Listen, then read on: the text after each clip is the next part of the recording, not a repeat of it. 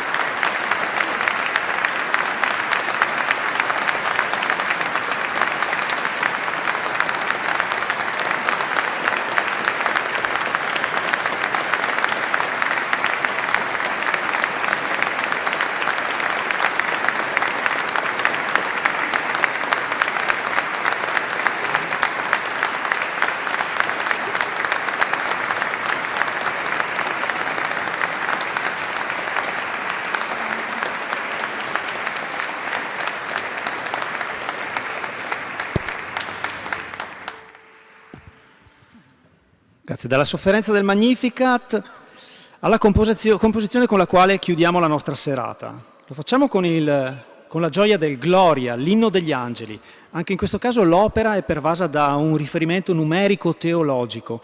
La struttura della composizione, simile a quella del Magnificat, è caratterizzata da una simmetria armonico-strutturale che richiama, pensate un po', l'architettura tipica delle facciate dei palazzi veneziani.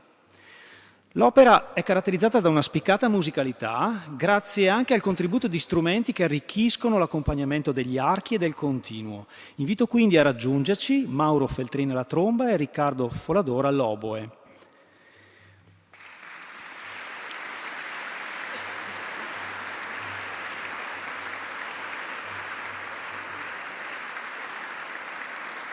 Prima di richiamare il maestro e le soliste, ricordo che le 3 compagini questa sera qui impegnate avranno delle altre serate prossimamente, quindi l'Orchestra Giovani Archi Veneti si esibirà il 16 dicembre a Castelfranco, Mozart, e il 17 dicembre a Treviso, il coro Le Sorgenti il 20 dicembre nella chiesa di Salsa, qui a Vittorio Veneto, il 17 dicembre a Maserada e il 26 dicembre a Revine Lago. Il coro Anzano invece sarà a Gorgo al Monticano il 17 dicembre e il 6 gennaio pomeriggio, classico concerto di Infuocanto, a Sarmede in teatro. Signore e signori, pregandovi ancora una volta di prestare attenzione alla suoneria dei cellulari e a non interrompere l'esecuzione, a voi Gloria, buon ascolto.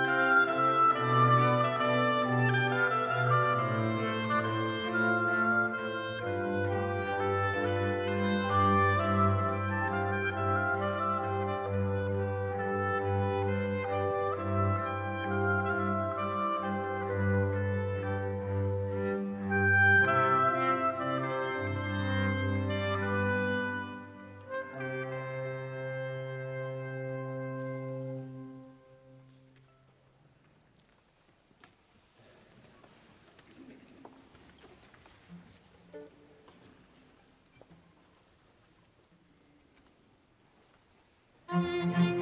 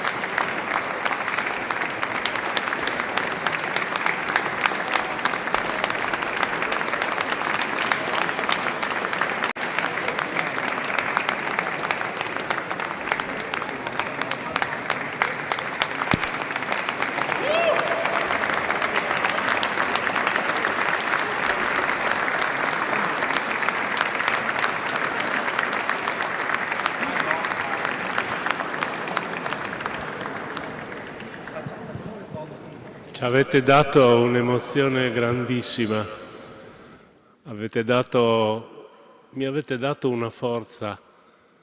Quando tornerò dirò che ho sentito tanta gente e tanta musica dentro di noi e avremo coraggio di andare avanti. La nostra è un'associazione povera e quindi non ho grandi regali da fare a tutti voi, ma volevo regalare un pochino di emozione del Madagascar con il libro che ha scritto un mio caro amico che parte domani e che ha raccontato emozioni. Ed è una piccola staffetta, è un piccolo libro. Ce ne sono ancora forse alcune copie se qualcuno vuole comprarlo o dare una piccola offerta, che si chiama Viaggi in un mondo senza tempo ed è un libro di emozioni. Voglio darlo allo splendido direttore d'orchestra di oggi e anche ovviamente maestro del coro Le Sorgenti. Volevo darne uno ovviamente al direttore del coro di Anzano e uno alla splendida direttrice e primo violino di questi magnifici ragazzi. Ho solo un libro da dare, non ho un libro da dare a tutti quanti. A tutti quanti do un abbraccio fortissimo e vi avrò nel cuore. Passatevelo questo libro.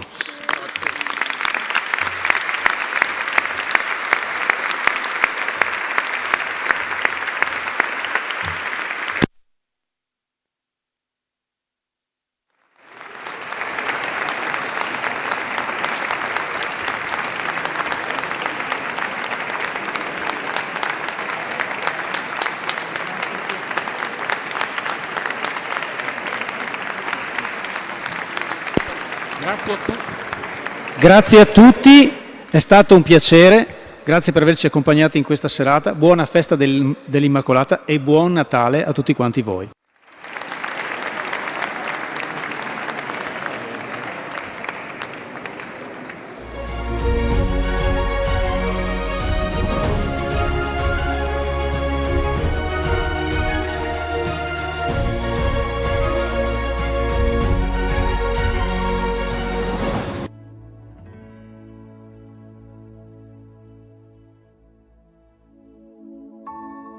La gara nazionale si svolge qui all'Alberini perché l'anno scorso, un po' per colpa mia, un po' per colpa del professor Carbonelli, abbiamo preparato una ragazza che è riuscita sia nello scritto sia nella parte pratica a fare un bellissimo risultato e quindi a vincere il primo posto in enogastronomia. Ci troviamo qui quest'anno perché l'anno scorso una mia studentessa, Emma Catapan, ha vinto a Forlì-Popoli la gara nazionale degli istituti alberghieri. Eravamo consapevoli già dalla vittoria che avremmo dovuto cominciare a lavorare, quindi è iniziata esattamente il giorno dopo che la nostra studentessa ha vinto e poi dall'anno scolastico, quindi da settembre in poi, è cominciata l'organizzazione vera e propria. All'interno della gara ci sono sostanzialmente 3 gare, una per ogni percorso formativo: cucina, sala e vendita e accoglienza turistica. Tutte e 3 le articolazioni svolgono una prova progettuale, quindi teorica, scritta. Poi le articolazioni si dividono, cucina fa una gara all'interno della cucina che dura 90 minuti e quindi poi c'è la parte della degustazione, mentre per sala bar è divisa la parte pratica in 3 momenti. Uno legato alla preparazione di un tavolo, quindi alla mise en place, quindi meramente legato alla sala, una legata al bar, quindi con la realizzazione di un cocktail, e un'altra ancora di un momento legato alla sommellerie, quindi alla degustazione del vino e soprattutto al servizio del vino. Mentre accoglienza turistica devono preparare un itinerario turistico e poi svolgere le altre prove legate alla loro articolazione. La prova di laboratorio di cucina consiste in una performance strutturata in 90 minuti di tempo. Gli studenti candidati provengono da diverse regioni d'Italia e devono realizzare il piatto che hanno predisposto e studiato nelle loro scuole di provenienza. La nostra prova di accoglienza turistica consiste in una prova progettuale dove gli studenti si sono cimentati nel progettare un pacchetto turistico per promuovere il territorio della Marche Trevigiana, valorizzando le peculiarità naturalistiche, artistiche ed enogastronomiche del territorio. Sono Loris Bettiol, insegnante di sale vendita all'Istituto Alberghiero di Treviso. Nella gara nazionale il mio ruolo era quello di giudice tecnico, quindi della parte pratica di bar. La prova si svolgeva facendo entrare i ragazzi in pedana. Una volta in pedana andavano a sorteggiare uno di 10 drink dati nel bando. Successivamente una breve descrizione di quello che riguardava la storia, gli aneddoti sempre legati al drink, ai singoli prodotti che c'erano all'interno, quindi realizzare i 2 drink che servivano e poi andavamo a degustare. L'esperienza è un'esperienza significativa per noi insegnanti e soprattutto per la scuola. È un lavoro molto impegnativo, complicato, difficile, con tante incognite, però ci ha dato una grandissima soddisfazione, ci ha dato la possibilità di mettersi alla prova, ci ha dato la possibilità di poter conoscere dei ragazzi che hanno partecipato a questa gara, dei ragazzi magnifici, dei ragazzi che rappresentano l'eccellenza degli istituti alberghieri italiani, e questo ci fa estremamente piacere perché è compito nostro, da parte sia degli insegnanti che delle istituzioni, di valorizzare quelle figure che diventeranno poi il futuro della ristorazione italiana, e ne abbiamo assolutamente bisogno. In generale ci sono stati dei ragazzi veramente bravi, preparati, ordinati, puliti. Qualcuno era emozionato, quindi con l'emozione si parte un po' col freno a mano tirato, però sono stati tutti bravi, bisogna dire la verità. Diciamo che si sono sbizzarriti nelle tecniche più varie, ecco, perché c'è chi ha portato qualche antipasto, primo, molti secondi, per cui hanno variato molto le loro interpretazioni della gara. Nel complesso diciamo che le regole basi le hanno rispettate tutti in maniera ottimale, ecco. Le prove sono andate molto bene, i ragazzi molto emozionati, anche noi in realtà, devo dire, però insomma è anche una soddisfazione vedere questi ragazzi che si mettono alla prova forse per la prima volta, si confrontano anche tra loro, si supportano tra loro, abbiamo visto anche nei corridoi al di fuori del laboratorio di cucina che insomma interagiscono, si scambiano opinioni, è sempre bello vederli appassionati. Poi il loro futuro è un punto di domanda, ma intanto quello che si vede, le eccellenze di questi istituti insomma dimostrano che il lavoro che si fa è tanto ed è buono, positivo. La prova di mise en place consisteva a parlare in inglese innanzitutto e accogliere il cliente e fare la mise en place in italiano, mentre il cocktail era un cocktail a scelta dei 10 cocktail che ci avevano proposto e i vini la stessa cosa. La prova consisteva nel valorizzare una materia prima in maniera sostenibile e quindi andando a ridurre gli sprechi e a utilizzare cotture efficienti. E io sono andata a preparare un piccione che ho scomposto, quindi ho preso tutte le parti, anche quelle che di solito vengono scartate e considerate meno nobili, e le sono andata a cuocere tutte con delle cotture differenti appunto per andarle a valorizzare. E sono andata a preparare anche una maionese all'alloro come base, una coulis di albicocche, un olio all'alloro e dello scalogno in aceto di vino. Mi piaceva questo impiattamento che poi comunque è venuto da me perché dava un senso di continuità, tutti gli elementi erano appunto in senso orizzontale e mi piaceva proprio come risaltavano anche tutte le parti del piccione, quindi mi sembrava perfetto per il piatto che dovevo presentare. Ho fatto la prova di accoglienza turistica, inglese, francese e presentazione dell'itinerario. Era un role play riguardo eventi che potevano accadere dalla fase ante al post checkout. Ho parlato di Treviso, della Piazza dei Signori, il Palazzo dei 300 e poi mi sono dedicato alle ville. Spero di essermela cavata, ecco. Ho portato un secondo piatto a base di piccione e asparago bianco. L'impiattamento ho un po' tremato, però dai, è andato bene, sono contento. Ho appena finito tutte le prove, sono molto emozionata, lo sono tuttora. Prima ho fatto la prova di sommellerie, abbiamo fatto la stappatura, mi hanno fatto un po' di domande, però molto simpatici i giudici, devo dire.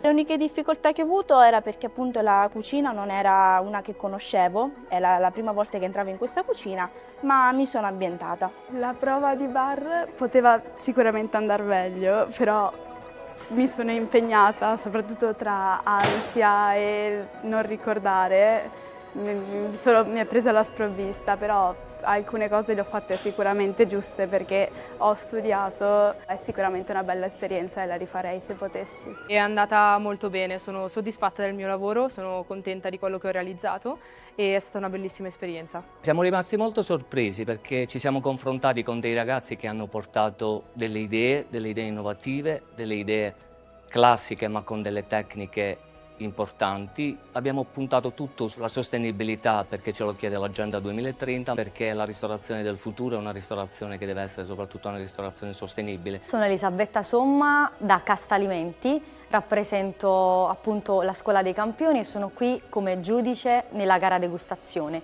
Abbiamo appena finito di degustare i piatti dei ragazzi, tutti molto bravi, piatti ottimi, hanno rispettato le tematiche, erano molto preparati, super organizzati e anche un po' emozionati. Sono Alessandro Breda, sono nato a Conegliano e ho un ristorante a Oderzo che si chiama Zelius. Oggi sono qui come giuria. La preparazione dello studente è una cosa non approssimativa, ma una cosa che va in profondo. C'è un fermento in questa scuola in questi giorni che è davvero notevole, perché logicamente l'ambizione è portarsi a casa il primo premio. Ci sono mesi e mesi di preparazione perché comunque non bisogna andare ad allenare solamente l'aspetto tecnico del piatto in sé, dell'esecuzione del piatto, ma anche il controllo delle emozioni e dello stress, perché è un fattore molto rilevante, soprattutto anche quando si entra in una cucina professionale. Ecco. Abbiamo studenti e studentesse che arrivano da tutta Italia, sono giovani, frequentano il quarto anno, sono ovviamente tra i migliori degli istituti, ma questo non vuol dire che loro umanamente non abbiano delle paure, quindi abbiamo cercato di metterli a loro agio, abbiamo pensato di assegnare a ciascuno di loro appunto quello che in maniera molto scherzosa abbiamo chiamato angelo custode, in maniera tale che questi ragazzi che sono nostri studenti di terza, quarta e quinta, che abbiamo scelto perché magari più propensi ad aiutare, potessero essere d'aiuto non solo a portare loro le attrezzature che richiedono, sistemare le teglie nei forni, accendere loro le attrezzature tecnologiche che magari nelle loro scuole sono diverse, e poi abbiamo voluto fare questo anche perché possano nascere degli incontri, delle amicizie e possano parlare tra di loro dal vivo. Il riscontro positivo, oltre che emozionante, è dettato dal fatto che molti ragazzi, che poi conosco personalmente perché molti sono anche dei miei allievi, mi hanno ringraziato per l'esperienza che hanno vissuto e sono diventati, non dico amici di chi partecipava alla gara, ma tanto rispetto, tanta ammirazione e soprattutto per loro è stata un'esperienza magnifica. Sono stata assistita per tutta la preparazione da un comì, un ragazzo dell'Istituto Alberini, che appunto mi ha dato quel suo piccolo supporto, ma che per me è stato grande. Mi ha aiutato quando mi ha ricordato del piccione in abbattitore, quando mi ha ricordato degli scarti in forno, diciamo che mi ha aiutato e mi ha salvato. È andato tutto liscio, pensavo di poter incontrare qualche difficoltà, per fortuna o anche bravura comunque anche della comì che mi ha seguito, è stata molto carina e gentile, non ho riscontrato troppe difficoltà. Sono super disponibili e danno tanto una mano. Dietro ogni ragazzo c'è sempre un adulto e la responsabilità che ha un insegnante, dal mio punto di vista, è una responsabilità enorme. C'è tantissimo impegno e tantissimo lavoro che non resta solo un lavoro scritto sulla carta o che si sofferma semplicemente su una ricetta. C'è dietro insegnare a questi ragazzi a capire il rispetto per le materie prime, saper valorizzare il territorio e soprattutto riuscire a utilizzare sempre solo ed esclusivamente prodotti a chilometro zero. L'elemento importante secondo me è che questa è una delle poche occasioni dove ci si confronta con gli altri alberghieri, quindi tutti abbiamo esperienze diverse, portiamo professionalità diverse, portiamo idee diverse attorno a quei pochi ingredienti che diamo come obbligatori da sviluppare, che sono poi la rappresentazione enogastronomica di questo territorio in questa stagione. A livello anche di preparazione è ovvio che apprendono molte più cose di quelle che magari noi riusciamo a insegnargli durante l'anno scolastico, perché comunque hanno una preparazione molto più puntata per quello che è il concorso. Durante le varie giornate ho visto la soddisfazione nel viso di questi ragazzi perché per loro è un'avventura, è un momento diverso da quello che svolgono durante le attività quotidiane. Ho fatto amicizia anche con altre persone con cui ho i miei stessi interessi che abitano lontano. Una ragazza della Toscana, un ragazzo della Lombardia e ho fatto amicizia un po' con tutti. Questa esperienza è fondamentale anche dal punto di vista del curriculum, perché in un futuro, quando andrai a lavorare in un posto di lavoro, tutta questa esperienza di gare formative sono sempre utili in qualsiasi ambiente lavorativo vai. Sono cresciuta molto anche a livello tecnico e soprattutto emotivo. Questa gara nazionale mi ha regalato tante emozioni, tra cui anche ansie e preoccupazioni, ma tanta soddisfazione. È una bella esperienza da fare, sicuramente. L'esperienza stupenda, cioè emozionante soprattutto, ma anche, diciamo, serve proprio per metterci in gioco. Poi soprattutto io sono molto timida, mi vergogno di tutto, quindi fare questa esperienza sicuramente mi aiuta anche a crescere. Sono divertita molto, c'è stata anche molta ansia, devo dire la verità, qualche pianto è scappato per la paura, ma penso che sia normalissimo in un contesto simile, anzi è magari strano il contrario, e mi sono divertita, ho conosciuto tantissime persone nuove, sto facendo amicizia anche nel mio settore, ci siamo molto supportati a vicenda, sono stati giorni comunque coinvolgenti e molto divertenti, mi porterò a casa una bella esperienza a prescindere da tutto. È un'esperienza bellissima, non solo la gara in sé, anche tutto quello che viene prima, durante e dopo. Anche solo il fatto di aver conosciuto persone che vengono da tutta Italia, che hanno la tua stessa passione o comunque che lavoreranno o già lavorano in questo settore. Siamo arrivati in 2 dalla Sardegna, siamo arrivati che non conoscevamo nessuno l'altro giorno e adesso usciamo con un gruppo su WhatsApp da 30 persone che abbiamo conosciuto durante questa esperienza bellissima. Penso che la loro esperienza è anche la mia esperienza e questa la porterò per sempre nel mio bagaglio culturale.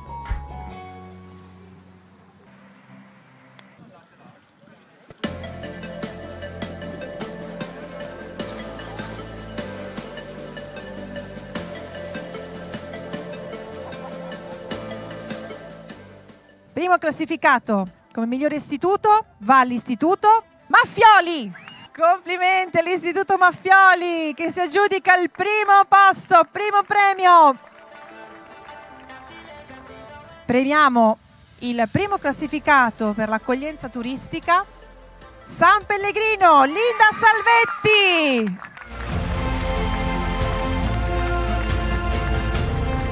Complimenti! Complimenti, complimenti Linda! Andiamo avanti con il primo classificato per la sala bar e vendita. All'Istituto Maffioli, Linda Pollenato! E ancora un grande applauso per Linda! Bravissima! Vince il primo premio di enogastronomia per l'Istituto San Pellegrino, Sofia Nembrini! Complimenti Sofia!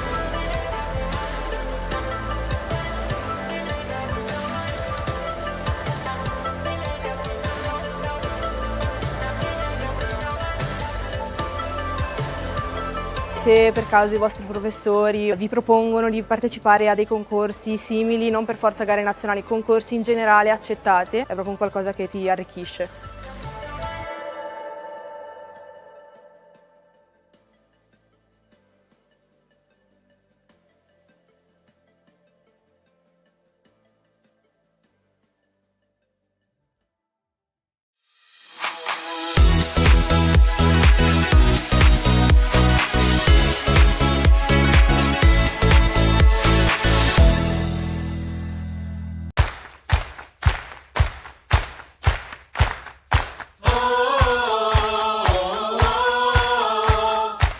Cari telespettatori della Tenda TV, ben ritrovati sulla nostra rubrica estiva A Tutto Grest, una rubrica che vuole raccontare la vivacità, la bellezza delle attività nelle nostre parrocchie, delle parrocchie della diocesi di Vittorio Veneto durante il periodo estivo.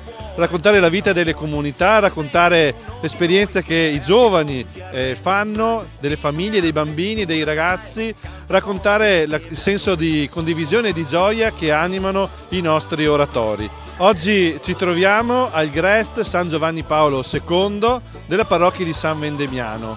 Andiamo a conoscere i protagonisti di questo splendido GREST, andiamo a vedere i volti, le attività, i giochi, i laboratori che vengono proposti da dei bravissimi animatori ai bambini di questa comunità. Insieme a noi, tutti insieme, girls and boys, ma cantare inizia lei, dopo tu risponderai.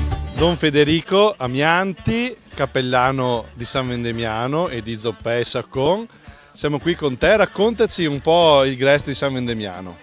Beh, ci sono 250 ragazzi dalla prima elementare alla terza media, tenuti da animatori, un centinaio, dalla prima alla quinta superiore, naturalmente anche con i volontari adulti che ci aiutano nelle varie incombenze della giornata. Il GREST comincia alle 8:45 del mattino e finisce alle 16:30 del pomeriggio, c'è la possibilità di mangiare qui in oratorio.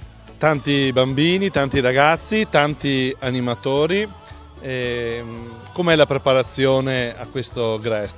È un GREST, diciamo, di queste dimensioni richiede una preparazione fatta per tempo, quindi noi partiamo alcuni mesi prima e organizziamo per gli animatori gli incontri di formazione perché abbiano la possibilità di capire cosa significa stare con i ragazzi, prendersi cura dei bambini, farli divertire e soprattutto trasmettere loro quello che è il messaggio del nostro GREST, che è un GREST che vuole parlare di Gesù e del Vangelo.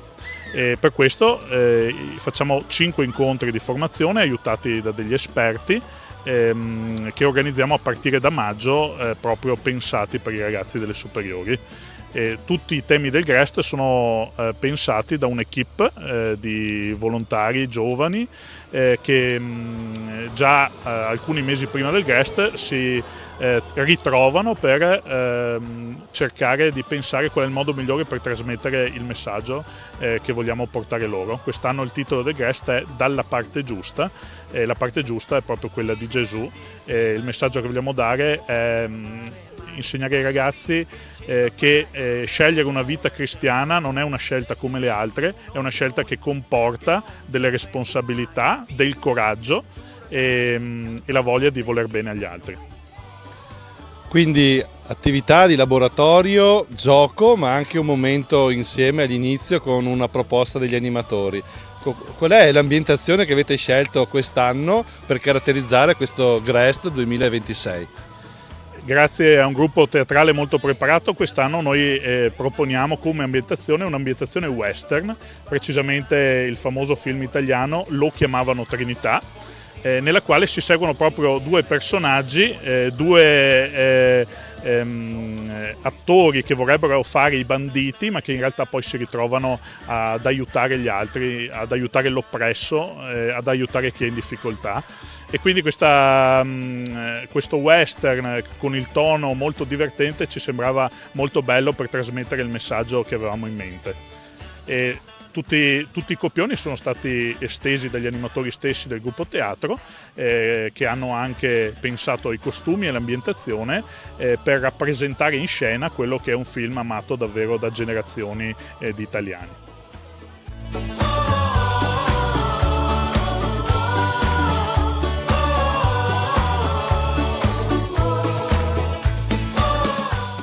Siamo qui con Gabriele. Gabriele, come sta andando il GREST qui a San Vendemiano? Sta andando molto bene. Abbiamo iniziato settimana scorsa, ma comunque sta andando molto bene questa esperienza estiva qui a San Vendemiano. Angelica, cosa ti piace di più del GREST di San Vendemiano? Stare insieme ai bambini e fare le attività di gruppo, quelle che facciamo in aula. Maria Vittoria, raccontaci qualcosa delle attività che fate nei gruppi. Ci sono diverse attività nei gruppi, specialmente al mattino, e sono attività comunque che istruiscono il bambino e gli fanno capire nuove cose, scoprire nuove cose. Davide, raccontaci qualcosa della mattina degli animatori e anche dell'inizio del GREST qui a San Vendemiano. Allora, noi arriviamo qua verso le 8:30 per fare la preghiera animatori e successivamente dopo abbiamo i balli di gruppo con gli animati e il teatro. Successivamente adesso abbiamo appena finito l'attività di gruppo che è un'attività più formativa, adesso abbiamo la ricreazione, poi dalle 11 a mezzogiorno abbiamo i giochi e infine dopo andiamo a casa per la pausa pranzo, la maggior parte degli animatori. Filippo, è la tua prima volta al GREST, hai fatto altre esperienze? No, ormai è il 4º anno che faccio qua il Grest, ogni anno è sempre più bello. Raccontaci qualcosa magari dei pomeriggi che fate con i ragazzi. I pomeriggi, la prima attività sono i giochi senza frontiere, poi successivamente vengono divisi nei vari laboratori con i vari responsabili. Ogni mattina il Grest si apre con una scenetta preparata da voi animatori. Quanto lavoro c'è dietro e quanto piace soprattutto ai bambini? Beh, allora i bambini si divertono sempre molto. Il lavoro dietro è molto, al mattino veniamo qua alle 7:35 per provare la scenetta che faremo alle 8:30 e poi ci fermiamo dopo pranzo per provare quella del giorno dopo. E comunque c'è tutto il lavoro per preparare i costumi, scrivere il copione, fare gli oggetti di scena e tutto quello che vedete comunque è realizzato da noi con il nostro impegno, però ci mettiamo la passione e siamo molto contenti di farlo. Siamo qui con Ronzino, un personaggio fondamentale di questo Grest. Ronzino, come sta andando il Grest a San Vendemiano? Che discorso lungo. Sta dicendo che sta andando benissimo, che si sta divertendo, che ti danno tante carote, hai detto anche, e che i bambini sono come sono. I bambini non ho capito? Ah, sono stupendi e meravigliosi. Allora direi che dobbiamo fare un applauso al nostro Ronzino.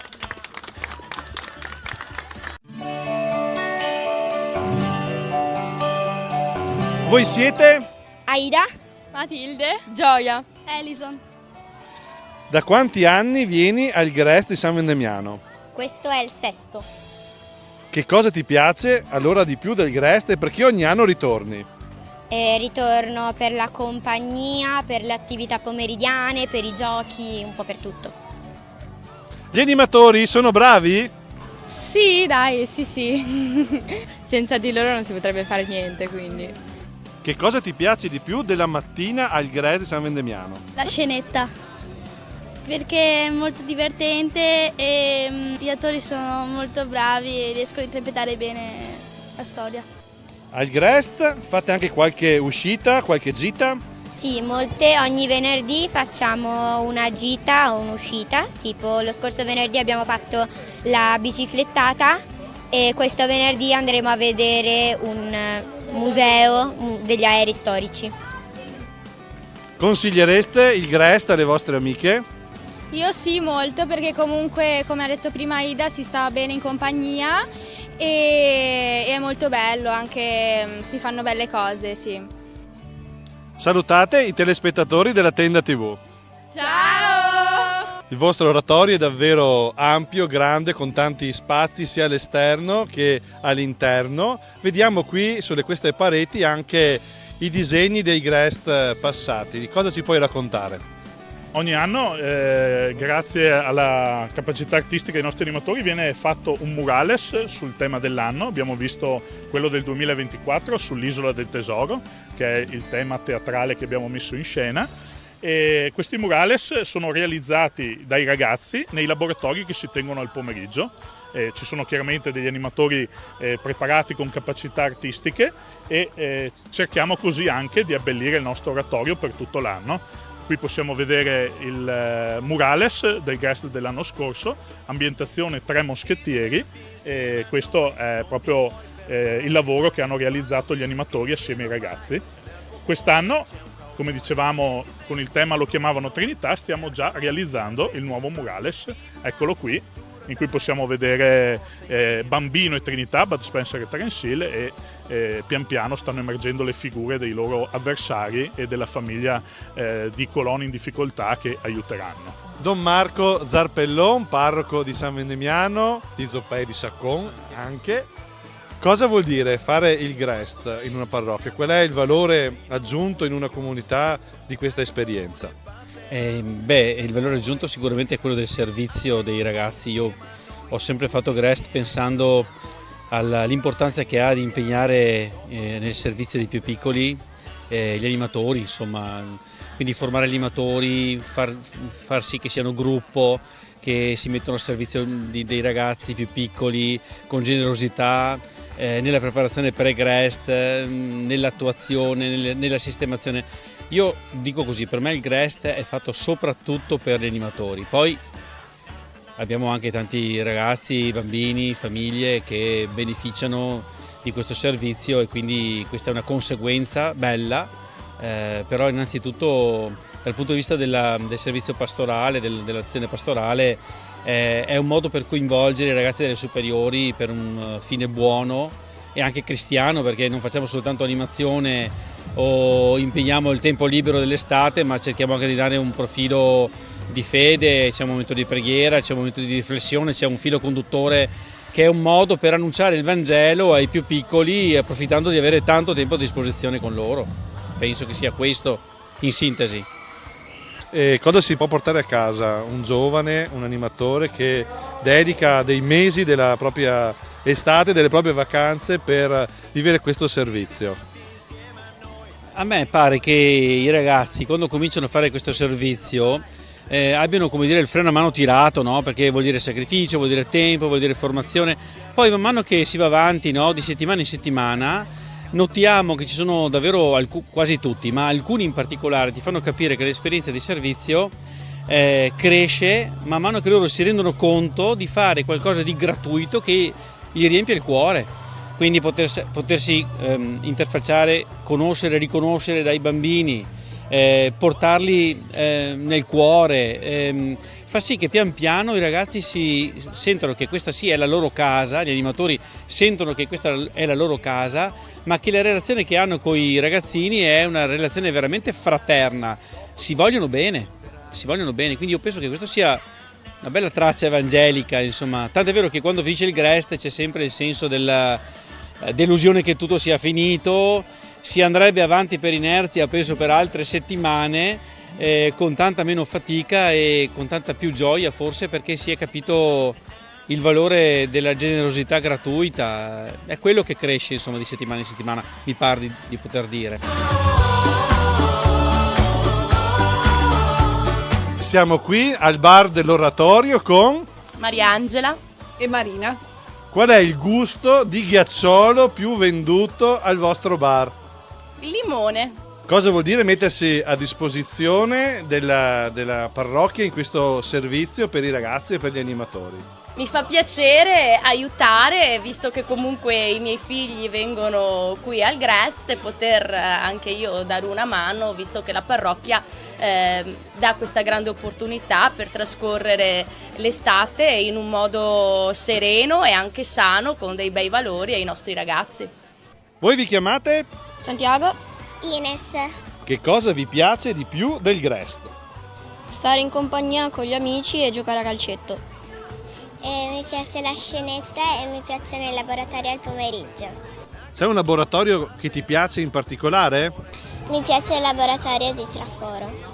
Tagliamo il legno per fare delle forme. Siamo in chiusura di questa puntata di A Tutto Grest dall'Oratorio di San Vendemiano con Don Federico. Don Federico, l'esperienza del Grest cosa lascia ai ragazzi, cosa lascia agli animatori, alle famiglie e anche alla vostra comunità di San Vendemiano? Tutto l'anno quando incontro i bambini e i ragazzi che hanno frequentato il Grest mi dicono: ciao Don, quando è che ricomincia il Grest? Effettivamente il Grest sono 4 settimane in cui i ragazzi si divertono tantissimo, si sentono amati, e quello che mi preme dire è che il Grest non è solo un luogo in cui i ragazzi possono stare quando le scuole sono chiuse o che aiuta i genitori che sono al lavoro per tenere i ragazzi sorvegliati. No, il Grest è proprio la comunità cristiana che si prende cura delle nuove generazioni nel periodo dell'estate, facendo vivere l'oratorio, luogo in cui si vuole seguire Gesù. E questo è quello che proviamo a fare qui nel Grest di San Vendemiano, e per questo voglio davvero ringraziare tutti i volontari che ci aiutano a portare avanti questa iniziativa della nostra comunità. Da San Vendemiano è tutto, dall'Oratorio San Giovanni Paolo II concludiamo la nostra puntata di A Tutto Grest. Ricordo che potete rivedere questa puntata sul sito www.latendatv.it e sul sito dell'Azione. Un caro saluto a tutti.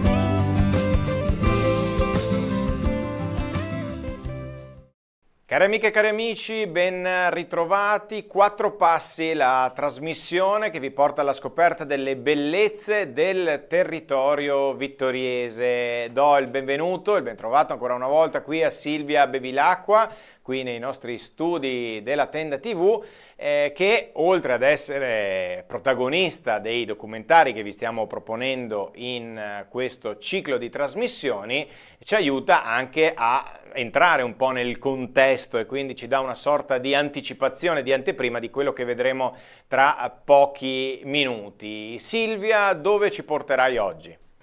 Oggi andiamo alla Madonna della Tosse. È un luogo vittoriese che più o meno tutti affermano di conoscere, ma che in realtà pochi sanno poi raggiungere in autonomia. Siamo nel contesto intorno alla Pieve di Sant'Andrea, in un luogo di pace e di serenità immerso nel verde. Questa chiesetta, che nella forma attuale risale al 1924, un'oasi di pace che paradossalmente si trova a pochi passi dall'uscita sud del traforo di Sant'Augusta, quindi sembra impossibile avere questo spazio davvero di serenità e di silenzio a ridosso di un punto stradale così importante per la città.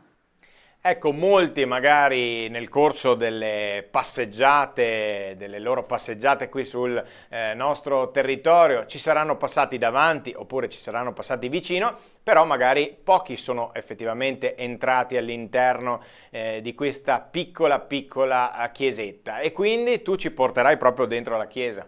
E certo, questi video ci portano dentro la chiesa, innanzitutto a scoprire la sua storia e a scoprire le opere d'arte che in esse si conservano. Entro subito nel merito delle opere d'arte perché abbiamo 3 elementi. Il primo è la cosiddetta Madonna della Tosse, quindi un piccolo dipinto, olio su tavola, di cui non sappiamo riconoscere l'autore, non abbiamo notizie, molto scuro proprio dal nero fumo delle candele. E questo nero fumo è proprio il segno delle antiche devozioni. Quante mamme hanno acceso una candela davanti a questa immagine dopo aver benedetto con l'olio di una lampada lì presente, dopo aver benedetto, diciamo, fatto una croce sulla gola dei propri bambini. Le affezioni delle vie respiratorie, la pertosse, che però noi abbiamo sempre chiamato la tos cattiva o la tos pagana, no? Proprio a dare l'idea di qualcosa di davvero sinistro, erano dei problemi che fino a non pochi decenni fa avevano anche questa particolare taumaturgia qui in questo luogo. La seconda opera d'arte è una bellissima opera di Luigi Cima che ci racconta della Madonna della Neve, perché in realtà la titolazione della chiesa vera è alla Madonna della Neve che ricorda il miracolo della nevicata d'agosto, del 5 di agosto sul Colle Esquilino, dove poi insomma è stata fondata la chiesa di Santa Maria Maggiore a Roma. Noi la conosciamo adesso anche perché è il luogo scelto da Papa Francesco per la propria sepoltura. Il terzo elemento sono 2 pannelli contemporanei, fatti 2 anni fa, da Anna Maria Trevisan, che raccontano della devozione, di quella devozione che fino agli anni 40 c'era in questa chiesa. È molto importante questo perché in un progetto di riqualificazione, di pulizia, di sistemazione del tetto, si è pensato anche di introdurre un'opera di arte del nostro tempo, di arte contemporanea, di una pittrice vicentina ma molto presente nel nostro territorio, perché in fondo quello che manca a volte è proprio nell'arte sacra l'agire con opere del nostro tempo. È giusto restaurare, ma è anche giusto lasciare un segno contemporaneo. Certamente, quindi questo quello che vi racconteremo tra poco, ma l'abbiamo fatto anche nelle scorse puntate. A noi piace vedere quello che c'è attorno, quindi in che contesto si inserisce in questo caso la chiesetta della Madonna della Tosse. Quindi dopo andremo a vedere anche altri luoghi a noi molto familiari, soprattutto mi rivolgo ai telespettatori di Vittorio Veneto, ma magari altri luoghi altrettanto interessanti per chi ci guarda da fuori. Certo, sono partita parlando del contesto, no? Del contesto ambientale di questo luogo, ma abbiamo fatto così, come dire, allargato lo sguardo, facendo dei video per ognuno dei segni del sacro che da qui si vedono. Innanzitutto ovviamente il santuario di Sant'Augusta e poi anche la Madonna della Salute, che sono accomunati, questi due siti molto frequentati del nostro territorio, che hanno antichissime devozioni ma ancora vive, dal fatto che entrambi sono stati trasformati, diciamo, in occasione della peste del 1630, la peste manzoniana, quando Venezia fa un voto importante e promette e realizzerà la chiesa della Madonna della Salute, chiede a tutte le città a lei sottomessa, quindi anche a Ceneda e a Serravalle, di fare dei voti, di fare di prendersi degli impegni in questo senso, e Serravalle sceglierà di ricostruire di fatto il santuario di Sant'Augusta e di creare la salita, mentre Ceneda sistemerà l'antico romitorio dedicato a San Colombano per farne proprio la Madonna della Salute. E in più abbiamo valorizzato anche una chiesetta sconosciuta spesso, che è la chiesa dedicata a San Mamante, che si trova in cima, potremmo dire, all'anfiteatro di Rindola, a metà tra la cima del Pizzoc e la zona di Sant'Andrea, dove si venera questo santo africano molto antico, una piccola chiesetta immersa in un contesto straordinario. L'ultima tappa che vi cito, ma in realtà è la prima che troverete nei video, è ovviamente anche la Pieve di Sant'Andrea, e lì non c'è una narrazione completa della chiesa di Sant'Andrea, ma siamo andati ad individuare quali sono i santi taumaturghi, quindi che si sommano, no, alla Madonna della Tosse, presenti raffigurati in opere pittoriche nella Pieve di Sant'Andrea, proprio per comporre questo sorta di pantheon di santi taumaturghi che erano davvero importanti nel nostro passato. Ecco, quindi tanta carne al fuoco, come avete avuto modo di sentire e come vedremo tra pochissimo. Anche in questo caso, grazie a chi è stato possibile realizzare questi video? Ecco, squadra che vince non si cambia, e quindi l'architetto Susanna Maset, che ha curato per la parrocchia di Sant'Andrea tutto il progetto PNRR, e che sappiamo sono cose molto complesse, Emanuele Aruggio, che ha curato il restauro di alcune parti che ne necessitavano e poi della pala d'altare. Citerei anche appunto Anna Maria Trevisan, che ha realizzato le due opere moderne, Federico Campodall'Orto, che sempre al di là della macchina da presa per cercare di gestire al meglio queste occasioni di conoscenza, e la ditta Bags for Dream, che ha questa tecnologia che ci permette, inquadrando una cartina, di far partire questi video e di concentrare la nostra attenzione sui diversi aspetti. E ovviamente ringraziamo e salutiamo anche la parrocchia, ovviamente, come in questo caso anche nelle altre occasioni.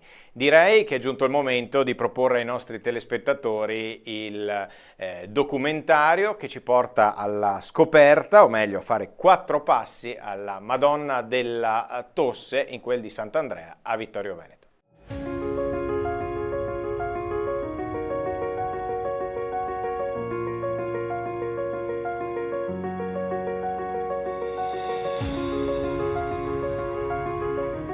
Siamo a Rindola Bassa, a pochi passi dalla Pieve di Sant'Andrea, in un pregevole contesto naturalistico. Una lapide all'esterno della Pieve di Sant'Andrea ricorda il pievano Don Biagio Pever.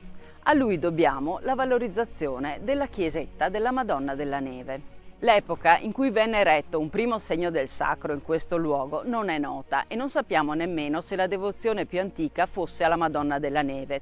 Ricordiamo che questa dedicazione si lega alla fondazione della Basilica Romana di Santa Maria Maggiore. Ma per tutti questo luogo è la Madonna della Tosse. Fa memoria di un'antica pratica, quella di portare qui i bambini per benedire le loro gole e per proteggerli così dalle afflizioni dell'apparato respiratorio. Il terreno su cui sorge questo segno del sacro era anticamente di proprietà dell'ospedale di Serravalle. Nel 1868 passò alla cura della Pieve di Sant'Andrea, ed è allora che annotiamo gli interventi, l'impegno di Don Biagio Pever per migliorare questo edificio. A questo periodo risale anche la realizzazione della stradina d'accesso. Ogni anno, il 5 agosto, alla fine della celebrazione, La popolazione si recava in processione con le candele accese da questa chiesa, dalla Madonna della Tosse, fino alla pieve di Sant'Andrea. Nel 1924 un altro pievano di Sant'Andrea, Monsignor Mosè da Broi, realizzò l'attuale edificio. Fu un intervento che vide la collaborazione dell'intera comunità, come è testimoniato dalle parole riportate nella lapide sopra il portale d'accesso. La facciata è sobria, notiamo 2 finestrelle neogotiche, il portale, l'oculo e il campaniletto a vela.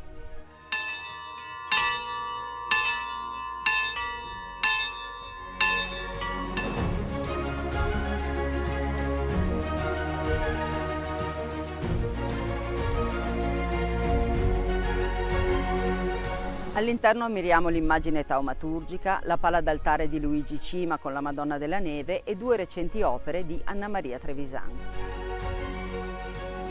Tra il 2014 e il 2024 si sono susseguiti 2 interventi di restauro. Il primo si è concentrato sul soffitto, sui paramenti esterni, consolidandoli e proteggendoli. Grande cura è stata posta per ripristinare l'altare maggiore e la pala di Luigi Cima. L'intervento successivo si è concentrato sul tetto, sulle finiture esterne, soprattutto sul portale in pietra e sul ripristino e valorizzazione degli ex voto. Ma è l'intero contesto che ancora profuma di antichità ad essere stato recuperato. Una sosta alla Madonna della Tosse, sia per devozione o per un semplice momento di riposo, deve essere per tutti un attimo di serenità.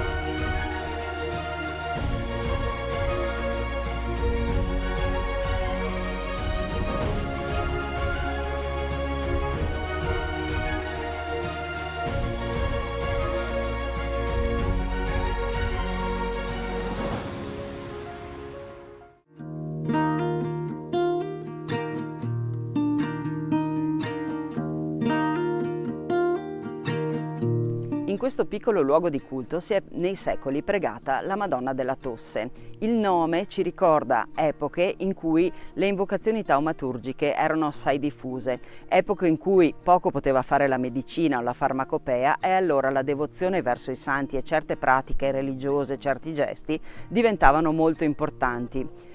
In particolare qui si invocava la Madonna della Tosse per proteggere i bambini soprattutto dalle afflizioni dell'apparato respiratorio. Pericolosa e contagiosa era in particolare la pertosse, che veniva chiamata toscativa o tos pagana, proprio per ricordarne la pericolosità e che oggi è stata debellata.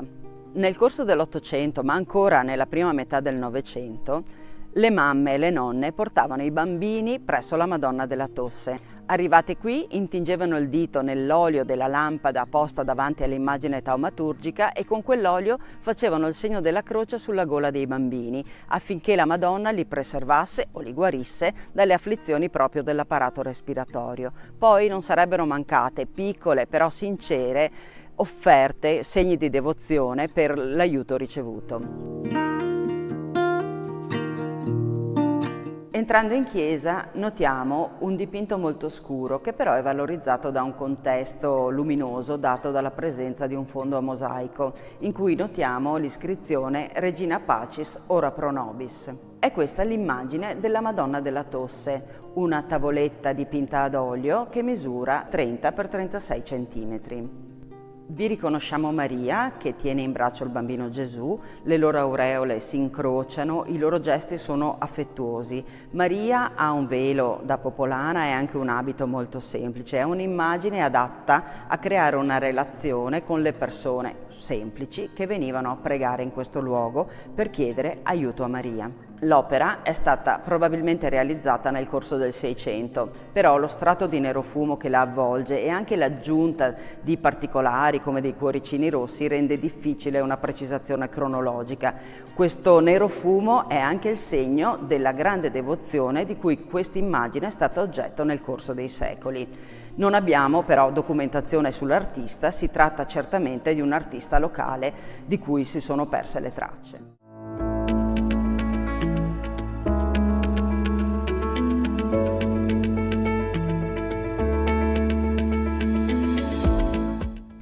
Nel 1924 il pievano di Sant'Andrea di Bigonzo, Don Mosè da Broi, fa costruire la chiesa della Beata Vergine della Neve sul luogo di un antico capitello. Serve una bella pala per l'altare, un dipinto che celebri la titolare di questo venerato edificio sacro. Don Mosè va sul sicuro e dà l'incarico ad un pittore affermato e già maturo, Luigi Cima, nato a Villa di Mel in Valbelluna nel 1860. Dopo essersi formato a Venezia e aver vissuto a lungo in quella città, da più di 20 anni è tornato a Villa di Villa. Non ha perso però la sua verve creativa. Dipinge alacremente soggetti sacri per tante chiese, anche nel Trevigiano, ma nel contempo celebra con opere monumentali la sacralità del quotidiano, i paesaggi montani, il dignitoso lavoro dei contadini, lo scorrere delle ore e delle stagioni, con le loro variazioni luministiche e lo sfaldarsi delle tinte, con composizioni che si fanno canto. Il soggetto da realizzare nella chiesetta campestre di Vittorio Veneto evoca un titolo molto antico legato a Maria.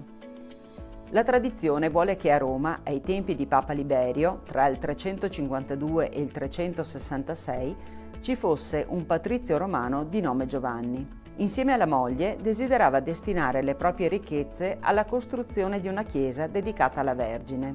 Nella notte tra il 4 e il 5 agosto ai due coniugi e al pontefice capitò di fare lo stesso sogno. Maria apparve sul Colle Esquilino promettendo un segno per la collocazione del nuovo edificio sacro. Il giorno seguente i tre, recatisi sull'altura cittadina, la trovarono ricoperta di neve e lì costruirono. Su quella prima chiesa sorgerà un secolo più tardi la Basilica di Santa Maria Maggiore. Il dipinto di Luigi Cima offre una fresca interpretazione di questo miracolo. La Vergine col bambino in braccio occupa quasi tutta l'altezza della tela.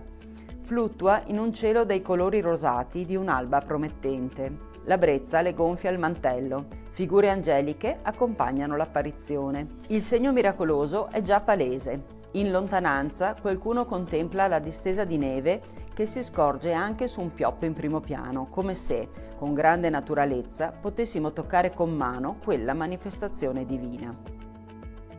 2 anni prima, nel 1922, il Cima aveva dipinto un'opera straordinaria intitolata Ritorno dai campi. Vi compare una contadina con il figlioletto sulle spalle, mentre percorre una stradina di campagna immersa nel verde. A quella donna semplice e affaticata dal duro lavoro, l'artista aveva impresso una tale bellezza e una dignità da farla sembrare una Madonna.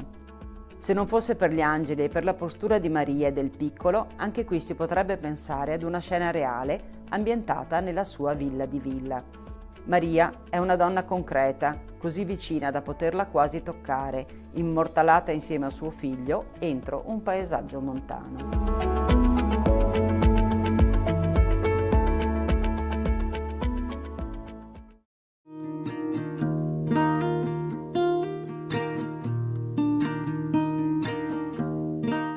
Nel mese di luglio del 2024, a conclusione dei lavori di restauro, nella chiesetta della Madonna della Tosse sono state collocate 2 nuove opere pittoriche appositamente concepite per questo luogo. Si tratta di 2 pannelli ad affresco inseriti entro le nicchie centinate della parete destra.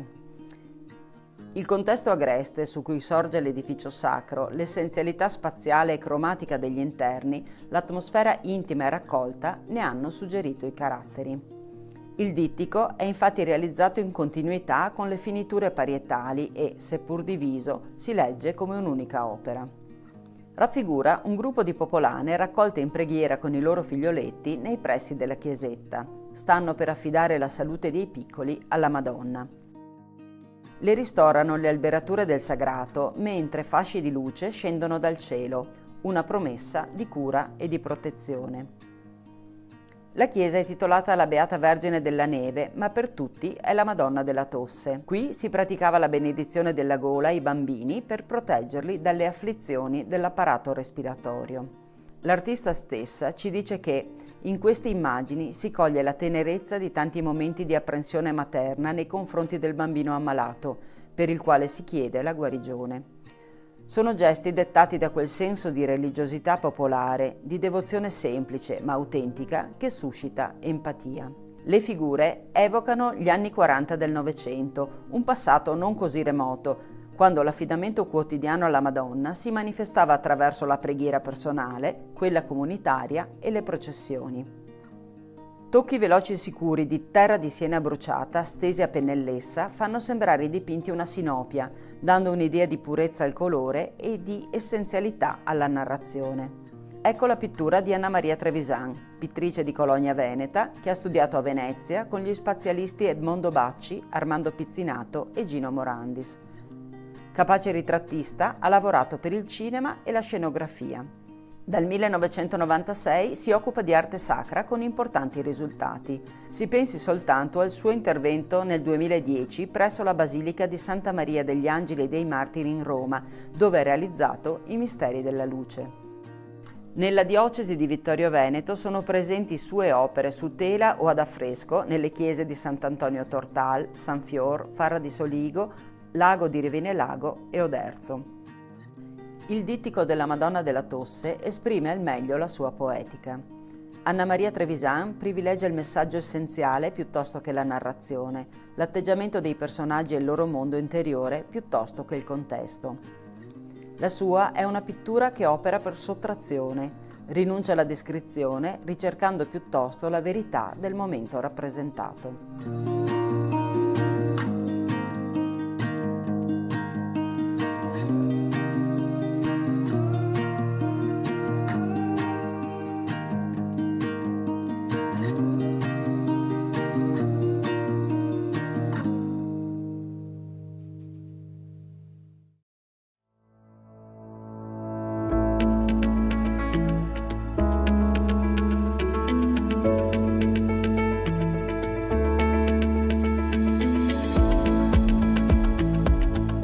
Sant'Andrea è la Pieve, la chiesa più antica di questo territorio.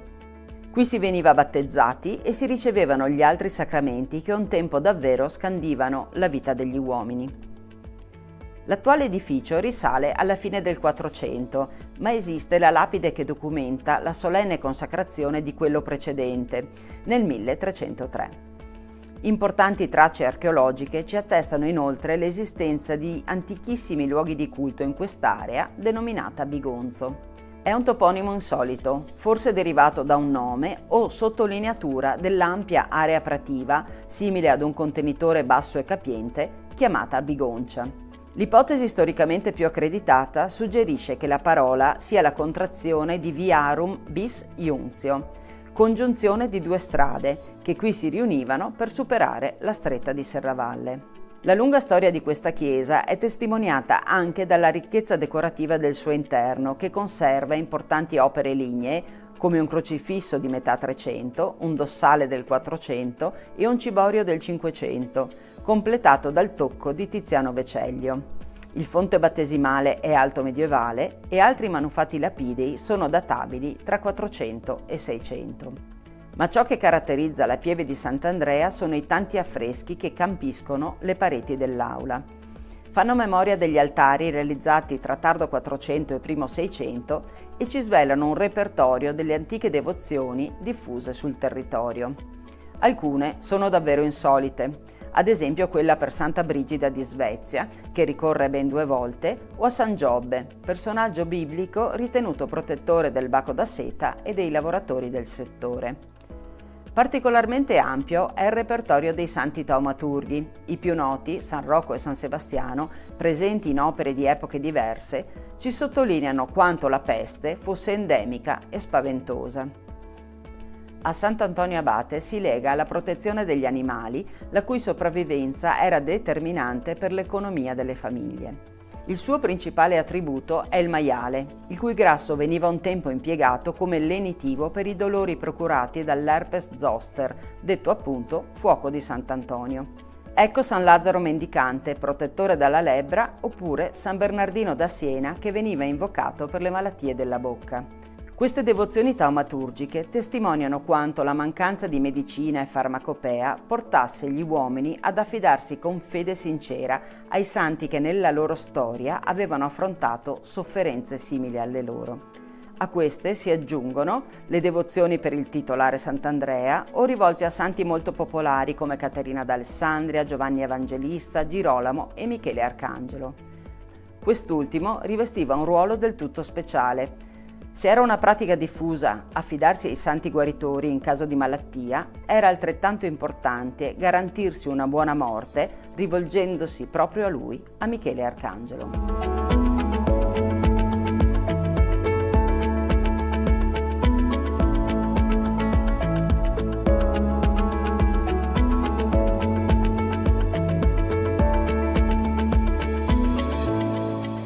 San Rocco, San Paolo, il Monte Altare, San Gottardo, Santa Augusta, San Mamante, Madonna della Salute sono solo alcuni nomi che ricordano il sacro con cui indichiamo le colline che circondano Vittorio Veneto.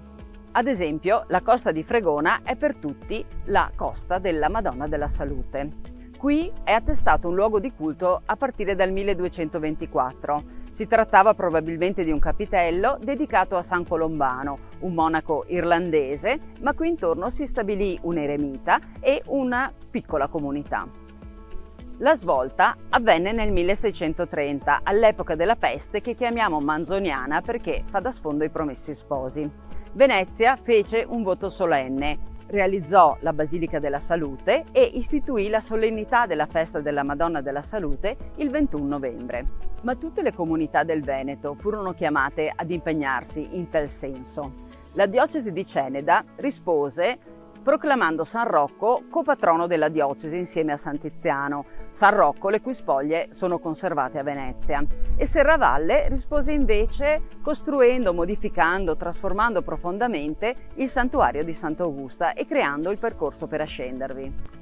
Ma nel 1640 Ceneda sostituì anche il capitello di San Colombano per costruire una piccola chiesa dedicata proprio alla Madonna della Salute qui sulla costa di Fregona.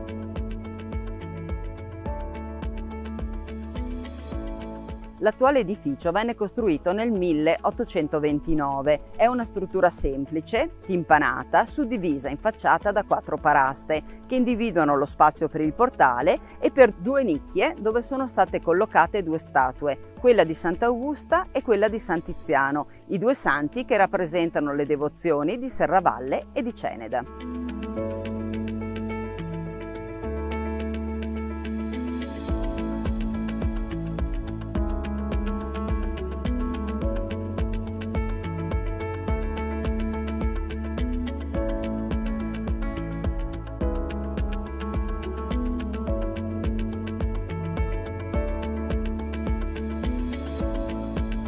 Gli ex voto, la statua caricata di rosari, la cura che si respira in questo luogo e la partecipazione sentita che si registra ogni 21 novembre ci parlano della devozione che ancora circonda questo santuario.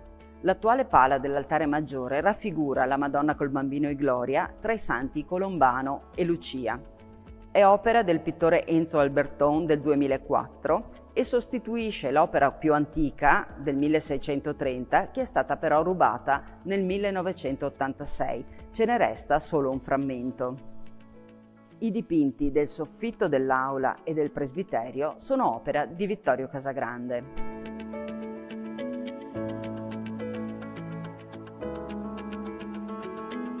In controfacciata è presente un dipinto ottocentesco. Vi sono raffigurati 2 committenti, Don Giovanni Palatini e Giovanni Zanon. Furono gli artefici della costruzione ottocentesca del santuario.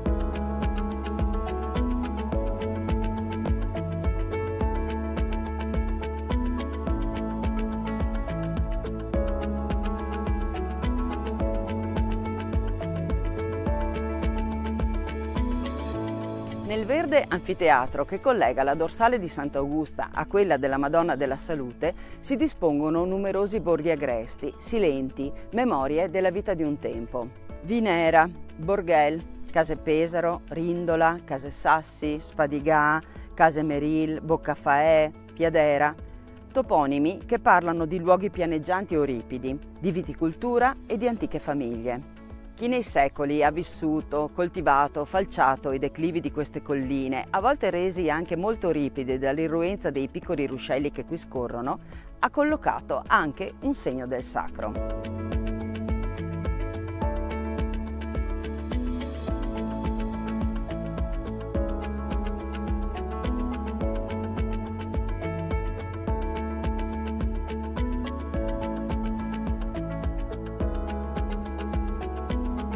Seguendo la linea dei piloni realizzati per trasportare il calcare dalla sommità del Pizzoc alla piazza di Sant'Andrea, incontriamo la piccola chiesa di San Mamante immersa in un boschetto. Sulla facciata, al di sopra del portale, troviamo una lapide. A San Mamante, insigne pastore e martire, patrono delle nutrici e dell'ecologia, l'antica pieve di Sant'Andrea, rinnovando, dedica. La fondazione di una primitiva chiesetta in questo luogo si perde nella notte dei tempi.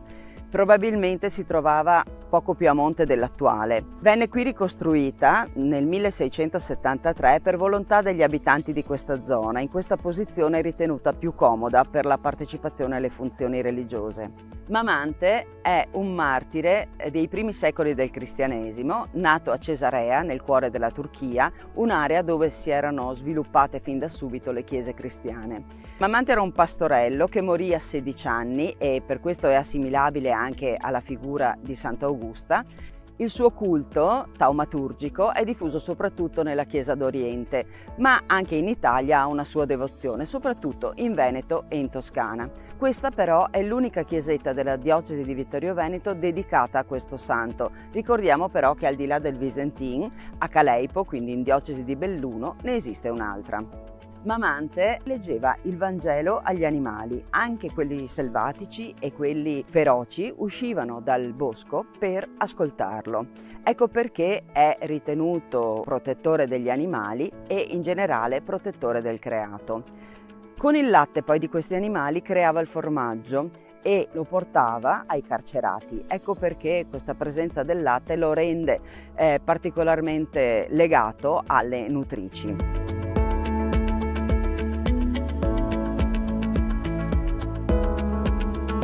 Entrando nella piccola aula unica con presbiterio quadrangolare, osserviamo innanzitutto le pietre del pavimento. Sono quelle antiche della pieve di Sant'Andrea e circondano la tomba dei parroci. Le pareti accolgono un intervento pittorico del 1974 eseguito dal poliedrico artista locale Luigi Cillo. Riconosciamo fiori, animali, una Madonna col bambino, Adamo ed Eva, Giobbe, San Giovanni Battista, Cristo nel deserto e Cristo risorto. Sono leggeri segni grafici che campiscono le pareti con irregolarità, fluttuano e ci astraggono dalla realtà. Sulla parete di fondo del presbiterio un crocifisso dai toni molto più saturi che sembra uscire quasi da un ceppo di legno.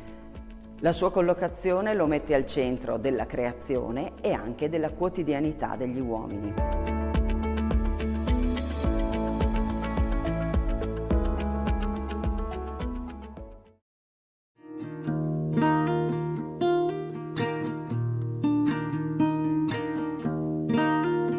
Ciò che oggi conosciamo come il santuario di Sant'Augusta è l'esito di un lungo percorso che attraversa la storia europea e quella locale, mettendo addirittura in continuità storia militare e fede.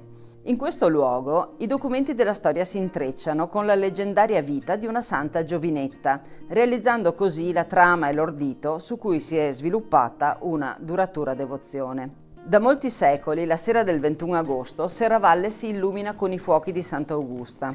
Oggi è uno spettacolo pirotecnico molto atteso, il culmine dei festeggiamenti annuali, sempre arricchiti da concerti e tanti altri eventi, ma hanno il loro cuore nelle funzioni religiose che si svolgono nel santuario. La storia parte davvero da molto lontano, siamo tra il IV e il V secolo. L'impero romano è immenso, con territori e confini difficili da controllare. Ci si affida allora anche a capi militari non romani che con i loro armati consentono un qualche controllo del territorio. Su questa balza del Monte Marcantone si stabilì uno di questi re goti, Matrucco. Augusta è sua figlia e vive nella fortificazione che qui sorgeva e di cui ancora si individuano delle strutture. Matrucco è pagano, Augusta diverrà invece cristiana. Una differenza sostanziale, specchio dei tempi, da cui prende forma sia la scelta di Augusta di dedicarsi a Dio, sia le drammatiche fasi del suo martirio, ordinato dal suo stesso padre. Augusta viene martirizzata nel 425 ed è una giovane di 15 anni. Il padre, pentito del suo gesto estremo, diviene il primo devoto. Fa costruire una piccola chiesa e vi depone il corpo della figlia. Poi la grande storia va avanti e di Madrucco e di Augusta si perde la memoria storica. Nel 1450 la comunità civile e quella religiosa di Serravalle decidono di sistemare i ruderi del castello e l'antica chiesa. È in questo momento che si ritrova il corpo di Sant'Augusta. Da allora la devozione è ininterrotta. Viene innanzitutto costruita una nuova chiesa, la si affresca e vi si collocano l'altare e l'arca di Sant'Augusta. Alla metà del Seicento risale invece l'intervento che trasforma quella chiesa quattrocentesca nell'attuale santuario.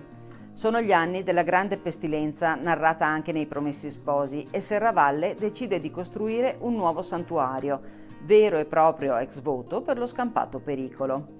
L'ampliamento si organizza a partire dall'idea di una rotazione di 90 gradi rispetto alle strutture esistenti, cosicché l'antico presbiterio è oggi la cappella laterale.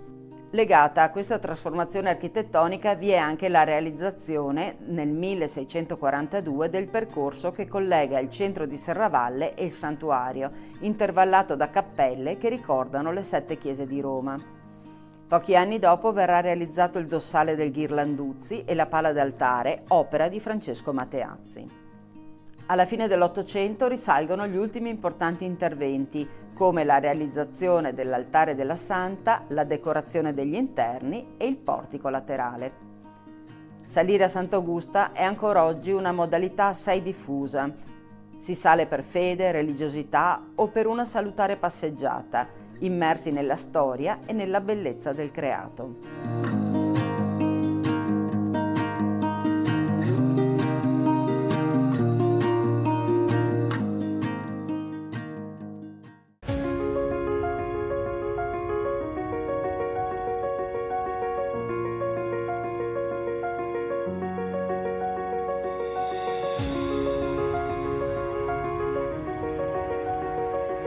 Serravalle è una città del mondo. Potremmo interpretare in questo modo il fatto che esista un'incisione acquarellata di Serravalle inserita in un'opera importante in 6 volumi. Il titolo dell'opera è Civitates Orbis Terrarum, le città del mondo appunto, la cui prima edizione vide la luce a Colonia nel 1588.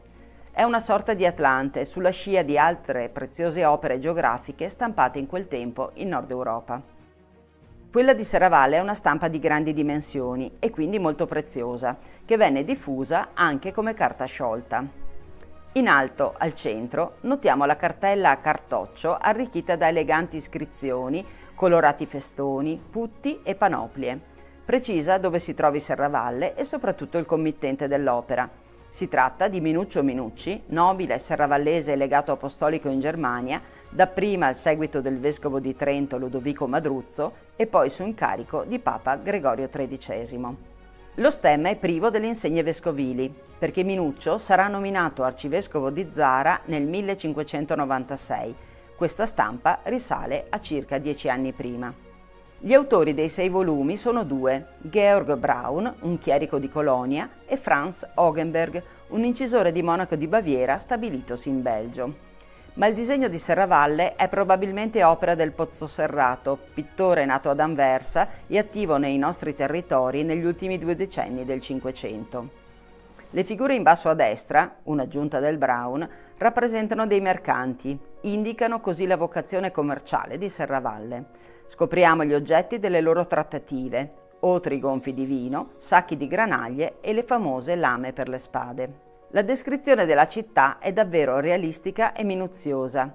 Vediamo le mura, i 3 borghi, superiore, inferiore e Calcada, i monasteri di Santa Giustina, San Giovanni Battista, poi Sant'Augusta, il Castrum e la chiesa di Serravalle, le attuali vie Martiri della Libertà, già allora caratterizzata dai portici, e piazza Flaminio, l'unica lastricata perché adatta al commercio. Ma il dettaglio è tale che che possiamo individuare i giardini all'italiana sul retro di palazzi o monasteri, come quello di San Girolamo, distinguendogli dagli spazi prativi e dai regolari frutteti che allora erano culture assai presenti. Ecco la pieve di Sant'Andrea nel suo originario contesto e poco lontano un'area agricola con case isolate e piccoli borghi. È Rindola Bassa e oggi qui c'è la Madonna della Tosse. Dopo più di 400 anni da questa immagine di Serravalle, il contesto campestre si è qui miracolosamente conservato.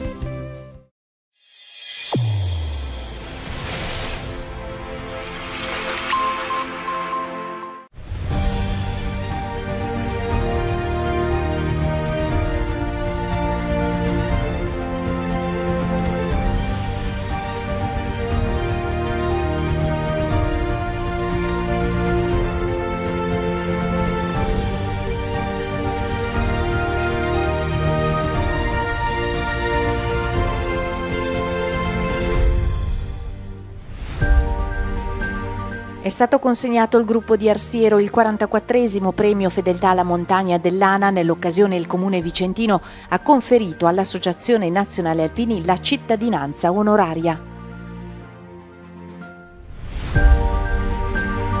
La fedeltà alla montagna è la nostra caratteristica, ha commentato il capogruppo di Arsiero ricevendo la tradizionale radice. Ora aspetta a chi verrà dopo di noi continuare su questa strada.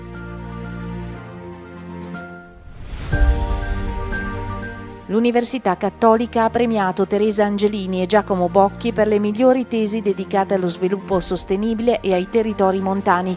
L'iniziativa, promossa con ANA e Fellowship degli Alpini Rotariani, mantiene viva l'eredità di Beppe Parazzini.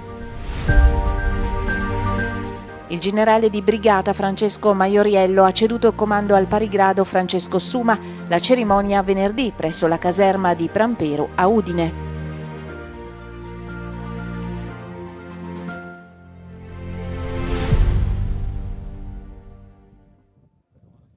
La visita del Consiglio Direttivo Nazionale dell'ANA a Malgazzolle di Fuori, uno dei luoghi simbolo dell'impegno del gruppo Alpini di Arsiero, ha dato il via ufficialmente alle celebrazioni per il 44esimo premio Fedeltà alla Montagna, riconoscimento tra i più prestigiosi dell'ANA, assegnato ogni anno a chi si distingue per la tutela della montagna, la valorizzazione del territorio, la salvaguardia della memoria storica.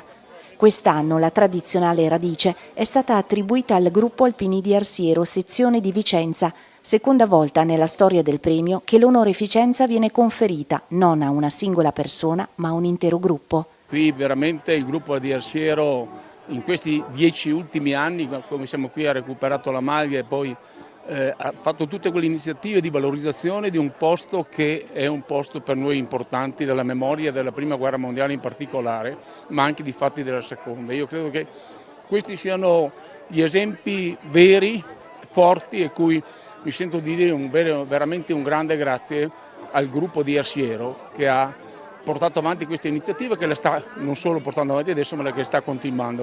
Il recupero di Malgazzolle di Fuori rappresenta una delle principali motivazioni del riconoscimento, ma il premio guarda l'insieme delle attività svolte. dal recupero dell'ex cimitero della Prima Guerra Mondiale di quota neutra, la manutenzione del monumento ai 6 partigiani fucilati e della chiesa di San Rocco, il recupero del Sentiero degli Alpini, la realizzazione della ferrata sul Monte Cimone, fino alle iniziative di ricerca storica e ai tanti interventi a favore della comunità locale. Il valore del premio, come ha sottolineato il responsabile della commissione esaminatrice al momento della scelta, sta proprio nella capacità del gruppo di Arsiero di fare squadra. Qui ad Arsiero abbiamo visto innanzitutto la forte amalgama tra gli ex capigruppo, dove nessuno si è sentito escluso, ma ognuno ha portato la sua esperienza che ha fatto crescere questo gruppo in 1000 iniziative. E quindi questo ci ha portato a visitare un po' tutti i luoghi che loro hanno messo in moto nei vari anni e soprattutto anche il recupero di tante realtà, comprese la Malga Zolle dove siamo, compreso il cimitero di Cima Neutra. Quindi sono tutti elementi che hanno favorito l'amalgama del gruppo, ma che ha messo in risalto lo spirito alpino nella salvaguardia della montagna, come è lo spirito proprio del premio. La giornata è poi proseguita ad Arsiero con l'alzabandiera, l'omaggio ai caduti, la celebrazione della messa nella chiesa di San Michele Arcangelo, quindi la consegna della cittadinanza onoraria del comune all'Associazione Nazionale Alpini. Gli alpini uniscono un paese, non esiste destra, non esiste sinistra, noi abbiamo visto proprio anche il paese che si è unito per lavorare per gli alpini e quindi questo è l'obiettivo che abbiamo raggiunto e di cui siamo contenti. Gli alpini hanno combattuto in montagne molto difficili, sono stati determinanti nelle nostre montagne e ora che non combattono più però lavorano senza che farsi vedere che lavorano, ma lavorano con il cuore, lavorano per il paese e lavorano per le persone che hanno bisogno. Al termine dell'incontro i ragazzi dell'Istituto Comprensivo del Paese hanno consegnato al capogruppo Baldan una lanterna in segno di ringraziamento per quanto le penne nere fanno ogni giorno per loro, una lanterna che in qualche modo richiama il motto della Dunata 2026 a Genova, Alpini, faro per il futuro dell'Italia. Dopo 3 giornate di appuntamenti, il momento più atteso è arrivato domenica mattina in piazza Francesco Rossi ad Arsiero, in provincia di Vicenza, con la consegna del 44esimo premio Fedeltà alla montagna dell'ANA. La cerimonia è stata preceduta dagli onori all'Abaro, la deposizione della corona al cimitero militare, la sfilata per le vie del paese, quindi gli interventi delle autorità e il conferimento ufficiale della radice, simbolo del riconoscimento assegnato quest'anno al gruppo Alpini di Arsiero della sezione Monte Pasubio di Vicenza. Un premio che arriva al termine di un percorso iniziato oltre 100 anni fa, quando il gruppo venne fondato nel 1924 e che oggi riconosce un impegno quotidiano fatto di volontariato, recupero della memoria storica, cura della montagna e servizio alla comunità. Io credo che sia stato un giusto riconoscimento per il gruppo di Arsiero che già ci aveva provato un po' di anni fa ma che non era stato premiato. Sono anche contento che sia stato premiato un gruppo che dà significato a questo premio, oltre all'alpino, proprio a un gruppo di alpini che insieme hanno deciso di valorizzare il territorio e metterlo a disposizione della comunità. Per il gruppo Alpini di Arsiero la radice rappresenta il coronamento di anni di impegno volontario, ma anche uno stimolo a proseguire sulla strada tracciata da chi, in oltre un secolo di storia, ha trasformato lo spirito alpino in servizio concreto per la comunità. Noi siamo abituati da decenni a operare nella nostra zona per mantenere quei siti che sono stati detti nel premio, diciamo. Poi recentemente ho riportato nel direttivo un capogruppo precedente e un altro che collabora esternamente, quindi è un grosso aiuto. Gente di esperienza che ha lavorato prima e continua a lavorare adesso. Poi ricevere questo premio che forse si meritavano i capigruppi prima di me, io sono un capogruppo da 1 anno e mezzo, ho fatto il vice per 7 anni, ma bisogna ricordare tutti quelli che sono stati prima di noi, che sono presenti anche oggi, oltre i 90enni, che hanno dato una mano, ci hanno avviato, qualcuno c'è ancora, qualcuno è andato avanti. Sono stati consegnati l'8 luglio nella Cappella del Sacro Cuore dell'Università Cattolica di Milano i premi di laurea intitolati alla memoria di Giuseppe Beppe Parazzini, storico presidente dell'ANA, figura di riferimento nel mondo alpino e rotariano. L'iniziativa, promossa dall'ANA, dalla Fellowship degli Alpini Rotariani e dall'Università Cattolica del Sacro Cuore, valorizza ogni anno i migliori studi dedicati alla sostenibilità ambientale e allo sviluppo dei territori montani. Ad aggiudicarsi l'edizione 2026 sono stati Teresa Angelini, laureata presso la sede milanese dell'Università Cattolica del corso di laurea magistrale in politiche pubbliche, modelli e strumenti per il welfare e lo sviluppo sostenibile, e Giacomo Bocchi, laureato nella Facoltà di Scienze Agrarie, Alimentari e Ambientali del campus di Piacenza, curriculum zootecnico con la tesi Efficienza energetica nelle diete delle bovine da latte per la produzione di parmigiano reggiano.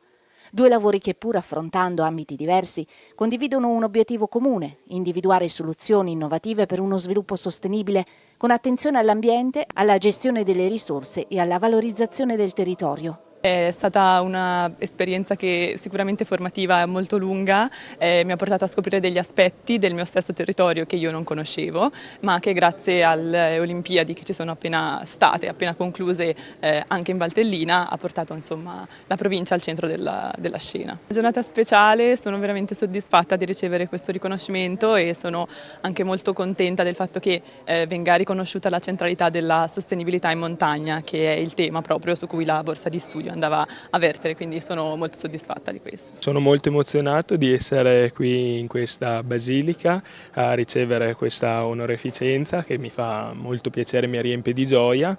E ringrazio infatti il Club Rotary, l'Associazione Nazionale Alpini e anche la famiglia Parazzini. Io come lavoro faccio l'insegnante, quindi insegno agraria all'Istituto Solari di Fidenza, istituto professionale, e inoltre sono anche libero professionista, quindi vado anche proprio direttamente negli allevamenti a promuovere il mio studio. I premi rappresentano non solo un riconoscimento al merito accademico, ma anche un modo concreto per mantenere vivo il ricordo di Beppe Parazzini, trasformando la sua eredità di impegno civile e di amore per la montagna in un'opportunità per le nuove generazioni di ricercatori e professionisti. A dispetto di quello che si sente dire, i nostri giovani sono sani per la maggior parte e soprattutto hanno voglia di fare. E quindi il nostro premio ancora quest'anno speriamo che li possa aiutare nei loro progetti, nei loro obiettivi, sempre ricordando quel grand'uomo che è stato Beppe Parazzini. Cerimonia di avvicendamento al comando della Brigata Alpina Julia e della Multinational Land Force venerdì 17 luglio a Udine, alla presenza del comandante delle truppe alpine, il generale di divisione Alberto Vezzoli, il generale di brigata Francesco Maiorello, ha ceduto l'incarico al parigrado Francesco Suma. Per quest'ultimo il comando della Julia rappresenta un ritorno in brigata, dove già aveva ricoperto l'incarico di comandante del 3° Reggimento Artiglieria Terrestre da Montagna. È davvero con un'immensa gratitudine e con grande entusiasmo ed emozione che assumo oggi il comando della Brigata Alpina Julia, nomine tanto firmissima, una brigata che fin da bambino avevo nell'immaginario quando andavo in montagna con i miei genitori, essendo nato e cresciuto qua a Gradisca di Sonzo e praticando già quella volta le nostre montagne friulane. Devo dire che poi la vita mi ha portato in tantissimi posti, la vita professionale, una sorta di pellegrinaggio del dovere che mi ha portato dalle Alpi occidentali alle Alpi centrali fino a Roma, ovviamente, dove ho prestato servizio con il mio ultimo incarico di vice caporeparto del 4° reparto logistico dello SME, dello Stato Maggiore dell'Esercito, ed è stata un'attività veramente formativa, assolutamente importante, che penso mi abbia preparato anche al meglio per assumere questa grande unità che, al di là delle tradizioni che sono fortissime, con un radicamento straordinario sul territorio, anche adesso un altissimo contenuto tecnologico, quindi investe non solo sui valori ma anche sull'addestramento, sulla tecnologia, che sono 3 principi che il nostro Capo di Stato Maggiore dell'Esercito ci ricorda sempre e che sono davvero di guida in tutte le attività che svolgiamo. Alla cerimonia era presente anche il Labaro con il presidente dell'ANA in rappresentanza di tutti gli alpini d'Italia. Quindi un grande grazie da parte nostra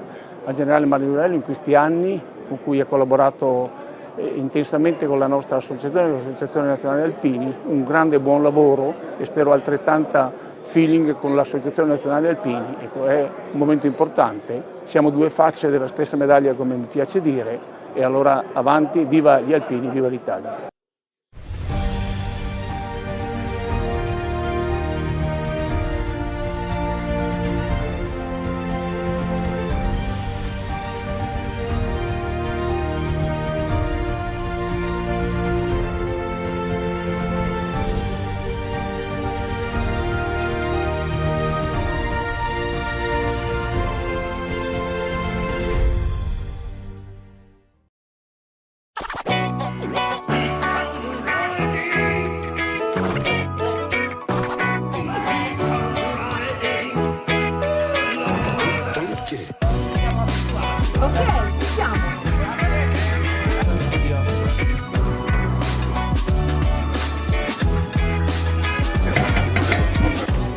Cos'è questa cosa? È una bella domanda. È un rifugio costruito da ragazzi e ragazze volontari dell'Associazione La Cordigliera.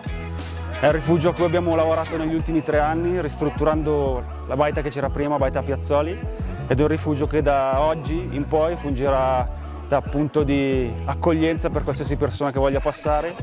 I proventi di questo rifugio, i ricavi di questo rifugio andranno a sostenere le missioni di Peñas, Santiago de Guate e Batallas nell'altopiano boliviano, in Bolivia.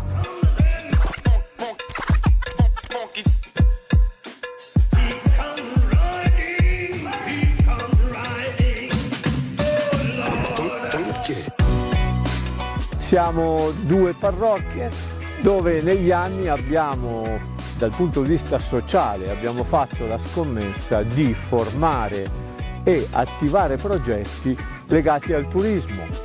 Peñas, dove c'è il Padre Antonio, verso la montagna, lui è un alpinista assolutamente di valore, ha fatto già progetti importanti in Perù dal punto di vista dell'alpinismo, e la mia invece è sulle rive del grande lago Titicaca, questo lago sacro nella cultura andina, e io lì ho incentivato invece progetti più legati alla cultura lacustre.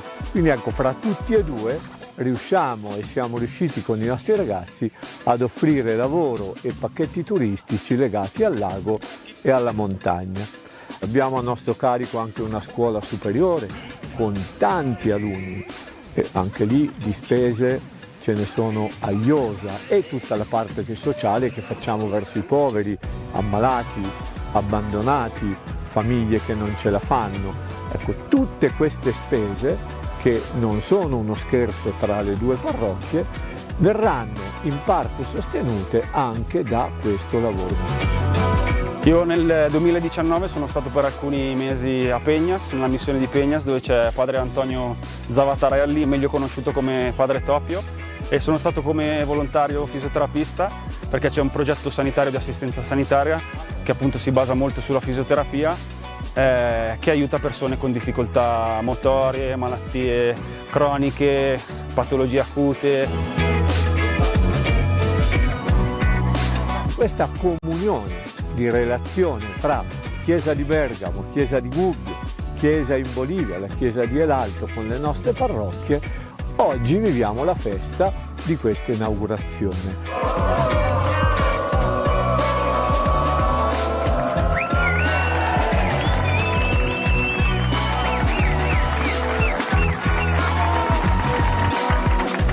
Inauguriamo grazie a un gruppo di 40-50 volontari che in questi anni ci hanno messo del loro in maniera molto seria, diciamo che hanno fatto un lavoro encomiabile, e il fatto che ieri, oggi, molta gente del luogo e tanti amici di altri luoghi si siano fatti presenti qui, che bello, no? Quando qualcosa nasce dalla comunione che il Vangelo e la Chiesa ci mettono nel cuore come un valore fondamentale.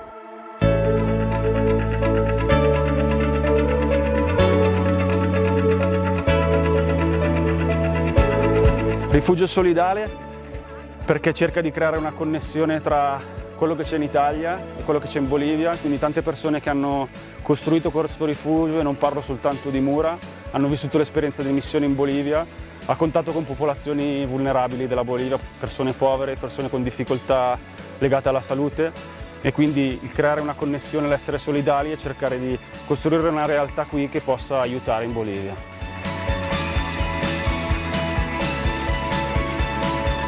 Abbiamo voluto dare un valore molto forte a questo tipo di costruzione perché l'abbiamo fatto in quasi totale autocostruzione. Cosa vuol dire autocostruzione? Vuol dire che ci si mette in un bel gruppo, si fa un'associazione e si cerca di cooperare, che è lo scopo poi di tutte le nostre missioni anche in Bolivia, formare persone, ragazzi, condividere esperienze e manualità, insegnare, per arrivare a un risultato comune e risparmiando denaro e facendo le cose come una volta. Quindi abbiamo cercato di recuperare le pietre dell'Alben per usarle come fondazione. Abbiamo usato il legno di larice di abete per costruire l'ampliamento. L'isolamento è in paglia, quindi è una struttura totalmente integrata in questo territorio, visto anche la paglia caratterizza il cibo delle mucche, delle vacche di Malga, e quindi volevamo calare il progetto totalmente in questa realtà, autocostruendolo, e ciò ci ha permesso di rafforzare il rapporto tra di noi per poi portare questi tipi di esperienze anche in altre parti del mondo, perché abbiamo capito che finché tra di noi non riuscivamo a raggiungere quell'alchimia che ci permetteva di raggiungere livelli più alti di comprensione vicendevole, non potevamo insegnarlo a nessuno, neanche insegnarlo, non potevamo portare questo modello a nessuno. Quindi abbiamo fatto l'esperienza, ci è piaciuta tantissimo, è stata faticosissima perché molto del materiale lo portavamo a spalle per 600 metri di slivello, e infatti sono venuti delle spalle, delle braccia incredibili, però ecco, questa cosa qua ci ha unito tantissimo. La Cordigliera racchiude giovani che arrivano un po' da tutta Italia, soprattutto dal nord e centro Italia, e sono persone che si sono trovate in missione, alcune, ma tante che si sono avvicinate alla Cordigliera, si sono avvicinate in questi ultimi 3 anni in cui abbiamo iniziato questo progetto di ristrutturazione della baita che c'era, persone che sono passate per caso dalla montagna, amici di amici a cui abbiamo detto dai vieni, dacci una mano, magari sistemiamo un sentiero, abbiamo da fare un piccolo scavo per costruire la parte nuova, eccetera eccetera.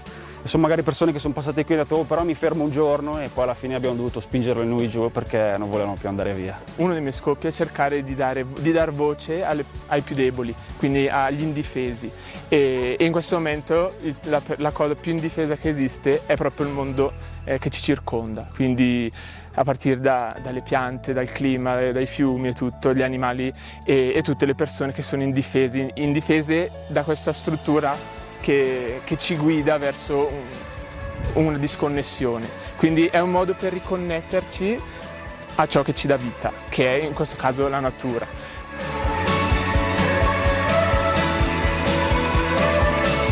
Io in Bolivia ho portato uno zaino pieno, che era pieno delle cose che mi servivano per stare lì, per vivere lì, e dico sempre che quello che ho portato indietro è lo zaino vuoto, ma ho portato a casa molte più cose di quelle che avevo nello zaino.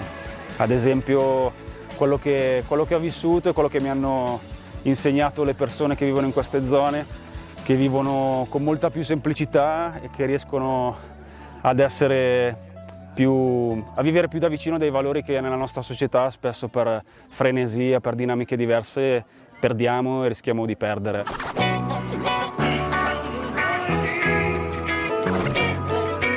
Vuole la fetta di salame o un salame vero? Vedere tante persone che si appassionano a questo luogo, a questa avventura, mi entusiasma e mi sembra proprio una cosa bella a cui dedicare il mio tempo. Viti che parlano. Di cosa parlano queste vite, questi giovani? Io penso che davvero parlino della vita quotidiana, dell'impegno, della capacità di mettere a frutto le proprie competenze. Questi giovani donano il loro tempo gratuitamente, chi parte per la missione lo farà gratuitamente e spesso e volentieri mettendoci del suo. Le vite dei miei amici e delle persone che ho incontrato parlano di un desiderio di amicizia profonda, di relazioni forti, di provare a dedicare il proprio tempo per dei progetti in cui crediamo che possano essere di aiuto e sostegno per le persone che incontriamo un po' lungo il cammino. La parte che mi piace di più di questo gruppo e di queste attività che facciamo insieme non solo è l'idea così di fratellanza universale, ma proprio il fatto che si fanno le cose per stare insieme e quindi l'idea di condivisione fino a se stessa.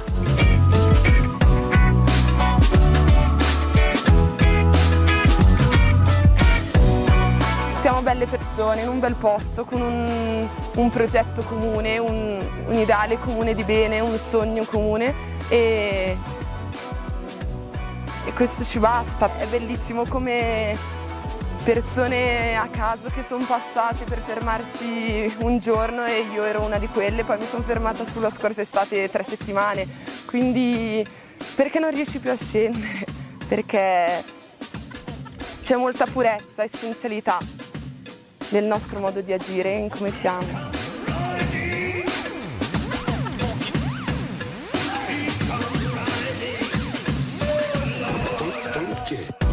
Sono arrivata arrivata qua esattamente 4 giorni dopo da quando sono rientrata dalla Bolivia e penso che da quel momento non sono più scesa e ho supportato un po' il progetto e mi trovo proprio a casa in questo posto. Se uno mi chiede perché sono qua è perché torno a casa. Io penso che qui realmente si esprima la fede di un uomo che ha il coraggio di mettersi in gioco, di mettere a disposizione la propria vita, la propria vicenda in aiuto degli altri qui a Bergamo, in Italia, in aiuto degli altri in Bolivia, dove davvero ancora la gente ha bisogno e deve ancora raggiungere scopi e obiettivi. La missione penso sia davvero proprio questo, andare e riconoscere il Signore che è già presente, non tanto portare il Signore, ma far emergere quei germi del verbo che il Signore ha sparso in tutto il mondo e che già sta coltivando. Come boliviano residente a Bergamo da diversi anni è un motivo di felicità per la comunità boliviana che abbiamo questa possibilità di fare più vincoli di fraternità fra Bolivia e Italia. 60 anni della missione di Bergamo con la Chiesa di Bolivia, veramente per tutti i residenti e stranieri qui in Bergamo è una cosa stupenda perché è un vincolo di unità, di fraternità, di fratellanza. Invito a tutti i miei connazionali a fare parte e venire a visitare questo rifugio che ha la bandiera della Bolivia. Con l'amministrazione precedente c'è stata questa opportunità insieme ai ragazzi della Cordigliera di dare questo rifugio in gestione per 15 anni ai ragazzi e sembrava fosse una cosa buttata lì, non è che era tanto creduta era fondata all'inizio, invece oggi è stata la prova che invece la forza e la determinazione di questi ragazzi ha creato e ha portato questo rifugio, ha dato vita a Cornalba, al Monte Albe.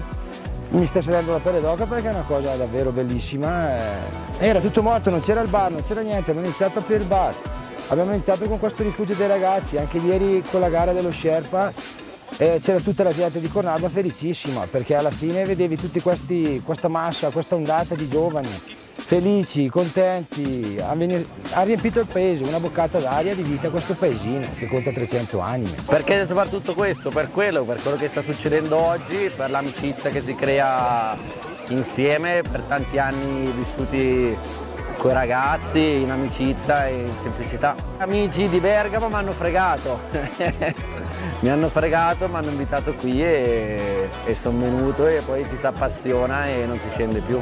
Rifugio solidale perché poi tutto quello che si guadagna non va a noi, ma va a chi ne ha più bisogno e nel nostro caso la missione di amici in Bolivia. Si è giovani e bisogna farlo adesso perché è una bella esperienza e va colta al volo. Condividere tante belle cose, i miei amici che sono tutti qua dietro a farmi le foto e poi in ogni posto d'Italia in cui giro adesso c'è un posto sul letto da qualcuno da scroccare, posso girare tutta Italia a trovare i miei amici.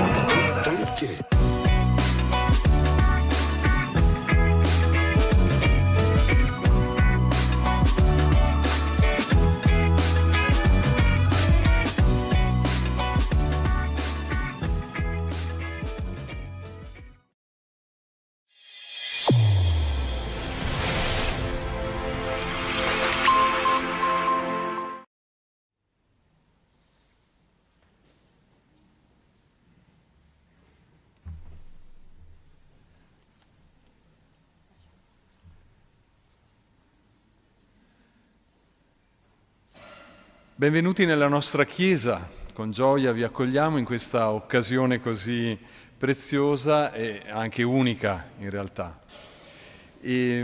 Sono frate Antonio Scabio, guardiano di questa fraternità, già con molti ci conosciamo, e siamo lieti di accogliervi nella nostra Chiesa per la proposta di questo evento celebrativo degli 800 anni del presepe realizzato da San Francesco nel Natale del 1223 a Greccio. Il mio più caro benvenuto al nostro Vescovo, Sua Eccellenza Monsignor Corrado, anche al nostro Sindaco, Dottor Antonio Miatto, con la sua moglie, consorte, e poi anche la professoressa Antonella Uliana, Assessore alla Cultura. Grazie di aver accolto il nostro invito, a rappresentanza anche un po' della Chiesa di Vittorio Veneto e della cittadinanza di Vittorio Veneto, e tutti voi, amici carissimi. Veramente il più cordiale benvenuto. La vostra presenza ci onora e invito anche Sua Eccellenza a una parola di saluto. Grazie.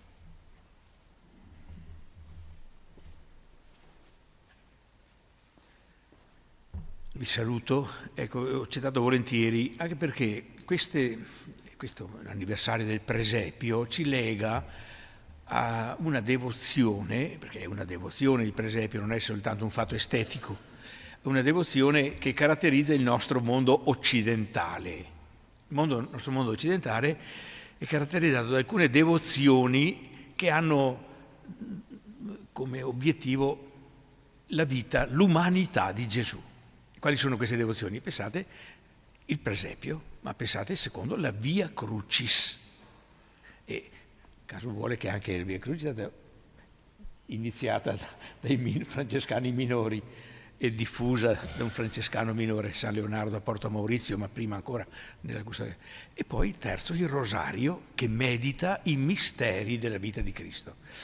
Ecco, il mondo orientale ha altre, non ha queste devozioni, diciamo, no? Altre devozioni, le icone o altro, no? Che poi abbiamo anche noi mutuato, però è molto importante. Quindi dire, sono 800 anni che ogni Natale noi costruiamo un presepio, alcuni lo fanno così per divertimento, per puramente esperienza estetica, ma il presepio non è altro che contemplare l'incarnazione del Signore Gesù nell'umiltà della carne, come la Via Crucis è contemplare la passione e morte di Gesù nell'umiltà della carne.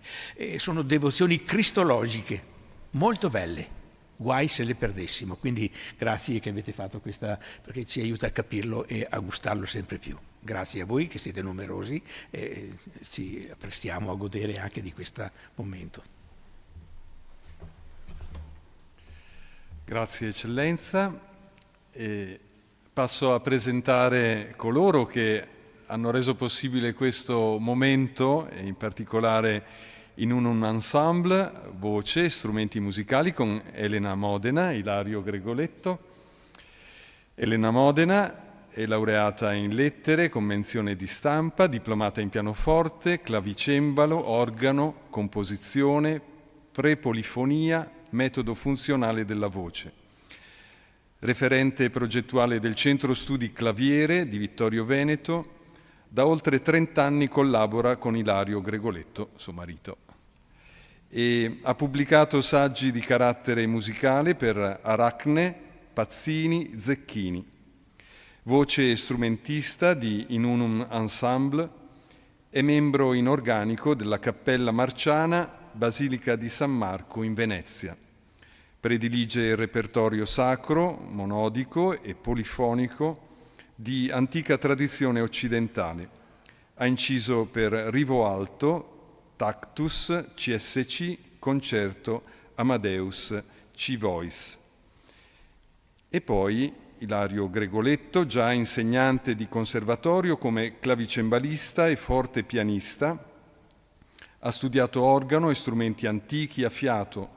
Noto concertista, fra i primi in Italia si è dedicato all'interpretazione con criteri filologici anche con strumenti medievali a tastiera, a fiato e ad arco, di cui dispone, conservandoli, in una sua collezione personale. Ha all'attivo pubblicazioni di carattere filologico sulla storia degli strumenti musicali, ha inciso per le case discografiche Rivo Alto, Tactus, Brilliant, con strumenti, copie e originali. Fondamentale la collaborazione con Elena Modena nel repertorio medioevale con strumenti coevi. Ecco, un applauso a questi.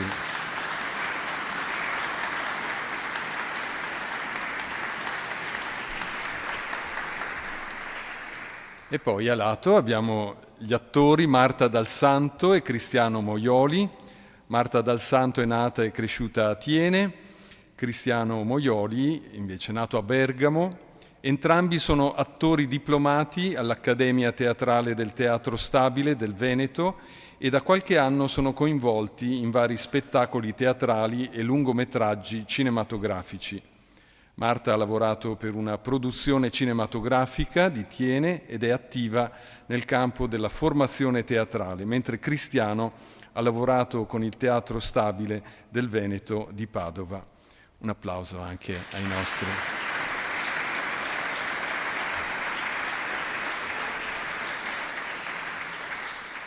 Scusate il nepotismo, ma Marta è mia nipote e Cristiano è il suo ragazzo. Quindi giochiamo un po' in casa. Ebbene, allora i testi che saranno presentati saranno il racconto del presepe di Greccio, scritto da Fra Tommaso da Celano, del 1228, e la poesia Il Natale di Greccio del professor Filippo Ungaro, professore di Trani, un professore pugliese, che ha omaggiato questa poesia al Papa stesso e ne ha avuto un riconoscimento. E poi ci saranno 2 brevi testi del professor Fra Cesare Vaiani.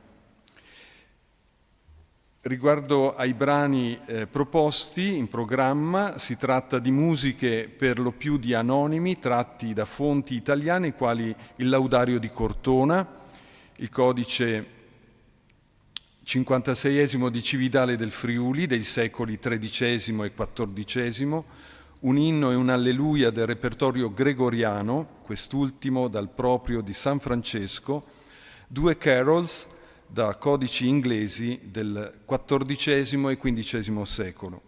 Ad essi si affiancano il Conductus, Beata Viscera Mariae, di Magister Perotinus, 1160-1230 circa, sommo esponente della scuola di Notre-Dame, Parigi. E 2 antifone sul tema della carità e della natività di Hildegarda di Bingen, monaca e abbadessa riscoperta pienamente in questi ultimi anni nella sua eccezionale poliedricità. Ci disponiamo quindi ad immergerci in questo ascolto in cui ci lasceremo raggiungere da quell'evento della notte del lontano Natale del 1223, lasciando che Santo Francesco ci accompagni dentro la tenerezza di quel divino abbraccio. Buon ascolto.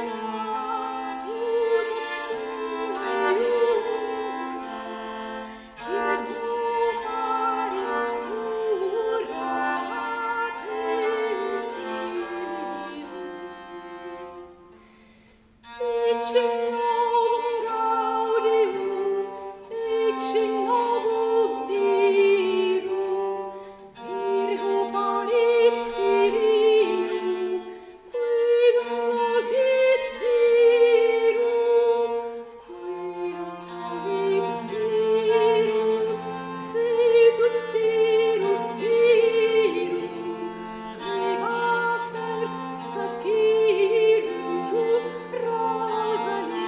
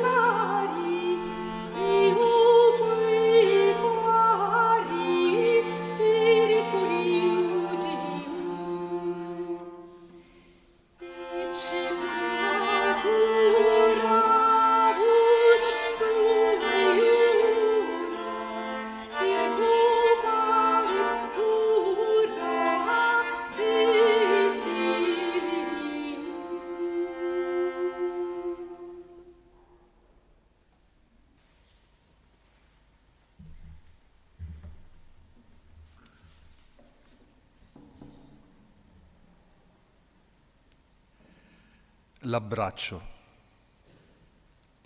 L'abbraccio è insieme contatto fisico e accoglienza reciproca. Due persone che si abbracciano danno ristoro reciproco all'anima e l'anima, nutrita di nuove energie, vitalizza il corpo.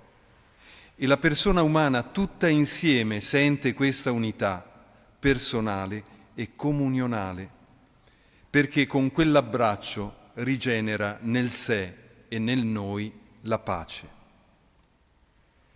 Nell'abbraccio il corpo nutre l'anima e l'anima sostiene il corpo e l'abbraccio avvolge entrambi.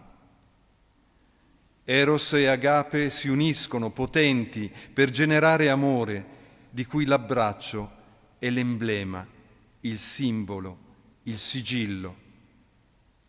L'abbraccio nell'accoglienza reciproca, dentro quello spazio di affetto libero, sincero e fiducioso, diviene un'unica casa dove abitare insieme. Nell'abbraccio ritroviamo l'altro e noi stessi, lì dove si alimenta l'affetto, l'amore, il perdono, la gioia dell'incontro, il ritrovarsi dopo essersi perduti, il ricongiungerci dopo esserci staccati. L'abbraccio, dove abita la pace, dove abita la gioia, dove abita l'incontro disarmato e disarmante. L'abbraccio, il luogo della pace.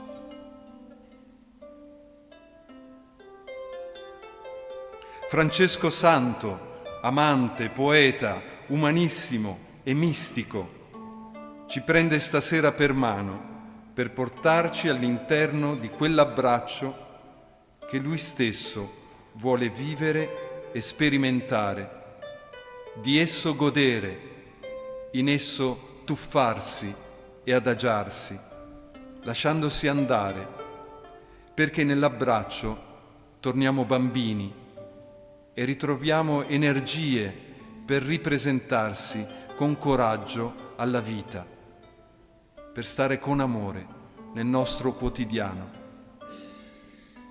Dio infinito si tuffa sulla terra, prende i piccoli confini di un bimbo, perché attraverso di lui l'infinito amore si espanda.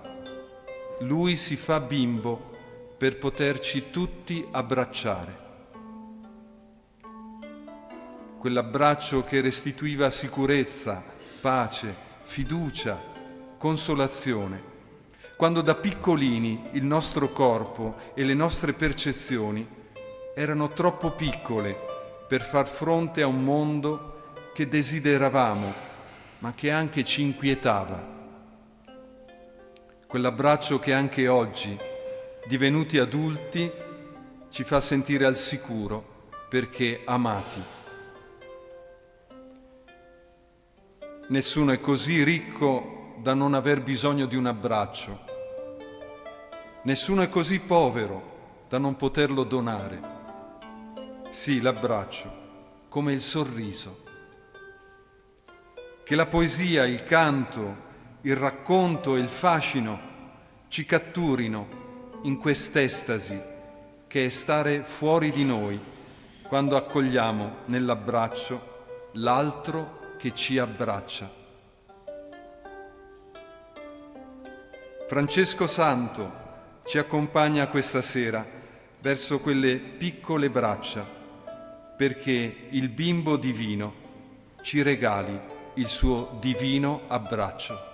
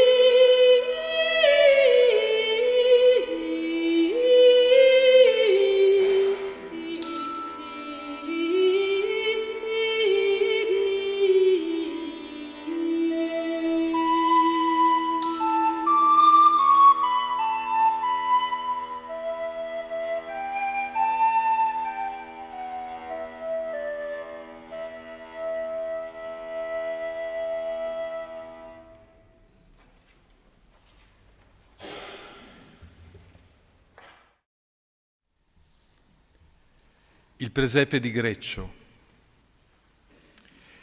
Il racconto più antico dell'episodio del presepe di Greccio si trova nelle prime delle biografie di Francesco, la prima scritta da Fra Tommaso da Celano, a breve distanza dalla morte di Francesco. Infatti egli morì la sera del 3 ottobre del 1226 e solo 2 anni dopo, nel luglio del 1228, Papa Gregorio IX procedeva alla sua canonizzazione. Come era uso, nel contesto della canonizzazione, il Papa comandò a un frate, esperto di lettere ed eccellente scrittore, Fra Tommaso da Celano per l'appunto, che aveva conosciuto personalmente Francesco, di scriverne la biografia.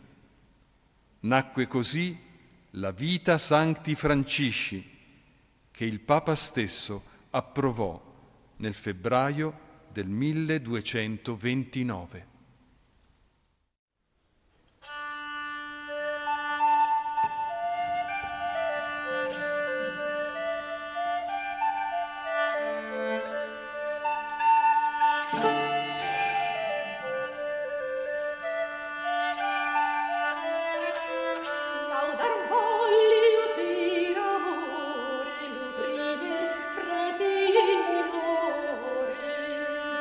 San Francesco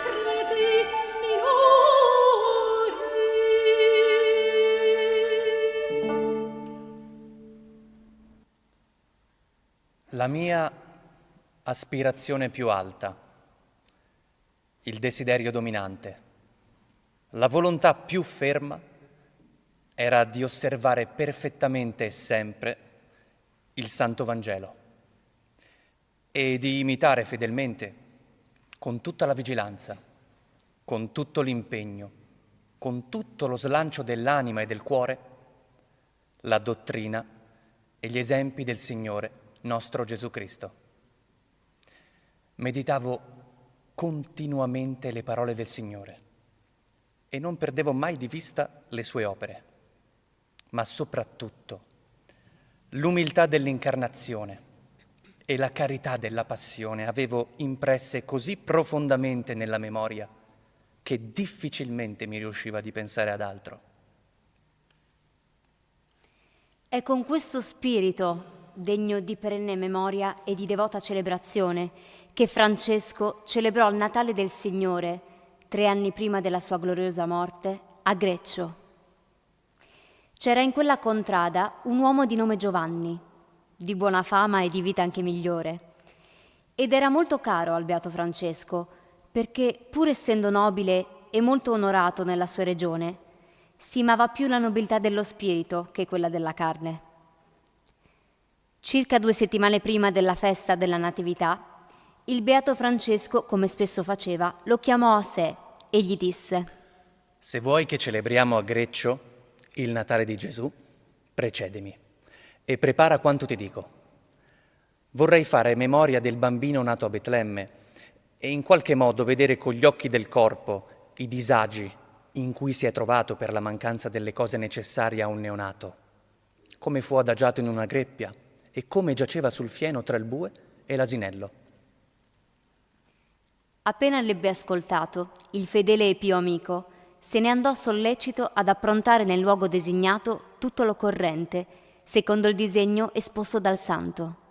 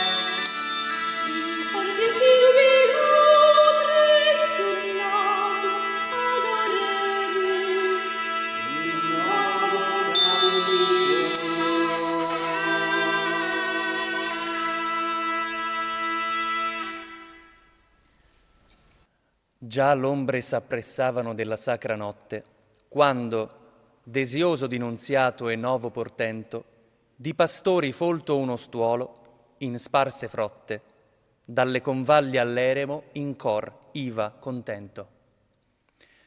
Rigor dell'ultimo mese raggelava i loro visi, ma foco d'amor era in quell'anfratto roccioso della reatina altura, ove il poverello d'Assisi con frate Giovanni la greppia pose premuroso.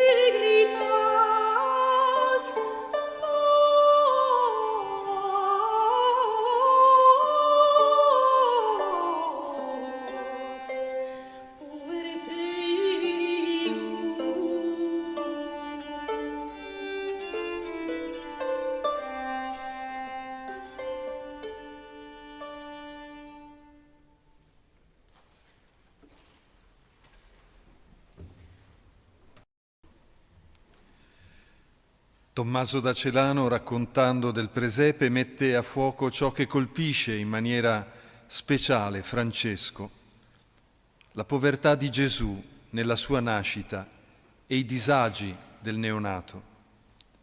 Tale attenzione è ribadita mettendo a fuoco la semplicità, la povertà e l'umiltà come le virtù caratterizzanti quella scena, ma attraverso la descrizione si capisce che tale povertà, prima di essere quella di Francesco, è la povertà di Gesù. È un'intuizione tipica di Francesco che vede la povertà radicale nell'incarnazione, espressa anche esteriormente nel contesto povero della nascita. La narrazione di Tommaso insiste sull'importanza del far memoria, che è anche un sottrarre alla dimenticanza, un pieno coinvolgimento dei sensi, dalla vista che le innumerevoli immagini di luce danno, all'udito che con i canti e la voce stessa di Francesco così attentamente descritta, fino al tatto con il bimbo risvegliato e preso in braccio, e il gusto con il gesto goloso del leccarsi le labbra ogni volta che pronuncia il nome di Gesù.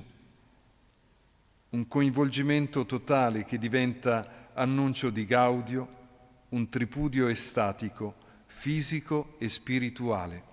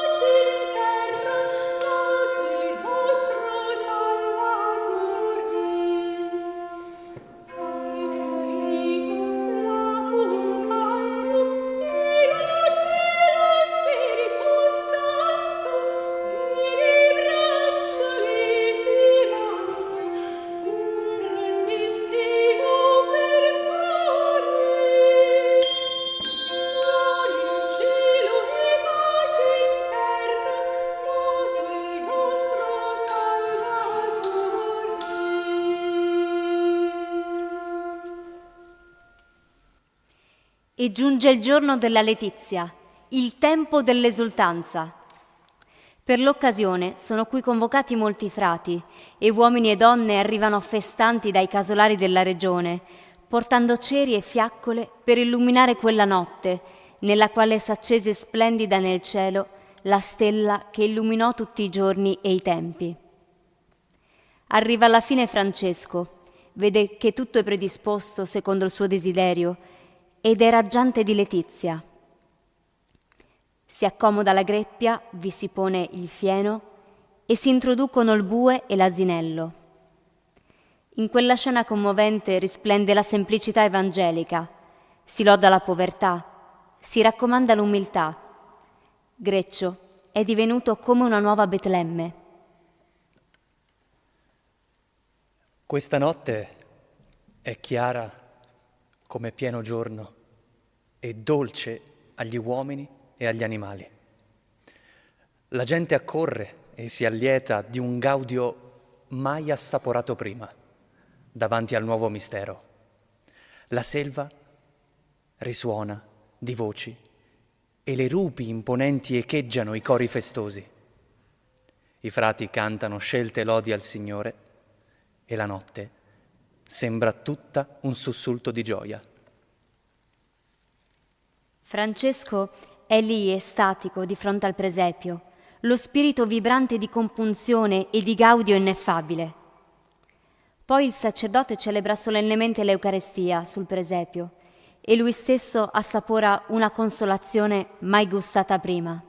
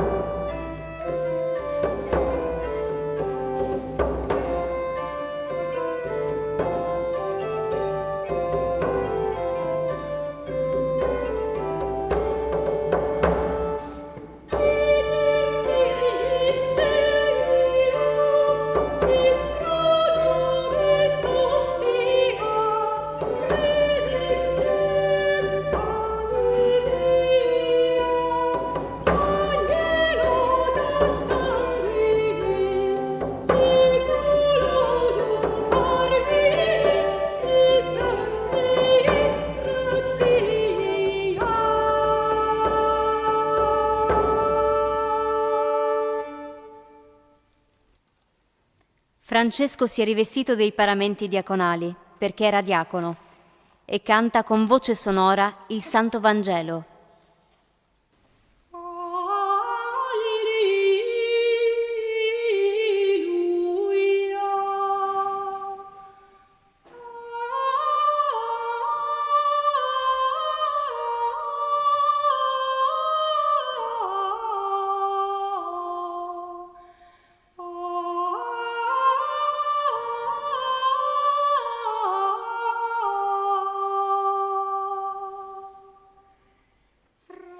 Quella voce forte e dolce, limpida e sonora, rapisce tutti in desideri di cielo.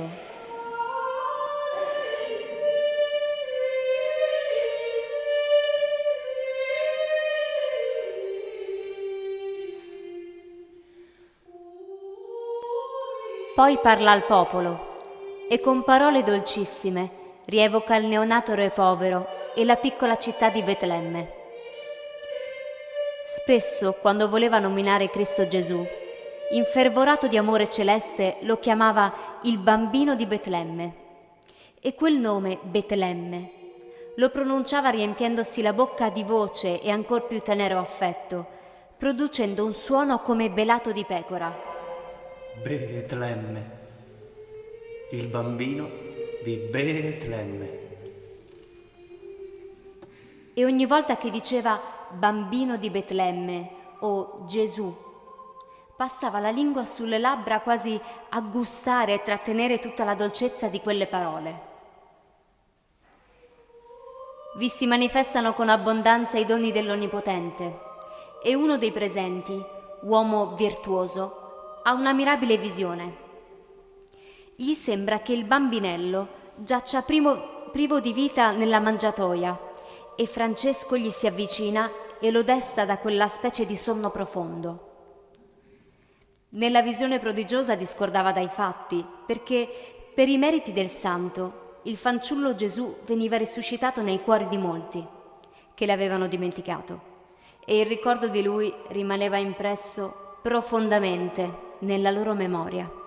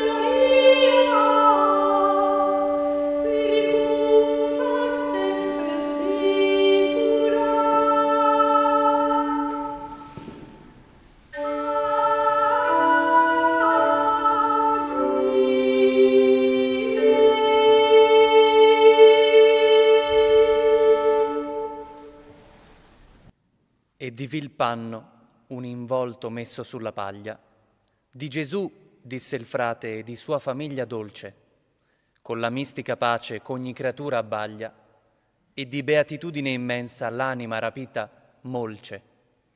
Canti gaudiosi e non picciola lode al Signore, verso le vivide stelle spiravano in devozione. Mentre gloria rendeva Francesco al Salvatore e dall'Eucaristia meditava in contemplazione. Ciascun dei presenti d'estasi cadde nell'incanto. E da tal'altro, uomo di fe e di virtù compito, di veder parve in culla un pupo vero e santo, di real stampo e tra cori d'angioli assopito.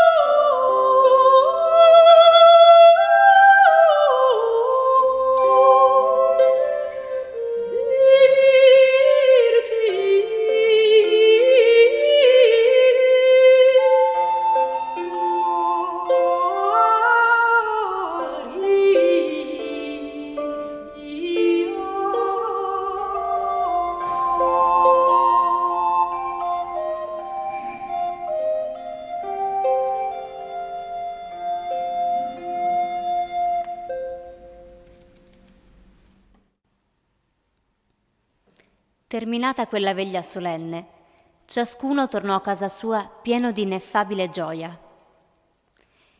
Il fieno che era stato collocato nella mangiatoia fu conservato perché per mezzo di esso il Signore guarisse nella sua misericordia giumenti e altri animali.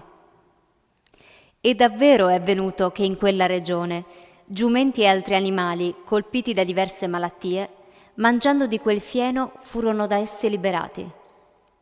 Anzi, anche alcune donne che durante un parto faticoso e doloroso si posero addosso un poco di quel fieno, hanno felicemente partorito. Alla stessa maniera numerosi uomini e donne hanno ritrovato la salute. Oggi quel luogo è stato consacrato al Signore e sopra il presepio è stato costruito un altare e dedicata una chiesa ad onore di San Francesco, affinché là dove un tempo gli animali hanno mangiato il fieno, ora gli uomini possano mangiare, come nutrimento dell'anima e santificazione del corpo, la carne dell'agnello immacolato e incontaminato, Gesù Cristo nostro Signore, che con amore infinito ha donato se stesso per noi. Egli, con il Padre e lo Spirito Santo, vive e regna eternamente glorificato nei secoli dei secoli. Amen.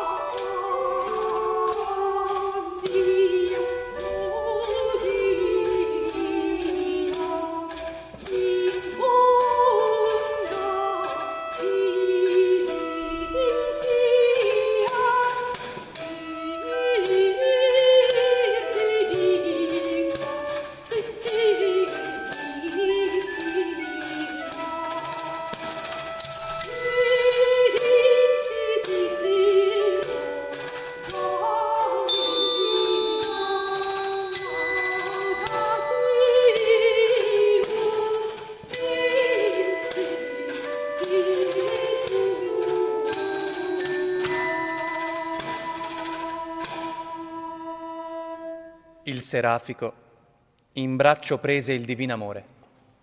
Con leve gesto lo destò dal celestiale riposo.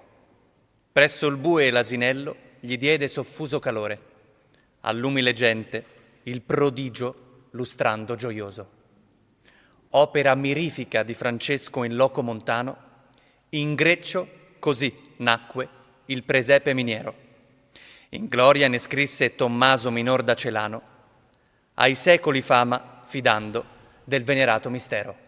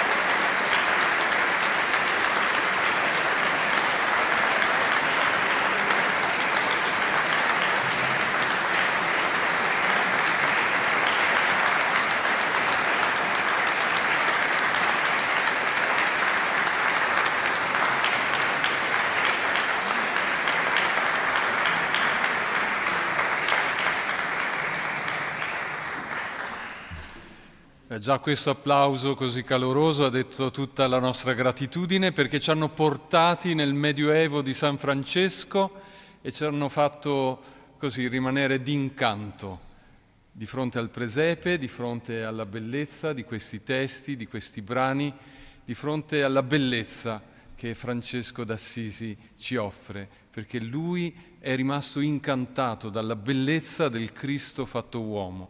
E allora un po' di questa bellezza l'abbiamo gustata anche noi questa sera. Ancora grazie a Ilario, Elena, Marta e Cristiano.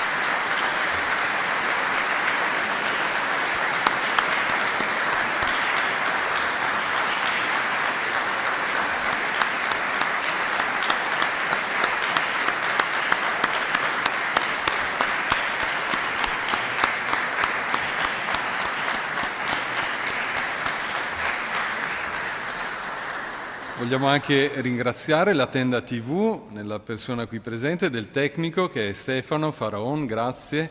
Grazie ancora, grazie ai nostri artisti, buon rientro e buona serata.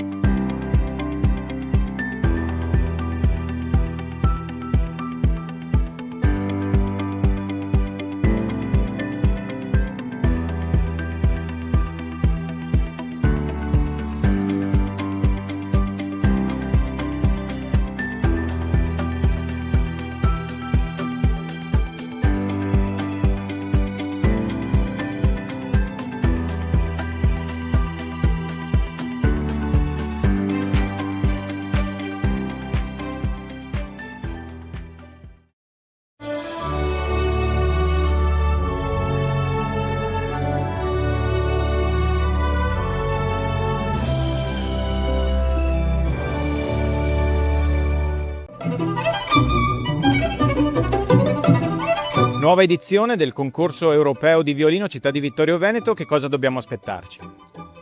Credo che ci sarà la conferma della bontà della scelta di rivolgere il concorso a violinisti cittadini di paesi dell'Unione Europea. Di fatto siamo l'unico concorso e anche conseguentemente il più titolato a dare una vetrina autorevole ai giovani talenti violinisti che sono cittadini dell'Unione Europea. Abbiamo una giuria di alto profilo internazionale presieduta dal noto compositore Fabio Vacchi. Abbiamo tra le novità rispetto alle precedenti edizioni la collaborazione dell'Orchestra del Teatro La Fenice, che sarà protagonista insieme ai 3 finalisti della prova finale che si terrà al Teatro da Ponte il 29 agosto. Ben 12 concerti premio offerti dalla Fenice, Teatro La Scala, Solisti Veneti, conservatori, istituzioni musicali concertistiche di tutta Italia, ma anche dall'estero, un'orchestra ungherese e il teatro di Aachen, Aquisgrana in Germania. Per cui una terza edizione che va a consolidare la posizione di primissimo piano che il concorso di Vittorio Veneto ha attualmente, andando a riprendere quella tradizione nazionale nata negli anni 60, ma adesso dal 2021 con veste e profilo europeo. La cittadinanza ha la possibilità di usufruire di uno spettacolo incredibile, perché si tratta di 6 giorni pieni di grandissima musica, di talento, di professionalità e con delle collaborazioni davvero importanti, a partire ovviamente dall'Orchestra del Teatro La Fenice, che impreziosirà il concerto finale, studenti di conservatorio del territorio, artisti da tutta Europa, 60 partecipanti, 12 paesi dell'Unione Europea rappresentati, 13 regioni italiane, un evento inaugurale il 12 agosto insieme ai recenti vincitori del concorso da Mogliano, ma da Riga, quindi dalla Lettonia, che tornano a Vittorio Veneto per dare il loro saluto attraverso la grande musica a questa 34esima edizione. Quindi ci aspettiamo un'edizione davvero promettente dal punto di vista del parterre dei partecipanti, molti dei quali con importanti premi già nelle loro brevi carriere alle loro spalle, e una giuria di enorme qualità selezionata dal direttore artistico Francesco De Angelis, che ancora ringraziamo. Crediamo davvero che si tratti di un'edizione preziosa dal livello qualitativo eccellente e dalla partecipazione importante, e ovviamente impreziosita dalla possibilità di avere l'Orchestra del Teatro La Fenice in occasione della finale 29 agosto ore 17, Teatro Lorenzo da Ponte.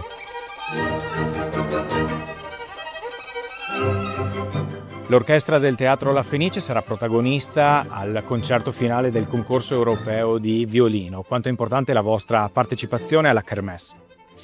Noi siamo molto felici di partecipare a questo concerto, primariamente perché non potevamo non essere vicini a questa chiamata che ci era stata fatta da parte delle istituzioni, dell'amministrazione comunale, che aveva così richiesto a gran voce la partecipazione in periodi un po' difficili per la prosecuzione di questo concorso. E poi secondariamente perché vogliamo dare un segnale molto forte che la Fenice è di tutti, e quindi a fronte di una chiamata che ci ha dato il territorio Vittorio Veneto abbiamo detto siamo presenti. E quindi l'invito al pubblico qual è? L'invito al pubblico è di partecipare assolutamente in massa, perché ricordiamoci che questa manifestazione rappresenta un grande esempio e un grande livello di competenze e di professionalità per quanto riguarda i nostri giovani e il futuro che essi esprimono. La città di Vittorio Veneto deve essere veramente orgogliosa di ospitare questo 34esimo concorso europeo del violino. Voglio veramente ringraziare tutti coloro che sostengono, gli sponsor, ma anche le associazioni che ci stanno vicini nell'organizzazione di questo evento. Permettetemi un ringraziamento speciale al direttore generale della Fenice di Venezia, del Teatro La Fenice, il dottor Henry Andrea, perché ha creduto in città di Vittorio Veneto e saranno presenti appunto con l'orchestra durante l'ultimo evento, le ultime giornate del concorso. Alla cittadinanza chiedo di approfittare di questa enorme opportunità, perché sin dai giorni delle eliminatorie, dal 23 al 25 di agosto, la semifinale il 26 agosto, la serata dedicata a Mozart ma soprattutto a Lorenzo da Ponte il 28 agosto e oltre alla finale, si tratta di cogliere la possibilità di ascoltare dal vivo delle eccellenze europee. È un'occasione che davvero pochissime città in Italia hanno, forse davvero si contano sulle dita di una mano, e sono occasioni di grande crescita, di grande serenità e di grande bellezza, per cui approfittiamo quanto più possibile di queste giornate per stringerci attorno al concorso europeo di violino e attorno ai 60 partecipanti che impreziosiranno questa edizione.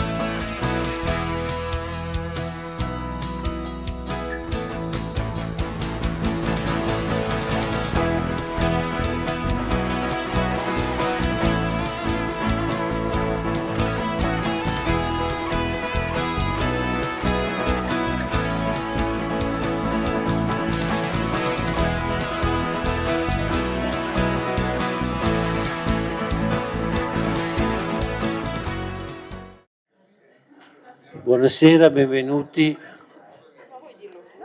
e benvenuti a coloro che ci seguono da casa. Iniziamo con l'appello, c'è una prenotazione, 2 prenotazioni e se chiudo la prenotazione del coso. Prego per l'appello.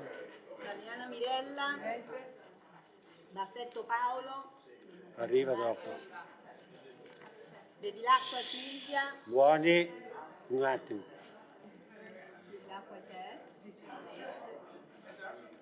Bortolotto Giulia. Braido Fabio. Braido Giovanni. Caldarte Antonella, assente giustificata. Carnelos Graziano. Cutifani Irene. Dareggian Antonio. De Bastiani Alessandro. Presente. Denardi Marta. Errante Lorenzo. Posocco Gianluca. Ancora assente. Toffoli Thomas. Tonon Roberto. E Uliana Antonella. Grazie. Nomino i scrutatori. Un attimo. Mi facciamo partire Nomino gli scrutatori Uliana, Bortolotto e Denardi. Grazie.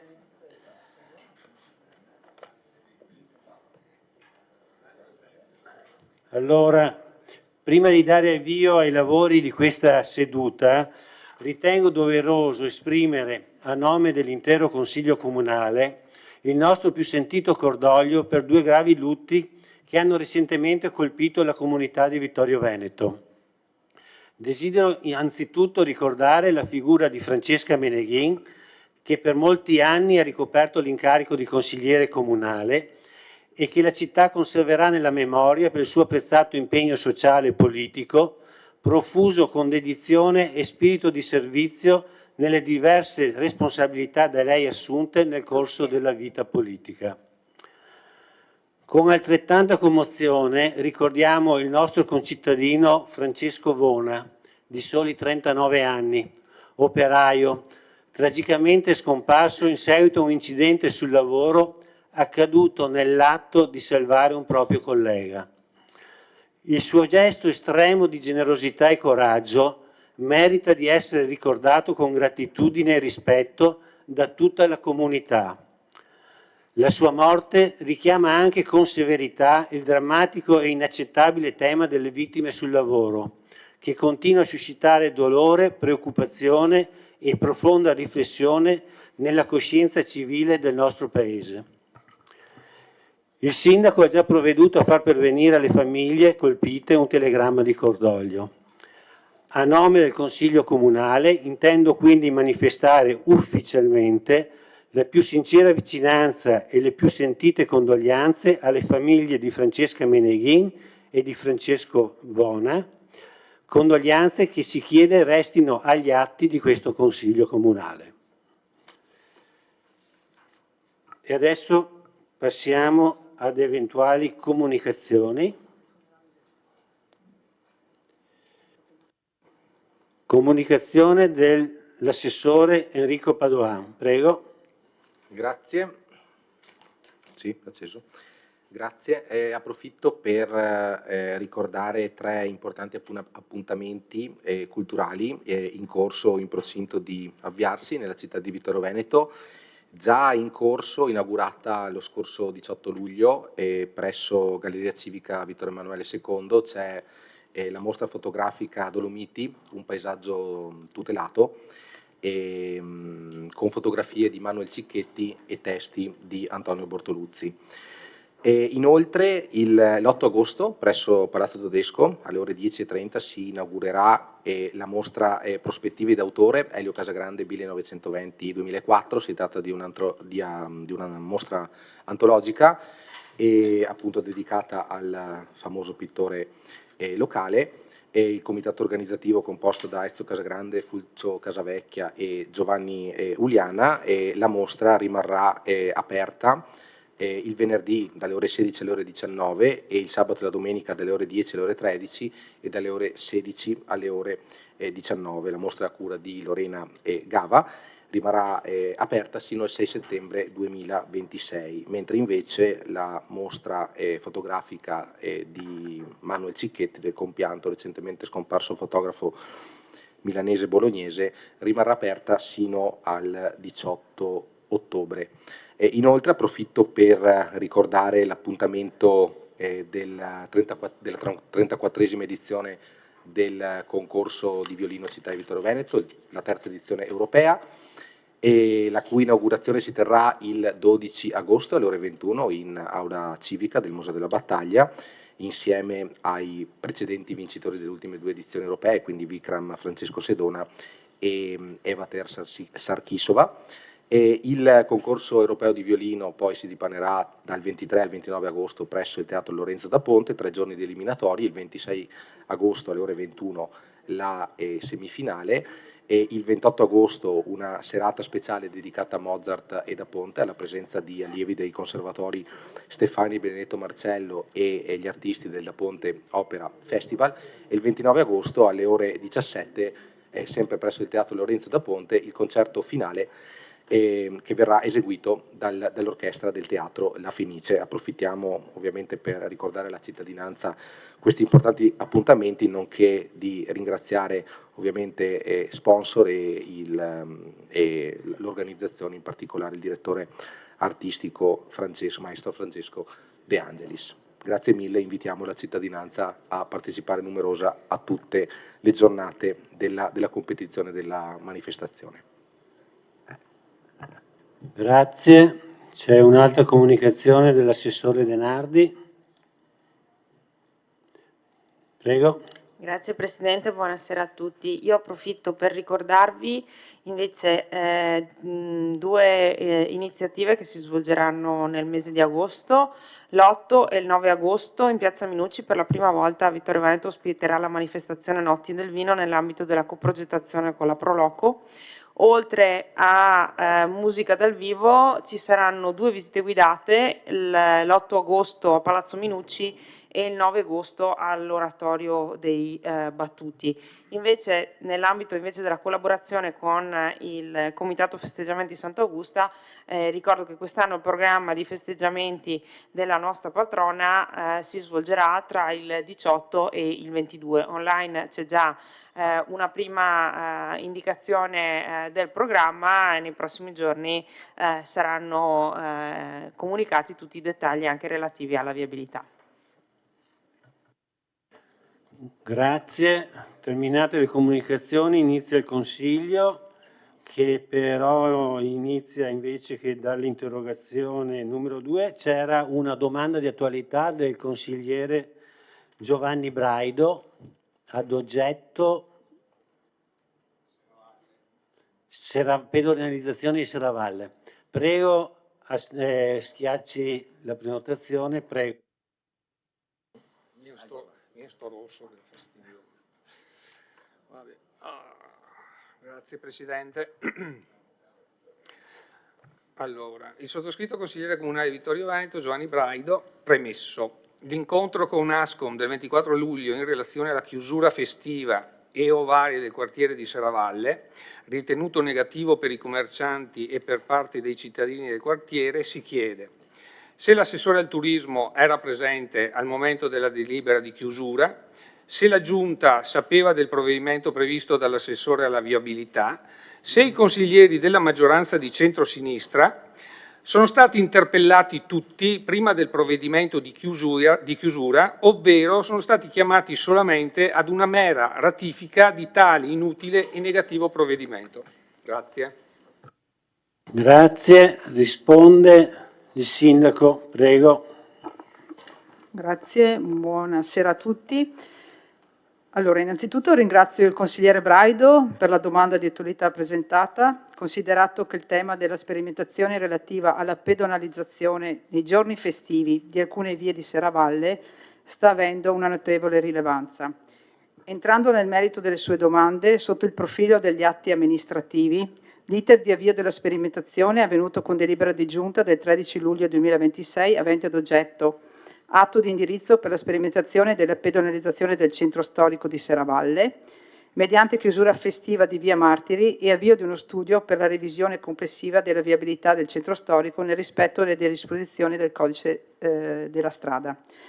Naturalmente tale decisione politica è maturata all'interno della Giunta in considerazione di alcune valutazioni contenute nelle premesse della delibera stessa, che qui richiamo nei punti principali. ossia il valore strategico. Il centro storico di Serravalle rappresenta uno dei principali nuclei storici, culturali e turistici della città di Vittorio Veneto e costituisce un patrimonio urbano e di particolare pregio, la cui valorizzazione è un obiettivo strategico dell'amministrazione comunale. 2. Gli obiettivi di riqualificazione. La valorizzazione è perseguibile attraverso la riqualificazione degli spazi pubblici, il miglioramento della qualità urbana, la promozione della mobilità sostenibile, la tutela del patrimonio storico-culturale e il sostegno alle attività economiche e commerciali del centro stesso. L'ampliamento dell'apertura degli orari dei musei, cosa che è stata adottata per la seconda estate in giorni predefiniti. 3. Miglioramento della viabilità. La progressiva riduzione del traffico veicolare di attraversamento a favore di un traffico di destinazione costituisce uno strumento finalizzato a migliorare la sicurezza stradale, la qualità dell'aria, la vivibilità degli spazi pubblici, la fruizione pedonale e ciclabile e l'attività turistica del territorio. Lo studio che verrà promosso dovrà in particolare valutare i flussi di traffico in ingresso e in uscita dal centro storico, la fattibilità tecnica, economica e giuridica dell'istituzione di una zona a traffico limitato o di una zona pedonale urbana e gli effetti economici e sociali sulle attività commerciali, sui residenti e sui fruitori del centro storico. Inoltre, tengo a sottolineare che la valorizzazione e il miglioramento della vivibilità del centro storico sono obiettivi condivisi dai residenti e dai commercianti, emersi chiaramente negli incontri pubblici che ci sono stati. Ciò premesso, siamo consapevoli dei disagi che ogni modifica della viabilità può creare ai residenti e alle attività commerciali aperte nei giorni festivi. È per questo che come amministrazione e con la collaborazione delle strutture comunali stiamo monitorando la situazione e applicando progressivi miglioramenti, tra i quali l'accessibilità in via Vecellio, la revisione dell'orario di pedonalizzazione e altri accorgimenti sull'asse viario di perimetro. L'obiettivo è trovare il giusto equilibrio tra le esigenze di chi abita e lavora nel centro storico di Serravalle e la necessità di dare maggiore risalto al valore storico monumentale di questo prezioso centro urbano. Per dare seguito, consigliere, a questa delibera sono quindi entrate in vigore le ordinanze per la temporanea pedonalizzazione del centro storico nelle giornate festive. Rispondendo nello specifico ai singoli punti, il punto 1, ossia se l'assessore al turismo era presente al momento della delibera di chiusura, sì, l'assessore con delega al turismo Barbara Denardi era presente in giunta e la giunta si è espresso all'unanimità a favore dell'atto di indirizzo adottato. 2, se la giunta sapeva del provvedimento previsto dall'assessore alla viabilità. Come lei sa, avendo ricoperto il ruolo da vice sindaco, nessun singolo assessore ha la facoltà di assumere provvedimenti autonomi. Pertanto l'assessore alla viabilità Marco Dus non ha adottato alcun provvedimento individuale.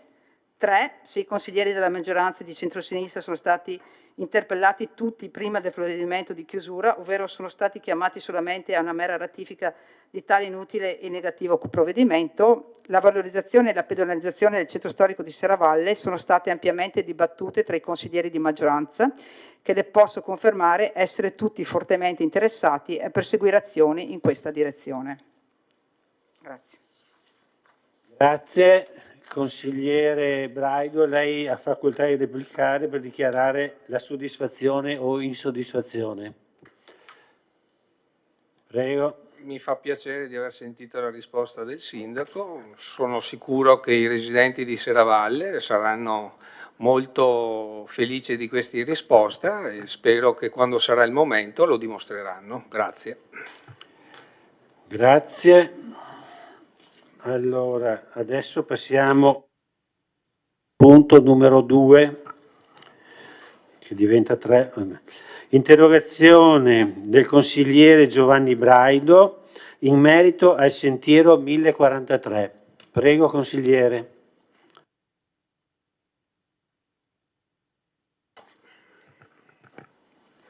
Allora, premesso che attraverso una petizione sottoscritta da 1213 firmatari, prima e poi è stata recentemente presentata una mozione al sindaco, alla giunta e anche al consiglio comunale, con la richiesta di ripristinare il tradizionale percorso del sentiero 1043 o attraverso un accordo stragiudiziale, ovvero con un'azione legale.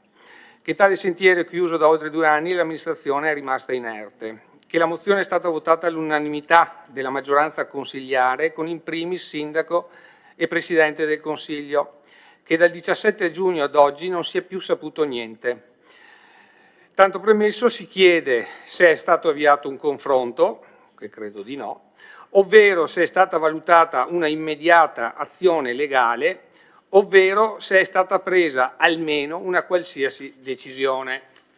Ricordo che ci sono stati consiglieri del centro-sinistra, addirittura il consigliere Bevilacqua, ha detto che mi dava ragione per la prima volta in 60 anni, e io la ringrazio, per non parlare del consigliere Tonon, ex sindaco. Mi aspetterei un sì o no, sia chiaro, questa interrogazione la presento ogni volta, fino al 29. Grazie. Grazie, risponde il sindaco. Sì, consigliere, lei fa bene a presentarla fino al 2029 l'interrogazione, io cercherò di darne risposta. Allora, l'incontro con i proprietari, come è noto, un incontro è già avvenuto e in quella sede, come avevo già detto in questo Consiglio Comunale, non vi è stata alcuna apertura da parte degli stessi al ripristino dell'originario percorso del 1043, essendosi essi resi disponibili eventualmente a mettere in sicurezza e a mitigare il nuovo percorso per la parte ricadente nella loro proprietà, per renderlo meglio percorribile e comunque più sicuro. Vale la pena anche sottolineare che il ripristino del tradizionale sentiero 1043 all'uso pubblico riguarda appunto, come è stato più volte detto in quest'Aula, un tracciato che inizia dalla sommità di via Piai, passa per la proprietà Sopraccolle, arriva fino alle mura storiche di Serravalle, prosegue per l'area comunale su cui vi sono i resti della chiesetta di Sant'Antonio Abate e la terrazza degli Artiglieri e si conclude alla sommità del Monte Baldo.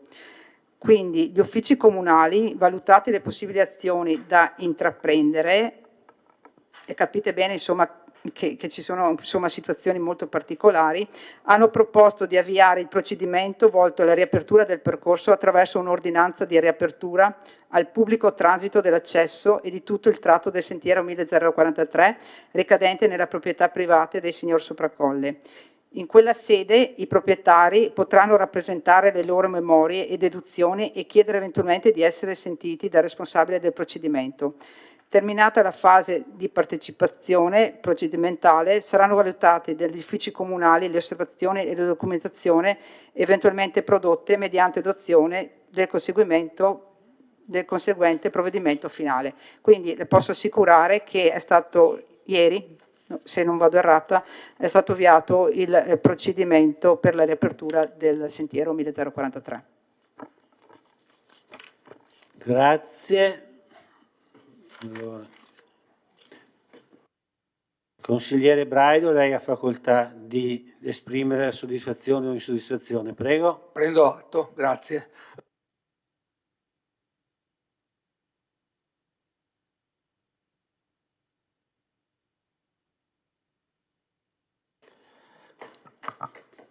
Punto numero 4, interpellanza a risposta orale del consigliere Antonella Uliana ad oggetto collocazione del fondo Zagonel. Prego consigliere. No, ok. Per cortesia rifaccia la prenotazione. Eccola. Grazie. Premesso che la città di Vittorio Veneto ha da mesi acquisito il patrimonio letterario e iconografico dedicato a Lorenzo da Ponte, considerato che, come si legge su QDP News 8 gennaio 26, l'assessore Padoan ha affermato: l'acquisto è stato formalizzato e stiamo ragionando sulla collocazione del fondo. Successivamente, oggi Treviso 4/5/26, la sindaca Bagliana dichiara: gli uffici stanno lavorando perché il fondo Zagonel vada a Villa Croce. Siamo convinti di questa idea perché riteniamo che la villa sia la sede più corretta per sistemare il fondo.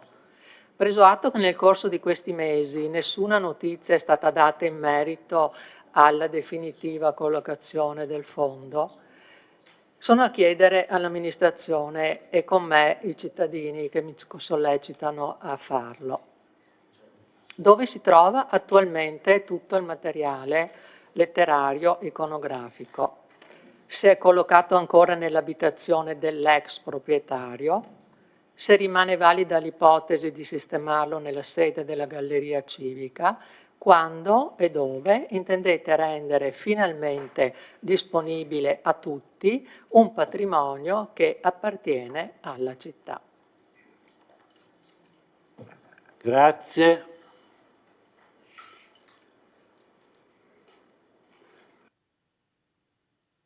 Risponde l'assessore Padoan, prego.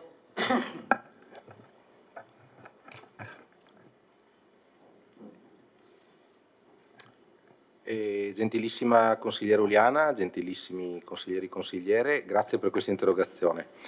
Per rispondere ai primi due suoi quesiti, il fondo da Pontiano, acquisito dal Comune di Viterbo Veneto, si trova tuttora per la gran parte in custodia presso l'abitazione dell'ex proprietario, il quale è stato nominato custode in attesa di definitiva collocazione del fondo stesso.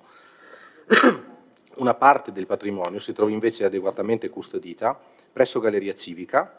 Trattasi dei 32 pezzi della collezione, fra volumi spartiti, incisioni, locandine, litografie, ritratti e fotografie, parte dell'esposizione Due geni veneti tra storia e mito, dedicata a Lorenzo da Ponte e Giacomo Casanova all'interno dei grandi eventi della Regione Veneto e più precisamente fra le iniziative da pontiane avviate da questa amministrazione. La mostra è stata chiusa al pubblico il 20 aprile ultimo scorso. L'ipotesi di collocare il fondo presso Villa Croz è stata sin dal principio una delle soluzioni vagliate con maggiore attenzione, ma al momento è stata accantonata. Non appare disposto l'erede del professor Giovanni Paludetti, donatore della collezione Fioretti Paludetti, ad acconsentire la collocazione del fondo presso gli spazi attualmente in uso per esposizioni temporanee. Ad oggi, come ricordavo prima, è allestita la terza esposizione dell'anno 26, Dolomiti un paesaggio tutelato. Vi sono state altre 2 esposizioni quest'anno, la già citata Due geni veneti fra storia e mito, e Comics, la mostra dedicata alla storia del fumetto, inserita all'interno di Works, Festival del Lavoro, chiusasi il 6 luglio. Più vicino al microfono. Chiedo scusa. Rileggo? Allora, sì, l'ipotesi di collocare il fondo presso Villa Croz è stata sin dal principio una delle soluzioni vagliate con maggiore attenzione, ma al momento è stata accantonata. Non appare disposto l'erede del professor Giovanni Paludetti, donatore della collezione Fioretti Paludetti, ad acconsentire la collocazione del fondo presso gli spazi attualmente in uso per esposizioni temporanee. Ad oggi è allestita in quello spazio la terza esposizione dell'anno 2026, quella già citata in apertura, e dopo apprezzate esposizioni della prima metà dell'anno, la già citata Due geni veneti fra storia e mito, nonché Comics legata a Works Festival del Lavoro. A complicare le interlocuzioni vi è stata anche l'irritazione manifestata dall'erede a proposito delle scelte passate relativamente al sacrificio dell'esposizione di una parte della collezione Fioretti Paludetti all'interno dei locali di Villa Croz. L'ipotesi di collocare il fondo presso la Galleria Civica Vittorio Emanuele II appare funzionale sia in termini di prestigio dello spazio espositivo sia in termini gestionali. Parimenti funzionale e al tempo stesso simbolicamente di maggior valenza appare l'ipotesi attualmente al vaglio finale, anch'essa sin dall'inizio presa in massima considerazione. Trattasi dell'ex ufficio postale di Ceneda, uno spazio che si è fatta su piazza Giovanni Paolo I, di proprietà del Comune e che garantirebbe all'unica concreta materiale eredità attualmente esistente di Lorenzo da Ponte di trovare collocazione nella sua Ceneda. Tale posizionamento del fondo risponderebbe parimenti a criteri di razionalizzazione della gestione. L'ipotesi, così come quella al momento accantonata relativa a Villa Croz, darebbe vita ad un progetto micromuseale indipendente, eccezione fatta per una gestione integrata, e dedicato ad un pubblico generale, oltre che ad una fruizione accademica di consultazione. Qualora non vi fossero motivi ostativi, e allo stato attuale non rilevati, si procederà in tempi assolutamente prossimi all'avviamento dell'iter amministrativo, che includerà un progetto di allestimento da rendere poi esecutivo previo parere della sovrintendenza. Nell'interrogazione scritta la consigliera chiede testualmente quando e dove intendete rendere finalmente disponibile a tutti un patrimonio che appartiene alla città. E a proposito dell'avverbio finalmente, crediamo sia corretto riassumere cronologicamente le principali tappe della questione. A settembre 2024 si hanno notizie pubbliche dell'affidamento da parte dell'ex proprietario a mediatori il compito di curare la vendita del fondo. La stessa consigliera Uliani in questa sede pone pubblicamente in modo preoccupato la questione. Il prezzo divulgato, 120.000 euro, viene confermato da una proposta di acquisto indirizzata all'attenzione dell'amministrazione comunale che aveva provveduto a contattare i mediatori. A maggio 25 il Consiglio Comunale delibera l'atto di indirizzo per un mandato politico all'amministrazione comunale al fine di acquisire il fondo, chiaramente previa perizia indipendente. 5 voti contrari, fra cui quelli del gruppo a cui lei appartiene. L'amministrazione comunale procede da un lato ad incaricare un perito indipendente e dall'altro a richiedere con successo, facendo leva sull'investimento deciso, il supporto della Giunta regionale del Veneto ad una ricca serie di iniziative di respiro triennale per valorizzare la figura di Lorenzo da Ponte. La risposta del perito incaricato giunge ai primi di dicembre del 2025, dopo un'attenta e minuziosa verifica di ogni aspetto legale ed economico relativo al fondo. È stata tutt'altro che un'operazione meramente formale e ad ogni modo, anticipando l'imminente consegna della perizia, la Giunta Comunale prevede un'apposita variazione di bilancio che stanzia l'importo necessario all'acquisizione, variazione approvata alla fine di novembre 2025 dal Consiglio Comunale. A quel punto, ossia ripeto 7 mesi fa, si possono approfondire i ragionamenti, già in ogni caso avviati, relativi alla collocazione del fondo, attraverso sopralluoghi, confronti e interlocuzioni. Si tratta di un'operazione inedita che ha richiesto diverse valutazioni e richiede diverse valutazioni, fermo restando, sottolineo, che parte del materiale del fondo veniva comunque già esposto alla cittadinanza per 4 mesi presso Galleria Civica. Quindi la tempistica a nostro giudizio appare congrua, nonché congrua appare la decisione di movimentare il meno possibile il materiale acquisito in attesa della definitiva e, speriamo davvero prossima, ripeto non abbiamo al momento rilievi ostativi, collocazione a Ceneda. Congrua la decisione di procedere rapidamente ad acquisire il fondo, considerati da un lato la collocazione del bene sul mercato e i diversi appetiti di cui abbiamo ricevuto notizia, quindi anche in assenza di un piano predefinito relativo alla collocazione. E ricordata dall'altro l'opportunità non colta nel corso degli anni e non nei mesi passati di ottenere il fondo in donazione, come da lei stessa dichiarato in questa sede ad inizio maggio 2025. Congrua quindi la decisione di salvaguardare l'unico patrimonio esistente legato direttamente a Lorenzo da Ponte, assicurandone il mantenimento alla città di Vittorio Veneto ed ottenendo autorevoli plausi ad ogni livello, nonché un concreto appoggio da parte della Regione del Veneto alla più ampia azione di valorizzazione. Ovviamente congruo il prezzo di acquisto, scrupolosamente ed indipendentemente peritato. Congrue le ipotesi vagliate per la definitiva collocazione, fra cui quella che stiamo concretamente perseguendo oggi. Grazie per l'attenzione. Grazie, prego consigliere per la replica, prenoti.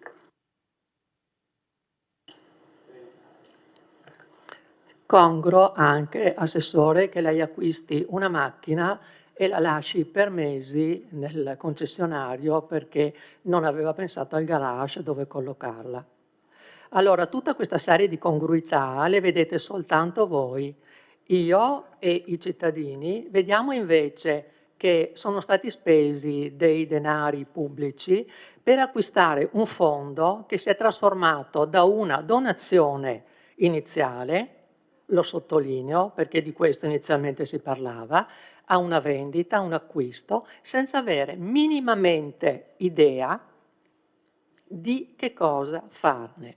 Tutto quello che lei ha detto e questo riepilogo interessante che ci riporta alla memoria un percorso che comunque conosciamo tutti molto bene, per arrivare a questa finale della congruità che insomma trovo anche abbastanza ridicola. Tutto questo percorso doveva essere anticipato da delle vostre valutazioni. Voi dovevate pensare prima qual era la sede idonea ad accogliere questa collezione e a cosa farne. Non è possibile che arriviate dopo mesi a dire beh, Villa Croz non possiamo fare lì perché c'è il signor Paludetti che non ce lo consente. Sapevate anche prima quali sono le condizioni di Villa Croce e della collezione inserita all'interno? Non so, forse lei non lo conosceva, magari l'ha conosciuto dopo. Si sapeva perfettamente, bastava chiederlo, che lì non era possibile collocarla. E poi mi domando, adesso viene fuori questa idea brillante di inserire il fondo Zagonel all'interno del museo della battaglia. Ma con che logica?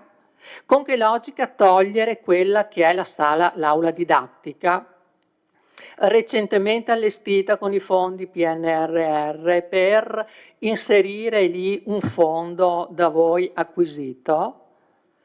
Allora, qual è il senso? Io mi rivolgo anche all'assessora al turismo, che so da sempre essere particolarmente sensibile al destino del Museo della Battaglia e che so che divide con lei la preoccupazione per questo museo. Se è d'accordo su questo, se è d'accordo sul inserire un fondo all'interno di un museo che nulla c'entra con il contenuto che voi intendete collocare lì, dove non ci sono, nella parte tra l'altro dell'ex poste, tutti gli adeguamenti per poterlo in sicurezza tenere, dove dovreste poi pensare a un archivista che lo gestisca, perché certamente non può essere fatto altrimenti. Pensate ad un'altra soluzione, ce ne sono, basta che chiediate. Grazie. Punto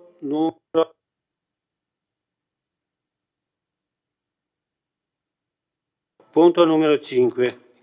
Interrogazione dei consiglieri Gianluca Posocco e Giovanni Braido in merito al progetto di realizzazione del nuovo impianto natatorio di Vittorio Veneto. Prego, chi illustra?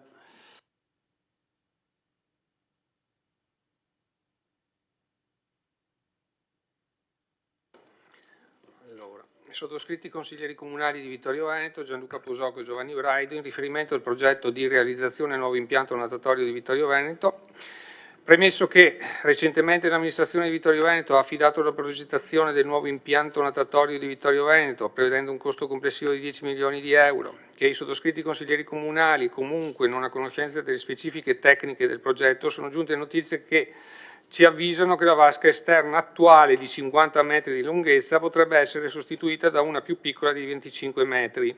Chiediamo se l'amministrazione comunale conferma questa informazione e di relazionare nel merito. Sostanzialmente quello che si vorrebbe sapere è che se dobbiamo fare una piscina,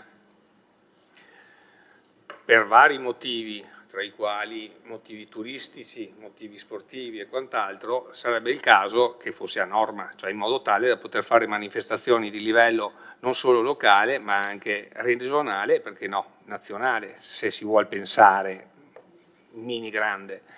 Se facciamo una cosa così non ha senso, sinceramente. Ecco. Grazie, risponde il sindaco Belliana, prego. Ecco, grazie. Beh, innanzitutto chiedo la possibilità di sforare un po' nei tempi della risposta perché visto l'argomento abbastanza, cioè molto importante, visto l'importanza dell'opera che la città di Vittorio Veneto andrà, il comune di Vittorio Veneto, l'amministrazione andrà a realizzare, andrà a dare l'avvio all'iter di realizzazione, penso che appunto mi occorra un po' di tempo per dare alcune informazioni corrette ai consiglieri comunali e anche alla cittadinanza. Innanzitutto ringrazio per l'interrogazione, io partirei con delle considerazioni da un punto di vista degli atti amministrativi che sono stati fatti. Innanzitutto nel luglio del 25, quindi lo scorso anno, è stato approvato il documento di fattibilità delle alternative progettuali, il cosiddetto DOC-FAP, che è un documento propedeutico e obbligatorio a dare l'avvio all'iter per una gara di progettazione dell'impianto. E da questo documento di fattibilità delle alternative sono emerse quasi 5 soluzioni, tra cui quella di tenere la piscina com'è, la ristrutturazione, la demolizione e la ricostruzione nelle sedi delle vasche dove sono adesso, oppure l'ultima, quella che noi abbiamo attualmente sposato, è la demolizione delle vasche e il switch delle vasche, quindi la vasca interna andrebbe a collocarsi dove c'è attualmente la vasca esterna, indicativamente, e viceversa. Questo per far sì che non venga interrotta soprattutto la pratica dell'attività natatoria. Sapete benissimo, per realizzare delle piscine di questa entità, insomma, ci vogliono almeno 2 o 3 anni di lavori, ecco, per l'intero impianto natatorio. Detto questo, noi abbiamo appunto preso in considerazione l'alternativa che ho poc'anzi descritto, quindi nella demolizione e nella ricostruzione delle vasche alternate, con un ampliamento del 15% della superficie anche esterna. La proposta è stata ritenuta la più rispondente alle esigenze, che assicura il migliore equilibrio tra costi e benefici. Questo è un punto importante da considerare, quindi i costi e i benefici, garantendo la continuità dell'attività sportiva durante i lavori, l'abbiamo poc'anzi detto, e poi un nuovo edificio conforme alle normative vigenti e agli elevati standard di efficientamento energetico. Questa soluzione che noi abbiamo attualmente preso in considerazione, abbiamo un importo di spesa pari a 10.500.000 euro. Su tale base, quindi del DocFap, è stato fatto poi il documento di indirizzo della progettazione, il famoso DIP, posto a base delle procedure di affidamento dei servizi di ingegneria e architettura per la progettazione dell'intervento. In particolare, questo documento ha individuato quale configurazione del progetto la realizzazione di una nuova vasca coperta da 25 metri come attualmente per 16,50 di larghezza ad 8 corsie, quindi 2 corsie in più di quella attuale, affiancata all'interno, sempre parliamo della struttura interna, da una vasca baby e da una vasca ludica, quindi 2 vasche interne piccole, nonché appunto nella seconda fase la demolizione dell'attuale edificio, la realizzazione delle nuove vasche esterne negli spazi pertinenti e di un fabbricato destinato a bar, spogliatoi e sala polivalente. Naturalmente, coerentemente con quanto già previsto dal DocFap, il documento di indirizzo di progettazione domanda inoltre ai successivi livelli progettuali l'approfondimento della sistemazione esterna delle dotazioni sportive del parco. In tale contesto si inserisce anche la valutazione, come ha detto poc'anzi lei, della possibile realizzazione di una vasca scoperta da 50 metri. L'amministrazione comunale conferma infatti la volontà di perseguire tale obiettivo, cioè voglio dire non l'abbiamo scartato a priori, strategico, riconoscendone l'importanza per il potenziamento dell'offerta sportiva dell'impianto e per la valorizzazione dell'intero complesso natatorio. Le valutazioni sviluppate nell'ambito della presente progettazione evidenziano tuttavia che tale soluzione comporta un significativo incremento dei costi di realizzazione, delle opere accessorie e dei successivi costi di gestione, risultando allo stato attuale non compatibile con il quadro economico disponibile. Resta ferma, ciò non toglie che resta ferma la volontà dell'amministrazione di sottoporre alla realizzazione della vasca a 50 metri un ulteriore approfondimento tecnico ed economico delle successive fasi progettuali, verificandone la sostenibilità anche in relazione alle eventuali ottimizzazioni progettuali e il reperimento di ulteriori risorse finanziarie. Se noi andiamo a fare una valutazione comparativa tra la realizzazione di una piscina esterna da 50 metri e una piscina da 25 metri ad utilizzo polifunzionale, emergono queste evidenze. L'utilizzo di un impianto natatorio estivo presenta caratteristiche profondamente diverse rispetto a quello di un impianto coperto, e fin qua ci siamo. Chi frequenta la piscina sa che nell'impianto coperto entro per il nuoto e di solito rimango qualche ora all'interno della piscina, dopodiché in quello coperto lascio l'impianto natatorio. Viceversa, nell'impianto estivo invece assume la funzione di centro ricreativo e ne diamo un risultato in questo periodo, soprattutto in quest'estate, sono migliaia le persone che sono entrate appunto nelle piscine esterna a diverse ore, spesso per l'intera giornata, e la ricerca di un'offerta di servizi orientata al benessere, al relax, alla socializzazione e al divertimento. Di conseguenza cambiano radicalmente le modalità di utilizzo tra gli spazi d'acqua delle piscine esterne rispetto a quelle interne. La vasca da 50 metri, che tutti noi conosciamo bene, la piscina da 50 metri rappresenta una tipologia di impianto concepita prevalentemente per il nuoto sportivo e agonistico. E all'epoca, secondo me, quando venne fatta, questa era la valutazione che i nostri padri, i nostri predecessori fecero, e con c'erano le condizioni per fare questa valutazione, con una superficie di circa 625 metri quadri e un volume d'acqua prossimo a 1000 metri cubi, costituisce un'infrastruttura importante sia sotto il profilo tecnico sia sotto quello gestionale. Certo è che una vasca da 50 metri che ha lo scopo appunto di impianto sportivo agonistico risponde meno alle esigenze di un'utenza tipica di un centro estivo. Infatti, durante la stagione estiva, il numero di utenti interessati esclusivamente al nuoto generalmente è limitato alle ore meno calde, cioè alla mattina e alla sera. E nelle ore invece centrali, che rappresentano il momento di massima affluenza dell'impianto, la maggior parte della clientela ricerca invece spazi destinati alla balneazione, al relax e alle attività ricreative. Di conseguenza capite bene che nell'impianto attualmente com'è gli spazi dove l'acqua è molto alta, fino a 2 metri, tutti quegli spazi, quell'acqua là non viene usata durante le ore centrali della giornata, e perché appunto non è di facile utilizzo per i bambini, per anche gente di una certa età, e quindi mezza piscina praticamente rimane completamente vuota. La vasca viene pertanto utilizzata quasi esclusivamente per il nuoto continuo, limitando notevolmente la polifunzionalità dello spazio. Le esigenze dell'utenza estiva, l'abbiamo detto prima, l'esperienza maturata ultimamente fa sì che gli impianti natatori di questo tipo, soprattutto potenziati nell'aspetto estivo, siano principalmente orientati a soddisfare i bisogni di salute, benessere psicofisico, socializzazione, piuttosto che la finalità di preparazione atletica. Anche in considerazione delle elevate temperature estive, gli utenti ricercano attività facilmente accessibili, fruibili anche da persone prive di particolari capacità tecniche, privilegiando ambienti nei quali poter trascorrere il tempo libero.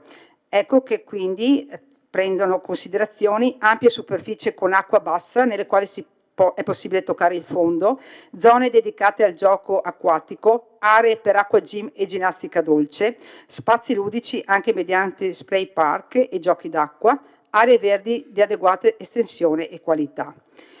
Limiti di una vasca da 50 metri priva delle necessarie infrastrutture. Ecco, tornando alla sua considerazione consigliere, sappiamo benissimo che attualmente per fare delle gare, competizioni nazionali e internazionali, gli impianti natatori devono avere le infrastrutture accessorie di elevata qualificazione, voglio dire tribune, oppure tribune e impianti progettati per ospitare attività agonistiche e manifestazioni sportive.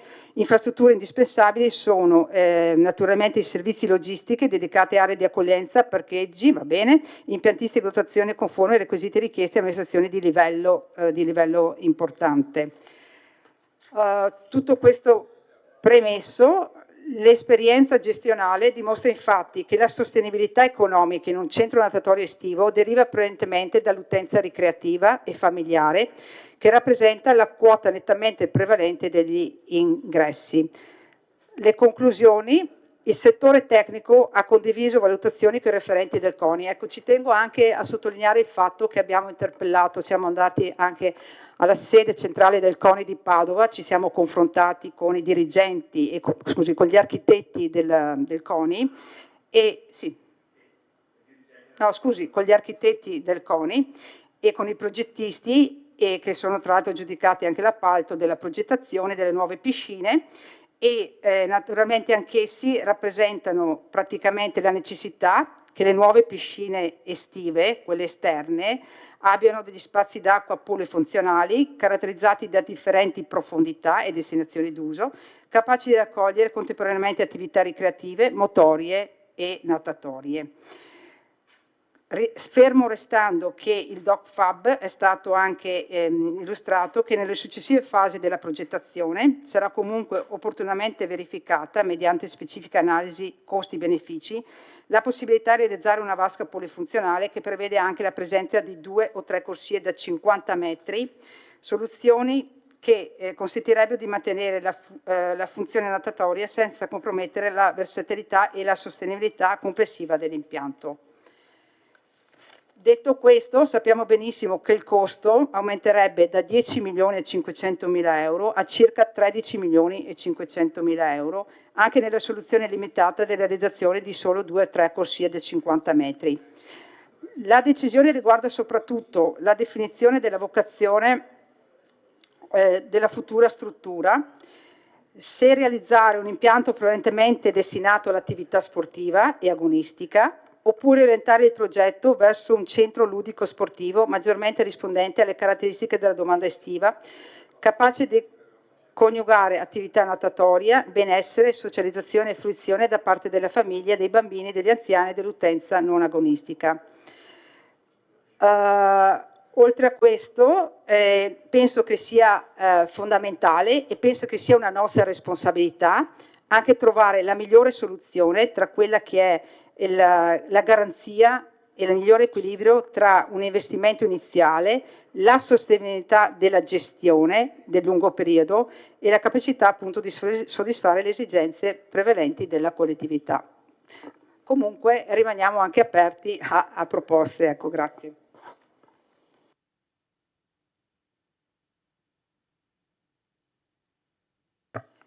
Non so neanche voglia di replicare sinceramente, perché non c'è sordo che non sente, muto che non parla e cieco che non vede.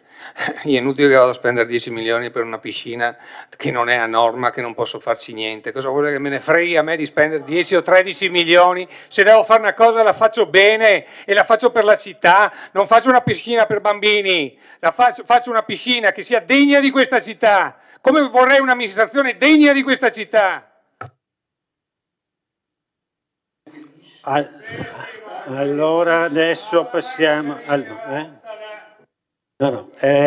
Allora, in commissione di capigruppo è stato deciso di variare l'ordine dei punti dell'ordine del giorno in modo di dare la possibilità agli ospiti che dovranno intervenire, i tecnici, di svolgere adesso i loro punti e quindi dopo li liberiamo, non li costringiamo a stare qui fino a ora tarda come previsto che faremo. Quindi chiuso il punto numero 4, punto numero 4, adesso passiamo al punto numero 10, variante numero 4 al piano degli interventi per il recepimento urbanistico edilizio degli esiti della microzonazione sismica di secondo e terzo livello. Adozione. Allora adesso interviene, ditemi chi interviene. Consigliere Dus, prenoti.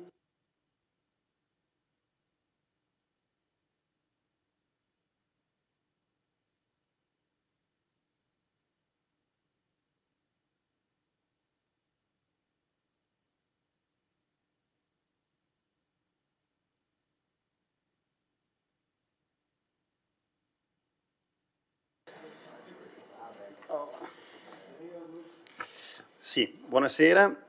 Il punto all'ordine del giorno che discuteremo ora è abbastanza tecnico e per questo abbiamo preparato una presentazione che adesso vi illustreremo insieme alla dirigente di settore, l'architetto Madalosso.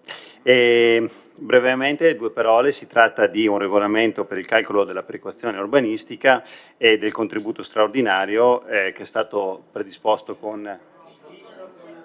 ma non c'è... No, invertiamo l'ordine. Un attimo, scusate, quindi questo non è il punto 10, ma è la perequazione, il punto ex punto 12. Un attimo che altrimenti dopo non si trovano sulle registrazioni.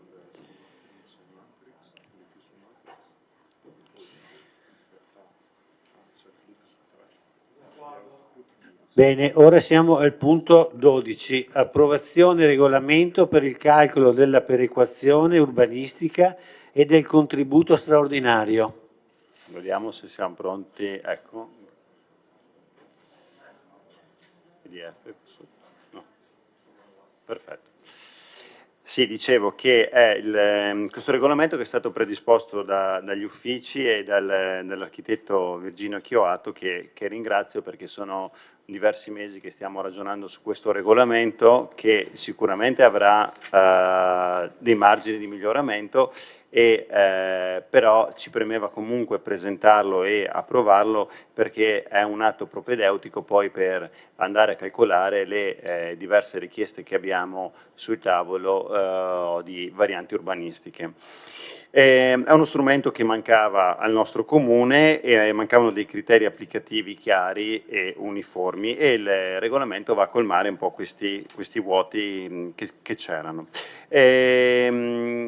In sintesi provo a un attimo spiegare di cosa si tratta, poi come funziona il regolamento, poi ripeto, abbiamo presentato alcune slide, preparato alcune slide per tentare di entrare un po' sulla questione. L'obiettivo appunto è abbastanza semplice, che quindi è quando noi ci troviamo di fronte a una variante o una deroga o un cambio di destinazione d'uso che genera un incremento di valore per un privato, una parte di quel plusvalore, non inferiore al 50% nel caso della perequazione, deve tornare alla collettività sotto forma di opere pubbliche, aree cedute o versamenti vincolati a specifici interventi sul territorio.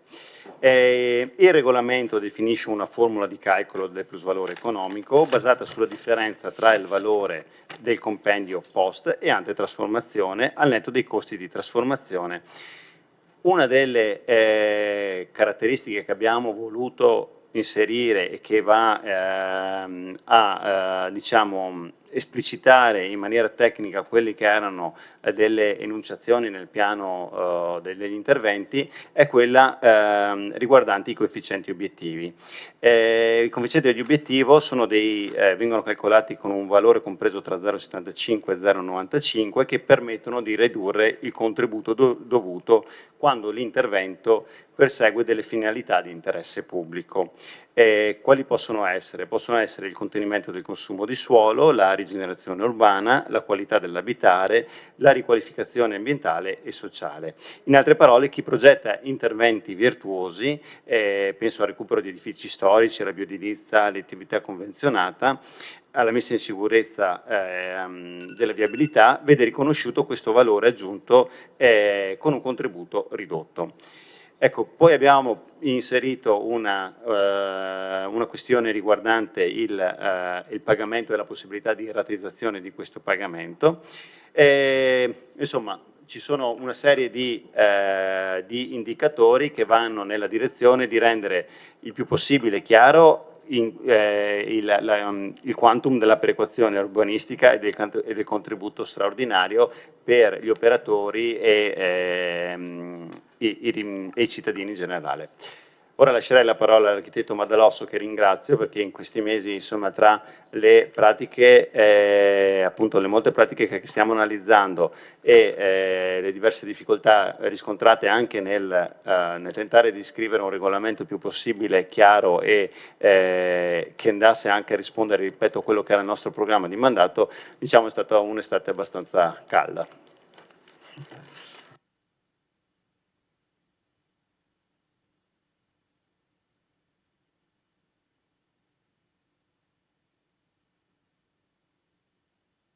Buonasera, cercherò di spiegarvi i contenuti di questo regolamento che oggi più che mai si rende necessario per portare avanti anche le varianti del PI. Allora, il regolamento contiene i criteri per la determinazione del plusvalore e delle modalità operative per applicarlo. Gli obiettivi del regolamento sono disciplinare l'applicazione della perequazione urbanistica, disciplinare il contributo straordinario, definire il beneficio pubblico negli accordi pubblico-privato e garantire criteri uniformi e trasparenti in forza della trasparenza, l'equità, la rigenerazione urbana, interesse pubblico e valorizzazione del territorio. In questo regolamento sono stati recepiti tutti i punti essenziali del documento del sindaco approvato l'anno scorso, che è la base del PI, della redazione del PI. I riferimenti normativi di questo regolamento sono la legge nazionale sull'urbanistica, il DPR 380 del 2001, la legge regionale del Veneto 11-2004, il PAT, il PRG, il piano degli interventi in fase di redazione e il regolamento comunale. Le definizioni importanti per capire di cosa stiamo parlando. Il contributo straordinario è la corresponsione al comune di un valore non inferiore al 50% del maggior valore generato da interventi su aree immobili in variante urbanistica in deroga con cambi di destinazione d'uso in deroga. Solitamente queste sono le varianti a sportello alle previsioni del piano regolatore comunale. Perequazione urbanistica è l'equa distribuzione tra i proprietari degli immobili interessati dagli interventi, dei diritti edificatori riconosciuti dalla pianificazione urbanistica e degli oneri derivanti dalla realizzazione delle dotazioni territoriali. L'istituto della perequazione urbanistica trova applicazione prioritariamente nella trasformazione degli strumenti urbanistici, varianti veri e proprie, in attuazione di comparti edificatori e nei processi di pianificazione negoziata. Contributo straordinario. Abbiamo detto prima, quota pari ad almeno il 50% del maggior valore prodotto dalle varianti urbanistiche, deroghe e cambio di destinazione. Può essere corrisposto in denaro, cessione di opere o di aree pubbliche. Perequazione urbanistica, principio equa distribuzione tra i proprietari di diritti edificatori e oneri urbanistici, attraverso la cessione gratuita di opere, realizzazione di opere, monetizzazione. Questi due istituti operano secondo l'obiettivo di assicurare un'equa ripartizione dei diritti edificatori riconosciuti dagli strumenti urbanistici e degli oneri connessi alla trasformazione del territorio tra tutti i proprietari degli immobili interessati dagli interventi, nonché secondo il concetto che la trasformazione del territorio ha un impatto sulla società che deve essere almeno in parte ristorato. Tra i principi trovano concreta attuazione con la cessione gratuita al Comune di aree e opere o in alternativa alla monetizzazione in misura proporzionale al plus valore economico derivante al privato dall'intervento proposto, coerentemente con la definizione di plus valore economico che vedremo dopo. Plus valore economico, beneficio economico prodotto dalla trasformazione urbanistica. Il regolamento dà il metodo di calcolo. Plusvalore è uguale al valore del compendio post trasformazione meno il valore del compendio ante meno i costi di trasformazione per il CO, il coefficiente obiettivo. Calcolo della formula è contributo uguale al plusvalore per l'aliquota. L'aliquota per legge, ai sensi del 380, deve essere almeno uguale al 50%. Con la delibera che viene approvata questa sera, il valore questa aliquota viene determinata nella percentuale del 50%. Modalità applicative. Il regolamento stabilisce la determinazione del plusvalore, le aliquote, coefficienti obiettivi, modalità di pagamento e rateizzazione. Perché determinazione del plusvalore? Perché abbiamo visto prima nella formula ci sono le determinazioni del valore post e il valore ante. Per il valore post trasformazione vengono definiti dal regolamento dei criteri, i criteri di compensazione delle aree agricole, i criteri di compensazione delle aree fabbricabili, edificate. E secondo cosa? Secondo, prendendo come riferimento la stima del valore delle aree edificabili che è alla base per la determinazione dei valori dell'IMU.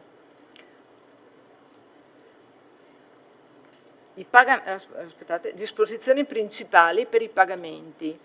I contributi sono aggiuntivi agli oneri di urbanizzazione e aggiuntivi al costo di costruzione, ai classici oneri che vengono compensati per l'attuazione di un intervento. Il plusvalore viene determinato alla base di approvazione dell'intervento. La modalità è il pagamento del 30% entro 60 giorni dall'adozione della variante urbanistica e il 70% prima del rilascio del titolo edilizio.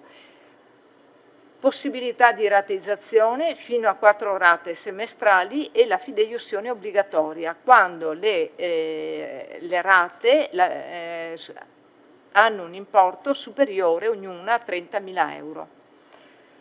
Obblighi del proponente. Per avere la rateizzazione e per pagare la rata di saldo deve fare un atto unilaterale d'obbligo e anche la fideiussione. Rispetto degli impegni e l'eventuale ricalcolo del contributo. Perché questo? Ritorniamo un attimo alla formula, giusto per comprendere. Allora, valore post del compendio post trasformazione meno valore ante trasformazione meno il costo della trasformazione per CO. Il CO è un coefficiente obiettivo che viene definito oggi prima dell'attuazione dell'intervento, che può anche subire delle modifiche. Il coefficiente obiettivo sono degli interventi che il privato si propone di fare e sono, ve li faccio vedere, sono riassumibili come consumo degli interventi relativi al contenimento del consumo del suolo, al centro storico e residenzialità, alla rigenerazione urbana, qualità dell'abitare, ambiente sociale e ambiente naturale. Ossia sono dei coefficienti che hanno un indice di riduzione che arriva fino a 0,75 e interessano sia interventi di restauro, NZEB, eliminazione amianto, sia adeguamento sismico, realizzazione a opere pubbliche o di inclusione sociale, con i tematismi che vi ho detto prima. Questo coefficiente viene determinato all'adozione della variante e viene effettivamente definito al momento dell'approvazione del progetto dell'intervento. Le regole di applicazione, vi ho detto 0,75, il coefficiente è prodotto dai singoli coefficienti, il massimo quindi possono essere adottati più coefficienti, più interventi che generano il coefficiente con un limite massimo del 0,75. Vengono applicati previa un'istruttoria tecnica e il Comune ha la facoltà di accettarli o di respingerli. Ecco, altra considerazione sul valore del compendio sono i costi di trasformazione che vanno in detrazione rispetto ai valori del compendio post e ante. Sono i valori di costruzione dell'intervento oppure ristrutturazione, di demolizione, di bonifica e altri oneri calcolati nell'ordine dell'8%.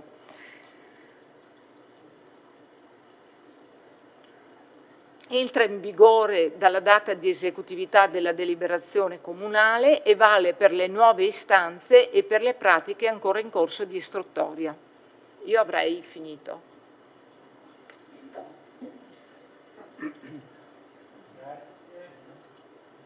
Detto. L'assessore, prego. Sì, questo punto è stato discusso in 2 commissioni consigliari dove abbiamo discusso abbastanza lungamente su alcune questioni tecniche e abbiamo proposto alcuni emendamenti che ora chiederei al Presidente della Commissione di presentare. Grazie. Né di uno né dell'altro?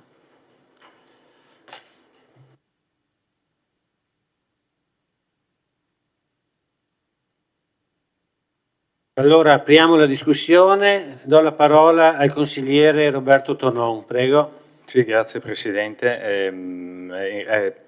Questo intervento solo per la presentazione dell'emendamento in modo che quando si discute si possa parlare in base a quella che dovrebbe essere la proposta definitiva. Allora, l'emendamento nasce, come ha detto il vice sindaco, dal fatto che abbiamo fatto 2 commissioni vista la novità del provvedimento, nel senso che questo tipo di regolamento non era ancora mai stato adottato né approvato, approvato in questo Consiglio Comunale. Vado a illustrare quali sono le modifiche. La prima è al punto 3.2 sulle disposizioni.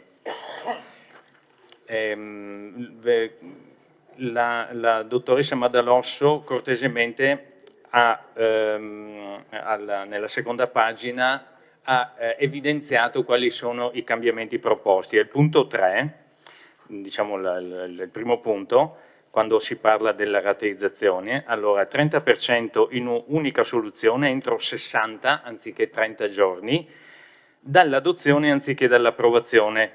Perché abbiamo messo questo? Perché considerata la tempistica che passa fra l'adozione e l'approvazione, 60 giorni dovrebbero essere più che sufficienti come tempo utile per fare in modo che il richiedente si impegni, fra virgolette, nei confronti dell'amministrazione che sta provvedendo a una modifica chiesta appunto dal richiedente, e in modo che possa pagare la prima rata, quella relativa al 30%, ovviamente prima dell'approvazione, perché se no si potrebbe correre il rischio di approvare una richiesta e poi il richiedente, non dico diventa uccel di bosco, ma è difficile costringerlo, fra virgolette, a pagare. Invece così almeno il 30% dimostra la serietà della richiesta.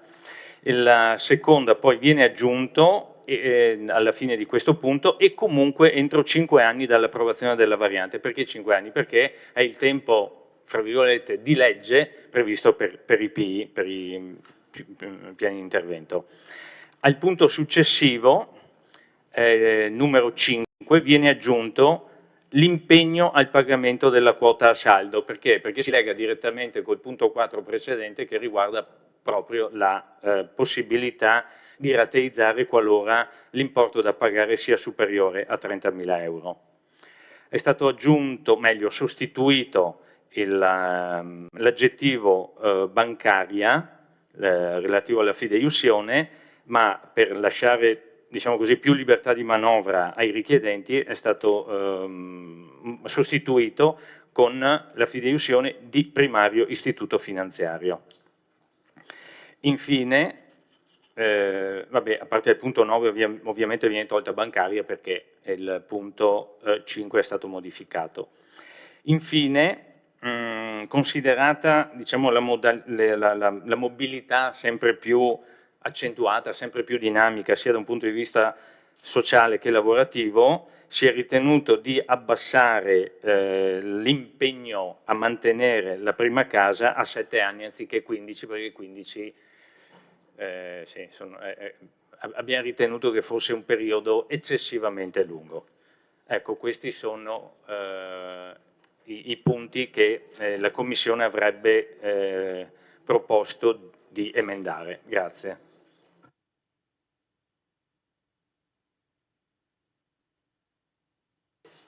Grazie, consigliere Tonon. Vediamo di continuare la discussione qualora ci siano osservazioni o interventi da fare sull'emendamento.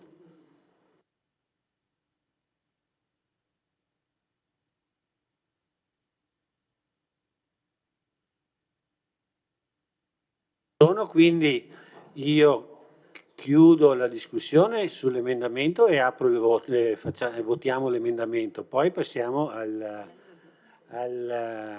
delibera vera e propria.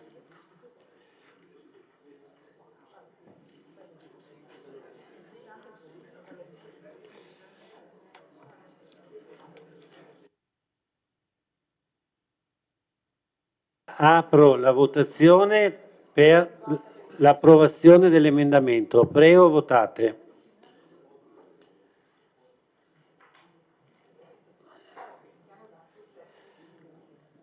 Bevilacqua. Posocco ha votato? Sì. Dare ha votato? Contrario. E Thomas Toffoli ha votato? Non vedo. Sì, ok. Allora hanno votato tutti. Chiudo la votazione. Favorevoli 10, contrari 2, astenuti 3. L'emendamento è votato favorevole, quindi chiudo.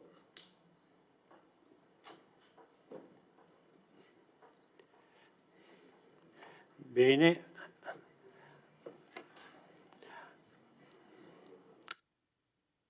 Allora, adesso abbiamo la delibera emendata, se ci sono interventi sulla nuova delibera. Prego, consigliere Posocco. Grazie, buonasera a tutti. Sì, il mio voto contrario non era una mancanza di rispetto verso il lavoro della Commissione, dei tecnici, che anzi ringrazio il Presidente, che sono messi là a valutare questo nuovo regolamento e hanno fatto le valutazioni che la Commissione ha ritenuto portare avanti. Ecco. No, io non sono un tecnico, quindi il mio è un discorso più ampio, giustamente dovrei studiarmi tutte le cose, però tecnico non sono e faccio un discorso più ampio. Allora, la mia domanda che faccio è come questo nuovo regolamento mi va a incidere nella pratica in corso di istruttoria per il recupero dell'ex Carnielli. Perché va a incidere? Senz'altro. Vi spiego il motivo della mia domanda. Vedendo la continua presenza dei professionisti, dei tecnici presso i nostri uffici comunali, i tecnici di ALI, professionisti di ALI, ho provato a fare un accesso atti chiedendo la variante volta a mutare la destinazione d'uso del comparto ex Carnielli. Mi è stato risposto che non c'era nessuna variante volta a mutare la destinazione d'uso del comparto ex Carnielli, ok? Però c'era, l'ha sottolineato anche la sindaca in una risposta recentemente sul giornale, sul Gazzettino mi sembra, che c'è una proposta che consisterebbe in una diversa organizzazione urbanistica complessiva dell'impianto. Allora, la cosa semplice, conto mio, dire faccio un accesso atti, rispondete correttamente, non c'è nessuna variante di questo tipo, però c'è questa, consigliere, la guardi, faccia le sue valutazioni e risolto il problema. Sarà un qualcosa che migliora? Non lo so, ecco. Allora, io dico, ma perché non me la danno? Oggi tra l'altro ho fatto l'accesso atti chiedendo questa variante. Poi mi convocate la commissione, perché è un qualcosa secondo me di importante, per domani. Stasera però approviamo questo regolamento. Allora io dico, ma sono tutte coincidenze, vedo sul regolamento si parla di bonifica, di Eternit, punteggi alti, per questi motivi, e io veramente vengo, visto che non ho una risposta, non ho quel documento di variante, è diverso dire non ho una risposta, perché la risposta ce l'ho avuta, sì, ecco. Allora dico, questo, so che ci sono altre varianti importanti in zona industriale che andremo, probabilmente arriveranno in consiglio comunale nei prossimi mesi, non dico questo, ma questo soprattutto sul recupero dell'ex Carnielli, dico, sarebbe bello sindaco che illustrasse il consiglio comunale prima, che facesse un po' di chiarezza su quello che sta succedendo, perché non so, col vecchio progetto il comune incassava X euro di oneri, eccetera, eccetera, con questa proposta, con quello che è arrivato, si modifica in meglio, si modifica in peggio, incasseremo meno, incasseremo di più. Cosa succede? Magari non sta succedendo niente, però se avessi avuto la risposta, stasera sarei qui rilassatissimo così, voterei magari anche a favore e tutto a posto. Ecco, grazie.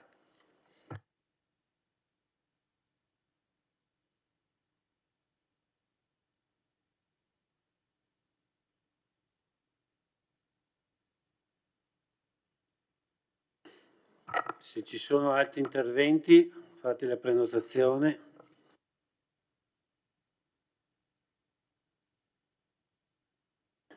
Interviene il consigliere D'Arè.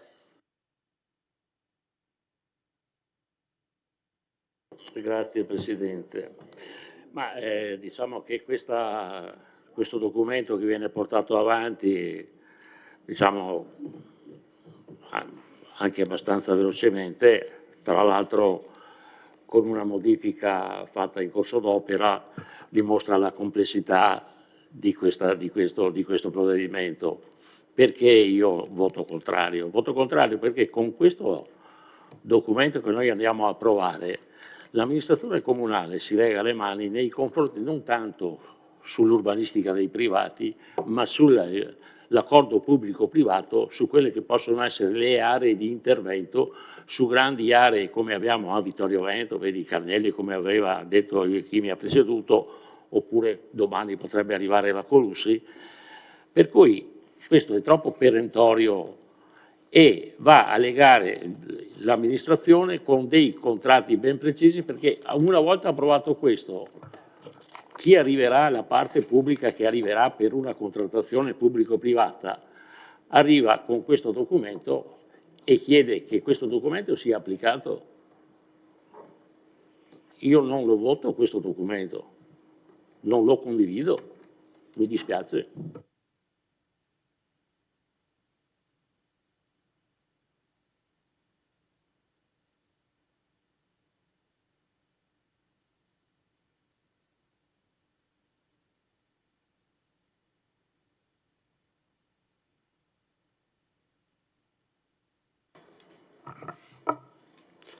C'è qualcuno altro che deve intervenire?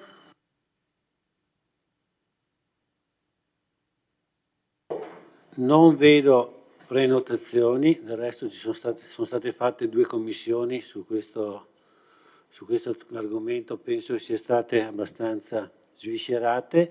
C'è l'assessore che vuole commentare gli interventi.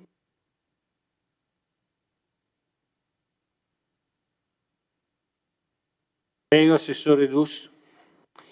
Sì, dunque, i regolamenti, questo in linea generale, non vengono realizzati e scritti pensando a un caso particolare, altrimenti sì, si chiamano in un altro nome. Per cui i regolamenti servono per normare quantomeno tutte le casistiche possibili. E questo è stato un po' il nostro lavoro che abbiamo cercato di fare in questi mesi. È chiaro che non è semplice normare tutte le casistiche, l'abbiamo visto perché nelle oltre 140 domande che abbiamo ricevuto, non dico che sia una diversa dall'altra, però hanno grandi complessità, nel senso che appunto hanno tutte una loro caratteristica, perché il territorio è complesso, il territorio, ogni proponente o investitore chiede una cosa diversa dall'altra e così è la natura dell'urbanistica in questa nostra città. Detto questo, ci siamo dati però delle linee guida, ci siamo dati degli indirizzi e questa è stata la consegna che è stata data ai tecnici, sulla quale poi loro hanno costruito l'impianto regolamentare.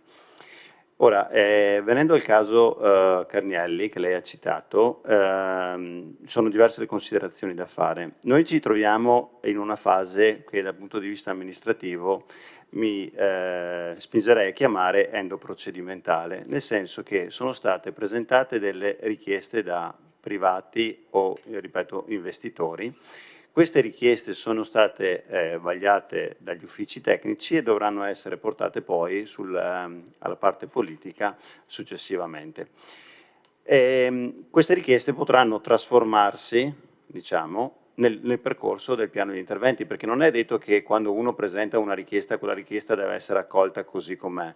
Le amministrazioni, in questo caso la nostra amministrazione ha scelto di aprire questo sportello dei cittadini e quindi accogliere le richieste esterne, però noi avremmo potuto fare un piano degli interventi senza ascoltare nessuno e pianificare come volevamo più o meno la nostra città.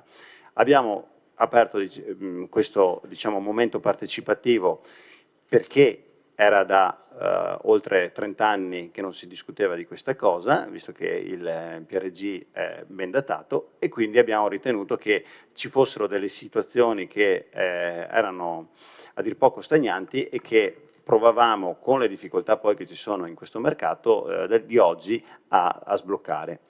Non lo so se riusciremo a sbloccare una, 10 o 100 di queste varianti, perché come ho detto prima, il mercato è in una fase molto delicata, almeno questo è quello che mi viene riferito, gli investimenti sono molto cauti, la parte pubblica ha delle esigenze che a noi interessa che vengano espletate in una certa maniera, per cui abbiamo la necessità di darci delle regole chiare che valgono per oggi e anche per domani, in modo che almeno finché rimarrà in vigore questo regolamento, tutti possano seguire e non andare, diciamo, un po' a mercanteggiare un po' sulle singole operazioni. Perché poi c'è sempre, diciamo, che quando ci sono delle regole bisogna stare dentro dei binari, no? Altre volte invece, quando le regole non ci sono delle interpretazioni e ognuno poi ha la sua interpretazione. Queste regole hanno un fondamento che sono i valori IMU.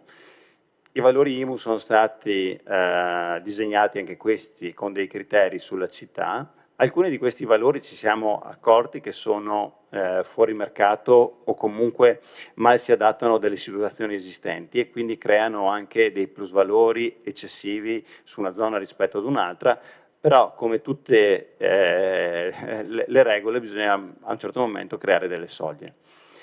Tornando alla questione Carnielli, è stata convocata per domani sera la commissione, gli aggiornamenti, quanto mi risulta, sono di due tipi, uno dal punto di vista ambientale e uno va nella richiesta che lei poco fa esplicitava, cioè quella di capire qual è la variante che è stata richiesta all'interno del piano di interventi, e sapendo che sono più di una, perché il comparto non è di una sola proprietà, ma sono diversi proprietari che hanno richiesto appunto diverso tipo di variante.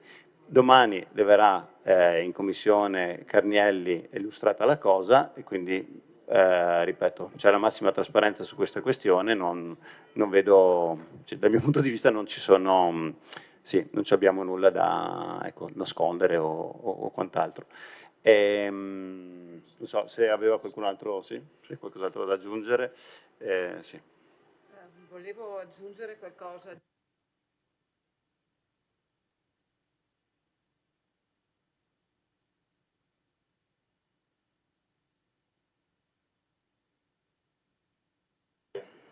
Ecco, scusatemi. Allora, volevo aggiungere una precisazione.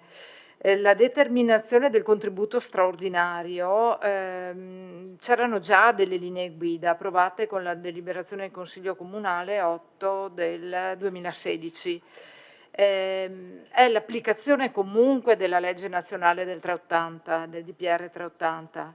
E la cosa che viene disciplinata con forza nel regolamento è appunto questo coefficiente obiettivo che va a individuare tutta una serie di elementi che il privato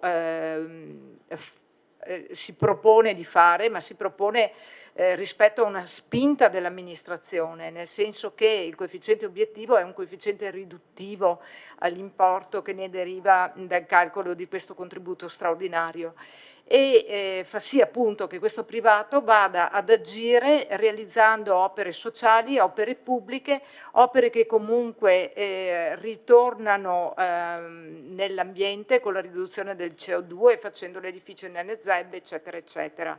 Quindi sì, ripeto, si tratta di una evoluzione di una disposizione normativa già attuata con la delibera consigliare del 2016 e con le nuove previsioni urbanistiche, le nuove modalità di valutare gli interventi.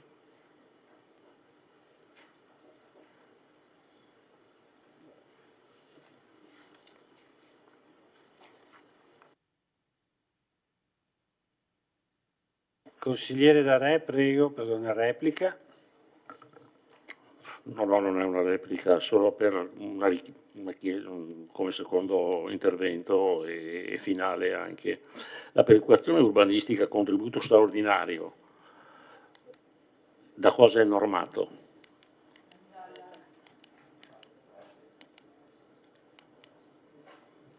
Il surplus fatte tutte queste, lo vedo qua il 3.2 il numero. Contributo straordinario devono intendersi come aggiuntivi agli oneri di urbanizzazione e al costo di costruzione.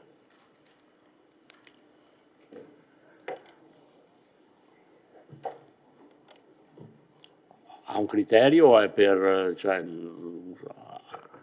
è soggettivo oppure ha un tabulato o qualcosa?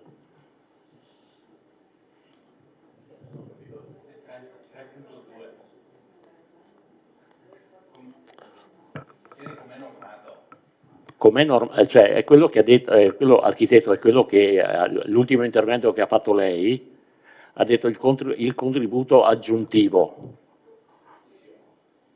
Da cosa è normato?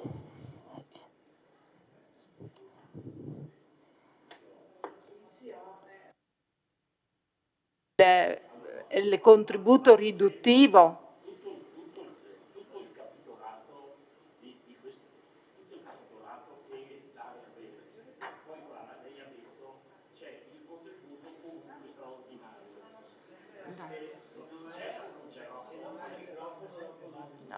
Aspetti un attimo solo.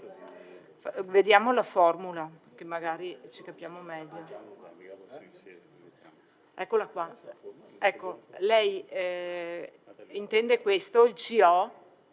Il CO che è il coefficiente riduttivo?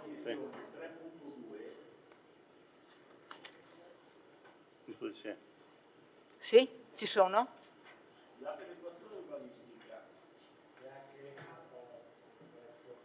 Dove dice la perequazione urbanistica e il contributo straordinario devono intendersi come aggiuntivi agli oneri di urbanizzazione e al costo di costruzione. Perequazione va praticamente a colpire la trasformazione del valore del terreno prima e dopo, da agricolo edificabile. Sostanzialmente è questo. Come facciamo a calcolarlo? Dobbiamo calcolare il valore dell'intervento post, del valore del compendio che assume nel post trasformazione e il valore ante. Okay? Meno i costi di trasformazione. Allora, la formula è complessa. Ci sono diverse anche modalità per il calcolo. Noi qui diamo delle linee guida per la determinazione del valore agricolo facendo riferimento al VAM medio, per il seminativo irriguo 8,5. Diamo dei valori di riferimento che sono quelli delle stime delle aree IMU che hanno portato alla determinazione del regolamento IMU, prendiamo riferimento a quello. Diciamo che comunque i costi devono essere aggiornati ogni 3 anni. I costi di trasformazione li definiamo, sono i costi di bonifica, i costi di realizzazione dell'intervento, eccetera, eccetera, meno il CO, che è il coefficiente obiettivo, quello che il privato si impegna a fare a fini sociali o opere di urbanizzazione, oppure proprio nel suo edificio ai fini di ridurre il CO2, ad esempio. Ecco, lei mi dice la cosa è normato dall'articolo 16 del 380, DPR 380.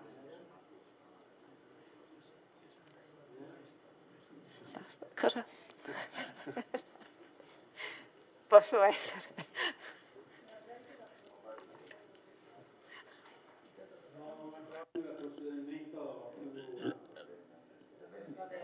Allora, quello che lei mi dice con dei valori chiaramente tecnici e già definiti, che sono le aree agricole, oppure quello che non è chiaro su questo punto è se io ho una trasformazione, non parlo della Carnelli, parlo di tante aree dismesse che abbiamo sul nostro territorio, cui i costi di trasformazione sono estremamente cioè non certi, ecco, diciamo non incalcolabili, perché io posso lavorare e trovarmi poi sotto, magari abbiamo visto sulla nostra vecchia diciamo caserma Gotti, abbiamo acquisito un'area che poi ha avuto sotto aveva dei costi di bonifica che non erano quantificati.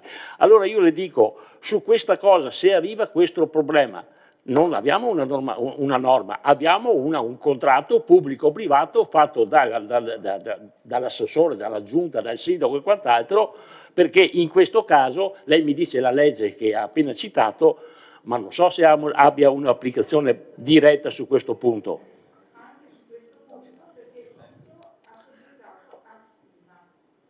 A stima. Esatto, il valore dei costi è proprio determinato puntualmente da una stima, dalla stima della bonifica. D'altro canto, mi scusi, uno che ha un terreno che è da bonificare e vuole trasformarlo in edificabile, sia esso residenziale, commerciale, produttivo, lo trasforma nella misura in cui ha un interesse, altrimenti non fa l'intervento.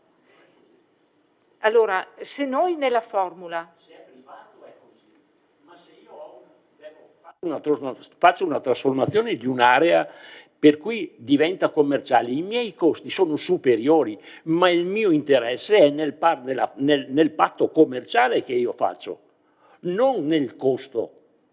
È su questo che io le sto dicendo i costi aggiuntivi, perché l'imprenditore che fa l'intervento ha dei costi che possono essere certi o quasi certi o anche magari, però il suo guadagno sta nel fatto che poi ha un'attività commerciale o un'industria che gli permette di sopperire a quelli che sono i costi iniziali, certamente, ma con questo regolamento, secondo me, poi bisognerà andare a trattativa privata, perché così come avete fatto questo, secondo me, questo documento non è normato.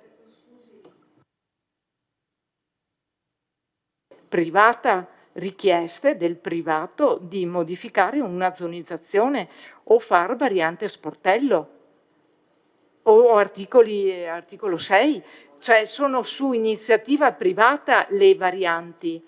A meno, cioè, il comune se fa una variante la fa per individuare un'area di interesse pubblico, ma questo è tutto un'altra cosa. È tutta un'altra cosa. Bene, grazie. Ritorniamo alla normalità del svolgimento del Consiglio Comunale. Chiede la parola il consigliere Roberto Tonon, prego. Grazie. Sono comprensibili le perplessità del collega Darè. D'altro canto abbiamo avuto l'opportunità di sentire durante le due commissioni anche il parere dell'architetto Chioato, il quale ha spiegato in maniera molto chiara la, fra virgolette, impossibilità di andare in negativo, come formula matematica appunto. Poi capisco l'investimento, fra virgolette, che può fare l'imprenditore che a lungo termine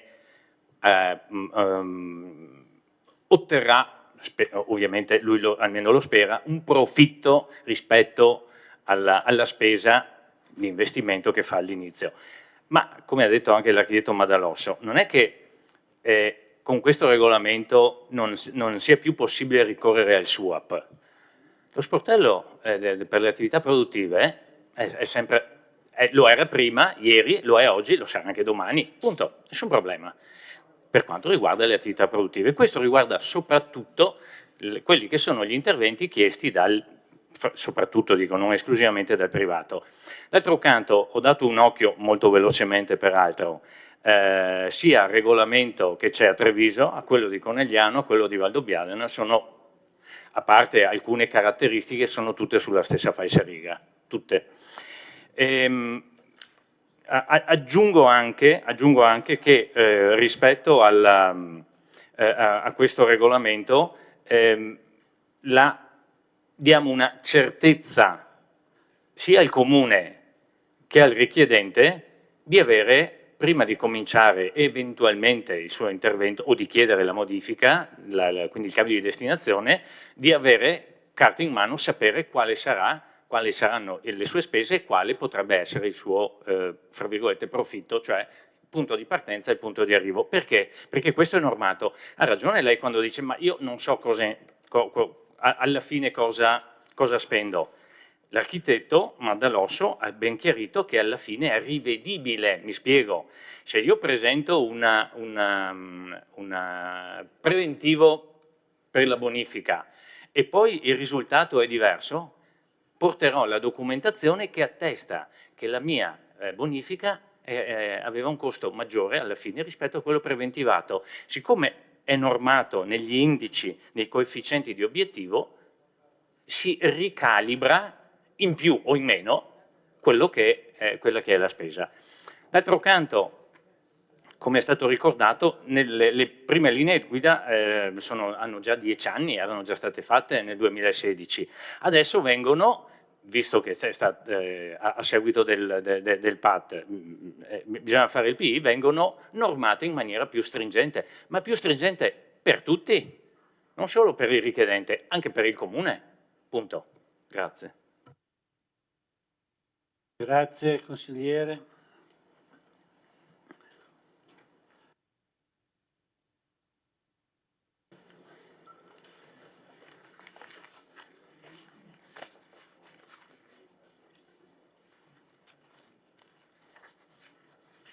Se ci sono altri interventi.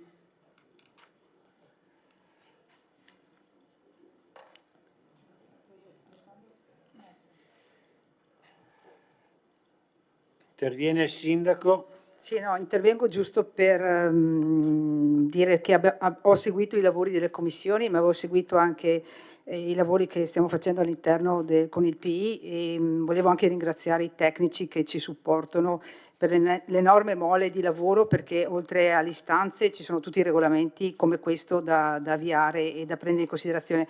Come detto poc'anzi il consigliere Tonon, siamo sulla linea, sulle indicazioni di istituire questi nuovi istituti urbanistici, che voglio dire non siamo il primo comune a farlo, ma bensì prima di noi sono stati Treviso, Montebelluna, Silea e altri comuni. Naturalmente il nostro viene fatto con delle modifiche rispetto agli altri, proprio perché c'è un'azione migliorativa rispetto a questi istituti fatti su altri comuni. E mi premeva sottolineare che c'è poco di soggettivo in questo, nel senso che i calcoli poi che vengono fatti sono tutti basati anche sulle tabelle di realizzazione delle opere, quindi riferite alle gestioni delle entrate, quindi tabelle in cui vengono parametrati i valori effettivi degli interventi. Quindi su quello noi andiamo poi ad valutare gli eventuali costi della realizzazione delle opere. Mi premeva sottolineare il fatto questo sì che non è una contrattazione tra pubblico e privato, ma bensì è regolamentato, come è stato detto poc'anzi, e quindi su basi, voglio dire, normative e anche di tabelle regionali. Grazie.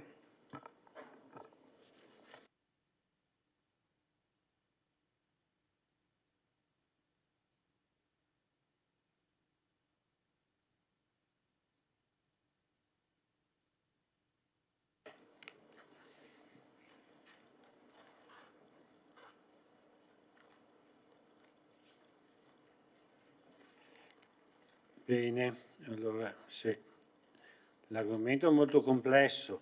Come ho detto prima, ci sono state 2 commissioni, per cui c'è stato anche un confronto sostanzioso. Non vedo altre prenotazioni, per cui io direi che la discussione si può dichiarare chiusa e apro le dichiarazioni di voto. Prego.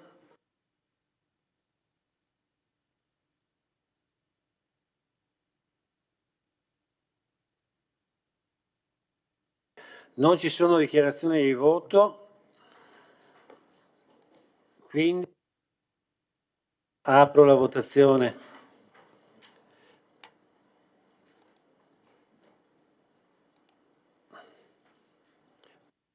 Consiglieri, votate.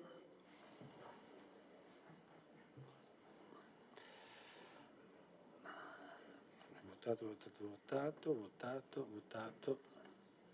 Hanno votato tutti. Chiudo la votazione.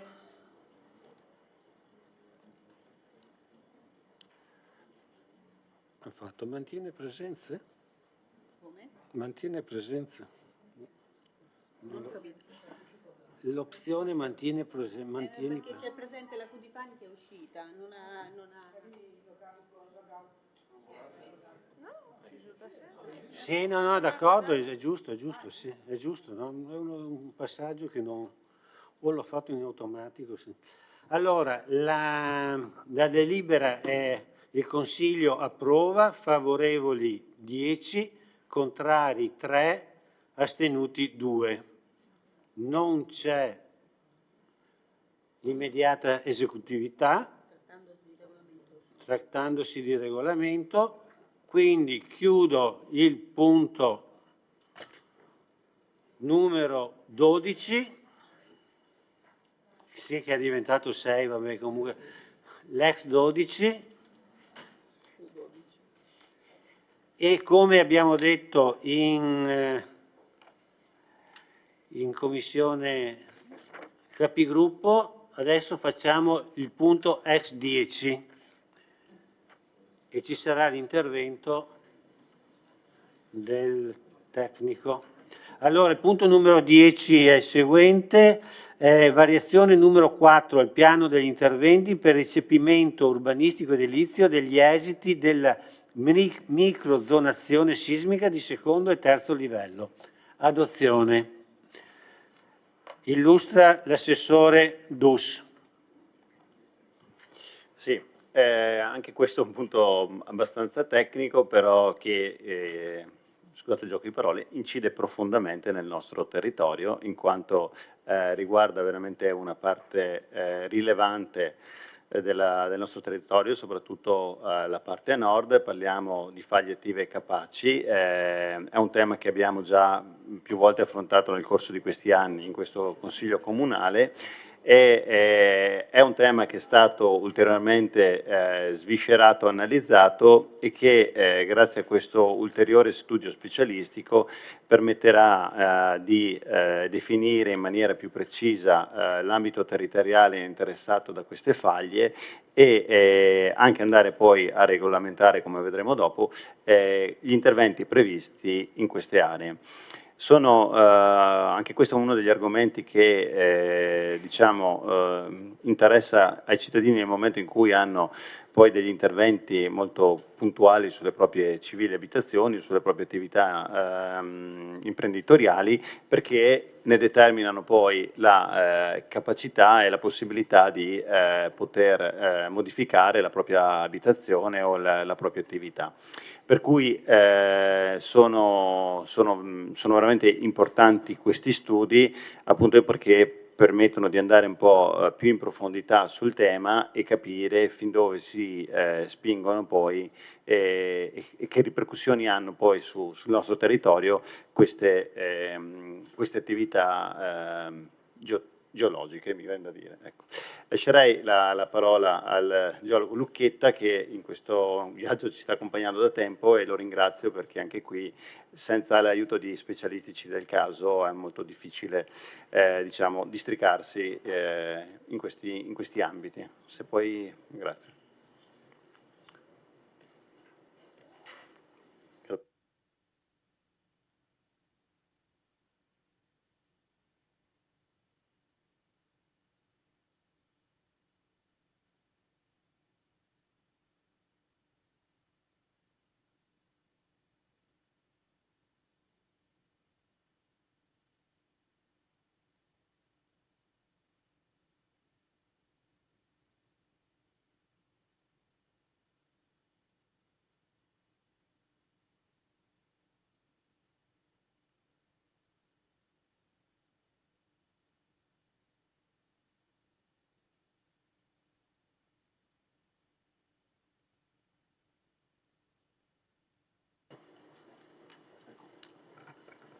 Sì, grazie, buonasera a tutti.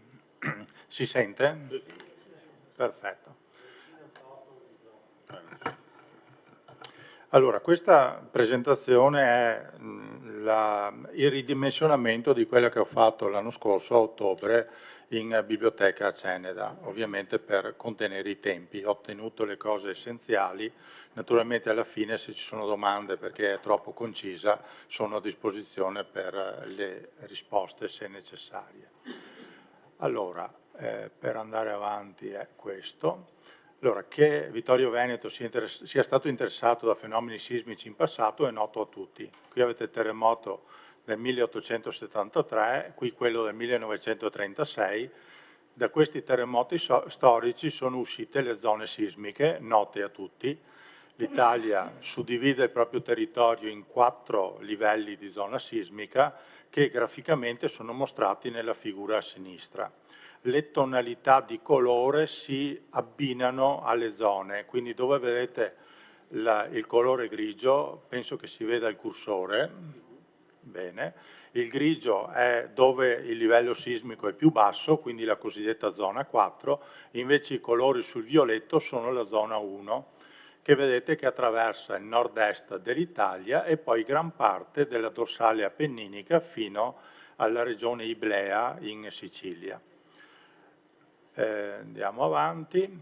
L'ingrandimento su Vittorio Veneto, il contorno nero indica i confini comunali, ci mostra che la gran parte del territorio comunale, almeno la parte centrale e settentrionale, ricade nel colore fucsia e quindi siamo nella zona 1, mentre la parte più meridionale ricaderebbe nella zona 2, quindi il colore rosso. Con la DGR del 2021, delibera di giunta regionale del Veneto 244, Vittorio Veneto è passato da zona 2 a zona 1. Dal punto di vista però dei fabbricati, dei calcoli sismici per gli ingegneri, eccetera, non cambia assolutamente nulla. È solo un cambiamento di nome della zona che vale solo dal punto di vista amministrativo.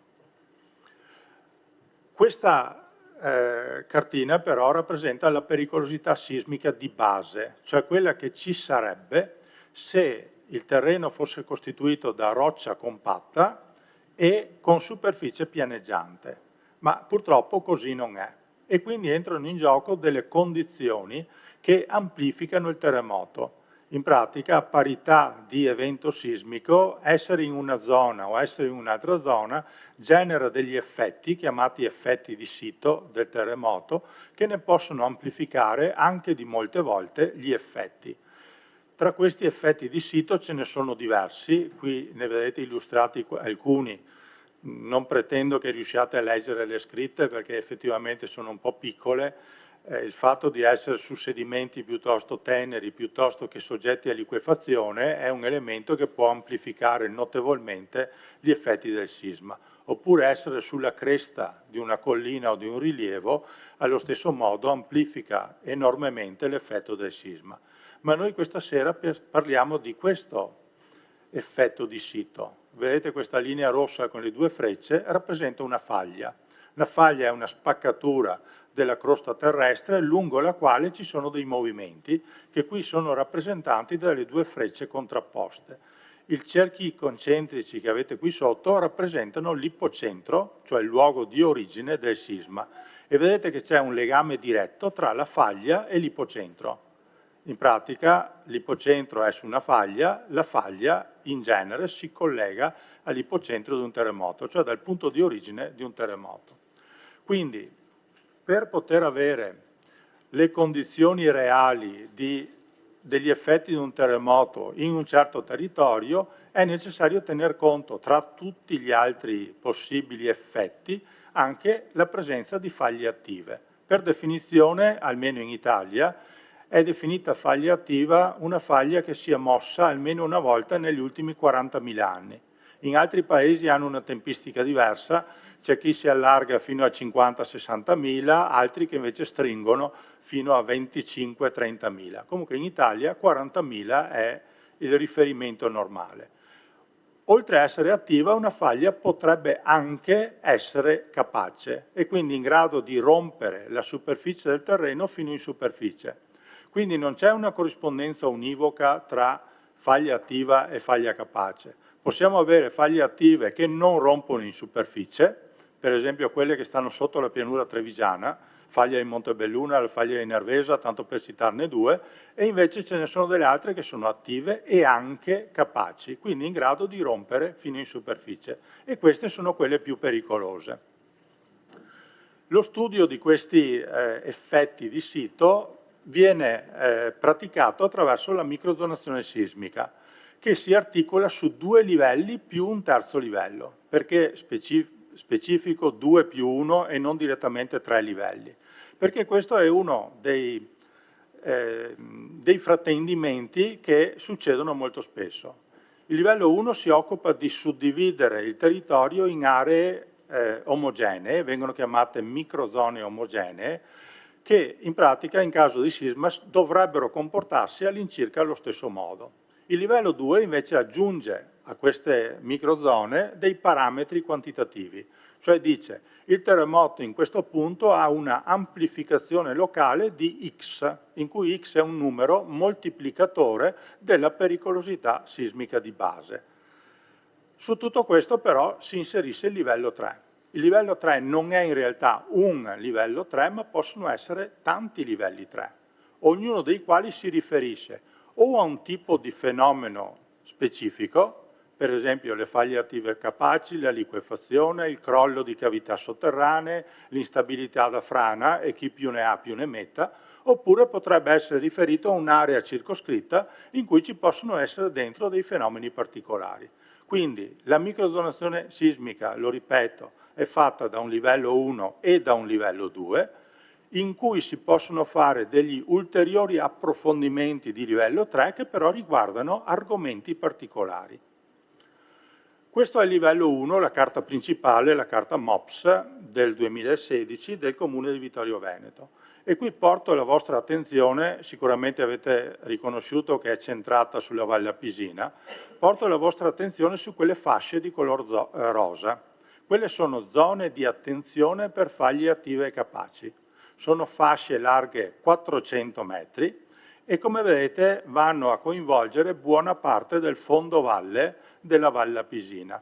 Quindi diciamo che già col livello 1 il territorio comunale di Vittorio Veneto era già sottoposto a notevoli limitazioni, anche se non sono mai state esplicitate all'interno della pianificazione urbanistica. Andiamo al livello 2. Il livello 2, sempre del 2016, approvato nel 2017, ha preso in considerazione solo alcune parti del territorio comunale, però anche qui vedete con la tonalità rosa, che vedete qui, siamo tra Longhere e Forcal, le zone di attenzione per faglie attive e capaci. Naturalmente queste zone di attenzione sono quelle di prima, ovviamente prese in esame solo per la parte che ha avuto l'approfondimento di livello 2. Detto questo, si arriva al livello 3. Io ho avuto l'incarico a ottobre del 2021 per la parte di coordinamento dei lavori e per la parte di indagini geofisiche per le quali mi sono avvalso di uno spin-off dell'Università di Ferrara. Mentre per le trincee paleosismologiche, le vedremo dopo, l'incarico è stato dato alla professoressa Eliana Poli dell'Università di Udine, che è sicuramente, almeno a livello del nord-est italiano, la massima esperta di faglie attive e capaci. La struttura tettonica dell'area è già relativamente nota, però sempre a una scala molto ampia. Qui vedete il foglio geologico Belluno, in cui sono sì segnate le faglie che interessano la Valle Apisina, però la carta è a scala 1,50.000, ciascuna di queste linee è larga alcune centinaia di metri. Quindi la posizione è indicativa, sono più o meno là, bisogna approfondire il discorso per andare a cercare dove stanno di preciso. Ed è proprio su questo che si è sviluppata la ricerca, concentrandoci su due linee, che sono le due principali, che arrivano dalla vallata, quindi arrivano da Revine, e poi si dividono proprio a longhere per piegare una verso il Fadalto e una verso Marennes. A Marennes, passato Marennes, poi gira e scende lungo i piedi del Cansiglio per collegarsi a Cordignano. Qui le vedete in sezione, una sezione fatta più o meno all'altezza di Savassa, dove vedete queste linee rosse, queste sono le faglie che arrivano in superficie. Vengono chiamate con la nomenclatura attuale faglie a longhere Fadalto Cadola LFC Nord e Sud, quindi due rami di una stessa struttura. In mezzo ovviamente c'è una fascia di deformazione che prende tutto il fondo della Valle Apisina e poi, procedendo verso ovest, della vallata. Sono state fatte, anticipavo, delle indagini elettriche, ERT, tomografia elettrica di resistività, che è un po' come fare un attack del sottosuolo, ci restituisce dei contrasti di resistività che possono essere poi interpretati come anomalie del sottosuolo. Qui vedete due degli stendimenti fatti ai piani di 9, naturalmente poi l'interpretazione di queste anomalie deve essere fatta dal tecnico, quindi da me, insieme col professor Nasser Abu Zaid, che è il docente dell'Università di Ferrara. Qui vedete proprio lui, Nasser, che sta facendo le misure elettriche a longhere, qui riconoscete il viadotto dell'autostrada. E qui vedete l'esito dello stendimento elettrico della figura precedente, e qui si vede proprio una posizione dentro nel rettangolo di color fucsia in cui c'è qualcosa di strano, di particolarmente strano. Qualcuno di voi potrebbe dire anche questa roba qui a destra è strana. Sì, in effetti è strana, abbiamo scoperto che è un riempimento di una cava, però non sapevamo che c'era. Però qui a sinistra effettivamente c'è qualcosa che non funziona. Quindi una volta identificate con tutte le indagini elettriche le varie anomalie e scelte quelle più interessanti, si vanno a fare le trincee paleosismologiche a cura della professoressa Eliana Poli. Sono state fatte 8 trincee, ce ne sono 5 lungo la linea nord e 3 lungo la linea sud, che è quella indicata in giallo. In cosa consistono queste trincee paleosismologiche? Ecco, qui vi fate un'idea, per chi non ha avuto modo di vederle. Sono degli scavi lunghi 25-30 metri, in realtà uno di questi l'abbiamo fatto lungo 50 metri, profondità 2,5 metri, 3 metri. Quella a sinistra siamo su a Borgo Simoi, questa qui a destra siamo vicino al campo di calcio di Longhere. La scarpata della trincea viene allestita con un reticolo metrico e su questo reticolo metrico viene fatta la descrizione dei terreni con anche il prelievo dei campioni e la datazione a carbonio 14. Per quale motivo? Per poter individuare le anomalie, quindi gli spostamenti del terreno, l'interruzione degli strati, e avendo datato gli strati col carbonio 14 è possibile anche risalire più o meno al momento in cui è avvenuto lo spostamento e quindi a quale fenomeno sismico del passato è da legare quella particolare anomalia. Allora, qui sopra avete l'immagine della trincea di Borgo Simoi in cui dentro le due linee rosse avete la zona di movimento con lo spostamento che è indicato molto bene qua in alto tra i due segmenti gialli. È uno spostamento di 12 cm circa, ma questo lo vedremo dopo. Qui invece siamo in località Torrente Sora, in cui lo spostamento è un po' più complicato, però anche qui si coglie chiaramente che la parte a sinistra è montata sopra a quella a destra. Qual è l'esito di tutte le trincee? Beh, tutte e 8 confermano la presenza di faglie attive e capaci. Si sono osservati rigetti, cioè spostamenti, fino a 49 cm cumulativi, cioè fatti da più scatti.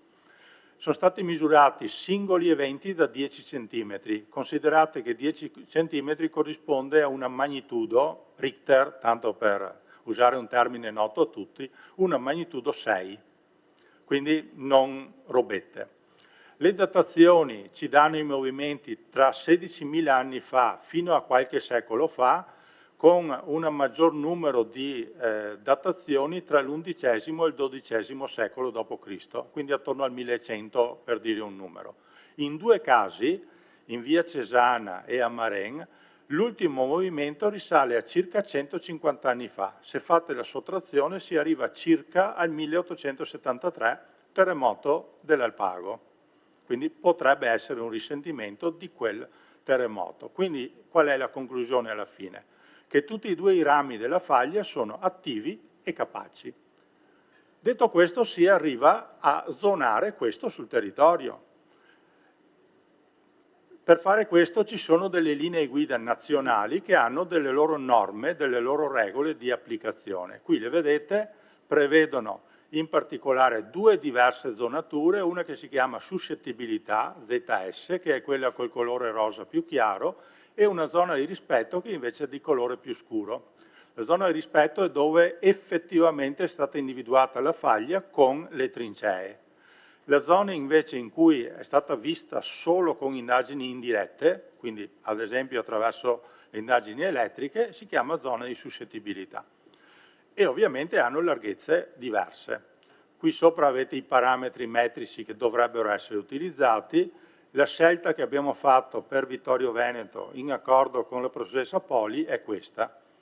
Quindi una zona di suscettibilità larga 160 metri rispetto alla faglia, che qui vedete si vede poco perché ha poco contrasto rispetto al fondo, ma rispetto alla faglia 160 metri di larghezza distribuiti con 1/3 verso sud e 2/3 verso nord, e dove c'è la trincea una fascia di rispetto con una larghezza di 50 metri. 50 metri è un po' di più del minimo previsto dalle linee guida, che sarebbe 30 metri, ma vista la complessità geologica dell'area si è ritenuto che 50 metri di larghezza fosse una quantità congrua per avere un po' di sicurezza in più. Invece i 160 della zona di suscettibilità sono il minimo previsto dalle linee guida nazionali.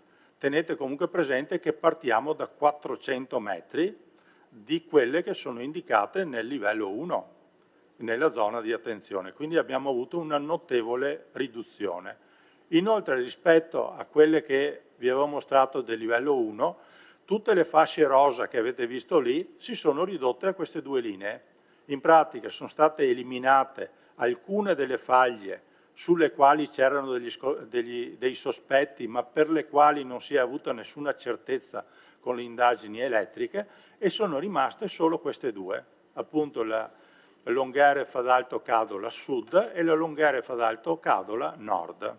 Qui vedete 3 stralci, proseguendo verso nord, in cui si coglie il loro andamento. Ecco, qui io termino la mia parte, che è quella geologica, e lascio per le ricadute di tipo urbanistico la parola al dottor Matteo Gobbo, a cui lascio il posto. Grazie. Dopo naturalmente se avete domande sono a disposizione. Grazie dottor Lucchetta.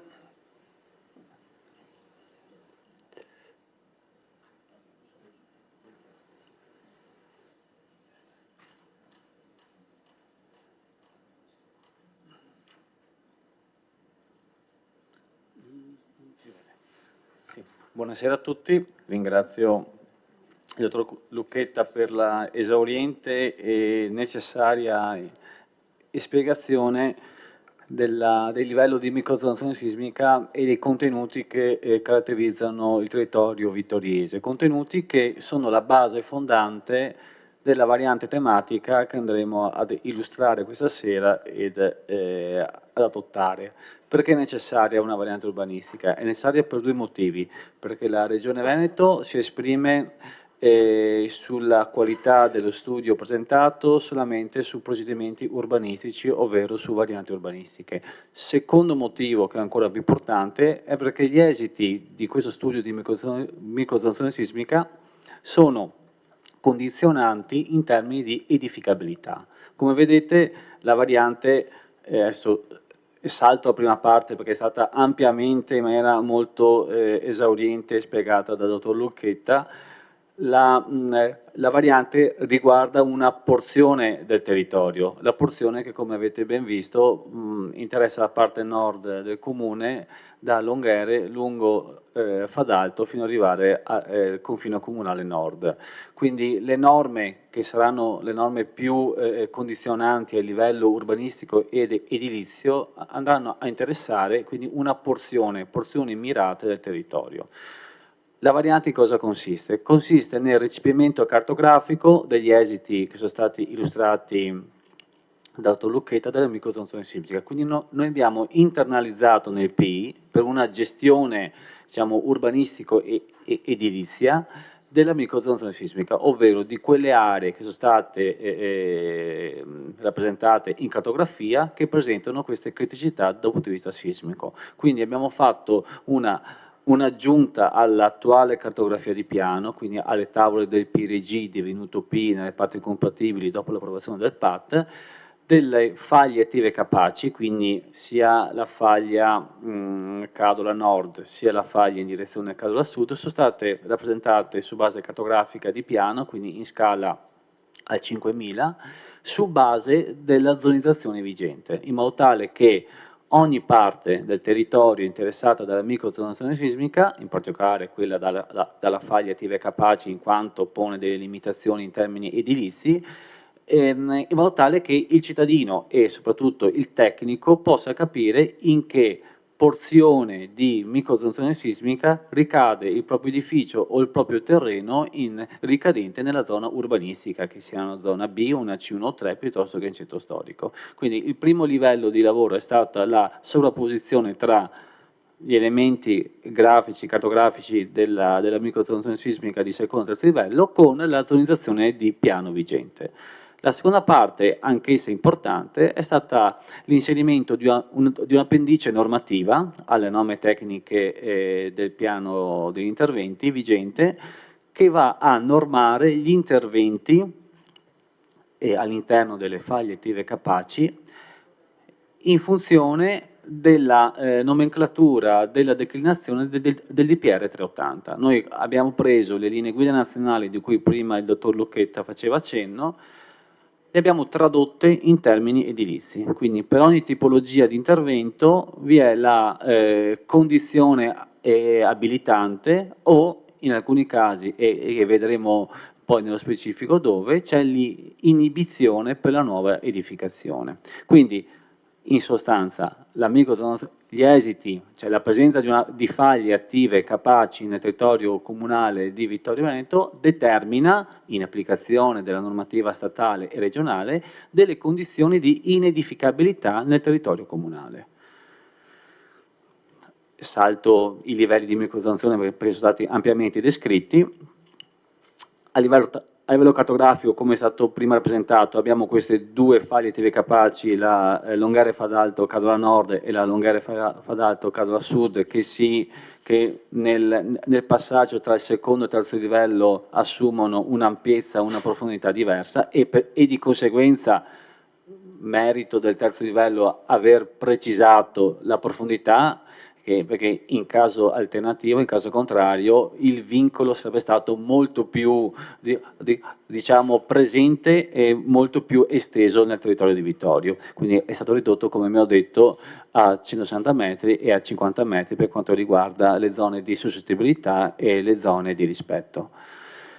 Come vedete, nell'appendice sono state riportate le 2 faglie che abbiamo visto prima nella presentazione del dottor Lucchetta, e nello specifico abbiamo introdotto questa appendice normativa che può essere tradotta in maniera sintetica nella seguente tabella. Abbiamo preso ovviamente le zone di attenzione per instabilità, in questo caso faglie attive capaci, e le abbiamo ripartite per tipologie. Le linee guida nazionali prevedono la suddivisione in aree edificabili, in questo caso abbiamo preso tutta la zonizzazione vigente del piano, ovvero le zone A, le zone B1, B3, le C1, le D1, le D9, ovviamente tutte le sottozone nell'intervallo e le zone F attuate, e le abbiamo separate perché vengono assoggettate a una normativa diversa dalle aree non edificate con previsioni di trasformazione, che sono le zone C2 non attuate, le schede normative di nuova previsione, le D3 che sono le zone produttive di espansione e le zone F non attuate. Questo sempre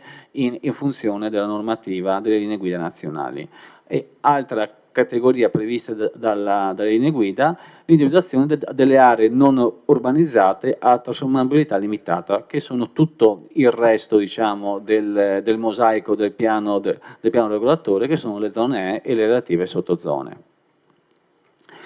Per queste categorie noi abbiamo declinato, specificato l'intervento e la condizione per poter fare intervento. Esempio, nelle aree edificate e ricadenti in zone di suscettibilità o di rispetto di faglia attiva capace, ai sensi della norma nazionale, è inibita la nuova edificazione. Quindi questo per mettere in evidenza come la presenza di faglia attiva capace porta a questa conseguenza urbanistico-edilizia. Ovviamente la presenza dell'inibizione all'edificazione comporta l'attivazione, diciamo, parallela, e questo sarà prevista anche dal redigendo piano di interventi, dell'applicazione di istituti compensativi come credito edilizio o diciamo compensazioni di carattere edificatorio in zone che anche ai sensi della microzona sismica o anche per quanto riguarda l'altra componente critica che è il PGRA sono ritenute idonee ai fini edificatori.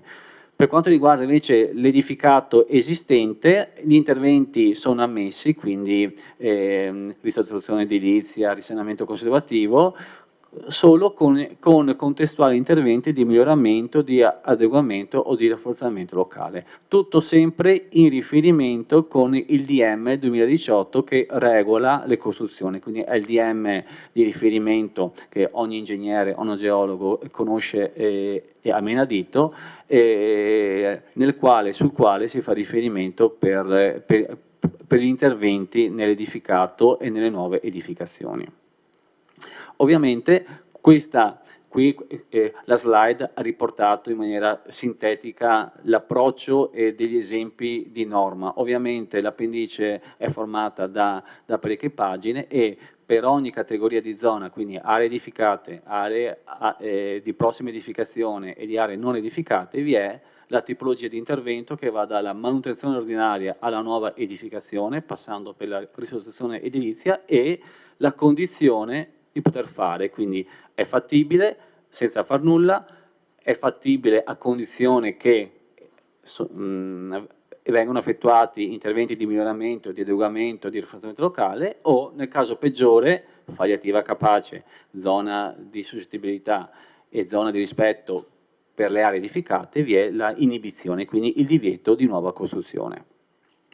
La variante, come tutte le varianti urbanistiche, viene corredata da asseverazioni o valutazioni per quanto riguarda la parte idraulica sismica. Questa, la parte sismica, non serve in quanto è l'esito, è il frutto della microzonazione. Per quanto riguarda invece gli aspetti ambientali, sono, diciamo, adempimenti e recepimenti normativi, anzi di apparati e di norme sovraordinate e pertanto non necessita l'attivazione di procedure VAS e VINCA. Per quanto riguarda ovviamente il caso carico insediativo e il carico urbanistico, si può dire che la variante comporterà delle limitazioni, quindi una edificabilità minore in quelle porzioni, per fortuna limitate, del territorio, ma che attraversano la parte settentrionale di Vittorio, che portano quindi una riduzione del potere edificatorio per il territorio comunale e ai sensi del PRG vigente,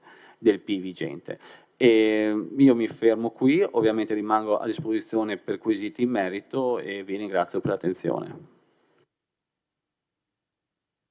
Grazie ingegnere Gobbo, quindi l'esposizione è stata completata. Do la parola ai consiglieri, prego. Toccare il punto.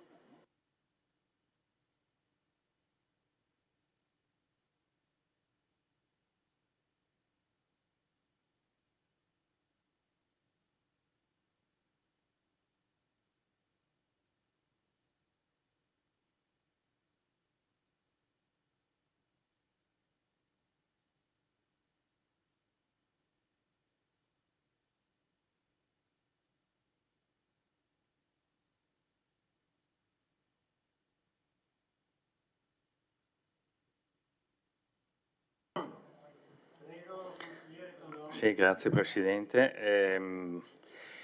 Il ringraziamento ai tecnici è sincero perché ho capito, a differenza di 40 anni fa al liceo, qualcosa sulla tettonica delle zolle.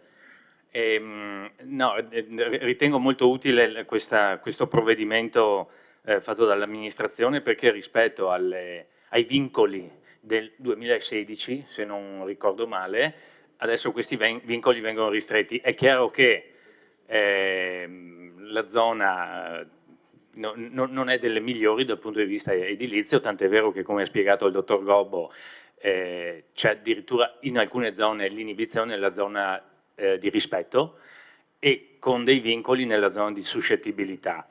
Però almeno viene, anche in questo caso, viene reso edotto chi vuole fare interventi in quelle zone di quelli che sono preventivamente, viene reso edotto di quali sono i limiti e le attenzioni a cui deve attenersi. Speriamo solo che passino altri 40.000 anni. Grazie.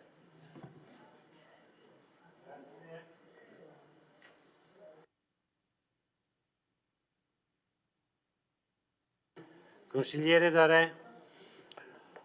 Sì, credo che dopo l'illustrazione del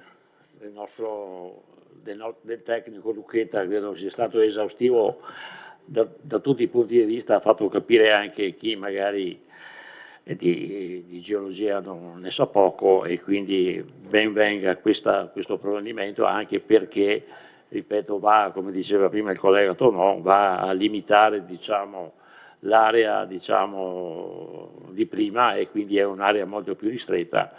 Quindi noi siamo favorevoli a questa variante per i più semplici motivi.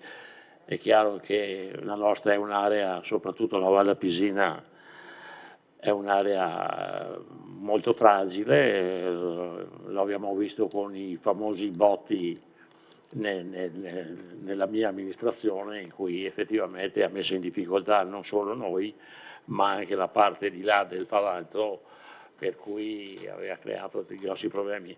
Questo studio credo sia una conseguenza di tutte quelle cose, e ben venga, perché così andiamo a, ripeto, a stringere l'area di inedificabilità, e quindi è chiaro magari non è dei migliori, ma chi ha territorio in quell'area magari e ha delle volontà o delle possibilità di farlo, almeno può fare qualcosa, insomma, quindi il mio sarà un voto favorevole. Grazie.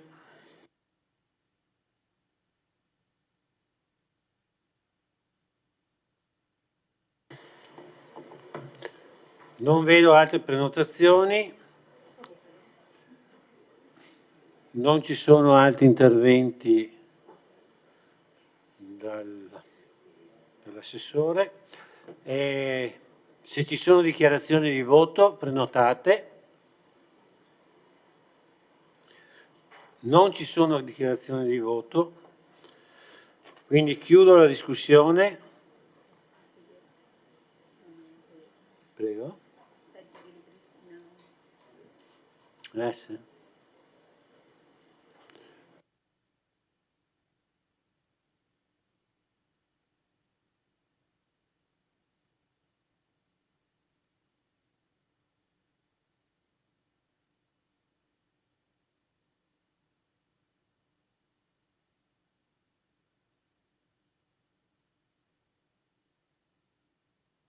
Consiglieri.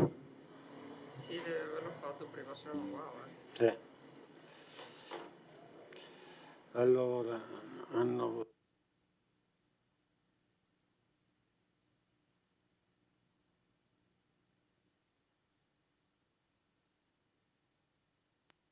chiudo la votazione. Il Consiglio approva, favorevoli 14, contrari 1, astenuti nessuno. Immediato. È chiuso anche il punto numero 10, ex punto numero 10.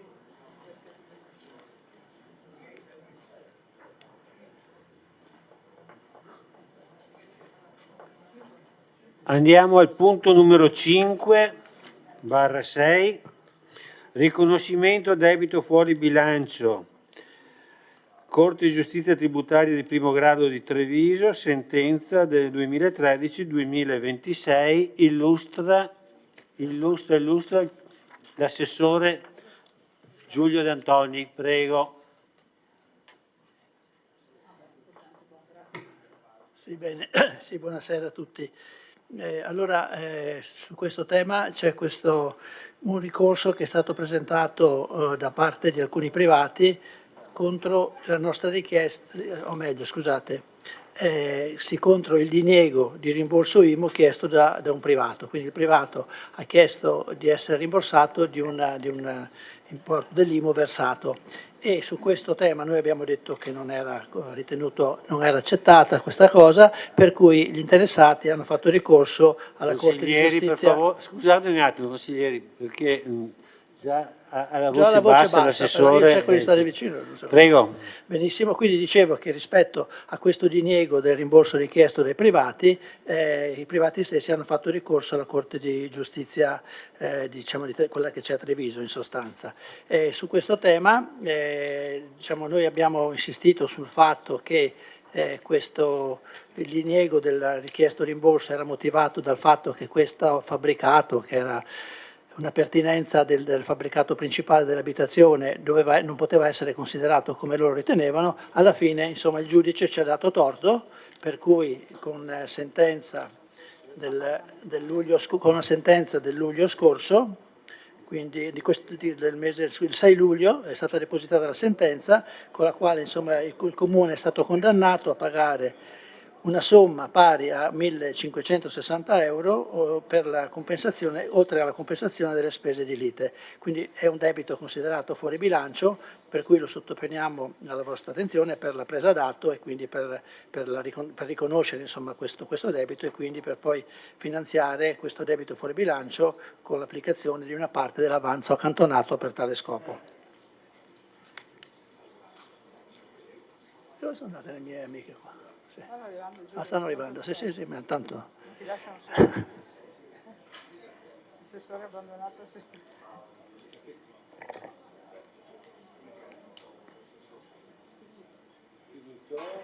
Ho finito di illustrare brevemente quello.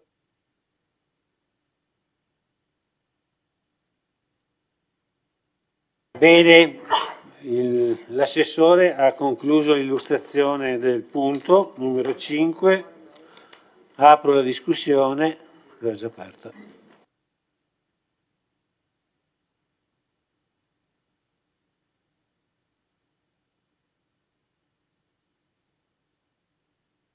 Non vedo prenotazioni. C'è qualcuno che deve intervenire? No? Dichiarazioni di voto? Non ci sono dichiarazioni di voto. Chiudo la discussione.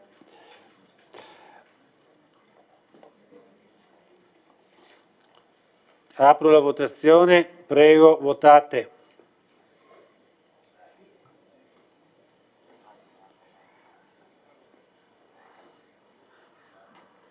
Zoffoli ha votato, bene. Chiudo la votazione, favorevoli 14, contrari 1, astenuti nessuno. Il Consiglio approva. Qui dobbiamo votare anche l'immediata esecutività, quindi riapro la votazione, prego.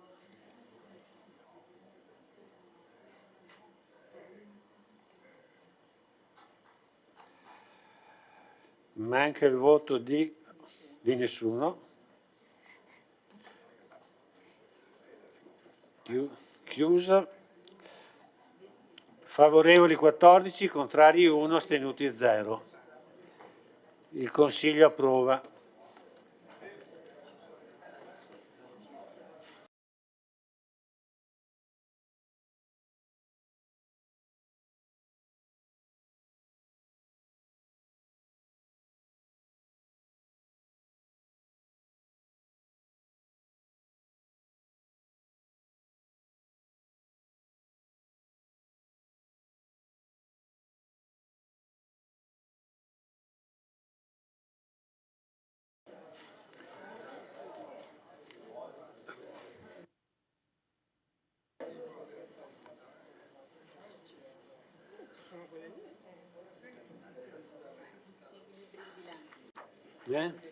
No, sento i consiglieri un po' distratti, forse siete già stanchi.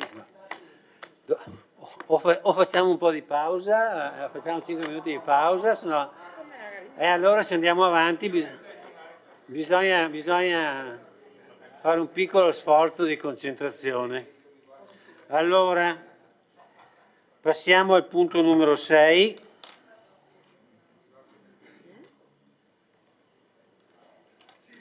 Aggiornamento al DUP, piano delle opere pubbliche e piano delle alienazioni e valorizzazioni 2026-2028.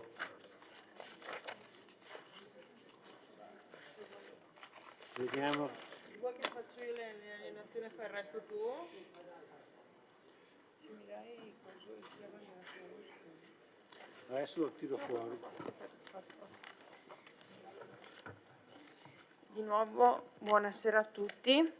Per quanto riguarda la parte relativa alle modifiche al piano alienazioni, mentre per quanto riguarda le opere pubbliche sarà poi il collega Di Antonio a spiegare,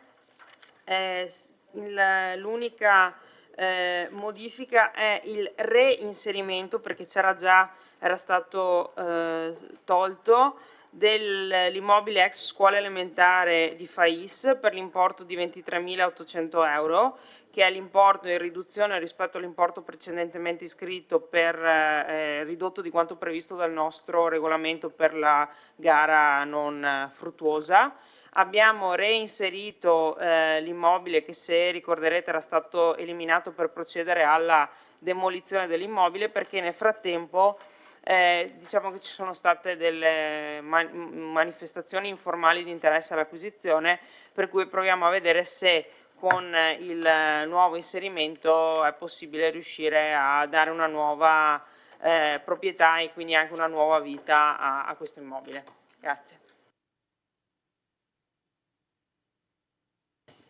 Se continuo io, praticamente stiamo aggiornando il documento unico di programmazione che è stato approvato ancora nel dicembre 2025.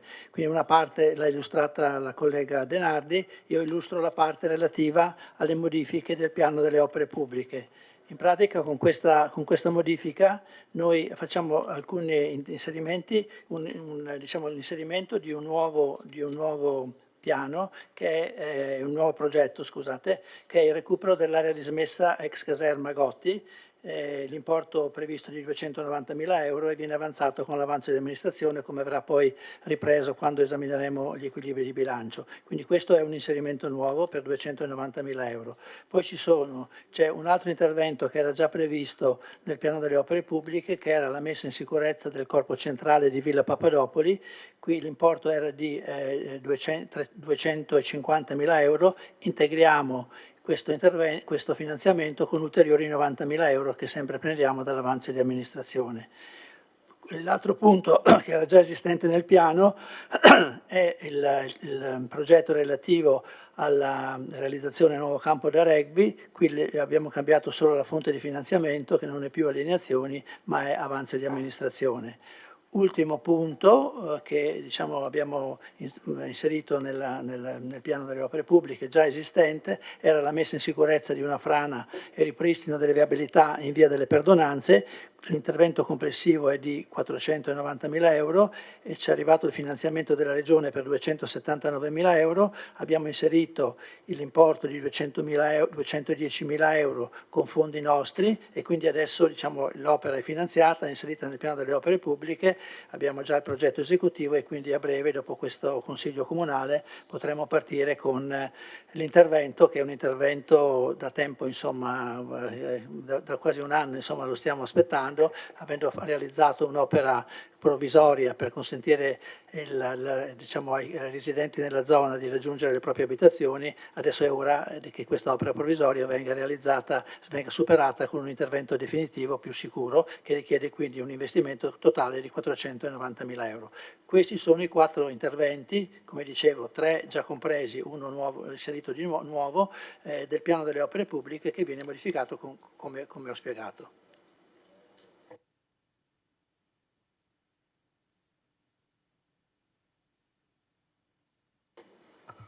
Bene, quindi considero conclusa l'illustrazione del punto numero 6.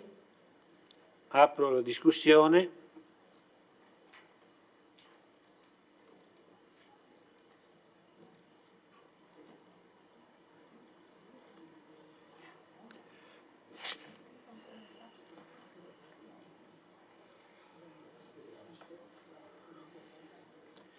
Prego, consigliere Posocco. 2 domande e 3 tecniche solo.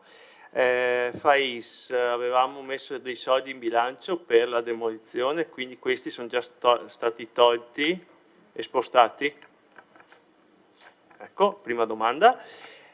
Seconda domanda, Villa Papadopoli ha detto che il finanziamento di 90.000 euro vengono messi con l'avanzo, gli altri 240 erano alienazioni o erano alienazioni, giusto? Perché non farlo? Le alienazioni probabilmente del terreno C in zona industriale a questo punto no? No, perché se ne mettiamo 90 di avanzo e ne abbiamo 240 di prima di alienazione non facciamo niente. Sì, questa è la domanda. A parte che con 300.000 euro, io bene l'impegno, ma con 300.000 euro facciamo col costo solo dell'impalcatura, sappiamo che facciamo pochissimo, ma comunque l'impegno c'è. Poi un'osservazione sempre sul piano delle azioni, visto che mi date l'opportunità, l'8C, zona industriale via Callarga per capirci, che andrete a concludere la vendita penso a brevissimo, siccome confina con un lotto interessato dal sottopasso, il sottopasso ho la certezza, seppur nel piano opere pubbliche abbia priorità 1, che l'assessore non lo voglia fare, ma siccome, sentendo anche gli industriali che hanno chiesto il casello d'autostrada addirittura, in uno sviluppo futuro della zona industriale, il sottopasso va fatto, senz'altro il prossimo assessore lo prenderà per mano, magari adesso costa 5 milioni, fra 5 anni costerà 10, ma è un'opera in ottica di sviluppo dell'area che va fatta, anche perché comunque abbiamo speso dei soldini. Chiedo un'attenzione alla sindaca, supportato dall'ufficio tecnico, che quando andiamo a vendere il terreno sul frazionamento, se possiamo aspettare a farlo, perché non vorrei che chi compra la terra a confine sulla terra dove dovremo fare il sottopasso, poi ci siano dei vincoli, eccetera, eccetera. Quindi una particolare attenzione al frazionamento, se si può, io non sono, ripeto, il tecnico, se si può evitare, ecco.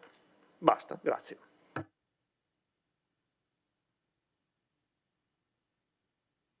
Era una domanda, mi sembra aver capito. Sì. Un sollecito. Prima era la domanda, dopo una considerazione. Consigliere Uliana. Prego. Allora, io vorrei avere dei chiarimenti riguardo alla voce nuova biblioteca comunale con 3 milioni per il 27. Cosa significa nuova biblioteca comunale? Avete dei progetti? Che cosa intendete finanziare con questa somma?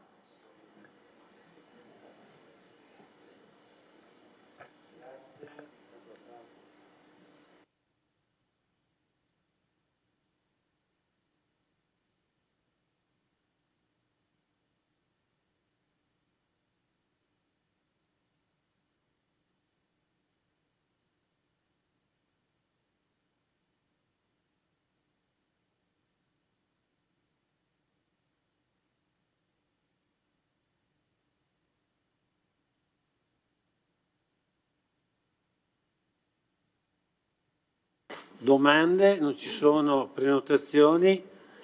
Allora, se la Giunta vuole replicare, rispondere agli interventi fatti.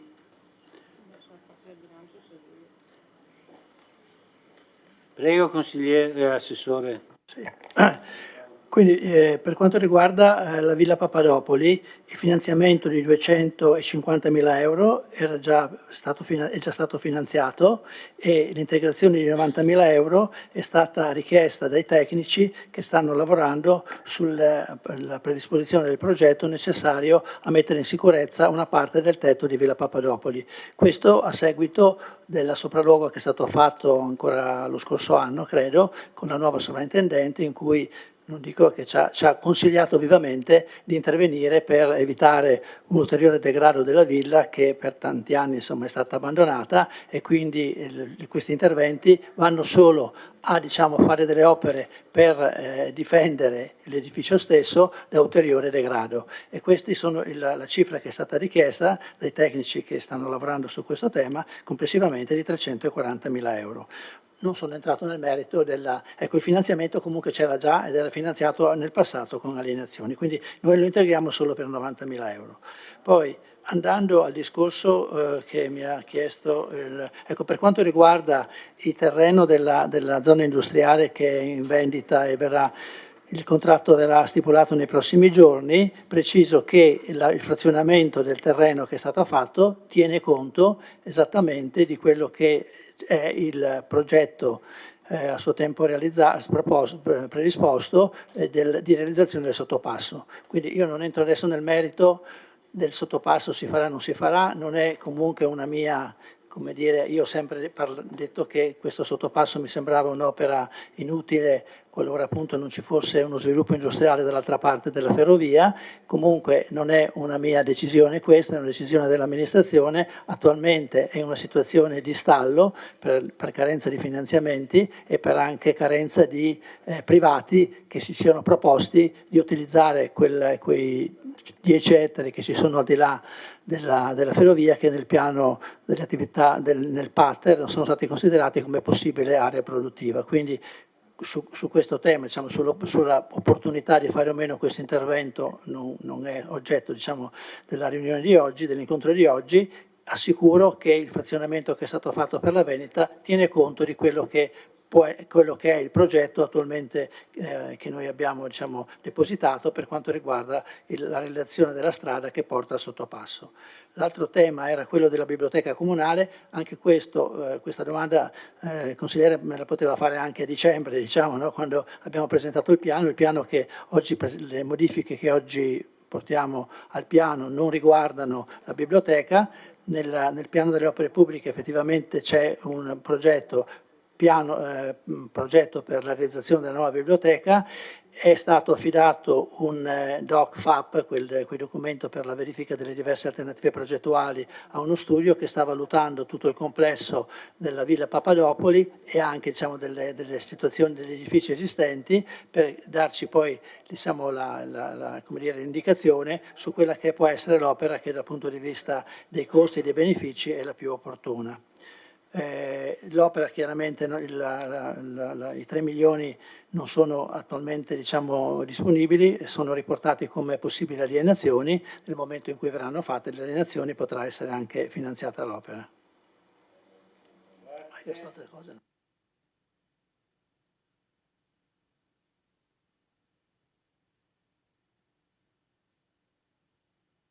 pensavo fosse una cosa che doveva rispondere la collega, avevamo previsto il finanziamento per demolire entrambi gli edifici che erano uno, la scuola di San Lorenzo e poi questo fabbricato, la scuola di Fais.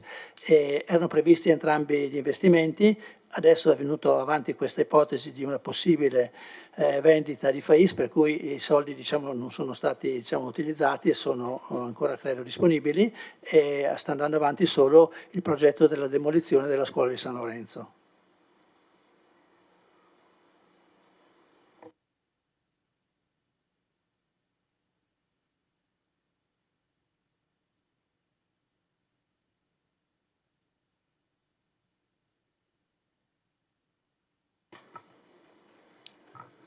Ci sono altri interventi? Posocco, eccolo qua. Sì, un'altra domanda, perché poi le cose le abbiamo anche sviscerate in commissione. Allora, lei ha detto che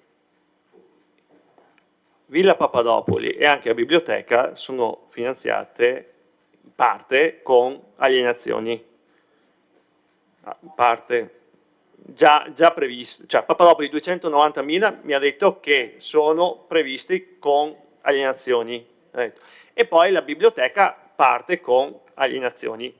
Boh, ok. Fatta chiarezza su questo, noi andiamo a vendere adesso un terreno in zona industriale, prendiamo anche un milione di euro, 600 e qualcosa più 2, quella cifra là. Questa cifra qua, che opere fa partire? Domanda, ok? Perché abbiamo la certezza di venderla, ok? E quindi mi piacerebbe capire questi soldi, se già, quali opere, perché ci sono altre anche, questo se non fa partire Villa Papadopoli, io dico, visto che abbiamo messo 90.000 euro di avanzo per il tetto, gli altri 240 facciamo partire il lavoro, buttiamo là l'avanzo che ce l'abbiamo e facciamo partire anche il lavoro del tetto, no? Perché se aspettiamo altre alienazioni, ecco, questo per capirci. Grazie.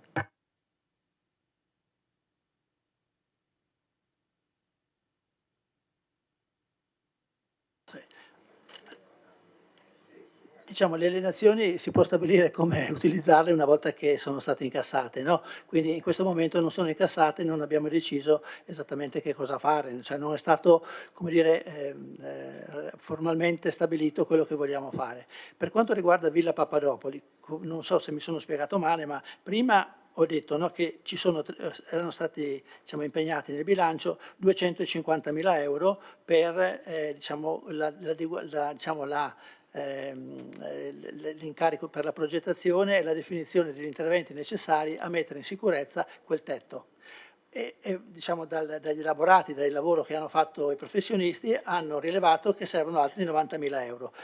Questi 90.000 euro li finanziamo con l'avanzo di amministrazione, oggi possiamo fare solo questo e quindi questo ci consente di andare avanti velocemente, mentre le risorse che verranno dalle alienazioni, una volta che le avremo incassate, decideremo di cosa possiamo fare con queste. Non è ancora deciso, no? E non poteva essere fatto, ma non poteva neanche essere fatto perché fino a che non porti a casa i soldi non hai la certezza. Esatto, ok.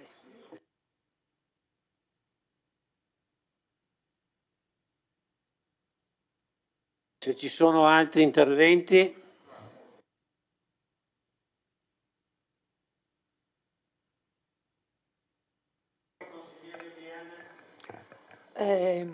Assessore Di Antoni, lei mi dice che potevo chiederlo prima. Beh, io l'avevo chiesto prima e non avevo avuto una risposta. L'avevo chiesto perché, insomma, un po' mi diverto anch'io a fare come l'assessore Padoan che fa la cronostoria di tutti quanti i vari passaggi con date, affermazioni, eccetera. L'ha fatto prima per il fondo Zagonel. Allora, nel marzo del 25 l'assessore Padoan dice: dobbiamo decidere quale strada prendere, ampliare in loco la rotonda di Villa Papadopoli. Una scelta verrà fatta entro l'anno 2025. Allora, io credo che lei non mi possa censurare se io chiedo a questa data, se avete una progettualità, se avete idee, che cosa intendete fare. Così come credo di poter dire anche la mia, visto gli attacchi che io ho sempre subito da assessore alla cultura, e sto guardando proprio lei, Presidente De Bastiani, ma guardo anche la sindaca, riguardo al tema Villa Papadopoli. Allora, riguardo al tema Villa Papadopoli, anche qui mi sto continuando a divertire a trovare tutte le affermazioni, mi ha dato un bel insegnamento Assessore Padoan questa sera. Nel maggio del 21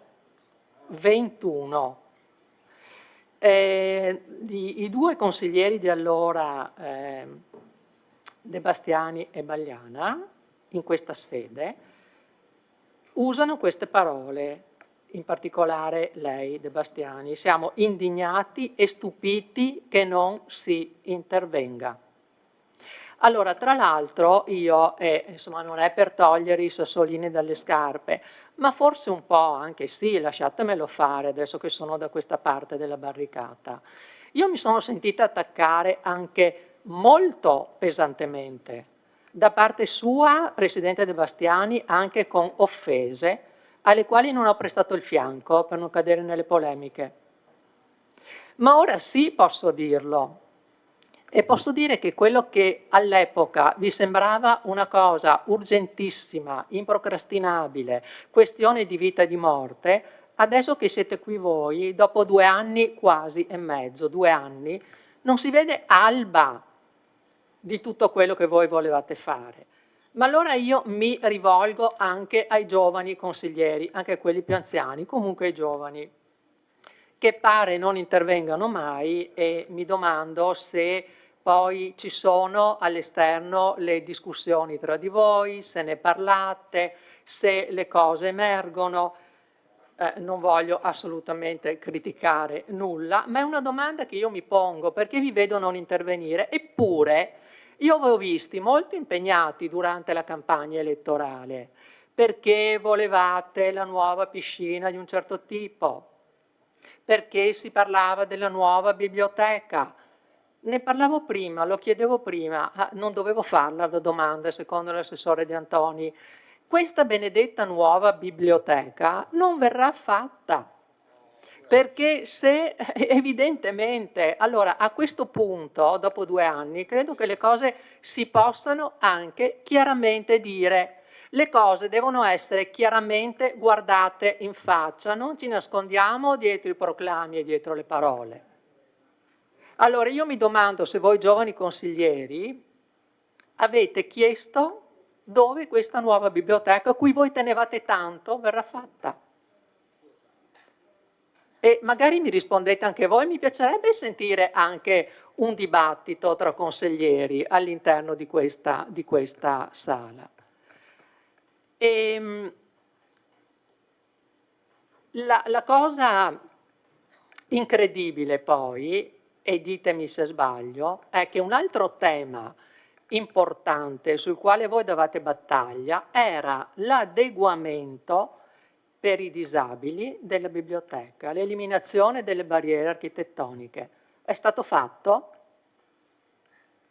Domanda, sono passati 2 anni, almeno questo è stato fatto? Allora io dico, non avete alba di dove verrà fatta una nuova biblioteca? Beh, voi potreste anche dirmi, certamente, noi abbiamo partecipato a un bando ministeriale con Valdobbiadene e Villa dei Cedri, la nostra idea era quella di farla lì a Villa Papadopoli, ma che meraviglia! Ma lo sapete che i bandi si possono anche perdere? E proprio in previsione del fatto che un bando si possa anche perdere, un percorso, una strada alternativa, una soluzione B, non è pensabile o viviamo alla giornata? Questo è quello che vedo. E poi, permettetemi un altro sassolino, l'archeologico. Allora, anche l'archeologico, la nuova sede dell'archeologico, mi rivolgo anche alla consigliera Bevilacqua, che so sensibile al tema. Anche questo dove è finito? Sparito totalmente dai radar. Anche questo abbiamo appreso che non si farà. A voi sta bene, consiglieri? Perché se l'impianto previsto per il polo museale è per il 28, in un anno aprite presidente De Bastiani, la nuova sezione dell'archeologico, sa quante accuse si ricorda lei mi ha fatto per questo motivo. Oh, che bene. La sto guardando negli occhi e vedo che ricorda molto bene. Bene, e ora che cosa mi dice? Allora, io lo dico tranquillamente, non ho problemi. Noi non siamo riusciti a farlo. Io, come assessore alla cultura, non ho trovato la soluzione a dei problemi grossi. Però voi ne avevate fatto il cardine della campagna elettorale, della vostra battaglia in questo ambito. E adesso è tutto passato in cavalleria? Dimenticato? Cancellato? È evidente che la sezione dell'archeologico non c'è alcuna volontà di farla. Così come mi venite a dire adesso interveniamo su Villa Papadopoli, perfetto, ma intervenite con una cifra minima ed è secondo me una semplice stampella per fare in modo che non cada qualche altro brandello della villa. Non venitemi a dire per la messa in sicurezza del corpo centrale, sappiamo benissimo tutti che cosa significa. Una villa per che favore è concluda, in degrado consigliere, sono già totale. passati... Sono fuori tempo? Dichiarazione di voto, ok, a dopo. Grazie. Dovrò intervenire anch'io, penso.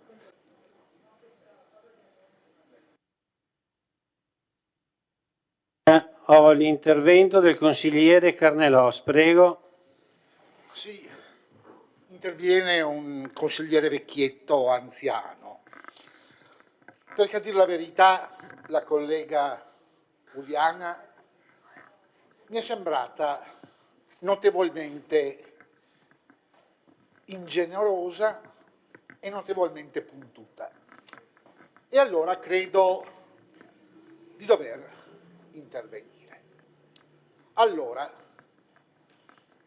io non ero in questo consiglio nel quinquennio precedente, ma un dato di fatto che rilevo è che per Villa Papadopoli nel quinquennio precedente nulla è stato fatto, né poco né tanto.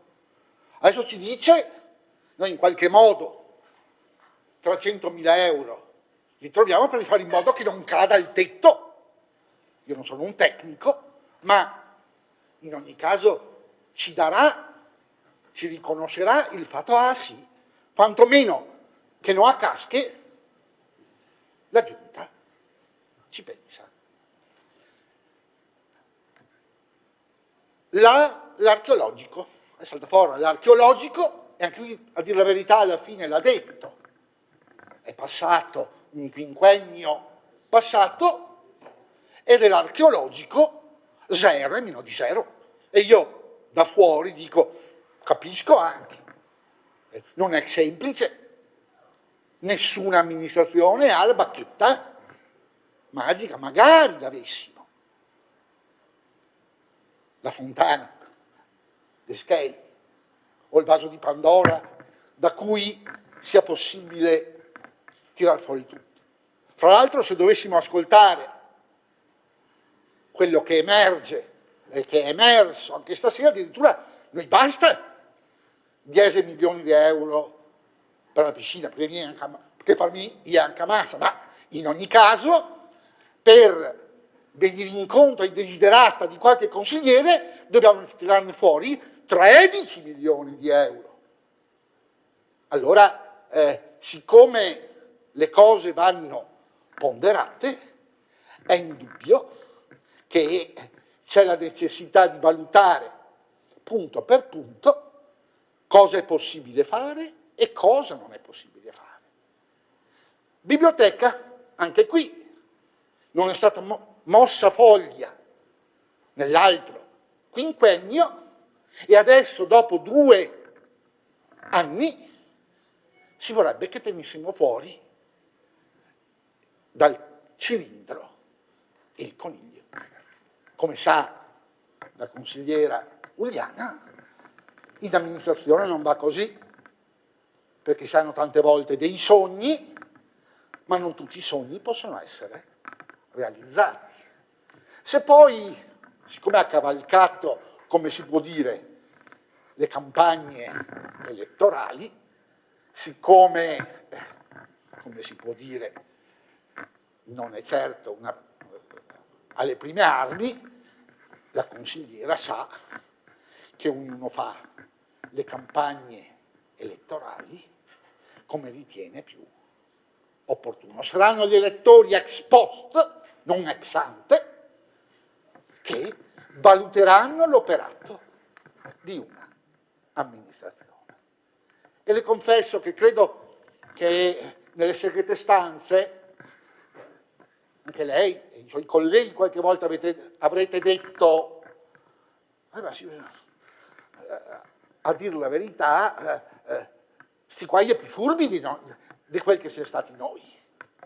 Sti qua è più bravi rispetto a noi, perché quello l'hanno fatto, De Martini l'hanno fatto, quell'altro è partito, delle asfaltature sono state fatte, ne partiranno anche altre. Sì, sa qual è il segreto? Il segreto è che noi non litighiamo. Noi ci parliamo francamente, ci troviamo anche ovviamente con i consiglieri giovani, che portano il loro costruttivo apporto, la loro freschezza e danno input ai vecchietti, e credo ad oggi, futuro non sono una maga Circe, non lo so, ma ad oggi la cittadinanza apprezza e ha apprezzato questo modo di operare. Certo, non risolveremo sicuramente tutti i problemi che Vittorio Veneto ha e che sono stati messi questi problemi come la polvere sotto il tappeto, perché c'era altro da cui pensare. Ecco, io ho finito e così vorrei dare il consiglio alla consigliera Uliana, che su qualche argomento ha ragione, naturalmente. Tenga a prendere, siccome noi non siamo una caserma, su qualcosa, e lo dico, fra di noi ne parliamo. Non ha. I consiglieri di opposizione non hanno sempre torto, come i consiglieri di opposizione che adesso sono maggioranza, nel quinquennio precedente non avevano sempre torto, come invece è stato facile propagandare. Amministrare è difficile, anche sotto questo profilo, per esempio, i nostri consiglieri giovani se ne stanno accorgendo, perché quando si ha l'argento vivo addosso sembra che tutto sia possibile, sembra tutto facile, ma una cosa è programmare e pensare, un'altra cosa è realizzare, come ha avuto modo lei nel quinquennio precedente, anzi nel decennio precedente, ha avuto modo di constatare. Io sono sicuro che lei lo voleva, finisco, che lei lo voleva l'archeologico, ma ha visto, nonostante la sua volontà, non è stato possibile. Io non dico nulla, non dico colpa di Tizio, colpa dell'assessore, colpa di questo e colpa di quell'altro, dico non è stato fatto. Grazie, e ho superato il tempo per 21 secondi, chiedo scusa.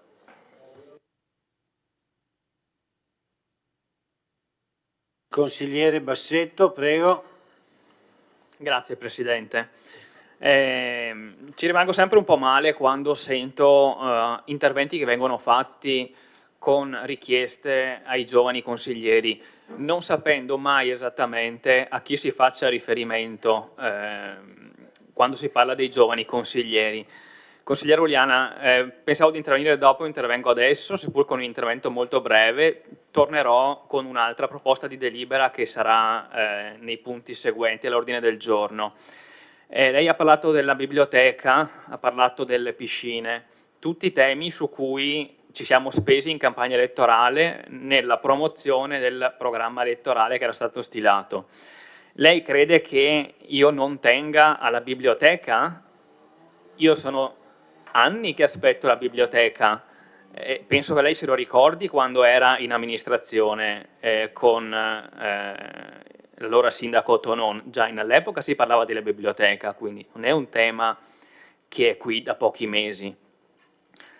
Le piscine sono probabilmente l'impegno più grande per questa amministrazione e non solo per questa, probabilmente anche per quella che verrà. Ovviamente non è che questi temi siano passati in cavalleria, non sono passati in cavalleria i temi che questa amministrazione all'epoca aveva posto all'interno del proprio programma di mandato. È solo che quando si arriva in amministrazione ci si trovano di fronte a delle situazioni e a delle esigenze, a delle necessità e a delle priorità che portano anche a dover cambiare le proprie priorità che si erano definite. Prego. Ne parleremo dopo, eventualmente, in una delle prossime delibere di questa sera. E dunque ci sono delle cose che non possono essere rimandate, però mi chiedo quante centinaia di migliaia di euro ha stanziato questa amministrazione per portare a compimento progetti già avviati. Cosa dovevamo fare? Lasciarli fermi? Queste sono anche le priorità. Il portare avanti dei progetti già avviati che non possono essere evidentemente abbandonati. E quindi credo che puntare soltanto sul fatto che questi temi siano stati passati in cavalleria, consigliera Oliana mi permetta, però non l'ho trovato, anzi, se posso permettermi, un pochino ingeneroso, questo sì. Torneremo in una delle prossime delibere in modo un po' più dettagliato. Grazie. Grazie, consigliere Bassetto.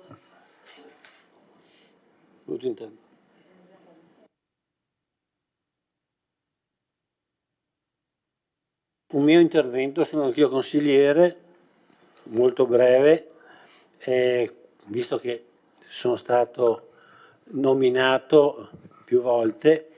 Allora, consigliera Uliana,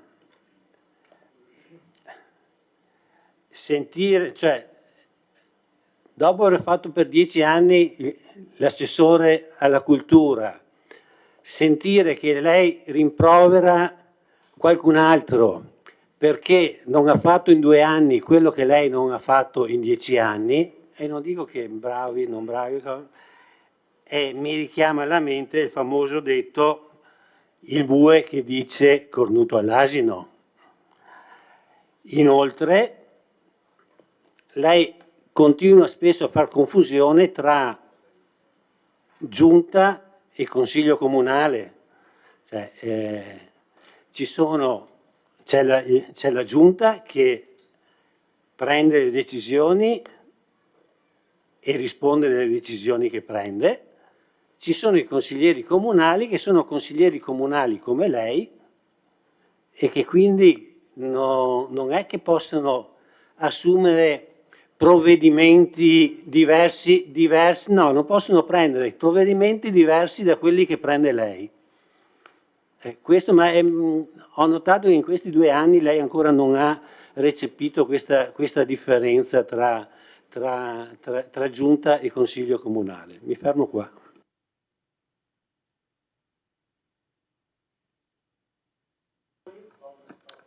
Prego, Toffoli.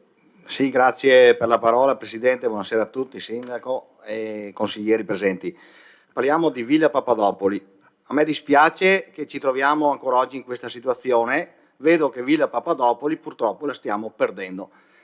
La stiamo perdendo perché abbiamo perso un finanziamento, come esposto dai giornali, un bando, avevate partecipato assieme a Valdobbiadene e altri comuni, e che quindi perso un finanziamento perdiamo anche del tempo prezioso per poter avere dei soldi o dei fondi per il rilancio e riparare questa villa.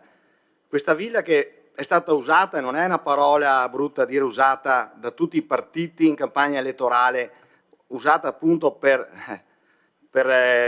scopo di ogni partito, ma usata per il bene dei cittadini di Ceneda. Non mi dilungo perché è intervenuto Carnellos, Uliana e tutti i colleghi. Io penso che la prima fase sia da metterla in protezione dalle intemperie, dalla pioggia, è vero, perché se andiamo a vedere le foto in che condizioni è, ma non è una casa vecchia, dismessa, di sassi che poi andrà demolita. È una villa storica che fa parte della nostra storia e è un punto importante della nostra città, della cultura. E che quindi io penso che da domani possiate almeno con un telone grande andare a coprire la copertura in modo che non piova, giusto Giovanni, che abbiamo parlato prima di questo. Questa è la prima fase, poi è ovvio che bisogna pensare a un ottimo destino, un ottimo cambio d'uso eventuale, con il coinvolgimento di tutti. Si deve pensare come mettere il tendone, secondo me. Si deve concentrarsi. Come utilizzare, ci sono tanti modi. Di fare un summit del pensiero. Io penso che ci si deve unire tutte le forze politiche per portare avanti questo progetto di rilancio di Villa Papadopoli, della biblioteca civica, della rotonda della Papadopoli e quant'altro. Inutile, le polemiche vanno bene, le discussioni, ma a me piace la concretezza, come avremmo fatto con Giovanni Braido se fossimo stati eletti in Consiglio Comunale. Permettetemi un po' questo incipit. È vero. Grazie. Grazie. Grazie, E consigliere. buon lavoro se saremo uniti. Allora, ha chiesto la parola il consigliere D'Arè, prego. Prego. Posso dire che effettivamente sono contento che vengano stanziati, messi 340.000 euro sul quartiere di Ceneda, perché dopo 12 anni, cioè dopo la mia amministrazione, dove è stato fatto il Museo della Battaglia, le amministrazioni che si sono succedute non hanno messo niente. Quindi spero che questi siano i primi che vadano a rimettere in piedi un quartiere importante dal punto di vista storico, dal punto di vista anche di comunità, e finalmente dopo 12 anni vengono stanziati dei fondi per questo quartiere, quindi io faccio un plauso, però ripeto, le disponibilità economiche che ha questa amministrazione sono diverse da chi è arrivato prima, per i motivi che ben sappiamo, insomma, ci troviamo a finanziare delle opere molto importanti perché abbiamo lasciato certamente i conti in ordine, e anzi di più, e quindi spero che questi siano i primi che arrivino, magari cercando di attingere a dei progetti nazionali o europei, e chiaramente perché credo che, vista la vicinanza della biblioteca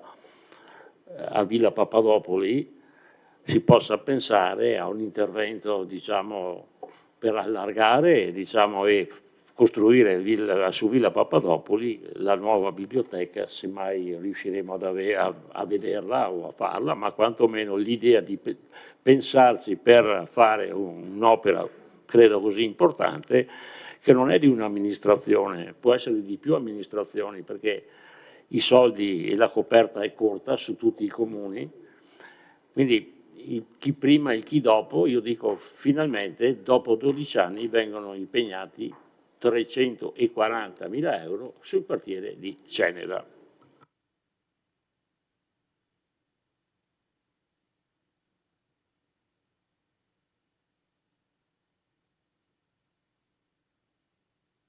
Chiesto la parola l'assessore De Antoni.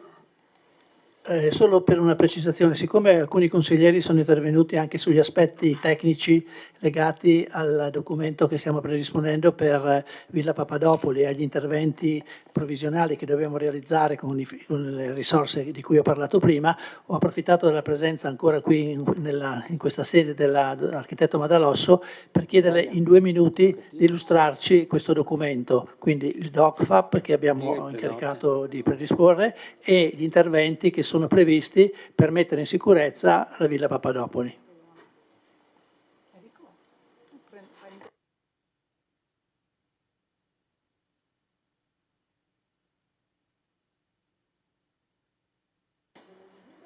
Vediamo se ci sono altri interventi. La dirigente che sta provando a... Ci riesce?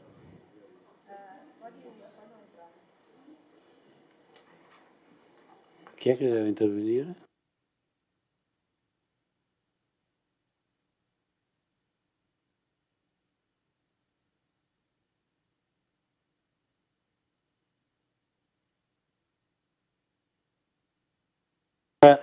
Do la parola all'architetto Madalosso, prego. Allora, la progettualità su Villa Papadopoli si articola in 2 filoni. La prima è la volontà di fare un documento di indirizzo alla progettazione e valutare alternative progettuali su dove fare la biblioteca. Alternative progettuali che vanno a riconsiderare anche progettualità già fatte nel tempo sì, negli anni scorsi, ad esempio il progetto di Follina fatto per quell'ambito. Per fare questo però è necessario fare un intervento mirato sull'immobile per cercare di capire cosa abbiamo come struttura. La struttura che è molto articolata perché c'è un corpo storico che è la parte centrale della villa e poi c'è la rotonda, fatta anche quella in anni diversi, in 2 parti, il corpo di collegamento e poi la rimanente parte della villa dopo il corpo centrale. Per fare questo abbiamo già dato un incarico per le indagini, anzi già fatto un progetto delle indagini, già affidato e abbiamo l'autorizzazione della sovrintendenza richiesta, cioè appena arrivata e con quelle partiremo. A seguito dei risultati di quelle indagini faremo un DocFap puntuale per individuare se è possibile fare la biblioteca e con quali costi, con quale tipologia di intervento, perché oggi quando parliamo di un intervento per una biblioteca dobbiamo considerare gli standard, i pesi e soprattutto se possiamo fare, dico possiamo perché è il frutto delle indagini, del risultato delle indagini, che potremmo dire faremo un adeguamento sismico, un miglioramento sismico, conseguentemente i carichi di solai potranno essere D. E quindi collocare anche le varie attività nei vari spazi. Oltre a questo però, sempre nei quindi 340, 250 più i 90, abbiamo la messa in sicurezza del tetto. Anche qui il progetto l'abbiamo presentato ancora a fine dell'anno scorso, integrato o comunque modificato nella formulazione a marzo e di questo non abbiamo ancora l'autorizzazione, perché secondo la sovrintendenza dobbiamo fare un intervento di restauro puntuale e non di messa in sicurezza. Mi spiego meglio. L'intervento di pura messa in sicurezza comporta la realizzazione di interventi che non vanno a incidere sulla struttura muraria, quindi sull'involucro storico.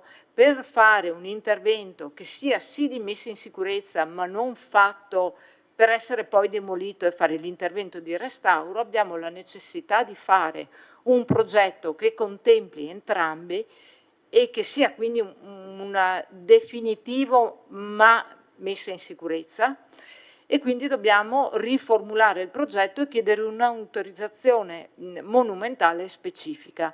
Siamo già d'accordo con la sovrintendenza per avviare questa cosa e comunque nel contempo facciamo le prove.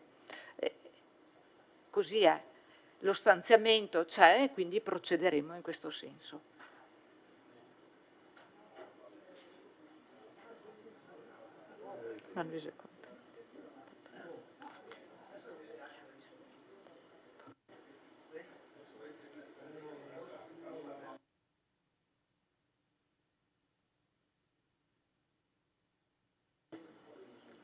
Sì.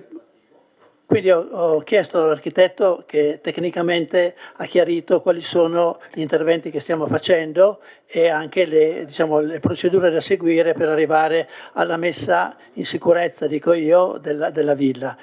Cosa che per tanti anni non è stata fatta, consigliera Uliana, non è stata fatta e la situazione è evidente a tutti e se lasciamo le cose andare ancora avanti così significa proprio che poi quel fabbricato è solo da demolire e non c'è niente da fare. Il problema del museo, archeologico, io le ho già risposto anche nel Consiglio Comunale di dicembre, quando lei ha sollevato il problema. Ho detto che al momento questo intervento, che pure è mantenuto nel piano delle opere pubbliche, non è un intervento prioritario. E lo sa perché non è un intervento prioritario? Perché ci sono, da parte della nostra amministrazione, milioni di euro che stiamo stanziando per mettere in sicurezza e a far rispettare la normativa per edifici pubblici, dove ci sono uffici pubblici, per edifici adibiti a scuola, per edifici adibiti ad asilo nido, ci sono una serie di interventi per mettere a norma questi edifici e quindi credo che rispetto a un intervento importante da fare a Villa Papadopoli per fare la biblioteca eccetera, sia prioritario prima sistemare tutti questi edifici che sono in una situazione davvero precaria, sono stati non considerati per tanti anni. Adesso è arrivato il momento di fare questi interventi e mi collego all'intervento, anticipo l'intervento poi che ci sarà posso leggere, ma sono riportati nella delibera che lei sicuramente ha letto, quella relativa alla salvaguardia degli equilibri e alla variazione di bilancio. Lei ha letto quali sono i singoli interventi che stiamo facendo, che abbiamo finanziato con la variazione di bilancio, per poter fare questi interventi che sono sì prioritari rispetto a qualunque altro tipo di intervento. Il consigliere Bassetto prima ha elencato anche gli interventi, gli investimenti che abbiamo fatto in questi mesi, quegli stanziamenti che abbiamo fatto in questi mesi per completare gli interventi avviati dalla precedente amministrazione. Ricordo solo perché me li sono segnati la palazzina di Via Galilei, dove abbiamo dovuto investire dal 2024 333.000 euro, la discarica di Forcal, che adesso è in corso l'ultimazione, abbiamo appena approvato la perizia di variante ultima, abbiamo messo ulteriori 240.000 euro rispetto a quelli già stanziati dalla precedente amministrazione, Palazzo Piazzoni, dove sono oltre 500.000 le risorse che abbiamo stanziato, e poi la caserma Gotti, e qui volevo sottolineare la caserma Gotti, dove abbiamo stanziato prima 290.000 euro, mi sembra, complessivamente 450.000 euro per completare, mettere in sicurezza i due fabbricati che erano implosi e che costituivano un grosso rischio per la sicurezza, per completare una serie di opere, consigliera, che sono anche i punti luce, che sono anche l'ascensore per salire al primo piano. Ha capito cosa è rimasto indietro del precedente progetto? E li stiamo mettendo noi, 450.000 euro. Sono rimasti lì, sono 180 punti luce. No, ma il progetto... Per favore, manteniamo... Queste sono... Allora, perché è facile... Consigliere Posocco, non la sento nessuno. Non c'è scaletta Santa Lucia. Ok, scusi. queste cose le dico, no, queste cose ne abbiamo già parlato di questo in un'altra occasione. Nel momento in cui sollevate polemicamente questi temi, mi permettete di essere polemico anch'io quando dico che questi interventi non li ho mai rivendicati. Ho sempre detto, no, consigliere Posocco mi deve dare atto, ho sempre dato atto alle difficoltà finanziarie che c'erano precedentemente, però la situazione esistente oggi è quella che le ho illustrato, per cui le priorità secondo me devono essere scelte, diciamo, in maniera corretta dall'attuale amministrazione, tenendo conto dei problemi, tenendo conto delle priorità e dei rischi che corriamo a non intervenire immediatamente su questi beni. Per questo mi permetto di alzare la voce, però e concludo per un'ulteriore osservazione alla consigliera Auliana. Le ho detto, non l'ho censurata dicendo che poteva chiedermelo anche a dicembre. Oggi noi stiamo semplicemente facendo una piccola variazione al piano delle opere pubbliche. Abbiamo fatto un'introduzione di un nuovo progetto e abbiamo finanziato in maniera diversa gli interventi che erano già previsti. Non è bello sentirsi parlare quando parla un altro avvocato, però lo faccio pure, che tanto spero che gli altri non l'ascoltino. Quello che Lasciamo concludere un minimo di rispetto, l'assessore. mi consente un minimo di rispetto per le persone. No, non occorre fare così. Assessore, concluda l'intervento. Sì, ho concluso il mio intervento. Grazie. Interviene l'assessore Padoan, prego.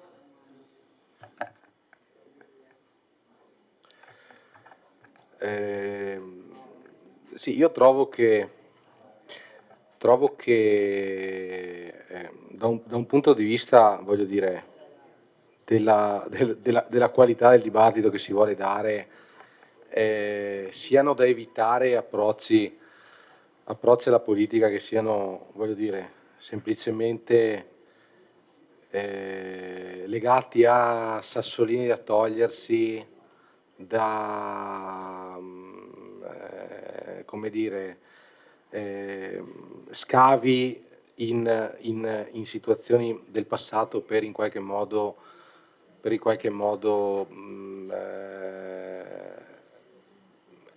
apparire incisivi, cosa che non accade perché si rimane a dibattiti stantii senza peraltro fare un'analisi concreta di quello che eventualmente nel passato non è andato per il verso giusto.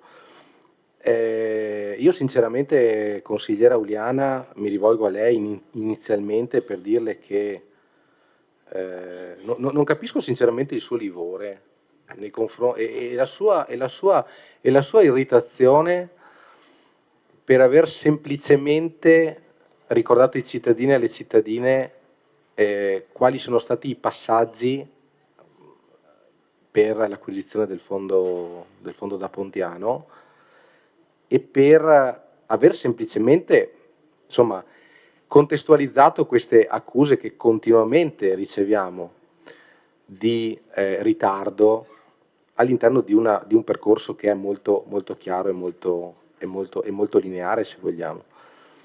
E poi le critiche ci stanno, meno, diciamo così, giustificato secondo me è rivolgersi, come dire, in modo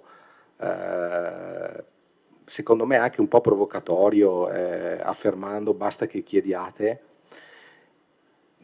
nella misura in cui veniamo da un'opposizione che alcuni hanno scelto di rendere pregiudiziale, di rendere, ripeto, livorosa, di rendere volta, appunto, come cito testualmente il suo intervento, a togliersi i sassolini dalle scarpe. Legittimo, il ruolo di membro di una giunta è sicuramente un ruolo di alta esposizione e quindi ci sta, voglio dire che caratterialmente non si riesca a mantenere una visione politica e ci si limiti a battaglie, secondo me, un po' di retroguardia, però non credo sia questo quello che faccia il bene della città. Siamo qui per fare il bene della comunità, i consiglieri e le consigliere sono qui per rappresentare le istanze dei cittadini. per quanto riguarda la scelta della collocazione, probabilmente abbiamo idee diverse e come amministrazione riteniamo che investire su Ceneda per riprendere l'intervento del consigliere D'Arè sia una scelta importante, strategica e anche di una valenza simbolica molto forte. Poi detto questo, andiamo a ragionare concretamente sul passato, perché se si deve fare un'analisi facciamola.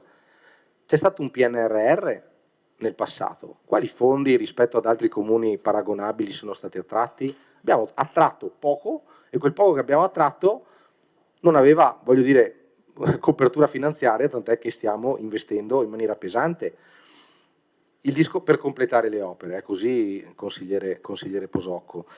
E per quanto riguarda come dire, il tesoretto di derivati, i derivati sono stata un'operazione, permettetemi il gioco di parole, ma cassata dalla Cassazione, non da noi, ed è stata un'operazione che ha ingessato il bilancio comunale per un decennio, con delle conseguenze evidenti in termini di mancanza di spesa, in mancanza di impossibilità di mantenere un patrimonio e quindi conseguenze in termini di vetustà di tutto il patrimonio immobiliare. Se ha voglia di rispondere, consigliere D'Arè, intervenga.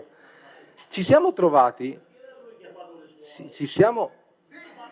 allora, per favore, scusate un attimo, manteniamo. Scusate, io credo scusate sia, un attimo, scusate. Presidente, posso parlare? No, è inutile che parli. Scusate un attimo. Allora, un attimo di calma. Voi sapete che ci sono due interventi, uno di 7 minuti, uno di 5 minuti. Per favore, se non parlate tra di voi, riusciamo ad andare anche avanti più veloce, perché effettivamente avere un brusio di sottofondo disturba e non aiuta la concentrazione. Assessore, concluda il suo intervento. Scusa? Non ho capito. L'assessore Padoano è ancora...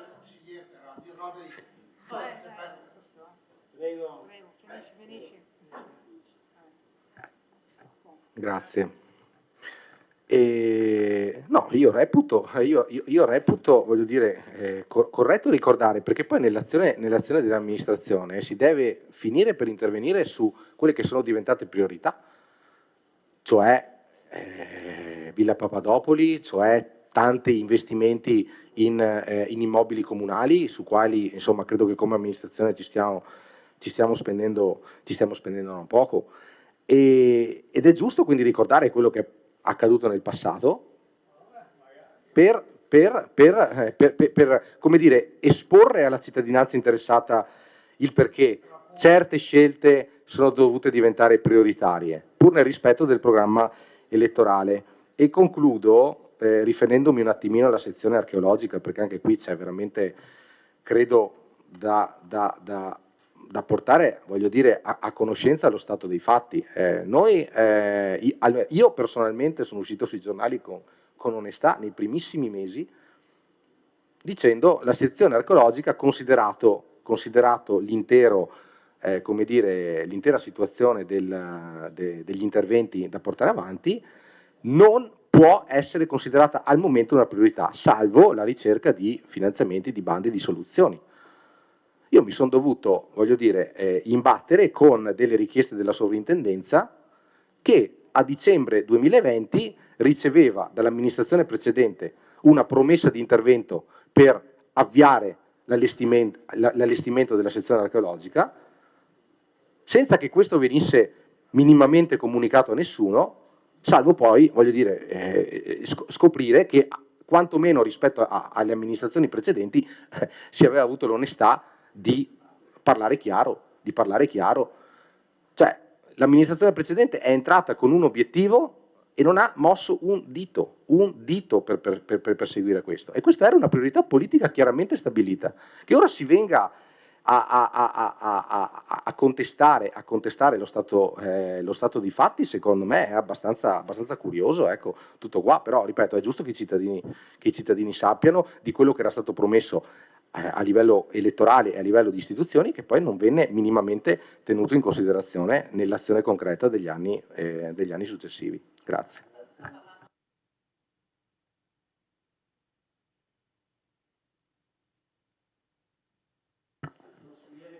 Grazie Presidente. No, io intervengo brevemente perché non volevo rispondere a provocazioni, però mi sembra giusto non lasciare la parola ad altri per difenderci, non abbiamo bisogno assolutamente né di essere difesi né di essere provocati. Il fatto che a volte non interveniamo o magari non ci esprimiamo, magari è anche per una diversa visione della politica e del fare politica. A volte cioè, mi dispiace anche dirlo sinceramente, un po' me ne vergogno anch'io perché sono seduta qui, c'è un livello di discussione che io reputo abbastanza basso e piccolo e quindi a volte preferisco anche non intervenire e mi dispiace anche scaldarmi perché non è il mio. Comunque al di là di questo, noi credo di parlare a nome di tutti, stiamo portando il nostro punto di vista, la nostra visione, le nostre idee e cerchiamo di portarli avanti, certo con le difficoltà, con tutta una macchina che c'è dietro e mi permetto anche di dire il fatto che in passato siano state fatte delle scelte molto discutibili dal mio punto di vista, questo sì ci ha fatto arrabbiare, ci fa arrabbiare perché siamo arrivati dentro le stanze dell'amministrazione comunale e abbiamo trovato dei lavori che dovevamo terminare e che ovviamente non potevano, come appunto diceva anche il collega Bassetto, lasciare là, ma per una responsabilità politica e i giovani sono stati forse molto più responsabili di altri e questa cosa mi piacerebbe sottolinearla, perché potevamo venire qua e anziché ringraziare a volte del fatto che non abbiamo anche rinfacciato certe cose, si continua a dire ai giovani, i giovani sono qui e sono anche a volte presi da priorità che non sarebbero le loro per responsabilità. Ecco, grazie. Grazie. Interviene il consigliere Denardi. Sì, buonasera a tutte e a tutti innanzitutto. Mi viene da ricordare sicuramente un intervento della nostra collega Bevilacqua quando disse a una collega appunto di minoranza non è che devo intervenire solo perché non me lo chiedete voi, quindi ovviamente interveniamo perché lo vogliamo e vogliamo puntualizzare alcuni aspetti che vengono qui presi in considerazione e non solo. Mi viene da dire che la politica non si fa solo in consiglio comunale, qui si vota, si approva, si delibera, ma la politica è qualcosa che è molto più ampio, è un impegno quotidiano anche al di fuori della sala consiliare. Mi sento di dire che è un'amministrazione sicuramente che ascolta i giovani, l'ha fatto dal momento zero, quando in campagna elettorale la sindaca ha fatto una scelta molto coraggiosa, cioè quella di voler creare una lista con un'età media molto bassa, poi anche qui il concetto di giovani è molto ampio perché io ho 23 anni, i miei colleghi di lista comunque viaggiano dai 30 ai 36 anni se non mi sbaglio, quindi giovani sì, ma è un concetto molto relativo. E appunto sin dalla campagna elettorale la sindaca ha fatto questa scelta coraggiosa che ha poi ripagato se evidentemente abbiamo ottenuto ben 4 seggi in questa amministrazione.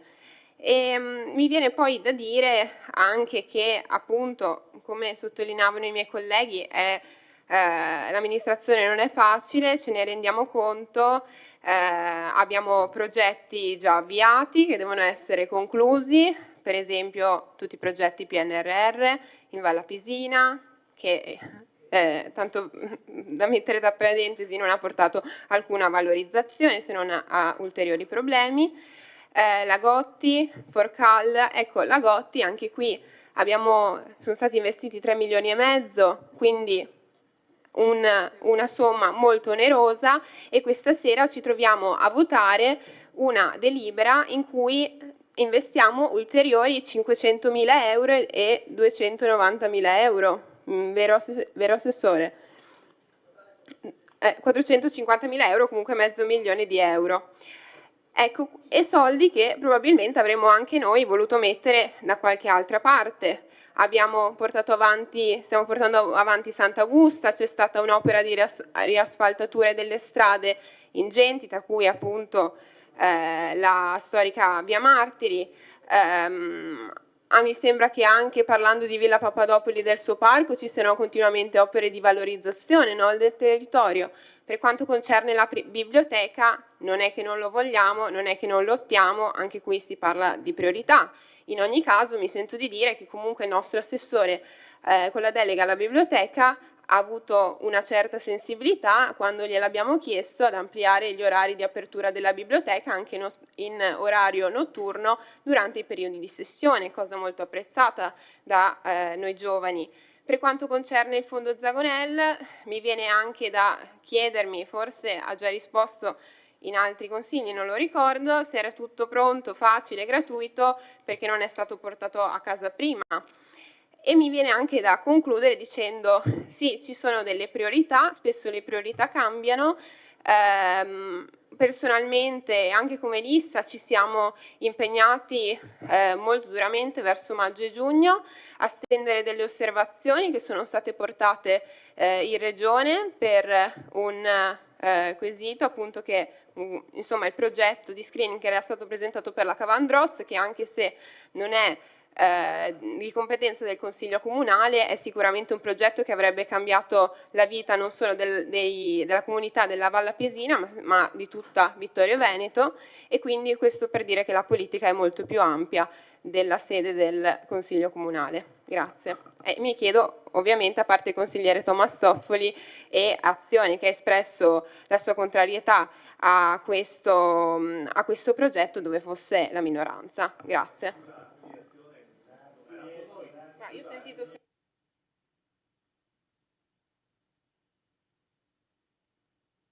Prego.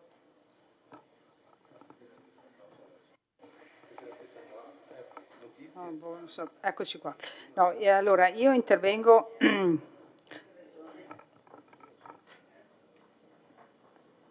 allora, rispetto alle osservazioni fatte dalla consigliera Uliana, mi fa specie, consigliera, che vengano da lei, essendo lei stata per 10 anni assessore e quindi sapendo benissimo come funziona l'amministrazione comunale. Il suo intervento me lo sarei aspettata da un consigliere con un'inesperienza maggiore rispetto alla sua. E dico questo perché lei ha dipinto una parte, diciamo, del quadro della situazione che l'attuale amministrazione sta affrontando. Si è dimenticata di più di 3/4, ok? Lei ha preso dei riferimenti, giustamente la biblioteca, lei si è dimenticata di citare gli altri 3/4 dell'azione amministrativa che stiamo facendo, ok? In primis la questione delle piscine. Scusate se torno su questa questione, ma qui l'investimento che stiamo facendo come amministrazione sotto tutti i profili, anche non solo economico, amministrativo e di impegno anche degli uffici, è altamente... Io non so se voi vi rendete conto dell'investimento che stiamo facendo come amministrazione comunale, come comune, come città di Vittorio Veneto rispetto alla realizzazione di questo impianto. 10 milioni di euro, quando la Regione Veneto stanzia 3,5 milioni per tutti, per impianti regionali a livello di tutti i comuni del Veneto. Il comune di Vittorio Veneto sta facendo un impegno di altissimo valore e sembra che questa questione qui non sia minimamente presa in considerazione. Stiamo veramente progettando e realizzando quella che sarà l'opera per i prossimi 50 anni del comune di Vittorio Veneto e mi sembra che questa cosa non sia minimamente tenuta in considerazione. Quindi questa è la priorità che ci siamo dati e sicuramente non sarà esaurita con la nostra amministrazione, ma andrà su, purtroppo, dico perché non riusciamo dal punto di vista di tempistiche, per realizzare un progetto ci vuole 1 anno, per le opere ce ne vogliono 3 di anni, quindi sicuramente, voglio dire, andrà in capo alla prossima amministrazione. Ma vorrei che ci fosse un'onestà intellettuale un po' più alta rispetto a quella che viene spesa qui. Quindi io sinceramente non respingo le sue, tra virgolette, osservazioni, perché non penso che lei non abbia la capacità intellettuale di mettere in fila tutta una serie di opere che stiamo intervenendo. Non da ultimo, è stato prima detto, la messa in sicurezza di immobili del comune, edifici. Ne avremo un esempio dopo con la questione della palestra Bortoluzzi, che abbiamo dovuto chiudere per forza maggiore perché ce la siamo ritrovata così com'è. E qui voglio dire, non scarico la responsabilità, ma gran parte di queste situazioni, di questi edifici dovevano essere stati sistemati ben prima della nostra amministrazione. Adesso noi dobbiamo far fronte a questi, ma non perché la scadenza è arrivata adesso. No, sì, vabbè, uso il tono che preferisco usare a consigliere Posocco. Quindi, tornando a noi, stiamo investendo milioni di euro per la messa in sicurezza di edifici. Primo. Le opere che stiamo facendo a fronte, l'abbiamo detto prima, non abbiamo l'elenco dettagliato, perché ogni volta dico portate l'elenco in Consiglio Comunale perché è un elenco veramente lungo. Altra considerazione, me ne scusi se glielo dico, ma la scelta che avete fatto voi col PNR, perché lei non ha preso i fondi PNR e realizzato la biblioteca con quei fondi là? Veda il comune di Conegliano. Conegliano ha realizzato con i fondi PNR la biblioteca alla caserma Marras, 8 milioni di euro.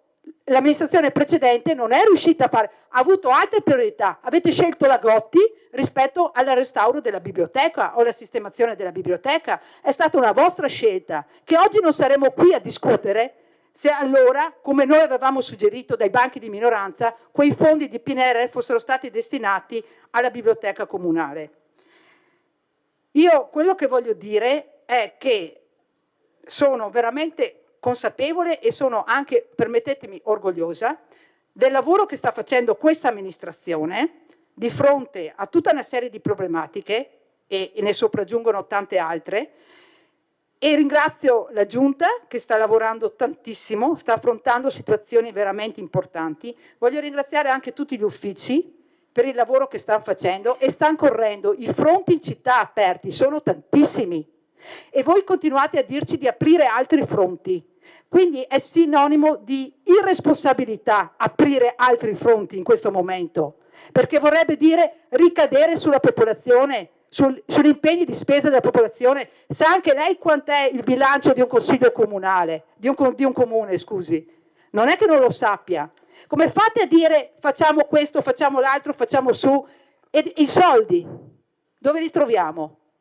Noi stiamo mettendo, ripeto, ingenti somme per arginare tutta una serie di interventi che erano stati iniziati e non finanziati completamente, e dopodiché stiamo mettendo già ingenti somme per l'impiantistica sportiva, il palazzetto dello sport, 600.000 euro, la sistemazione del Barison, altri soldi, la sistemazione della pista di atletica, altri soldi, e via così. Quindi quello che chiedo è di fare le osservazioni sì, ma che siano anche responsabili. Grazie. Interviene il consigliere Tonon. Grazie. Senza foga, perché devo solo fare un elenco a memoria soprattutto del collega D'Aren, che se non c'è, perché giustamente ha ricordato il Museo della Battaglia, un finanziamento regionale, ottima opera, fra l'altro credo di averlo sempre riconosciuto, peccato che poi non ci fosse nessun progetto culturale, ma chi è venuto dopo, tutte le amministrazioni che sono venute dopo qualcosa hanno fatto. Ma dopo di quello, io ricordo, alcune cifre non me lo ricordo, ma se vogliamo parlare di Ceneda, ricordo l'acquisto delle aree per la rotonda di Via della Bresciana, opera poi fatta dall'amministrazione successiva. Ricordo il parco giochi di Via Foscolo, l'adeguamento sismico dell'ex scuola Zanette, i 130.000 euro per la scuola Costella, i 50.000 euro per l'antincendio dell'asilo Nido, ne era del tutto sprovvisto, i 400.000 euro per le abitazioni di Via da Ponte. Cioè, non è che non si sia fatto niente dopo, cioè non c'è stato il vuoto dopo l'amministrazione a Ceneda. In altre parti si è fatto di più perché c'erano più possibilità o più fondi, ma non è che sia stata trascurata del tutto. Chiaro che, come ha appena detto la sindaca, sarebbe bello poter fare di più, ma ci sono anche limiti oggettivi per quanto riguarda le possibilità della macchina comunale, cioè non possiamo chiedergli se vanno a 120 in autostrada, no, dovete andare fuori norma di più, appunto si fa quel che si può umanamente. E poi ricordo che l'amministrazione Miato ha fatto anche 2 progetti, uno diverso da quello che avevamo fatto noi, ma ognuno può portare le proprie progettualità per la biblioteca e per piazza Giovanni Paolo I, se non ricordo male erano state date a Tony Follina, alcune decine di migliaia di euro ciascuno. Progettualità ci sono, dopo i soldi sapevate benissimo che non avevate un euro, così come quando avete fatto quell'ipotesi futuristica, dico io, li chiamavano le Ramblers di Vittorio per via Rizzera, non c'era una lira, non c'era una lira e lo sapevate benissimo. Dopodiché l'amministrazione attuale ha asfaltato, punto. Cioè non è che si possa fare miracoli, come abbiamo sempre detto, nessuno. Dopodiché ancora tornano fuori i famosi 5 rotti milioni portati a casa. Sì, ho capito, un impresario della zona che lavora pure all'estero mi ha detto che mediamente dopo il Covid, l'aumento dei costi edilizi dopo il Covid è del 40% mediamente. Quindi se la vostra amministrazione ha fatto progetti durante il Covid, ne risente quella successiva. Quindi onestà intellettuale, questo sì posso dirlo, serve a dire, se noi abbiamo progettato un'opera da 1 milione, adesso costa probabilmente 1,4, 1,5, non è che possiamo chiedergli fatene 2 anziché una, quella che noi, cioè voi, non siete riusciti a fare. Alcune addirittura, via Rizzera, manco non finanziata, non era neanche progettata. Non era neanche progettata.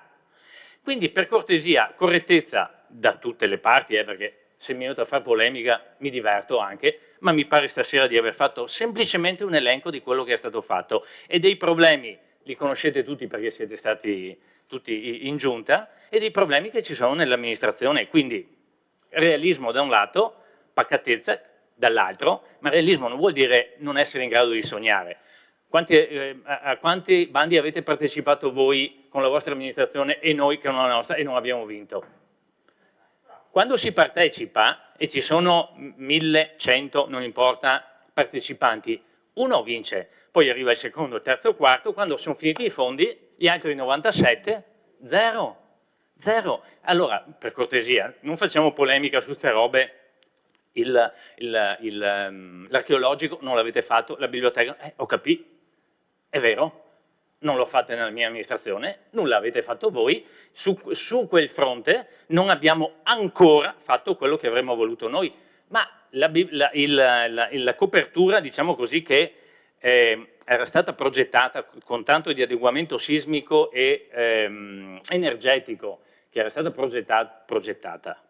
ipotizzata con uno studio preliminare nel 2018-19 della piscina coperta, costava, come ipotesi, allora 500.000 euro. Oggi con 500.000 euro, come si dice, noi pianta neanche un cantiere. Appunto, quindi ripeto, da tutte le parti e da tutti noi un po' di, a partire dal sottoscritto, un po' di interventi con grano sali, sapendo quello che è stato fatto, sapendo quello che non è stato fatto, e ciascuno di noi qualcosa non è riuscito a fare, e sapendo anche che un impegno da oltre 10 milioni per un'amministrazione credo sia perché è un'opera statale il traforo, ma se no decenni che non viene assunto nel nostro comune. È vero, diciamolo, che oggi, diciamo negli ultimi 8 anni, 6-7 anni, ecco, ci sono possibilità come finanziamento che prima non c'erano, zero. Ricordiamoci i blocchi che c'erano noi precedentemente, vincoli sulla spesa pubblica che castravano le amministrazioni. non questa amministrazione, tutte le amministrazioni, soprattutto, fra l'altro, come spesso accade in Italia, le più virtuose, come era Vittorio, ma non per merito nostro, ma per merito di chi c'era prima di noi, perché avevano sempre contenuto la spesa. E così cassate. Purtroppo il mondo va così, non è che si possa dire le leggi sono ma chi può man a esse. Dura lex ad lex, bisogna rispettarle, punto. Piaccia o non piaccia. Grazie. Allora, credo che sia conclusa la discussione, non vedo altre prenotazioni. Passo alla dichiarazione di voto, prego.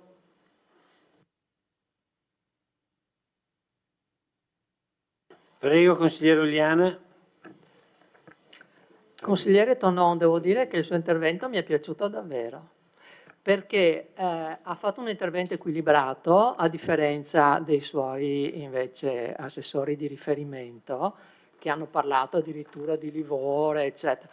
Ed è riuscito a mettere ben in chiaro come ci sia da parte di chi sta nella minoranza l'idea di una priorità e poi quando si va in maggioranza questa priorità invece può diventare altro.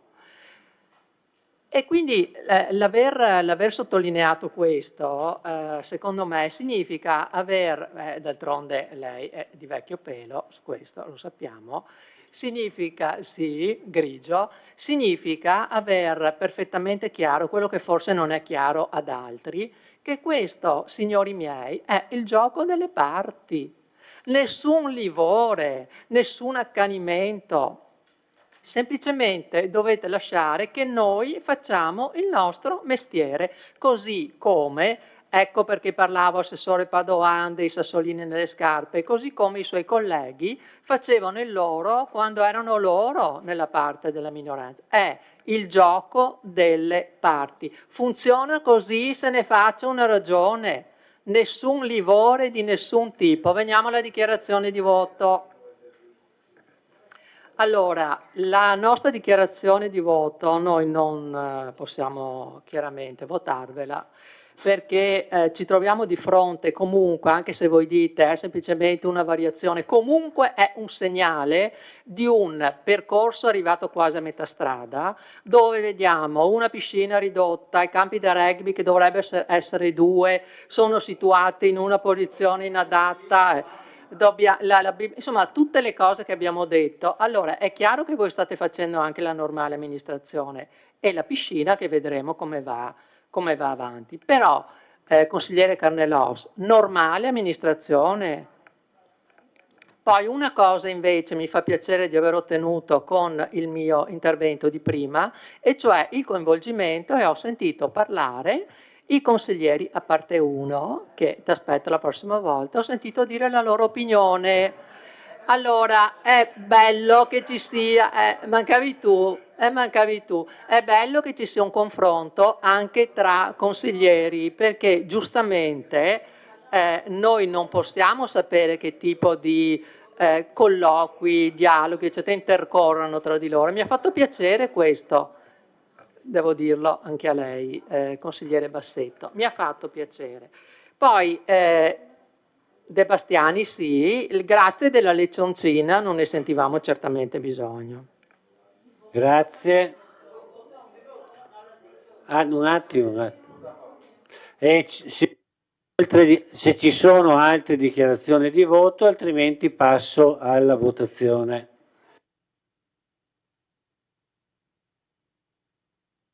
Consigliere Bassetto, dichiarazione di voto. Sembra sia la prima volta che intervengo in questo consiglio comunale e se posso permettermi, consigliera Uliana, quante volte ci siamo confrontati in questi 2 anni, a volte anche abbastanza duramente. Non è la prima volta che intervengo, che mi ha chiamato in casa. Faccio la dichiarazione di voto contento del fatto che comunque ho visto dei cenni di apprezzamento da parte del consigliere Posocco e della consigliera Uliana nei confronti dell'intervento del consigliere Tonon. Vuol dire che la vediamo grosso modo allo stesso modo. Il gioco delle parti. Sì, ho capito il gioco delle parti, lo conosciamo bene il gioco delle parti, sappiamo qual è il gioco maggioranza e minoranza. A qualcuno piace di più, a qualcuno piace meno. A me personalmente non piace il gioco delle parti. La minoranza fa il suo mestiere come la maggioranza fa il suo, e su questo siamo d'accordo. Al di là di ciò, credo che il consigliere Tonon sia riuscito a riassumere bene il concetto di prima, delle priorità. Alla fine gli interventi di cui abbiamo parlato questa sera in questa proposta di delibera attengono alle priorità. E penso che questo sia chiaro a tutti. L'apprezzamento che vedevo di Posocco poco fa a Tonon credo che andasse in questa direzione. La consapevolezza delle cose, che quando ci si trova di fronte ad una situazione che prima non si era preventivata, di fronte ad un'urgenza, credo che quello, per un dato di responsabilità amministrativa, debba venire prima anche di tutti gli altri programmi che si erano fatti. Concludo dichiarando il voto a favore della lista civica Mirella Baliana Sindaco. Grazie.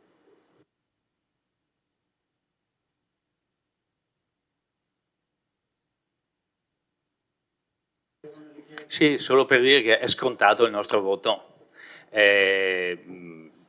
riconoscendo le difficoltà dell'amministrare e la caparbietà con cui l'amministrazione cerca di dare corso a una vera manutenzione ordinaria e dove serve anche straordinaria. Grazie.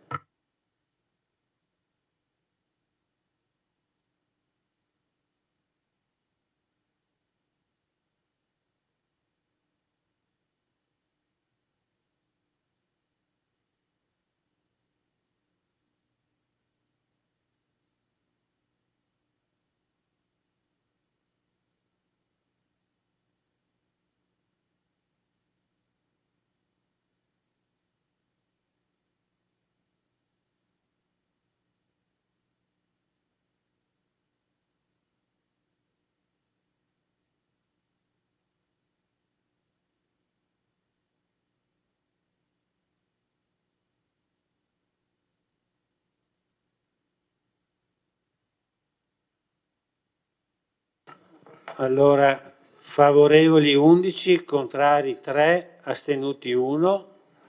Il Consiglio approva. Immediata.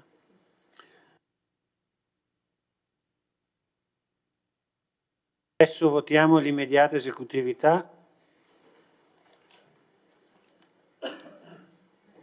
Prego.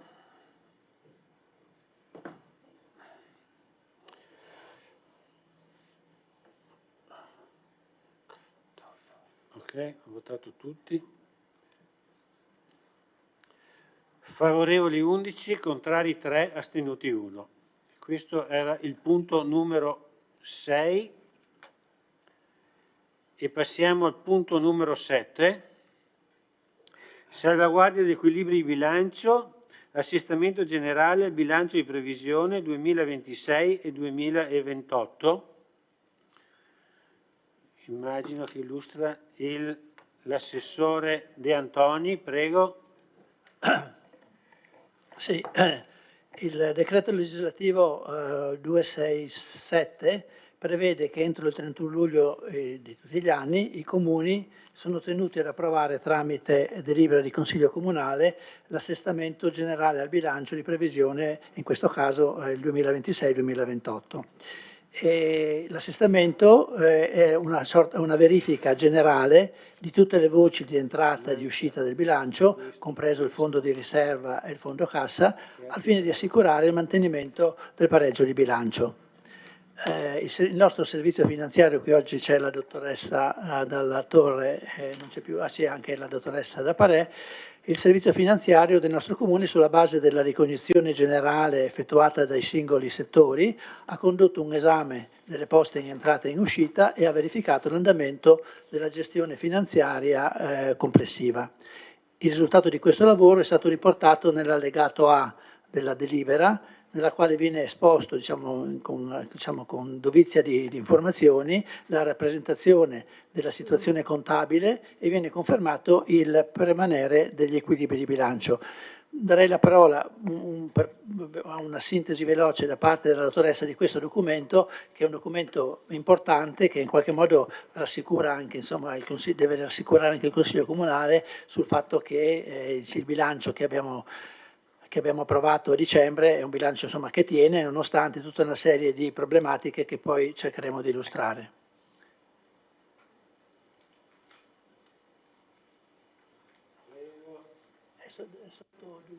Sì. Grazie Assessore. Allora, gli uffici finanziari fanno questa verifica in questo momento dell'anno e con molta attenzione, in particolare gli articoli, ciò che lei ha detto sono gli articoli 175 e 193 del TUEL, quindi dobbiamo verificare gli equilibri e gli equilibri non riguardano soltanto la competenza del bilancio, ma andiamo anche a vedere quelli che sono eventuali debiti fuori bilancio, per cui c'è la necessità di riportarli all'interno del bilancio, come quello che è stato evidenziato nella delibera precedente, e non ci sono altre situazioni di squilibrio da questo. Andiamo a guardare anche i residui, quindi analizziamo la velocità di riscossione e il mantenimento soprattutto dei residui dell'entrata e anche la velocità di pagamento della parte spesa. Oltre a questo, per quanto riguarda invece la gestione di competenza, dobbiamo analizzare tutti i fondi, la loro congruità. Quindi oltre al fondo di riserva, il fondo di cassa, e sulla cassa diciamo soltanto che è molto positiva, quindi non ci sono assolutamente delle preoccupazioni, andiamo a guardare tutti gli altri fondi, quindi il fondo contenzioso che è congruo in quanto non sono emerse altre situazioni che possono prevederne un aumento. Abbiamo verificato i bilanci delle partecipate e delle controllate, quindi abbiamo visto che sono tutte quante in utile. Abbiamo verificato inoltre tutte le poste di entrata e di uscita e quindi abbiamo fatto una verifica, si chiama di assestamento, appunto, che deve essere approvato entro il 31 di luglio. Oltre a questo abbiamo verificato anche la congruità del fondo crediti di dubbia esigibilità, che è stato ridotto proprio perché è stata ridotta anche un'entrata che sono i proventi da contravvenzione al codice della strada, che è stata rivista e ridotta al ribasso, quindi ovviamente si deve anche andare a ridurre quello che è il fondo crediti di dubbia esigibilità. Nella delibera abbiamo indicato tutte le particolari maggiori e minori spese ed entrate che poi l'assessore continuerà ad illustrare. Come vedete è stato applicato avanzo e sono state applicati diciamo varie tipologie di avanzo, sia avanzo accantonato che vincolato che avanzo libero. Come avevo già spiegato in commissione, siamo andati a ripristinare i capitoli di spesa di personale utilizzando l'avanzo accantonato per i rinnovi contrattuali, lo vedete nell'allegato alla delibera. Abbiamo utilizzato un avanzo che avevamo costituito come fondo rischi per le maggiori spese dovute a dei rimborsi tributari e anche quello dovuto al debito fuori bilancio di cui alla delibera precedente, e le maggiori spese per l'energia, quindi calore ed energia elettrica. Abbiamo applicato dell'avanzo investimenti, abbiamo utilizzato l'avanzo libero per degli accantonamenti e delle spese correnti non ricorrenti. Abbiamo applicato 10.000 euro di avanzo vincolato per delle spese sociali e il resto dell'avanzo è stato utilizzato per le spese di investimento.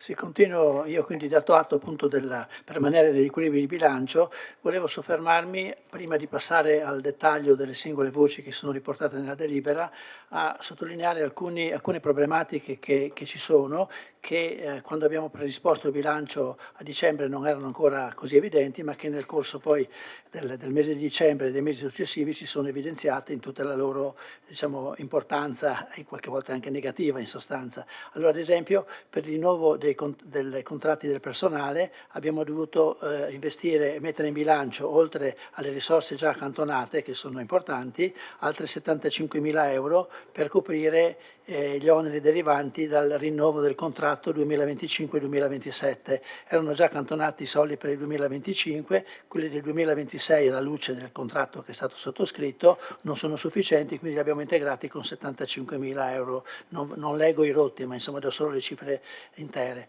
Poi, come diceva la dottoressa, incremento delle spese di energia elettrica, calore e acqua, oltre 94.000 euro, incremento delle spese per il sociale, 230.000 euro. Poi ci sono alcuni mancati finanziamenti, ad esempio c'è una contestazione in atto con il BIN di Venza che solitamente ci riconosceva, diciamo, dei sovraccanoni e quindi un riparto annuale di 162.000 euro.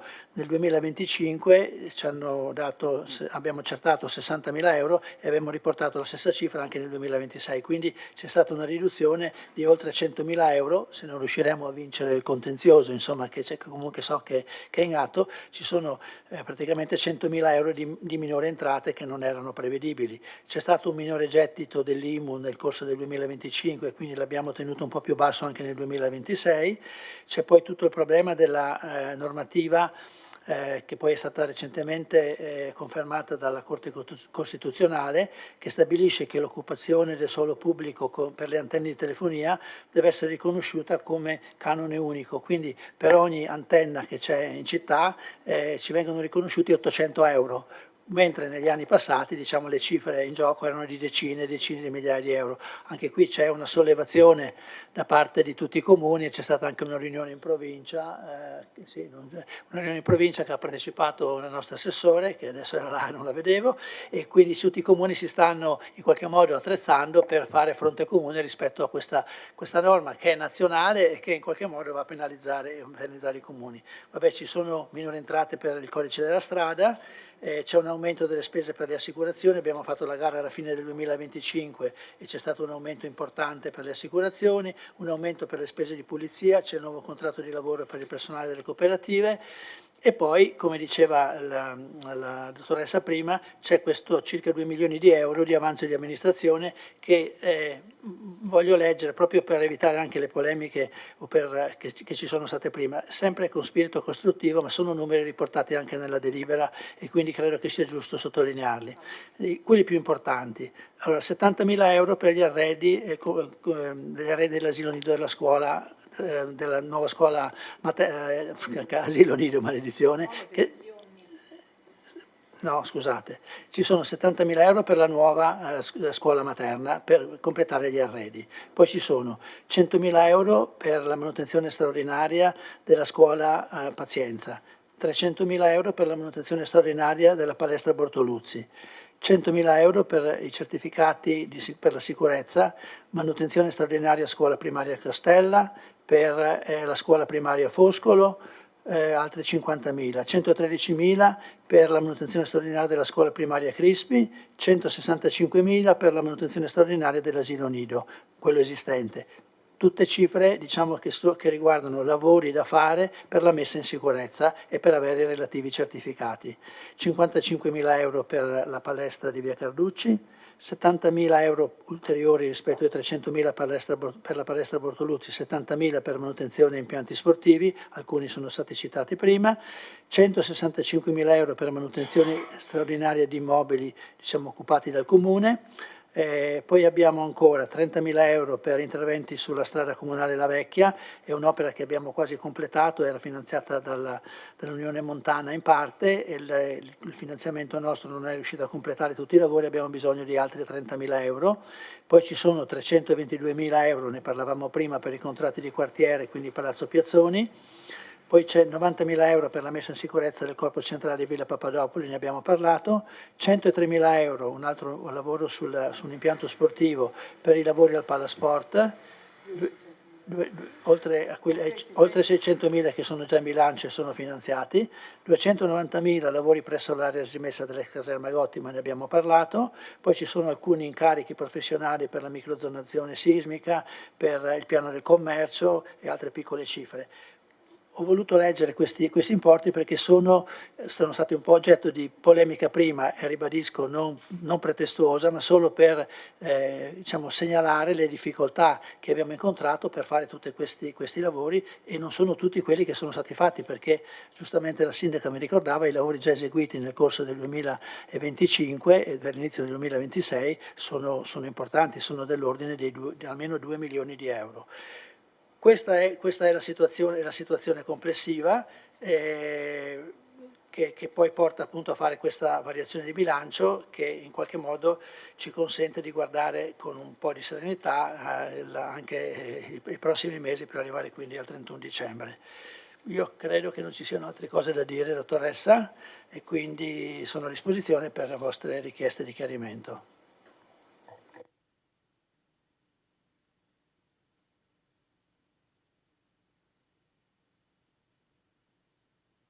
È aperta, chi vuole prendere la parola? Consigliere Posocco, prego. Grazie. Allora, prima non ho potuto intervenire perché avevo fatto 2 interventi.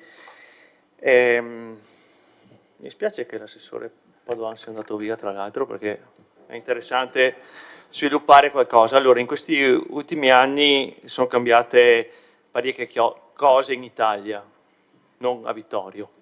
Okay? E quindi il collega Tonon lo sa bene perché ha fatto il sindaco, prima del Covid facevi i progetti, li finanziavi con una cifra, dal 2023 in poi quel progetto che aveva finanziato che costava 100 costava 300. E quindi le amministrazioni tutte hanno dovuto fare le variazioni o tenere fermi i progetti perché il bilancio del comune doveva coprire quei soldi.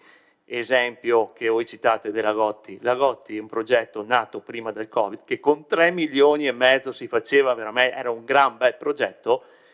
Nel 2023 poi quei 3 milioni e mezzo siamo ridotti a fare quello che abbiamo fatto e adesso dove rifinanziarlo? Perché poi nel 2025, lo sa bene, perché continuate anche voi a fare delle integrazioni, vedi la strada vecchia, vedi i piazzoni, perché i costi continuano a salire e le amministrazioni sono costrette a rifinanziare i progetti che fanno.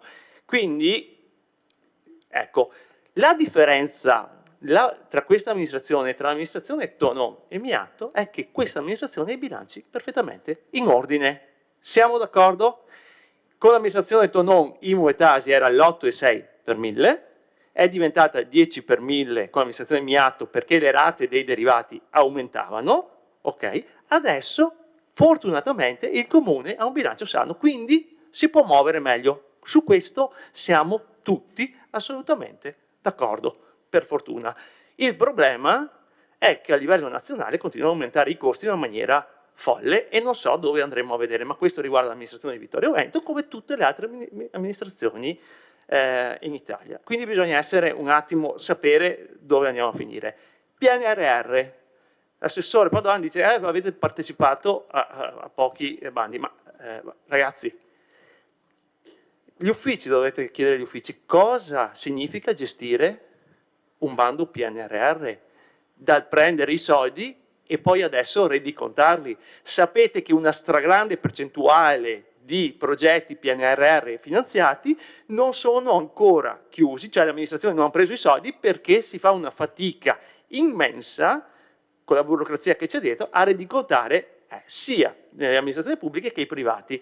Quindi gli uffici di tutta Italia con questo procedimento sono state, veramente gli uffici sono stati oberati di carte e mi immagino già abbiamo fatto fatica con questi bandi qua a Vittorio Veneto se ci fossero stati ancora più bandi da finanziati. L'esempio di Scarica e Forcai comunque è stata una fortuna aver preso quel 1 milione di euro perché altrimenti adesso saremmo veramente bene. La Gotti ci dispiace perché veramente era un bel progetto, l'avevo visto, e adesso purtroppo siamo costretti a reintervenire perché per un discorso di costi e così. Detto questo, io non ci torno su, abbiamo discusso in commissione, sono stato anche le domande che avevo fatto, ho avuto anche delle risposte, e ovviamente poi pensandoci bene, alcune domande che non trovo nella variazione. Allora, la prima, nuovo asilo nido, chi pagherà le maestre? Non vedo una variazione sul personale che tenga conto del costo che dovremo giustamente sostenere per il nuovo personale del nuovo nido. 2. Non vedo i soldi di risarcimento per i commercianti di Serravalle dopo la chiusura di Via Martiri. Adesso sì, sindaca, sono stati chiusi 3 mesi, quindi sono abituati, uno è abituato a vendere adesso, i soldi di solito li prende quando vende, non dopo un anno. Ecco. Quindi mi aspettavo, visto che sono chiare le perdite, perché basta chiedere i bilanci di 2 o 3 mesi chiusi, quindi mi aspettavo. E un'altra cosa, un suggerimento che do assessore invece per la prossima variazione, visto anche le transenne che adesso abbiamo a Serravalle, una delibera di transenne in cui diamo ogni intervento allo stesso che ci ha fatto l'intervento là a Natale, 250 euro intervento, 500 euro a domenica per posizionare le transenne e toglierle, ok? Chiedo almeno che le transenne del comune di Vittorio Veneto non siano quelle della prima guerra mondiale, ma che vengano un attimo sostituite, perché veramente mi vergogno di vedere le transenne con i cartelli tenuti su quel fil di ferro, mezzi arrugginiti, girati e su e giù. Quindi la invito, al di là di tutto, di almeno avere transenne decenti, perché penso siamo il peggior comune d'Italia come transenne. Quindi consideri questo nella prossima variazione di bilancio. Grazie.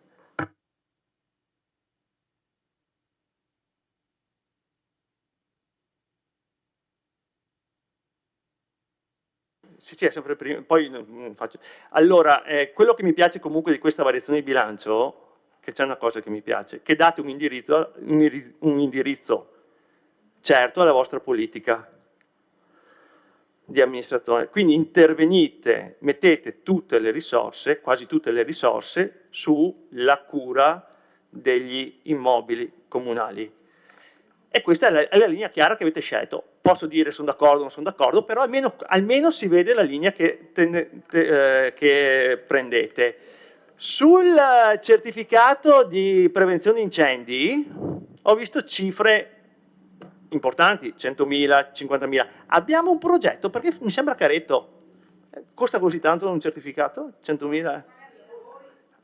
Ok, no, ok, perfetto. E quindi l'ultima cosa, la sindaca, la differenza tra quello che dice lei e quello che penso io è una differenza, non so chi ha ragione tra me e lei. Parlando delle piscine, lei dice il comune investe una cifra importantissima, 10 milioni di euro, cosa mai vista, posso essere d'accordo, ma facciamo un progetto monco. Allora io le dico, interverremo adesso, interverrà lei e fra 50 anni interverrà qualcun altro. Facciamo le cose fatte bene, spendiamo quei 3 milioni in più e facciamo un impianto serio, siamo lungimiranti, perché sta cosa che se non mi fa la vasca a 50 metri, che non deve essere profonda 2 metri, la alza a 1,60 m, 1,70 m, 1,80 m, quel che è, sta cosa poi si ricorderanno di lei perché ha tirato via la piscina a 50 metri, ricordo che la più vicina è a Monastier, adesso per chi vuole andare a fare un po' di sport deve andare a Monastier, altrimenti per la 50 metri, e quindi se fate un impianto nuovo, importante, impianto sportivo vuol dire sport, vuol dire fatelo bene, investite quei 3 milioni in più e fatelo bene perché si tornerà a intervenire fra 50 anni poi. Questo è quello che io farei. Lei la pensa in una maniera diversa, io non dico ho ragione io, ho ragione lei, però abbiamo veramente una visione completamente diversa della politica cittadina. Qua mi dite, noi interveniamo sugli immobili comunali, va benissimo, questa è la vostra politica. La lungimiranza per la città, dov'è? C'è un progetto che mi dà una visione di città fra 20-30 anni, qui. No, devo intervenire perché nessuno me l'ha fatto prima. Ma fate qualcosa, ditemi dove andiamo a finire fra 20, 30 anni, dove va la città, dove sta andando? È questo che manca, cioè, apprezzo l'impegno, la scelta, così, ma manca l'anima, capite? Manca la visione, manca una cosa che devi avere dentro al cittadino, la passione. No, ok, sistemiamo gli immobili, facciamo i certificati, andiamo avanti, bene, ok, perfetto, bravi, ok?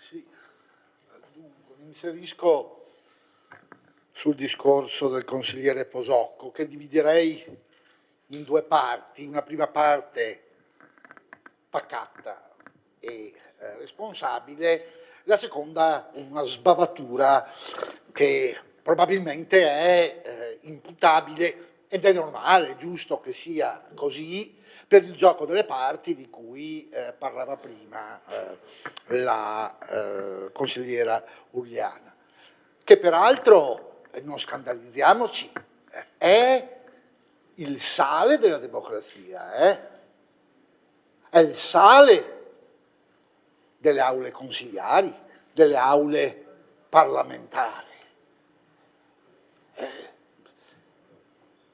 Le aule in cui non ci si scontra non sono aule democratiche. Le aule in cui ciascuno non fa la sua parte, quella che gli elettori gli hanno dato di fare, non sarebbe democrazia. Ma veniamo alla parte pacata dell'intervento di Posocco, che a dire la verità si riallaccia benissimo alla discussione sulla precedente delibera, perché è sicuramente vero che ci sono stati dei costi aggiuntivi, però va detto anche che per coprire questi costi aggiuntivi necessariamente e responsabilmente abbiamo trovato le risorse. Se voi fate i calcoli, a proposito anche di campagna elettorale di cui si è parlato prima, se voi fate i calcoli di quanto è stato messo in via Galilei, nel Piazzone e nella Gotti, somme necessarie e che responsabilmente abbiamo detto di sì, fa 800-900 mila euro. Ecco che se ci fossero stati, per esempio, l'intervento su Villa Papadopoli sarebbe stato notevolmente più corposo e più solido. Ma è chiaro che un'amministrazione deve, dopo i sogni, risolvere i problemi. E le confesso, tenga presente che per convincerci della necessità sulla Gotti, tutti noi consiglieri abbiamo voluto vedere. E le confesso che ho detto, sì, non è possibile, la cosa che sta venendo fuori non può non avere la luce.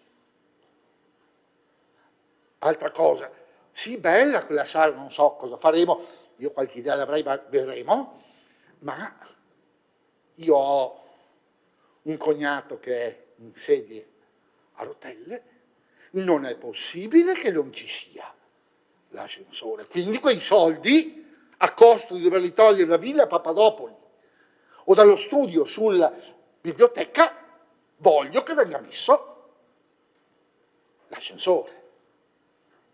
E questa è la parte pacata.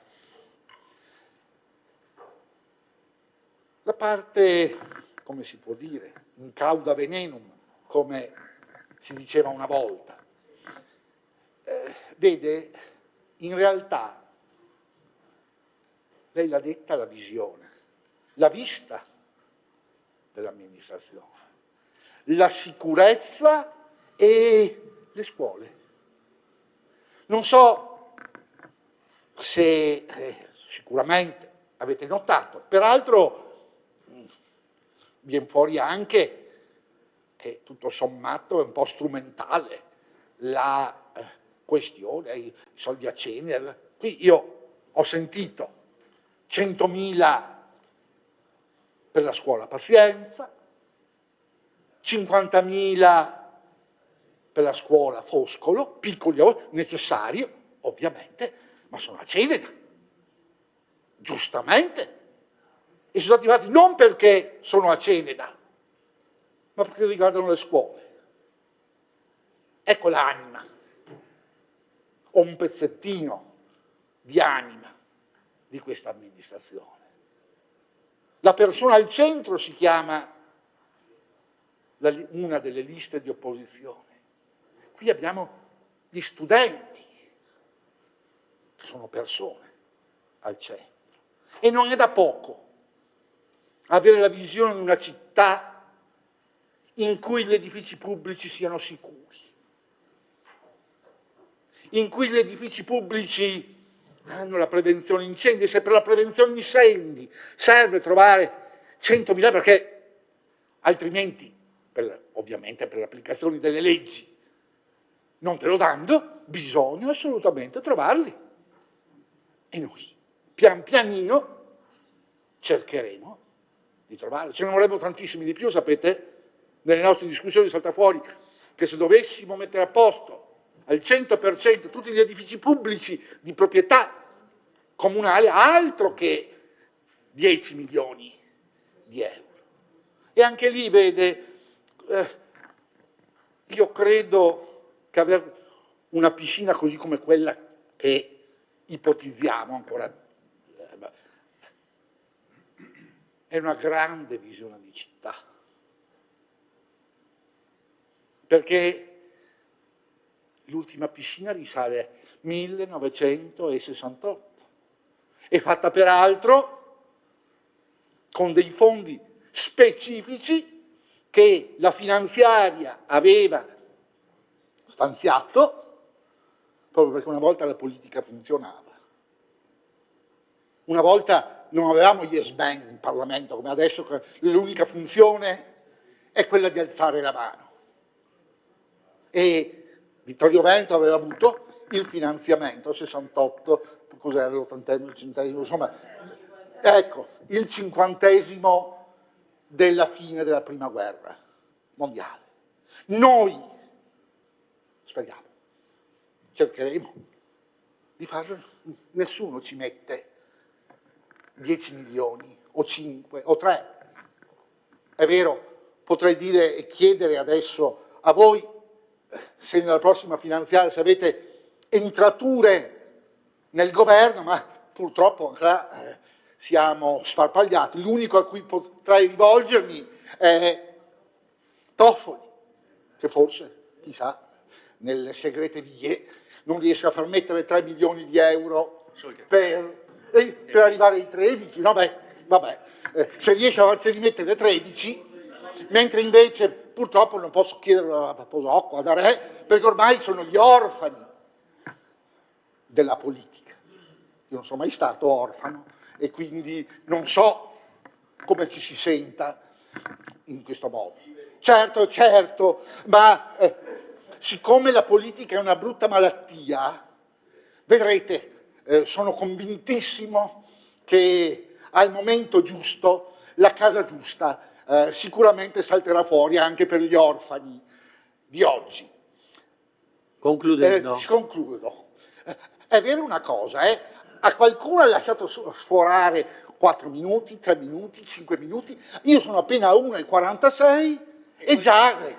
No, 4 minuti a nessuno. Ho detto concludendo, immagino che possa andare avanti un altro minuto e mezzo. Sì. Mi lasci un po' di vis polemica, perché in realtà lo so che è così, non so perché sono fatto così, non è che possa cambiarmi come sono fatto, anzi io mi piaccio come sono fatto così e quindi mi va bene.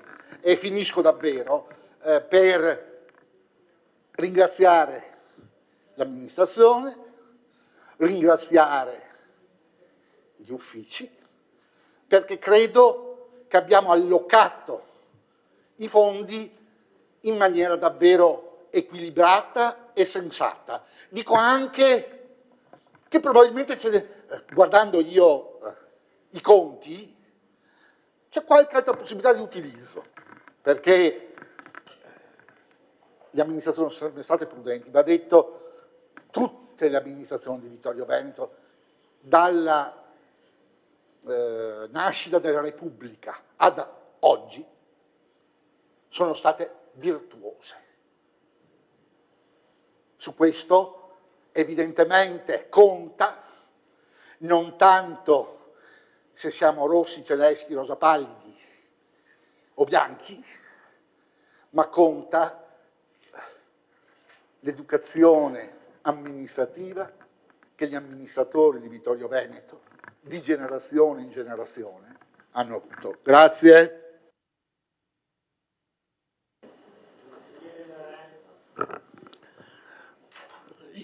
Io starò molto meno del collega Carnellos.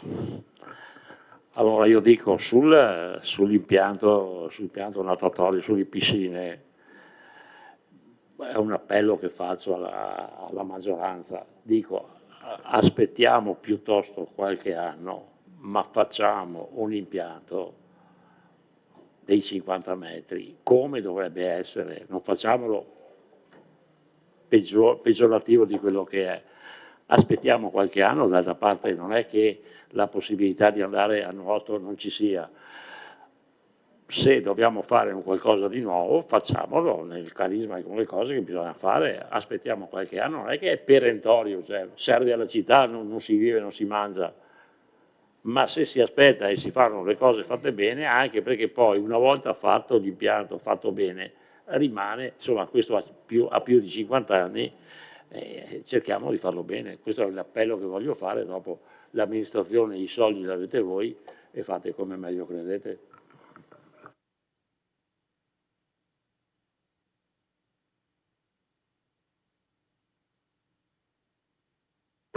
Grazie Presidente, buonasera a tutti. Proprio per un confronto, perché ci sono tante cose che sono state dette questa sera che mi hanno portato a riflettere e soprattutto a provare a dirvi anche quel sotto che vedo io nelle nostre scelte. E anche perché anche la scelta o comunque il prendere in considerazione la piscina così come la stiamo prendendo in considerazione, secondo me rientra in questa visione. Come ha detto lei, consigliere Posacco, le dice: si vede dove avete scelto di mettere gli investimenti, ma ditemi qual è la vostra visione della città a 20 anni. Allora, secondo me in realtà noi non abbiamo scelto di mettere i soldi sulle opere comunali, dove abbiamo scelto di mettere i soldi racconta come noi vediamo la città, perché li abbiamo messi su ciò che rende fruibile e accessibile i servizi pubblici, ma anche sul potenziamento dei servizi pubblici, quindi penso all'asilo, ad esempio. Questo racconta come vediamo noi la città tra 20 anni, racconta una città dove la vita dei cittadini è più semplice, dove l'amministrazione e il comune ti dà tutta una serie di servizi, te li rende fruibili, accessibili, possibilmente anche economici o accessibili anche economicamente parlando, quindi va oltre dove avete deciso di mettere i soldi. Dove abbiamo deciso di mettere i soldi racconta come vediamo la città. E questo, secondo me, al di là della responsabilità degli investimenti che invece servono a portare a termine delle opere, ma siamo tutti d'accordo che sono cambiate le premesse ed è responsabilità farlo, racconta esattamente la stessa storia che noi abbiamo raccontato in campagna elettorale. Quello che noi abbiamo detto è che volevamo una città che fosse più vivibile per tutti. Gli strumenti che noi abbiamo nell'immediato per farlo è quello di assicurare i servizi i più ampi possibili, i più trasversali possibili ai cittadini. Perciò abbiamo deciso di allocare così gli investimenti. Una cosa invece mi piacerebbe capire e approfondire con voi il perché di questa lungimiranza che voi vedete nella piscina da 50 metri. E vi spiego perché. Perché secondo me anche il valutare di fare quanto prima possibile con dei costi un po' più contenuti e con la valutazione della gestione quest'opera in questo modo è perché noi vediamo che quest'opera risponda a dei criteri proprio di vivibilità, quindi è più che sufficiente, se non è possibile realizzarla da 50, quella da 25 per assicurare d'estate alle famiglie, all'utenza, la fruibilità che noi riteniamo sia in primis per i cittadini di Vittorio, ma anche attrattiva per quelle che possono essere le famiglie o per le persone del circondario, ma anche per un'attività sportiva non agonistica per i ragazzi, per le persone che si vogliono mantenere in forma e fare attività fisica. Mentre io vedo in una piscina da 50 metri comunque sì una certa attrattività, ma rivolta comunque ad una nicchia, quindi io trovo più urgente, proprio nella nostra visione, dare quanto prima un servizio adeguato e pensato per quelle che sono le famiglie e sono i cittadini. Lo penso evidentemente anche su quella che è la mia esperienza. Io come madre, se non possiamo farla da 50, preferisco avere quella da 25 fruibile da una famiglia durante l'estate e da 25 interna se devo andare a farmi io 2 vasche o portare dei bambini a imparare a nuotare. Però su questo invece mi sarebbe davvero utile e interessante un confronto, perché se questa per me è lungimiranza, anche dire forse quei 3 milioni li investo diversamente sempre ai servizi al cittadino, piuttosto che perché voi invece vedete più adeguato e più lungimirante l'altra opzione, cosa vi aspettate che possa portare, cioè qual è il ritorno sull'investimento di una scelta diversa o anche dell'aspettare, perché in realtà mi sembra abbastanza urgente adeguare quel servizio. Grazie.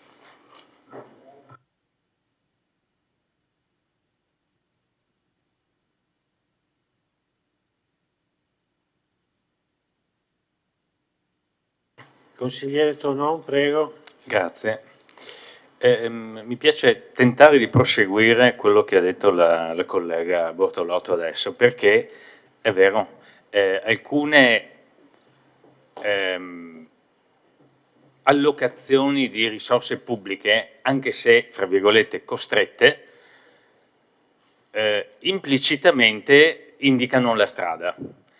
Noi abbiamo cominciato nel 2014 con 5 scuole, mi ricordo, per le quali era stato prevista l'adeguamento / miglioramento antisismico, Paravicini, Da Ponte, Zanette, Collodi, Crispi, eccetera.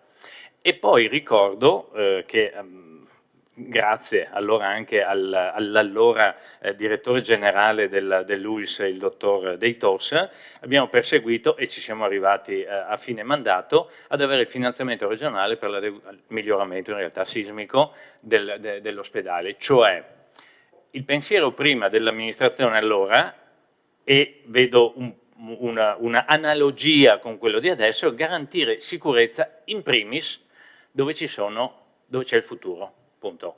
O dove ci sono persone in stato di necessità, scuole e ospedali. Non l'abbiamo fatto con tutto il rispetto ovviamente di tutti i presenti sulla la sala consigliare o il municipio, sono venuti dopo, anzi devono ancora venire in realtà. Vabbè, lì abbiamo sistemato i balconi perché erano pietosamente decadenti, diciamo, ecco, almeno quelli sì, visto che avevamo il 2018 in arrivo.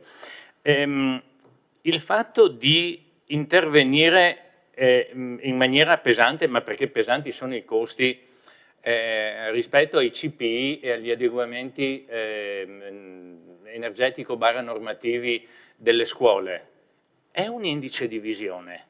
Vuol dire voler mettere in sicurezza la cittadinanza, a cominciare dagli edifici più sensibili della nostra città.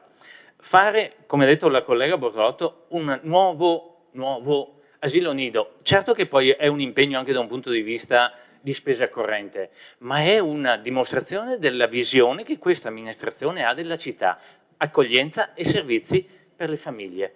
Quella è la prima.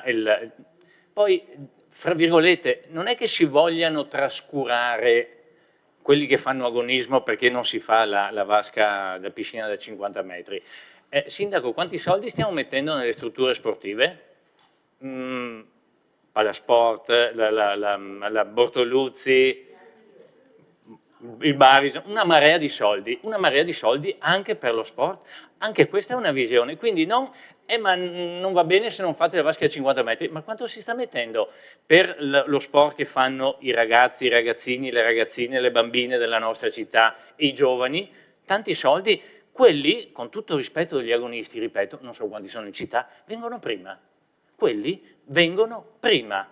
La sicurezza dei nostri bambini, i miei ormai sono grandi, dei figli di chi è qua, nipoti eccetera, viene prima di chi fa sport agonistico, a parer mio. E questa è la nostra visione di città, punto. E i provvedimenti, non solo questo ma anche il precedente di stasera, vanno in questa linea.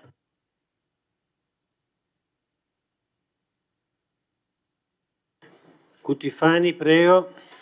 Sì, colgo proprio la palla al balzo per tornare al discorso di prima e far vedere che ci può essere anche un'altra visione, un altro punto di vista, no? Siamo qui a parlare della piscina, 10 milioni, ma aggiungete altri 3 milioni, cioè come se stessimo parlando di noccioline. Io vorrei anche evitare di fare quella politica che si allontana, che vive in un mondo tutto suo, in una bolla in cui si parla di queste cifre allucinanti senza pensare che di là noi stiamo lavorando per dei cittadini che queste cifre, la maggior parte perlomeno, non le vede neanche in 3 vite. La media degli stipendi in Italia penso si aggiri intorno ai 1.500 euro e noi siamo qua che diciamo mettiamo 3 milioni di euro, facciamo una piscina fatta bene come se noi la volessimo fare male. No, non è farla male e farla bene, è farla bene, farla funzionale e fare una piscina per tutti che funzioni però e che sia anche, che non tolga troppe risorse, e già 10 milioni sono tanti e come diceva la sindaca prima c'è una grande responsabilità in questo e va benissimo anche, per carità, il gioco delle parti, però magari delle parti che sono responsabili nelle scelte che prendono. Stiamo parlando appunto di piscina, che non è un bene primario, è una cosa molto importante e appunto una nuova piscina, Vittorio Veneto ha anche bisogno, secondo il mio punto di vista, di una nuova piscina, la facciamo con responsabilità e come deve essere fatta, cioè bene, non male. Per quanto riguarda la visione, sono d'accordo con i colleghi che hanno parlato prima di me che gli interventi nelle scuole, l'asilo nido, le palestre, tutto quello che riguarda l'attività sportiva, il campo da rugby, delineano proprio una visione di una città che vuole andare avanti e che vuole anche guardare a nuove generazioni. E un'ultima cosa, sentir parlare di come vedete la città tra 20-30 anni parlando di piscina, quindi parlando di acqua, mi fa un po' ridere, perché tra 20-30 anni probabilmente, se ci saranno ancora, chi lo sa, le amministrazioni non potranno più scegliere su cosa stanziare i soldi, perché purtroppo è il mondo in cui viviamo che lo deciderà per noi, con il cambiamento climatico e tutto quello che stiamo vedendo nel mondo. Grazie.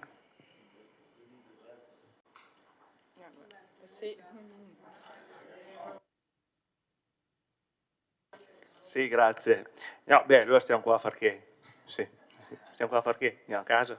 Scusi, No, nel senso, qua non è tanto il gioco delle parti, è comunque affrontare dei temi che sono stati affrontati in campagna elettorale. In campagna elettorale sono state dette tante cose, ho di tutto a casa, dagli insulti e tutto. Poi ti trovi a amministrare, giustamente, e vedi che le priorità è difficile portare avanti comunque. Cioè hai l'ideologia di fare una cosa, poi ti scontri con la realtà. Sarà sempre così per tutti.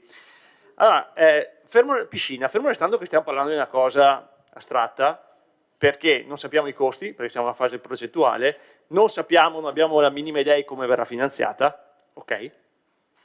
O l'avete, però poi bisogna scontrarsi col bilancio. Dal 26 al 28 non ho visto un euro a parte la progettazione, e su questo siamo d'accordo. Le potrei rispondere, perché il collega Tonon ha fatto una pista atletica a 8 corsie? Bastava 6.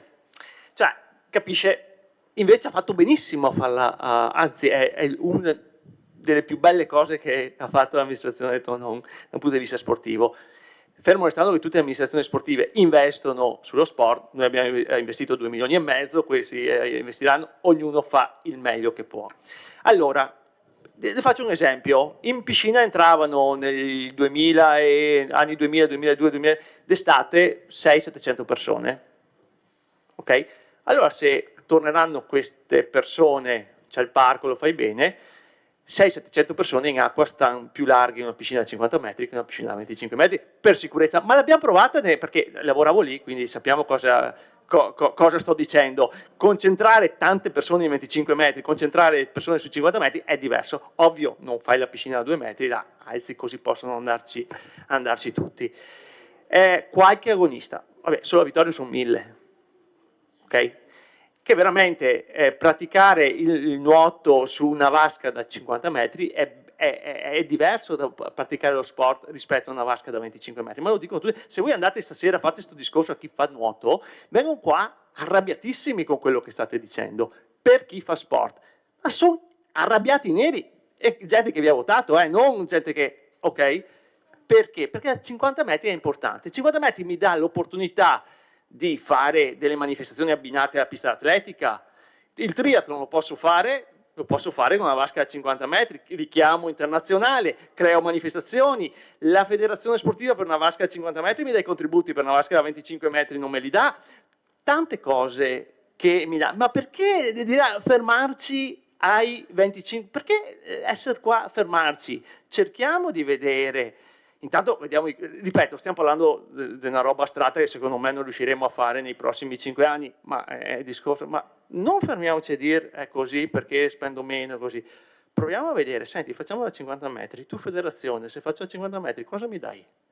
Perché è importante, parlo di federazione, riesco a fare le manifestazioni, le collego alla pista di atletica, le collego al palazzetto nuovo, richiamo gente, manifestazioni internazionali, gente che arriva a Vittorio, un po' lo sportivo ampio, è visione, capite? È arrivare a dire ho i mezzi, ho gli impianti in cui posso fare tutto e in cui anche i nuotatori che vanno lì per fare sport senz'altro nella 50 metri fanno più sport che nella 25 metri veramente. E poi questo non, cioè ho spazio, faccio la vasca per chi fa acquagym, per il recupero dall'ospedale Vittorio Veneto riabilitativo di tutti quelli che hanno un infortunio e devono recuperare, cioè si può fare tutto lì, c'è lo spazio, ma non diciamo solo 10 milioni di euro e mi fermo qui, perché così, scusate il termine, mi castro proprio. È questo l'invito che vi faccio, guardate le cose da più punti di vista. E il discorso è questo, prima ho detto 600 persone che entrano in piscina, ma è vero, cioè,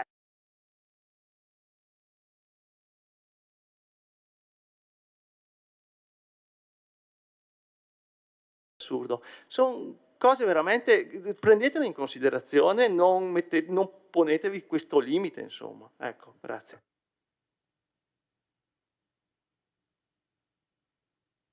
Assessore Denardi, prego. Grazie. Volevo star zitta, ma dopo l'uscita in campagna elettorale ho sentito di tutto, compresi gli insulti. Mi sovviene. No, non sto parlando di lei, però sto parlando di quelli che lei ha candidato come consiglieri con lei, dei quali quindi risponde in modo ideale, e dei quali qualcuno che era seduto qui, quando è stato chiesto conto di quello che è uscito sui manifesti, invece di dire come ci saremmo aspettati tutti, prendo le distanze, ha avuto anche il coraggio di dire, un'altra dei suoi candidati, ah no, ma sì, mi associo a questa cosa. La famosa uscita sugli irresponsabili. Eravamo talmente tanto irresponsabili che 15 giorni fa, 20, 25, collega Ceccarini, quella struttura l'abbiamo inaugurata, e non solo l'abbiamo inaugurata, è l'unica dei vari progetti dell'ambito che è riuscita ad arrivare a compimento. Mazza che irresponsabili che eravamo. Io non ho mai sentito una parola, né allora né dopo di scuse su quella frase irricevibile più che irresponsabile. Comunque dopo si viene a dire ho preso gli insulti.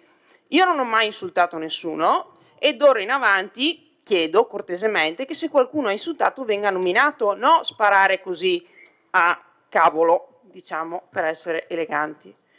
Al di là di quello, sulla questione della piscina, siccome non è che vi vedo moltissimo in piscina alla domenica e qualche volta d'estate ci vado, sì, vabbè, avere il brevetto e bagnino, anch'io facevo l'arbitro di pallavolo, ma non vuol dire che adesso esercito l'attività.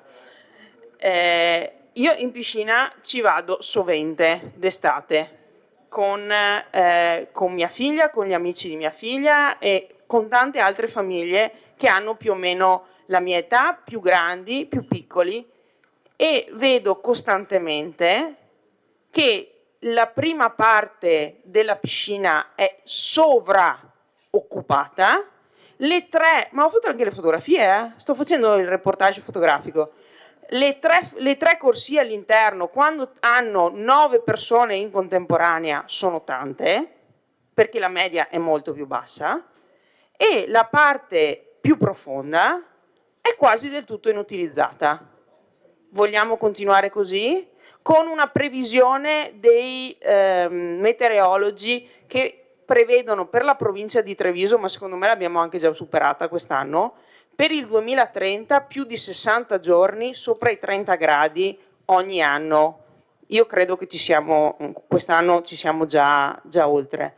Con una richiesta che è evidente di persone che non vanno in piscina solo ed esclusivamente per fare attività sportiva agonistica o semi-agonistica, ma di persone che vanno in piscina per stare bene, per riuscire a far passare ai figli del tempo bene, non necessariamente con attività sportiva in senso canonico, giochi d'acqua. Io ultimamente ho anche cominciato a frequentare altre piscine, private, non necessariamente pubbliche.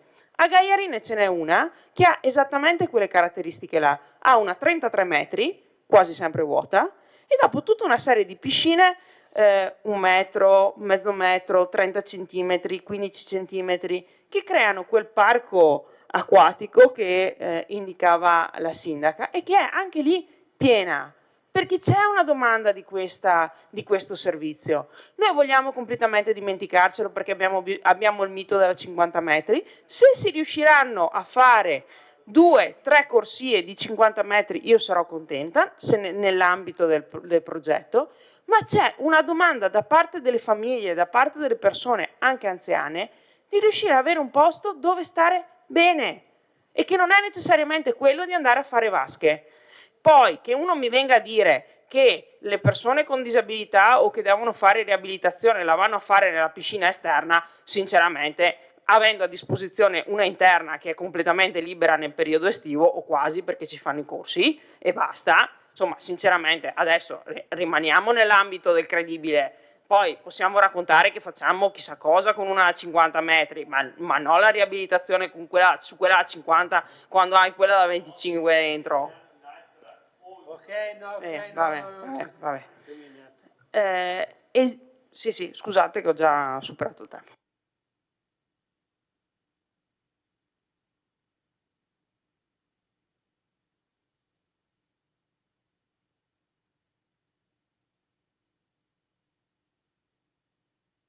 Sì, il secondo giro, visto che è un consiglio comunale notevolmente interessante, notevolmente partecipato e, come si può dire, mi fa venire in mente tempi antichi. Allora, non mi appassiona il 25-50, io mi fido dell'amministrazione, noi siamo, come si può dire, il legislativo, loro sono l'esecutivo, siccome mi fido, sono sicuro che verrà effettuata la scelta più opportuna e più giusta. Ma l'intervento lo faccio perché, come si può dire, volevo un po' rasserenare la collega Cutifani, perché le scelte spetteranno sempre alla politica. le hanno fatte in passato, succederà anche fra 30 anni, fra 50 anni. Vero? Potrebbe essere, se non c'è più la democrazia, sarebbe una politica autoritaria. E quello è il pericolo. Quello è il pericolo. Io mi auguro che rimaniamo così, come sistema. Perché ha citato il cambiamento climatico, ma anche lì è una scelta politica. Basta guardare nella geopolitica attuale come sul negazionismo climatico, quella che era una volta la più grande democrazia, quella intatta dall'Europa, politicamente il consenso, la gente, il popolo, giovani e vecchi che siano, abbiamo visto dove sono andati. È per questo che devono esistere consigli comunali come questo. Proprio perché sono la garanzia di libertà. Sono la garanzia della pari dignità di tutte le affermazioni che vengono fatte, ovviamente nell'ambito della correttezza e dei non dire atti. E questa è una grande cosa che noi abbiamo. Prima si è parlato di giovani e vecchi. Qualche volta penso che in certe fasce quelli che per me, quando eravamo la meglio gioventù, ci hanno trasmesso, ho la sensazione che si stia disperdendo. E questo è, come si può dire, la circostanza su cui tutti noi che sediamo attorno a questi banchi dovremmo preoccuparci ed essere lì sì una testuggine per parare certe tendenze.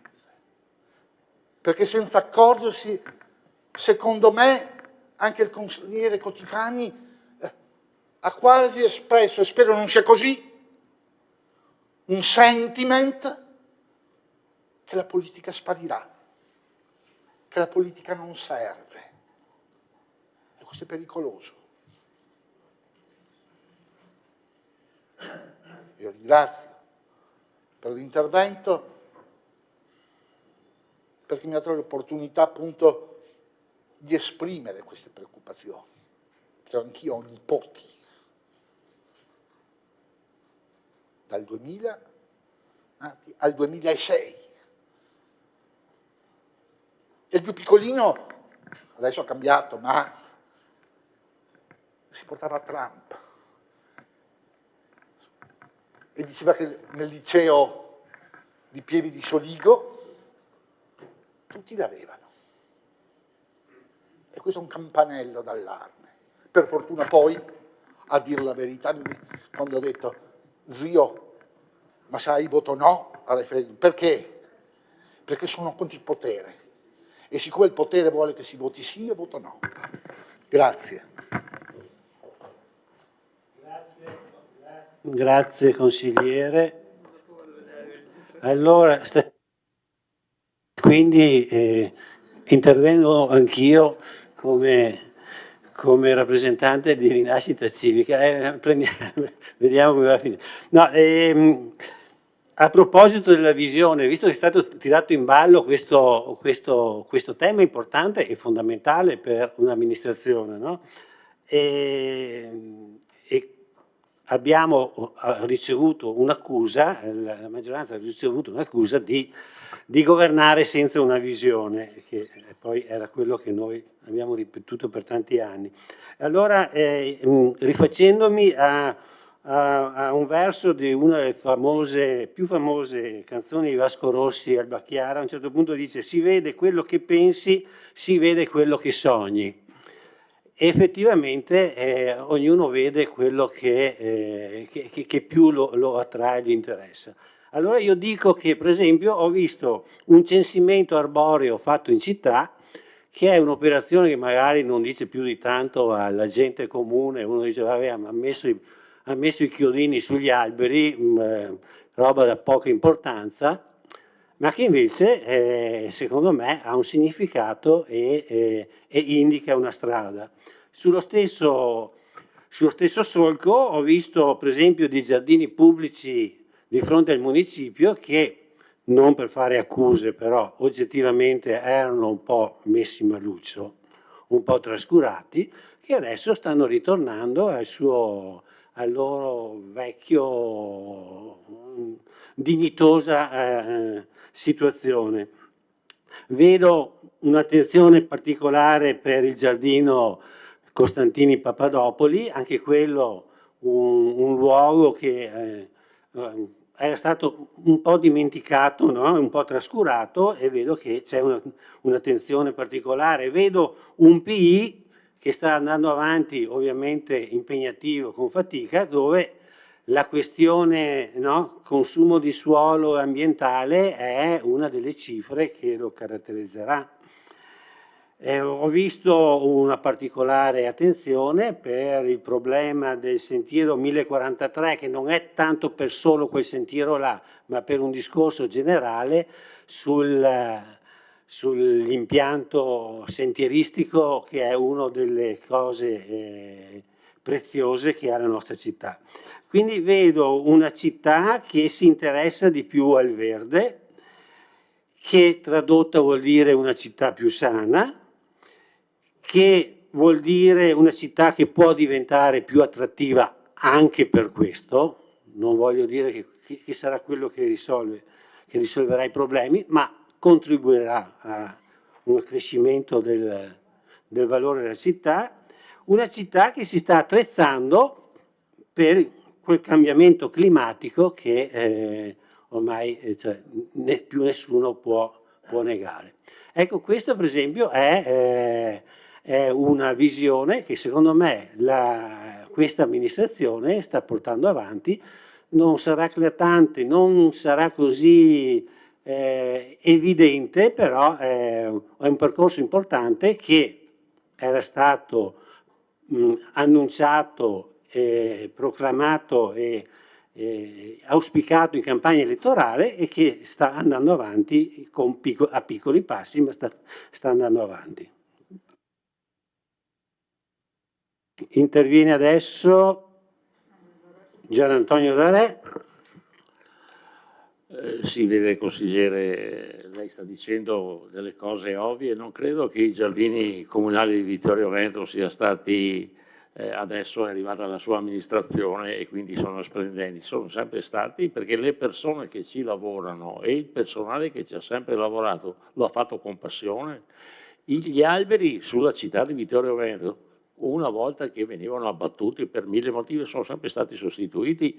Il parco arboreo che lei vede, e tra l'altro avete fatto anche il censimento, lo avete fatto i primi mesi che siete arrivati, quindi non diciamo cose, è l'ovvio che una città deve avere, perché la nostra città, diversa da tante altre città, ha un parco arboreo che è sicuramente straordinario, ed è dovuto alle varie amministrazioni e a tutti quei dipendenti comunali che hanno sempre lavorato per mantenere queste cose.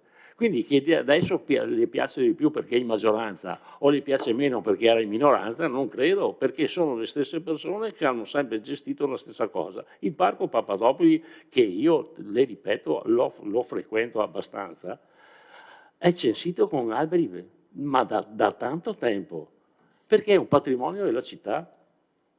Quindi cerchiamo di dire, certo ci vuole la sensibilità, su questo sono d'accordo con lei, ma nulla più, perché è sempre stato così e la nostra città è bella proprio per questo.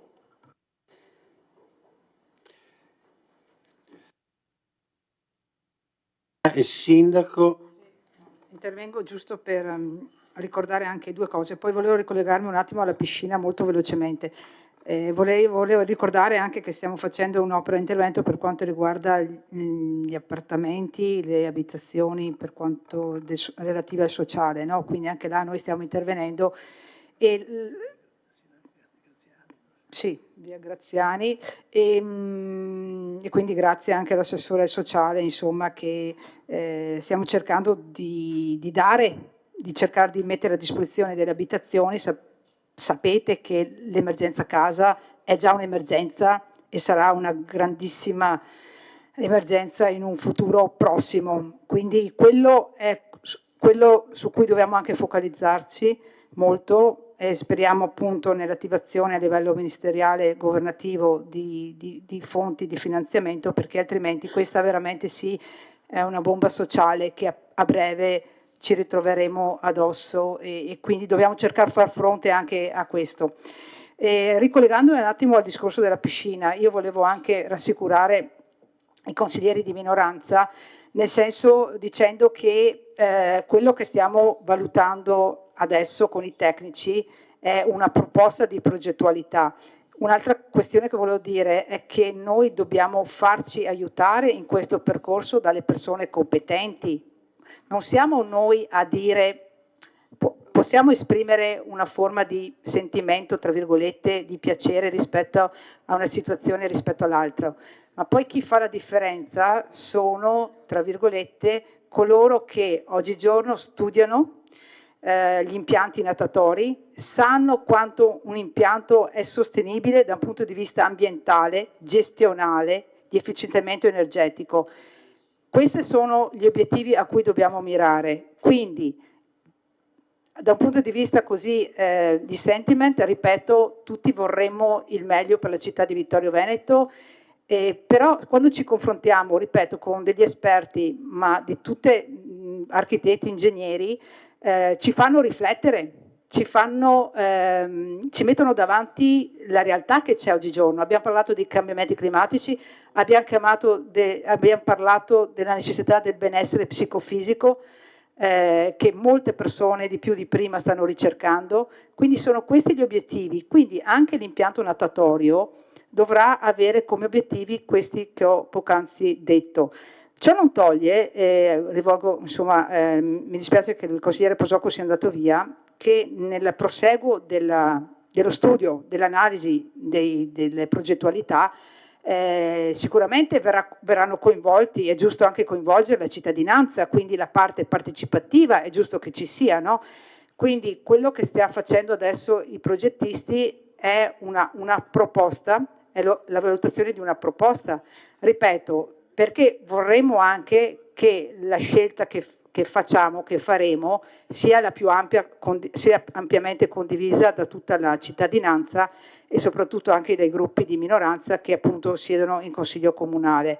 Quindi questo per dire che l'iter è ancora molto lungo, naturalmente non si decide oggi su domani, e questo volevo dire. Dopodiché fatemi dire che l'impianto è un impianto veramente importante perché circa 22.000 utenze ogni anno si riversano sull'impianto natatorio e da tutti i comuni, quindi stiamo progettando una piscina che non è solo della città di Vittorio Veneto ma che è dell'intero Interland vittoriese e quindi cercheremo di farlo nel modo migliore possibile e soprattutto coinvolgendo tutti.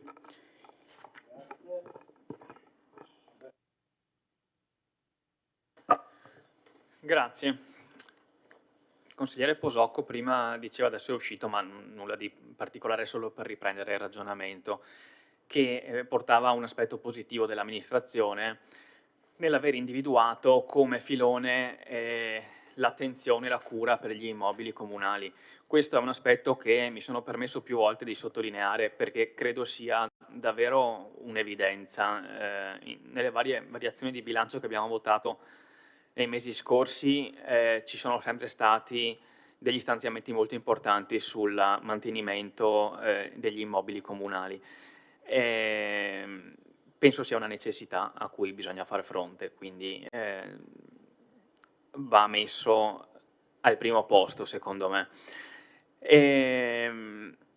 Non solo, però, un'altra attenzione particolare, la citava, se non sbaglio, il collega Tonon prima, è l'attenzione alla manutenzione straordinaria delle scuole. Non dimentichiamo che abbiamo tra le opere individuato l'asilo nido, che è un servizio importantissimo per la città, con tutte le difficoltà che probabilmente si porterà dietro anche in termini di gestione dal punto di vista del personale e i relativi costi, ovviamente. Però è una scelta politica che questa amministrazione ha deciso di fare. Avrei due domande in realtà, sì, l'assessore sa che, ma sono molto molto brevi. Una è nuova, un'altra gliel'ho già fatta, quindi su quella è già allenato. Allora, quella nuova, nella delibera ho visto una diminuzione di spesa di 63.000 euro sulla gestione dei parcometri. Premesso che a me i parcometri non piacciono perché preferirei che i parcheggi in città fossero bianchi, eventualmente con sosta regolamentata con disco orario, è una visione mia personale questa, per cui non è assolutamente un problema. Non ho capito la diminuzione di spesa, se può spiegarmela.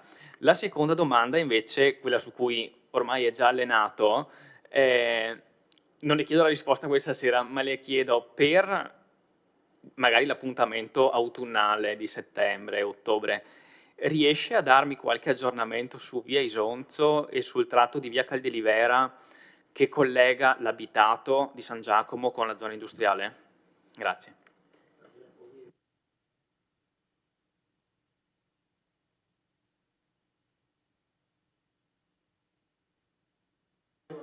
No, perché la battuta di Dere forse mi ha fatto venire in mente una cosa, non so se ho fatto il riferimento, intendo la pista ciclabile, sì, non mi ricordo se avessi detto questo.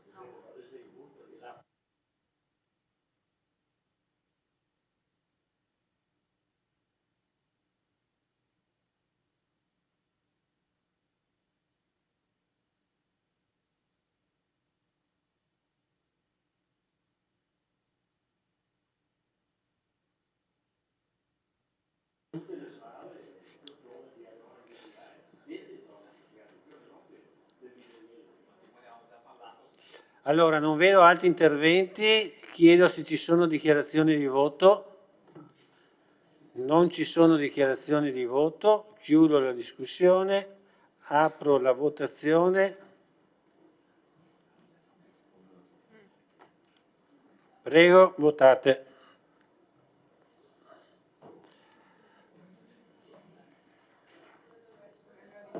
Cutifani, Toffoli ha votato.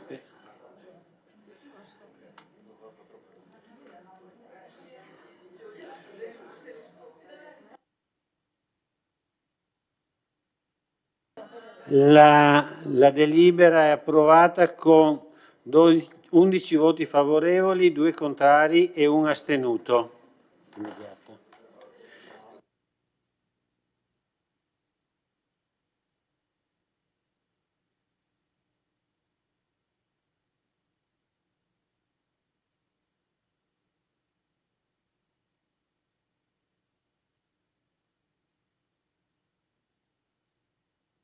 Votiamo l'immediata esecutività.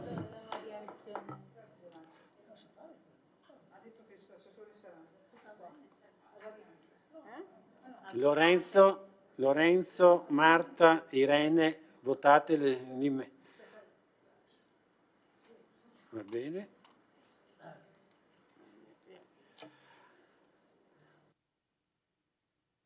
Due contrari, un astenuto.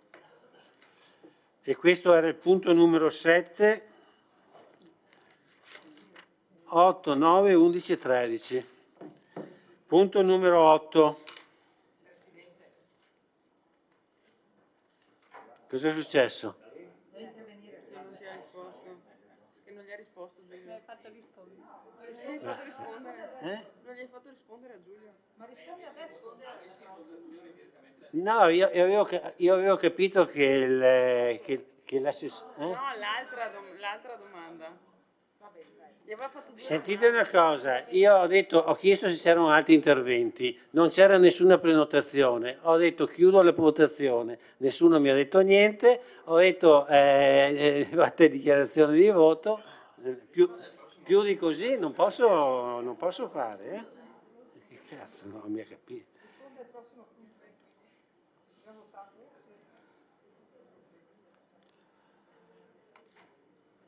Apri la votazione, dove siamo? Qua? No, non avevo chiuso.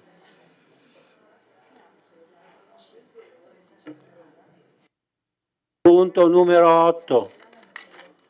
Aggiornamento DUP 2026-2028, prima variazione del programma triennale di acquisti di beni e servizi 26-28. Illustra, immagino, l'assessore De Antoni, prego. Illustro il documento e poi rispondo anche alle richieste che mi ha fatto il consigliere Bassetto. Allora, il programma triennale degli acquisti dei beni e servizi deve essere, diciamo, integrato qualora ci siano interventi appunto sia per quanto riguarda gli acquisti sia di beni che di servizi, quando ci sono interventi che hanno un valore superiore ai 140.000 euro.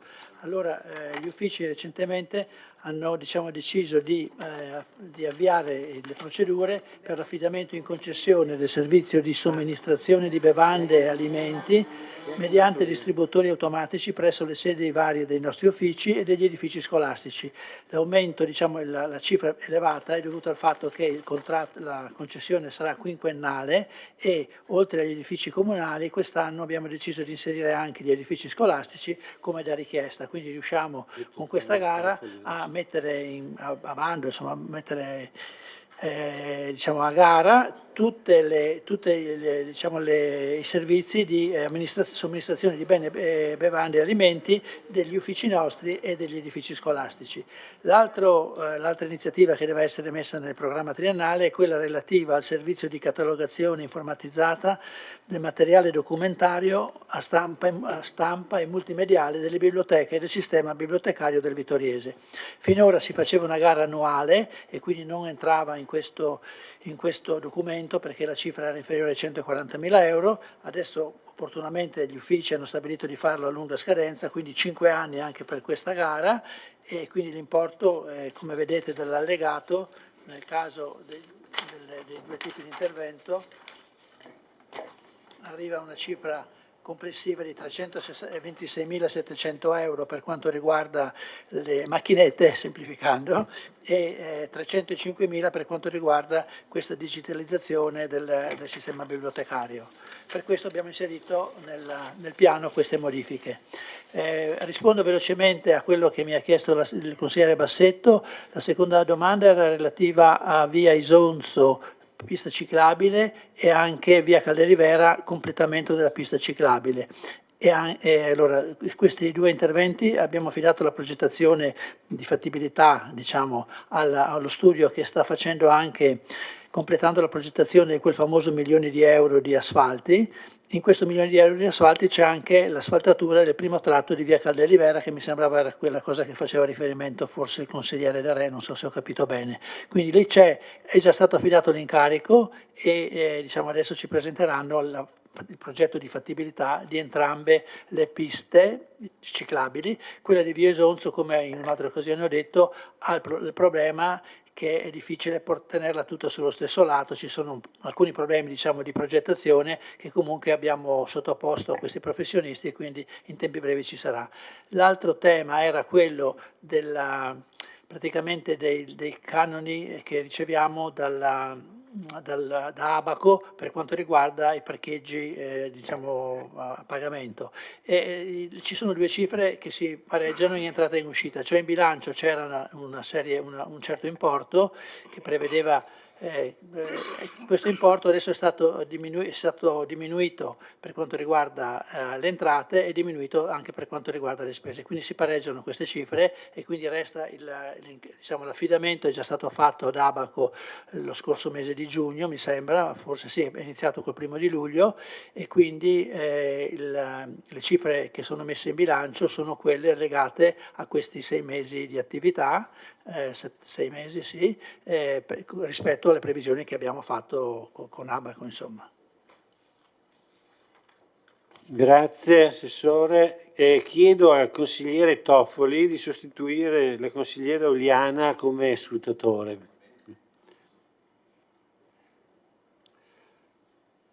E adesso abbiamo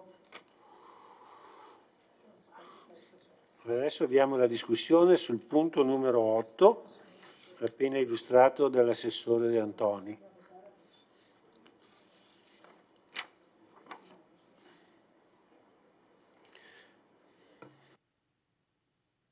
Allora non vedo prenotazioni, quindi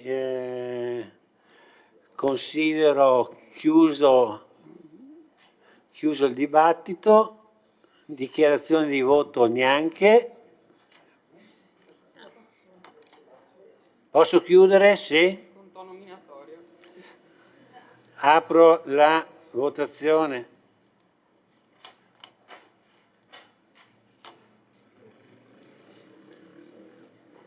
Votazione aperta.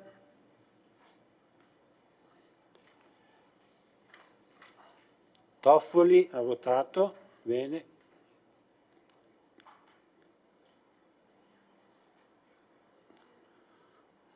Sono giusti 11, 2, 4, 6, 8, 10, 11. Allora, sì. Allora, favorevoli, nessun contrario, 2 astenuti.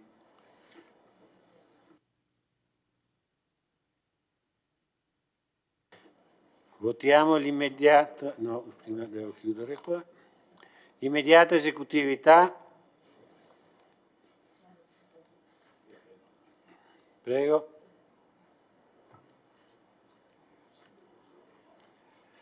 Da Re. Ok.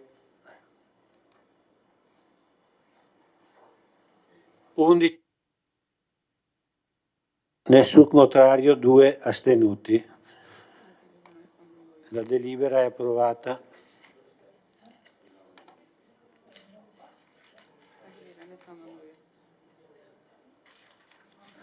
Va bene. Togliamo Irene.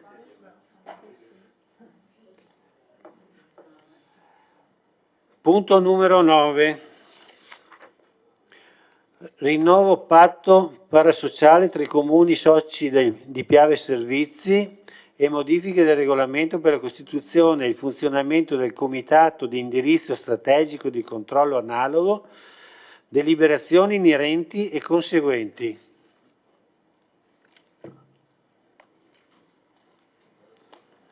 Prego. Sì, grazie.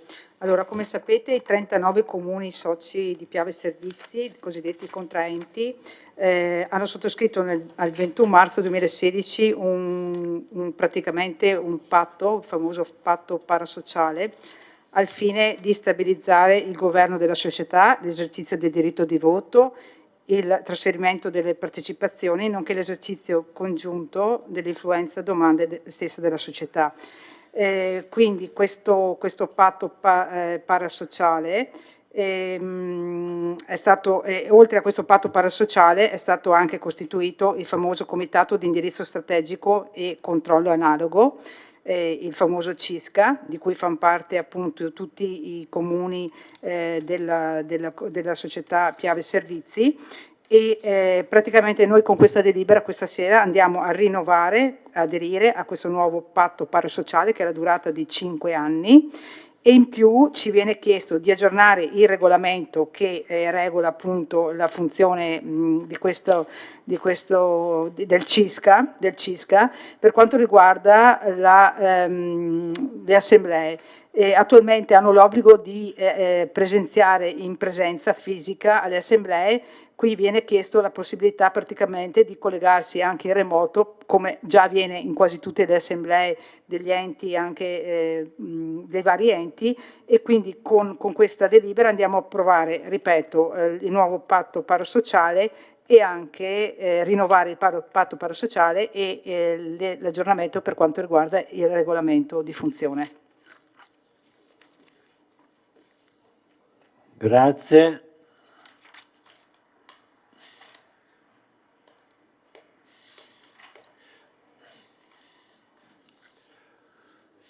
Allora, probabilmente è chiaro a tutti, possiamo andare avanti, è aperta la discussione, è chiusa la discussione.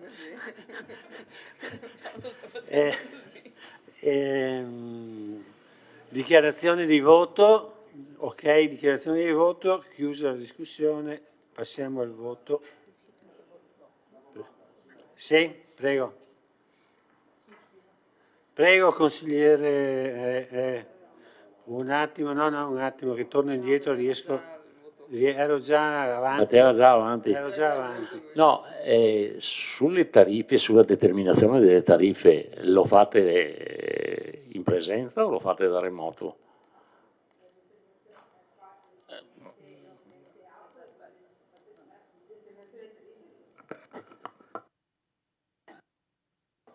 Ecco. Ok, la determinazione di tariffe la fa l'atto praticamente e quindi noi partecipiamo all'assemblea in remoto anche durante l'assembleato che è molto più corposa. Quindi sì, ma in ormai quasi tutti gli enti assembleari sono in collegamento online, quindi vabbè. Questo. Sì, no, ma certo, io tendenzialmente cerco di essere sempre presente fisicamente, però il regolamento prevede anche il collegamento da remoto.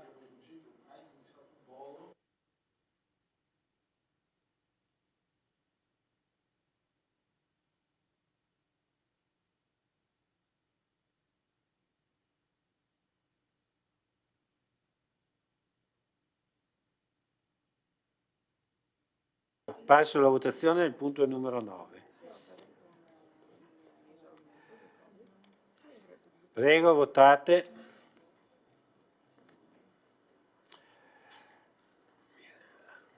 Toffoli ha votato, ok. Chiuso la votazione. Allora, delibera approvata, 12 favorevoli, nessun contrario e nessun astenuto. Esecutività. No, prima deve fare retromarcia.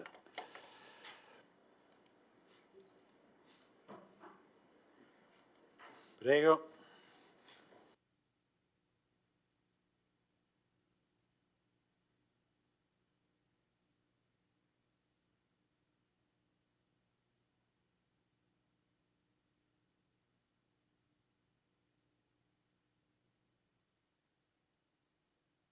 Favorevoli 12, nessun contrario, nessun astenuto. Chiuso il punto numero 9. Un attimo perché non fede. Il 10 lo abbiamo già fatto. Punto numero 11. Approvazione statuto e adesione alla Fondazione Destination Management Organization, DMO, Marca Treviso. Illustra l'assessore Denardi. Ho sentito un diamo per letto, no dai, per cortesia. Cerco di rubarvi meno tempo possibile, poi se ci saranno delle domande eventualmente integro. In seguito alla legge regionale del 2013 sul turismo sono nate in Regione Veneto tutta una serie di OGD che sono le organizzazioni di gestione della destinazione. In alcuni casi all'interno di una provincia ci sono più OGD, è il caso di Venezia, ad esempio, ma non solo. Nel caso della provincia di Treviso, dopo un lungo confronto, si decise per l'avvio di una sola OGD denominata Città d'Arte e Ville Venete del territorio trevigiano, quale organo di coordinamento territoriale della promozione e valorizzazione dell'offerta turistica dell'area. Con il tempo la fondazione, che era stata costituita tra pubblico e privato per gestire l'OGD, ha evidenziato tutta una serie di problematiche, in primis l'impossibilità, proprio perché era a partecipazione mista pubblico-privato, di sostanzialmente operare come soggetto in house rispetto ai comuni aderenti alla fondazione stessa. Proprio per questo, con un lungo percorso di confronto e anche con diverse modifiche della proposta di contenuti e di governance dello statuto di quella fondazione Marca Treviso che oggi di cui oggi lo statuto andiamo a approvare, sostanzialmente a fine luglio dell'anno scorso il tavolo di confronto ha ipotizzato lo scioglimento anticipato del protocollo d'intesa che reggeva l'OGD precedente e la fondazione della Fondazione Marca Treviso come DMO, che è sostanzialmente quello che diceva il Presidente, cioè Destination Management Organization, cioè il soggetto che sostituisce l'OGD e che va a coordinare e gestire le attività di promozione e valorizzazione dell'offerta turistica del territorio. Lo statuto che andiamo ad approvare prevede l'attivazione a 40 enti sottoscrittori della fondazione, condizione che si è già verificata perché sono 53 in provincia i soggetti che hanno deliberato l'adesione. Il ruolo dell'OGD DMO è quello di avere il coordinamento delle attività di promozione e commercializzazione dei prodotti turistici della destinazione, avendo sostanzialmente non solo lo stimolo anche nella promozione e nella commercializzazione, ma anche condividendo con la Regione la funzione primaria di promozione e di sviluppo delle politiche turistiche del territorio. In più, in seguito all'ultima DGR di quest'anno, la Regione ha attribuito anche alla DMO un'attività di coordinamento tra gli IAT all'interno dei territori, attività che sta già svolgendo da qualche mese con riunioni periodiche con gli IAT già attivati. La Fondazione avrà questa struttura. I partecipanti fondatori sono il Comune di Treviso e la Camera di Commercio Treviso Belluno Dolomiti. In aggiunta ci sono i partecipanti di indirizzo, che sono i comuni del territorio della provincia di Treviso.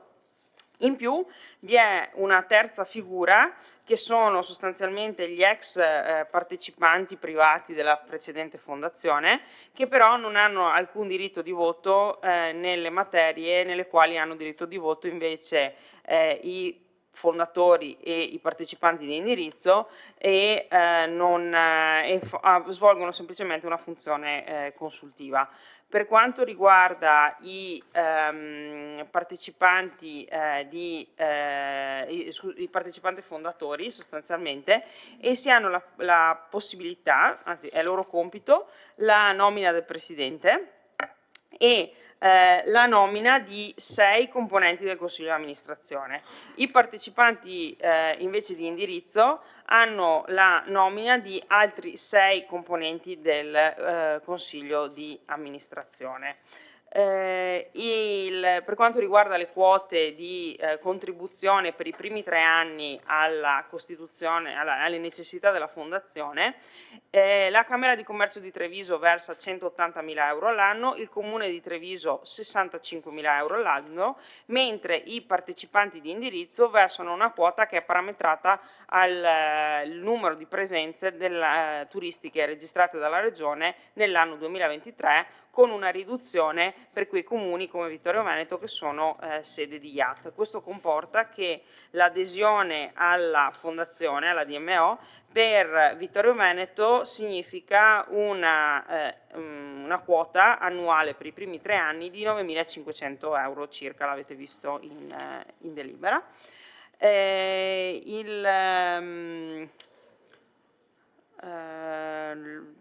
Non so se non credo ci siano altre cose particolarmente rilevanti. Se ci sono, sì, sono disponibile per le domande.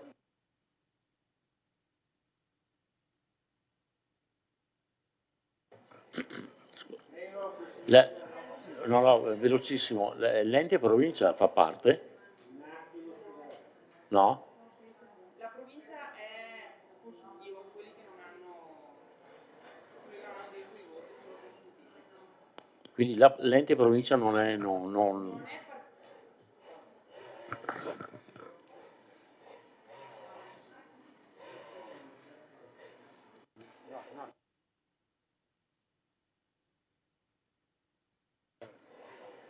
Allora, l'ente provincia, come l'Umpli, l'Università Ca' Foscari, Confagricoltura e altri soggetti, fanno parte dei partecipanti consultivi, cioè quelli che dicevo non hanno diritti particolari di voto ma solo di consultazione, mentre i comuni sono i partecipanti di indirizzo.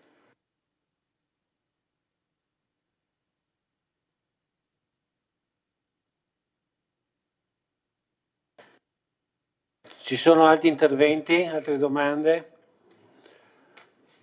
No? Chiudo la discussione. Ci sono dichiarazioni di voto? No? Apro la votazione.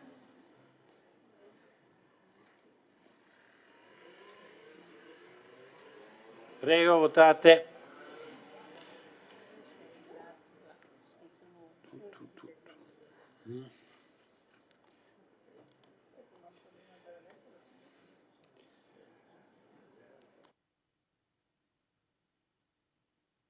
Nessun contrario e nessun astenuto. Il Consiglio approva.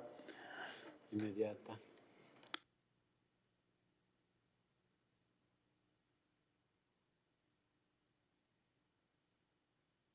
Immediata esecutività.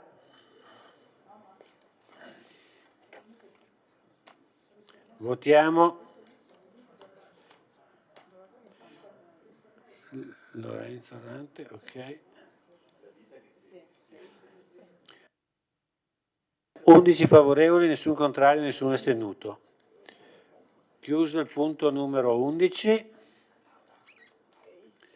Il 12 lo abbiamo già fatto.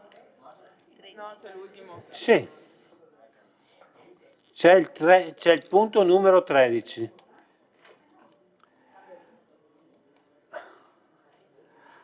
Allora, ambito territoriale sociale Veneto 07, gestione associata delle misure comunitarie, nazionali e regionali per l'inclusione sociale, approvazione schema di convenzione, ex articolo 30, decreto 267-2000. Illustra l'assessore Ceccarini, prego. Buonasera a tutti, grazie Presidente. Quindi, come gli altri 27 comuni dell'ambito, che ricordo rappresenta l'ex distretto ULS 7, infatti l'ambito nostro si chiama VEN 07, capofila il comune di Conegliano, va alla votazione della convenzione che ci permette di utilizzare i fondi che arrivano sia a livello regionale che a livello ministeriale per la gestione dei servizi sociali comunali in forma associata in questa nuova formula che è quella degli ambiti territoriali sociali. Non è un mero rinnovo della convenzione già in atto dal 23, ma è una nuova convenzione perché all'interno dei 28 comuni ci sono state delle discussioni e dei ripensamenti per aggiustare in maniera migliorativa la convenzione attuale. Solo per citare la cosa più importante che avete potuto vedere è il sistema di votazione, in questo caso è un voto ponderato che tiene conto del numero di abitanti dei singoli comuni.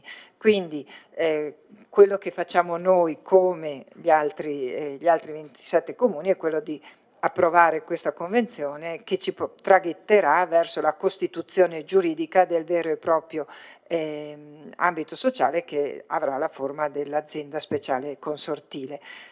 Quindi ecco, ci potrebbero essere tante cose da dire, ma visto l'orario, insomma, direi che può essere sufficiente. Se avete bisogno, sono qua. Grazie. Avete qualche domanda, qualche intervento?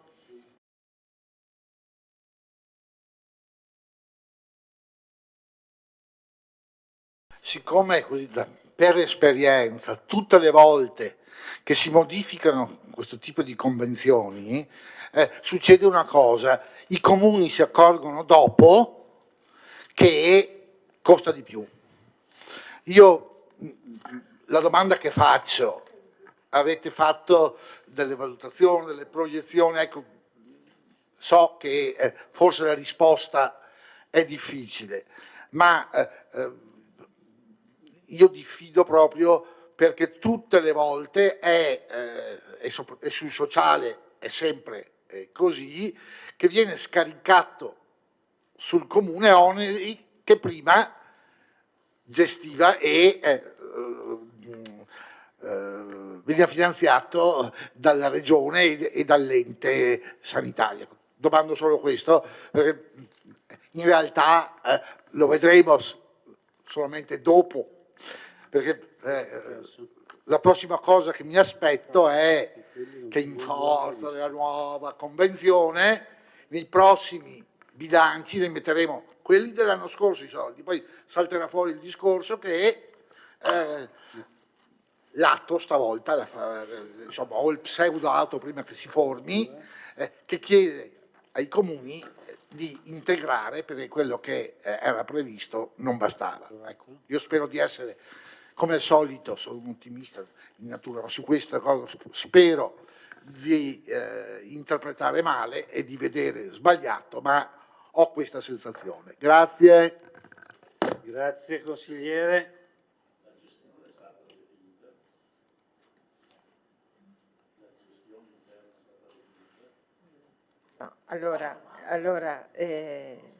No, per rispondere, allora, la convenzione in atto in realtà non mette in discussione gli equilibri e le decisioni già prese con la precedente. Chiaro che una volta che verrà costituito l'ente giuridico, che avrà bisogno di tutta un'organizzazione che ancora non è stata decisa, proprio questa è la parte più importante, perché al di là delle competenze tecniche del direttore generale, del consigliere di amministrazione, ci sarà una partita politica ovviamente da giocare, ma dobbiamo sempre tenere presente qual è il fine ultimo, insomma, di una gestione associata dei servizi sociali, che è quello di garantire i LEPS, i livelli assistenziali minimi, insomma, su tutto il territorio a qualunque cittadino. E è il prossimo passo da fare. La Regione, dico solo questo, la Regione Veneto arriva ultima nell'attuazione della legge del 2000, la legge ministeriale del 2000 che istituisce gli ambiti territoriali sociali, e nei primi 3 anni dà dei finanziamenti, dà dei fondi proprio per sostenere la gestione di questo nuovo ente, che avrà sicuramente dei costi aggiuntivi, però il tutto deve essere ancora deciso, insomma. Grazie. Consigliere Bortolotto, prego. Grazie, solo visto che ne abbiamo parlato anche in commissione, per essere sicura di aver capito bene, questi eventuali costi aggiuntivi saranno poi nel momento in cui si andrà a creare l'azienda speciale, giusto? Mentre al momento noi andiamo a votare solamente la proroga della convenzione con alcune modifiche che sono state fatte. Nello specifico mi sembra quella più rilevante sul peso del voto di ciascuno dei comuni, perché sia più equo, quindi è la cosa più importante che cambia tra la convenzione attuale e quella successiva, giusto? Grazie.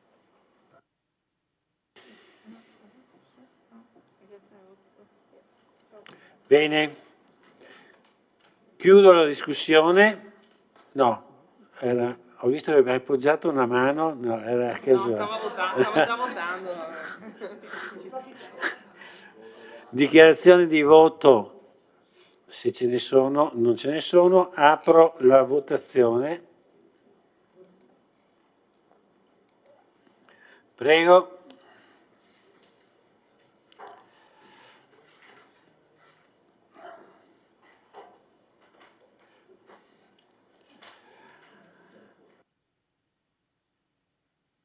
È approvata con 11 voti favorevoli, 0 contrari, 0 astenuti. Facciamo l'immediata esecutività.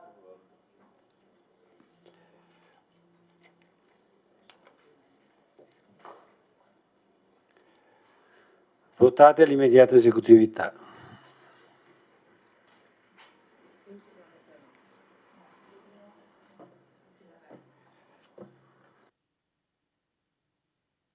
Undici favorevoli, nessun contrario, nessun astenuto. Il Consiglio approva. Bene.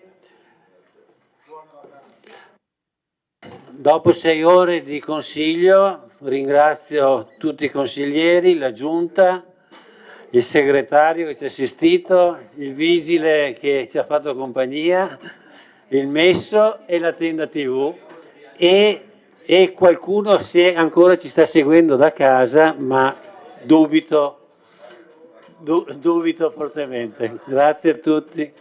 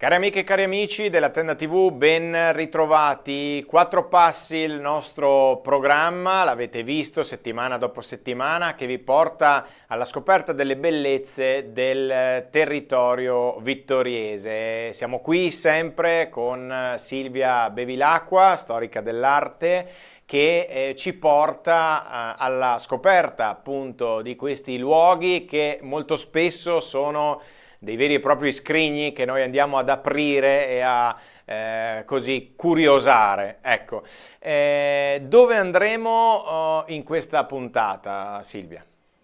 Buonasera a tutti, allora noi andremo a Sant'Augusta, che è uno dei luoghi insomma comunque conosciuti, frequentati, ma proprio per questo lo abbiamo indagato, lo abbiamo analizzato bene e lo abbiamo sezionato in modo da dare valore ad ogni aspetto di questo luogo e a tanti aspetti, certo non a tutti, della sua lunghissima storia.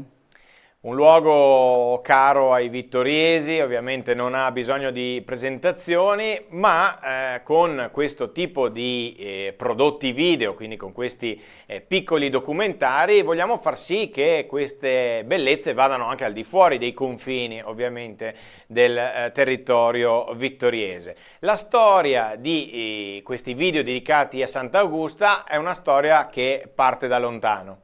Sì, ormai parecchi anni fa c'è stato l'intervento qui a Vittorio Veneto di TV2000 per fare proprio un servizio su Sant'Augusta.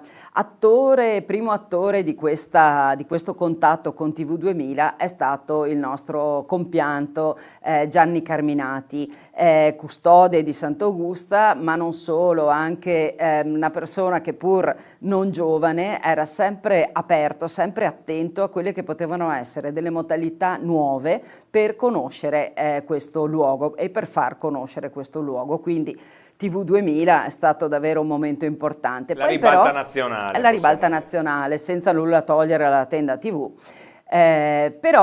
Poi Gianni Carminati ha cercato disperatamente di ottenere quel filmato, quel video che avevamo fatto per poterlo trasmettere anche in ambito locale, ma le cose sono risultate molto difficili.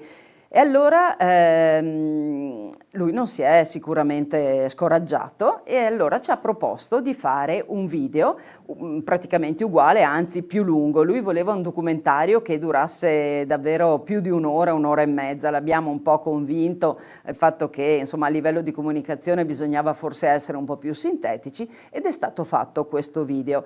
Ma poi non ci siamo fermati e soprattutto Gianni non si è fermato ed è nata l'occasione, proprio in occasione, scusate, il bisticcio dei lavori PNRR che hanno permesso il recupero del portico di Sant'Augusta e di una porzione di affreschi all'interno della cappella di Sant'Augusta, si è pensato di fare una cartina curata appunto da Bags for Dream per animarla, renderla animata attraverso dei video. I video sono diventati 23, quindi è un'analisi molto completa della salita, della discesa, della storia di Sant'Augusta, della storia del luogo e anche di quello che da lì, insomma, geologicamente il paesaggio ci racconta. C'è stata poi un'introduzione molto importante, un coinvolgimento davvero importante da parte del Lions vittoriese, che si è subito reso disponibile per ampliare questo progetto, nel senso di proporre la traduzione in inglese non di tutti i 23 video, ma di buona parte di essi, di quelli più importanti, e diciamo è stata una traduzione volta proprio ai turisti, no?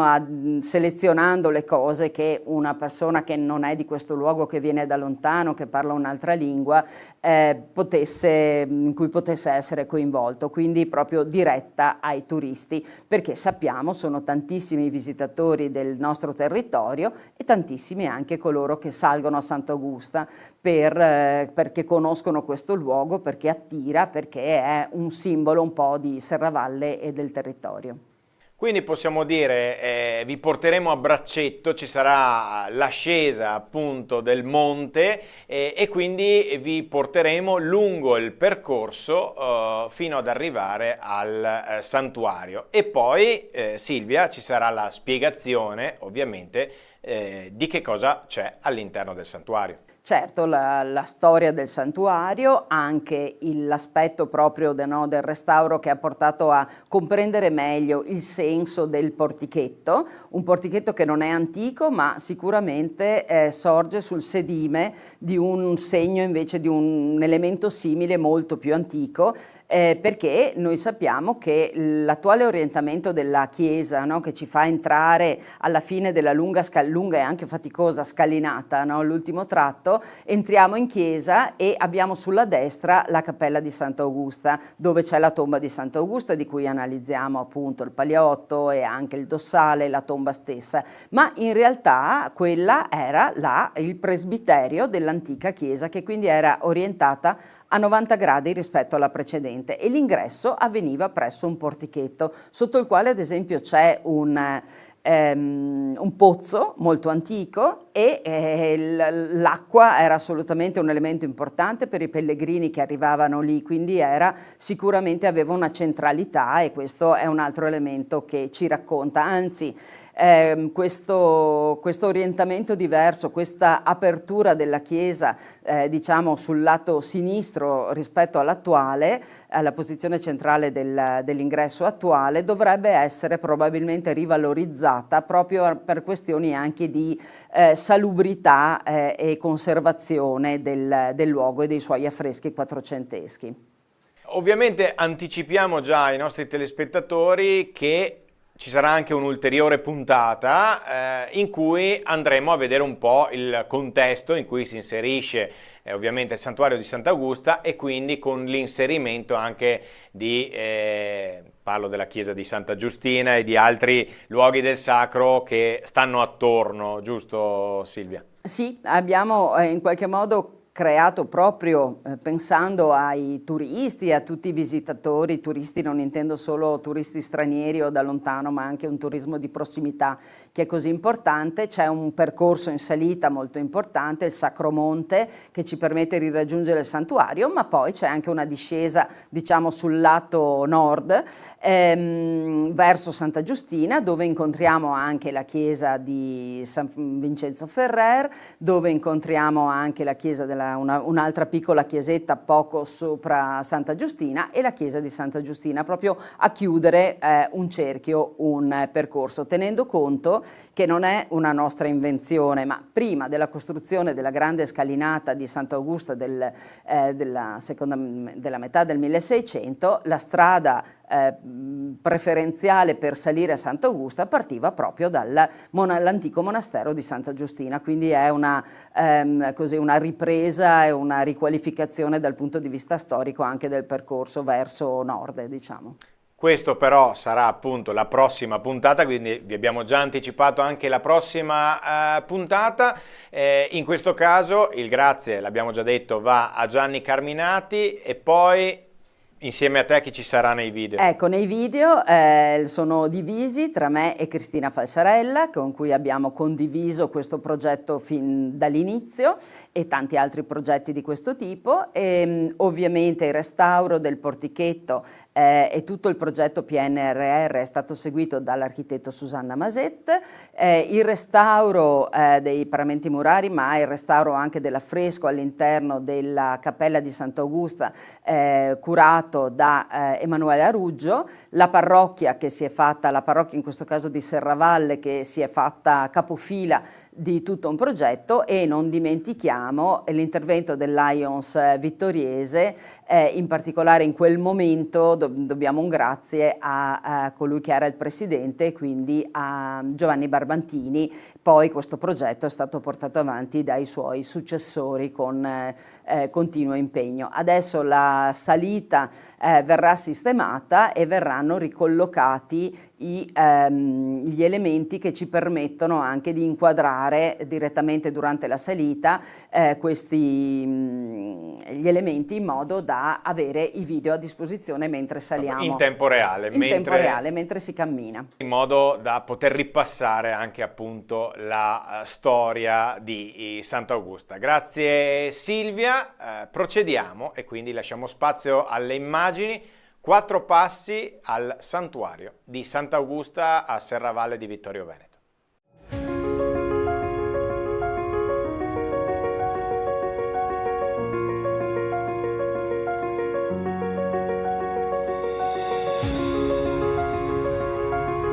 La chiesa di Santa Maria Nova sorge nel centro di Serravalle, ma ha un diretto legame anche con il santuario di Sant'Augusta. Sulla balza del Marcantone, dove nel V secolo visse Sant'Augusta, venne costruito un santuario, e nel 1600 questo fu collegato attraverso una strada, un percorso acciottolato, contrassegnato anche dalla presenza di 7 cappelle. 7 luoghi di culto che ricordano le 7 chiese di Roma, e il primo è proprio la chiesa di Santa Maria Nova, che ricorda la basilica romana di Santa Maria Maggiore.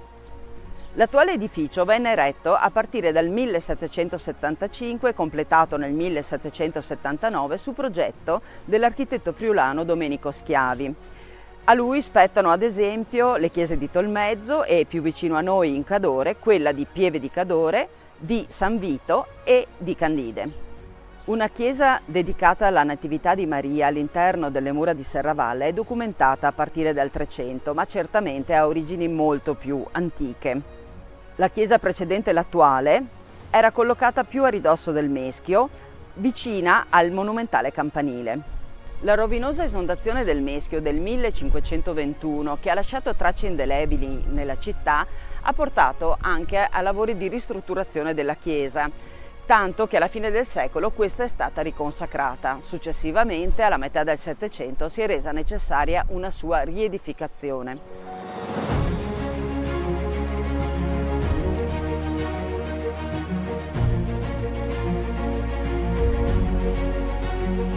L'interno è ad aula unica, ampio, solenne. Presenta elementi della più antica tradizione come le paraste, le linee marcapiano, i capitelli, secondo lo stile neoclassico.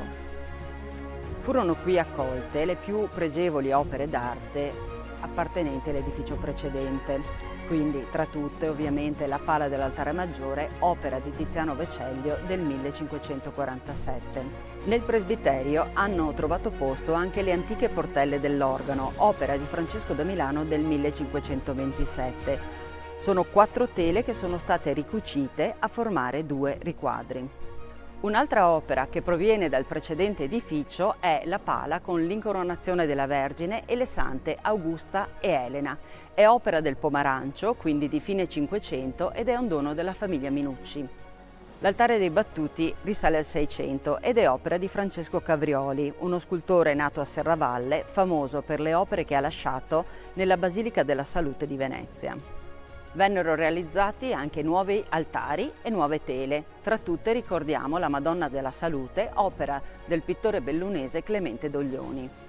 Tra 800 e 900 furono realizzati parecchi interventi. Tra tutti ricordiamo il grandioso soffitto con la Natività di Maria, opera di Giovanni Battista Canal, che con il suo effetto di sfondato collabora alla percezione di vastità e di ampiezza che questa chiesa trasmette. Notiamo poi l'organo Callido del 1822.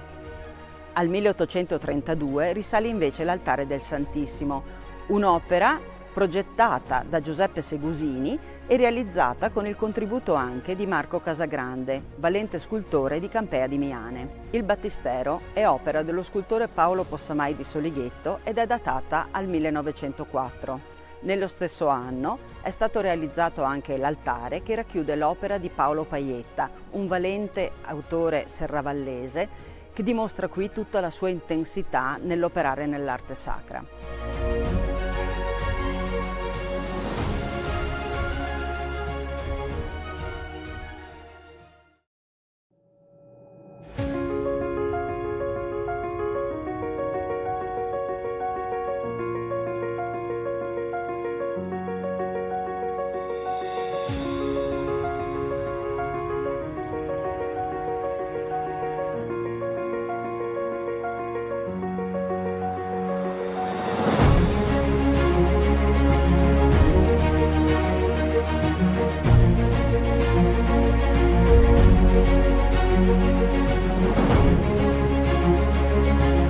Ci troviamo ai piedi della scalinata che conduce al santuario di Sant'Augusta.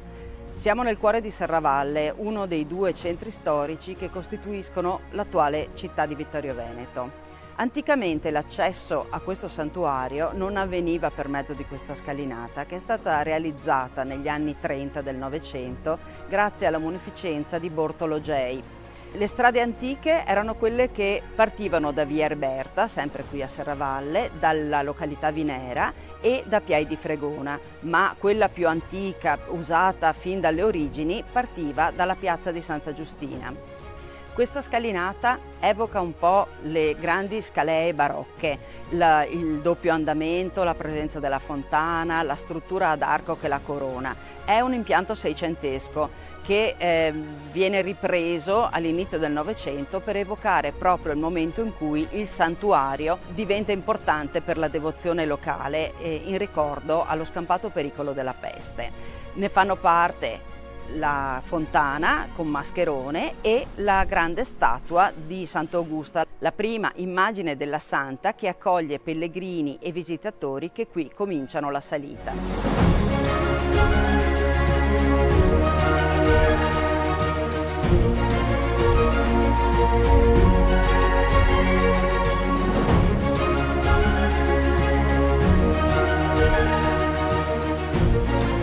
Percorsi i gradini della scalinata che ci conducono verso il santuario, siamo accolti da Sant'Augusta. Si tratta di una scultura che sta qui ad accoglierci dal 1987. È un'opera del vicentino Giuseppe Giordani. La figura è molto delicata, guarda verso di noi e ci accoglie sorridente. Si tratta di una figura classicheggiante che già è munita di 3 attributi che costituiscono la figura di questa santa e ci introducono proprio alla sua storia: la ruota dentata, la palma del martirio e i fiori.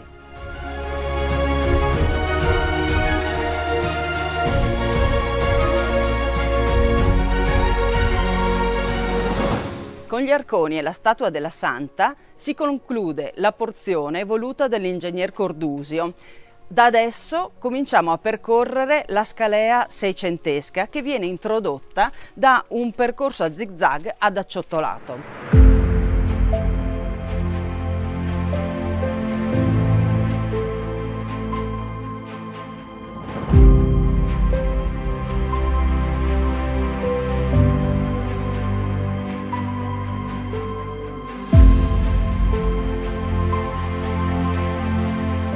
Abbiamo concluso lo stretto sentiero acciottolato e siamo arrivati nei pressi del Portico della Madonna, costruito nel 1684 da Gaspare Piazzoni della nobile famiglia serravallese, di cui resta lo stemma in chiave di volta.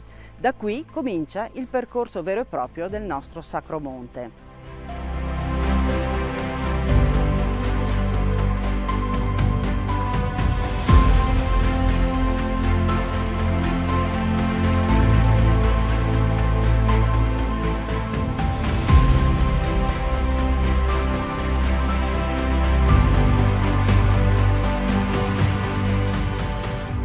Lasciato il portico della Madonna, abbiamo raggiunto la cappella di San Giovanni. In questo percorso noi incontriamo 6 cappelle. Sono frutto di un voto che la comunità di Serravalle ha fatto nel 1630, quando imperversava la peste, la famosa peste manzoniana. Venezia aveva fatto il suo voto solenne promettendo di erigere una grande chiesa, quella che noi conosciamo come la Madonna della Salute, e aveva invitato tutte le città sottoposte al suo dominio a fare le stesse scelte di devozione, a trovare delle modalità di devozione. La comunità di Serravalle decise di ricostruire il santuario di Sant'Augusta e di realizzare questo percorso devozionale per ascendervi. 7 chiese evocano le 7 chiese di Roma.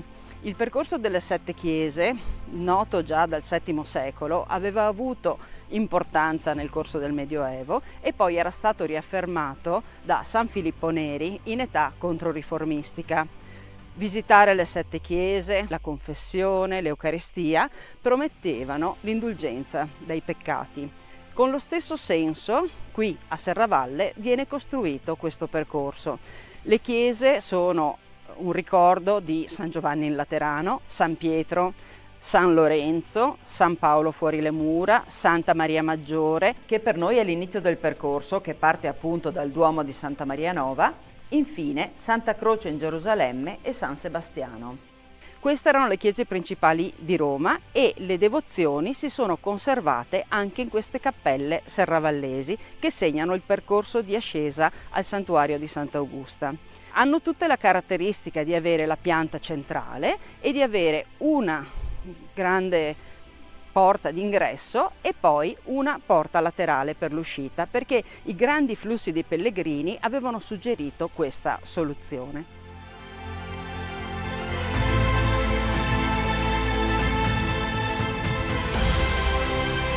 Quello che stiamo percorrendo è in realtà un sacro monte. I sacri monti sono delle strutture devozionali che nascono tra Lombardia e Piemonte dal 400 al 700. contengono il senso dell'ascendere, del fare fatica, della preghiera, del pellegrinaggio individuale o collettivo. Anche questo allora è un sacromonte, perché noi stiamo salendo, facendo fatica, incontrando immagini di santi da pregare e pensando poi all'immagine più importante, quella di Sant'Augusta, e alla sua memoria.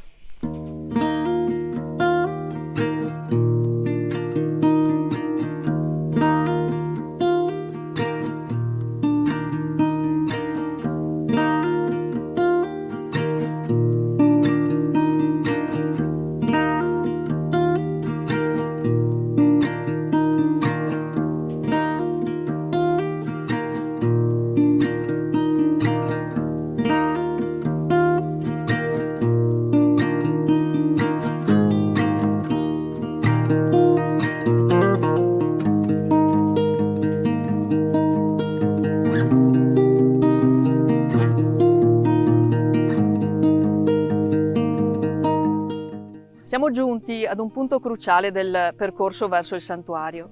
Tradizionalmente in questo luogo è avvenuto il miracolo.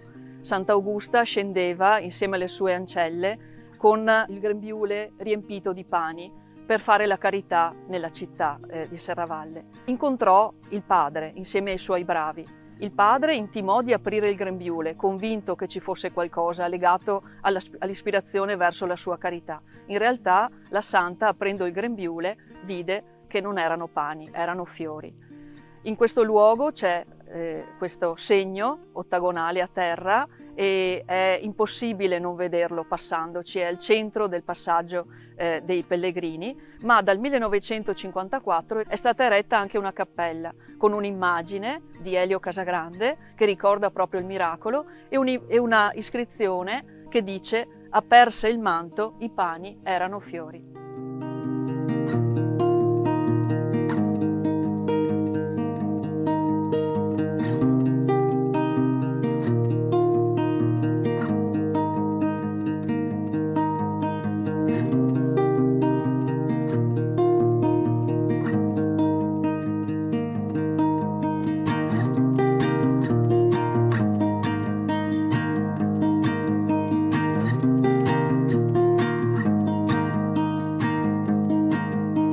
Stiamo attraversando una delle torri, delle antiche fortificazioni, delle porte di accesso al castello fortificato di Sant'Augusta.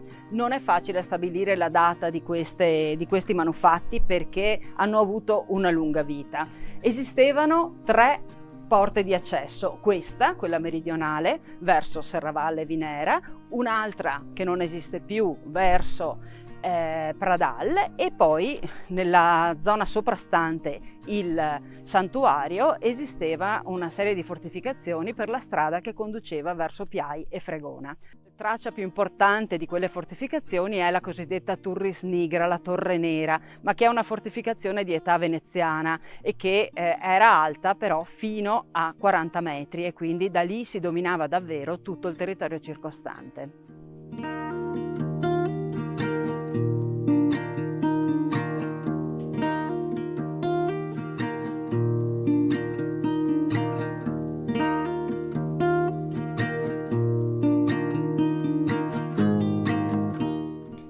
L'ultima cappella delle 7 che costituiscono il Sacro Monte di Sant'Augusta è dedicata a Sant'Elena. In realtà tra le chiese di Roma questa rappresenta la chiesa di Santa Croce in Gerusalemme, qui invece è dedicata a Sant'Elena.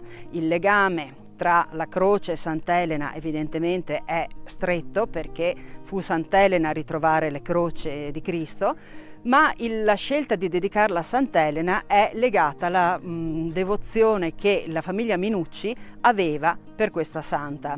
Questa cappella dei Minucci è stata poi curata a lungo dalla famiglia di Giacomo Camillo De Carlo, che viveva nel palazzo dei Minucci di Serravalle, e le tracce archeologiche qui intorno attestano che questa chiesa sorge sui resti di un'antica torre di fortificazione, forse proprio di un'antica torre del castello di Madrucco. Dalla cappella di Sant'Elena il santuario si raggiunge in pochi passi, in pochi gradini, non proprio pochi. Si tratta di una lunga scalinata costruita nel 600 che permette di raggiungere velocemente il santuario. Abbiamo quasi concluso il nostro percorso, manca quest'ultimo strappo e molti di coloro che durante l'anno, in tutte le ore del giorno, salgono verso Sant'Augusta lo fanno anche per mantenersi in forma, sfruttano questo percorso per la propria salute fisica ed è uno sforzo ed è una sfida percorrere quest'ultima scalinata saltellando in velocità tra un gradino e l'altro.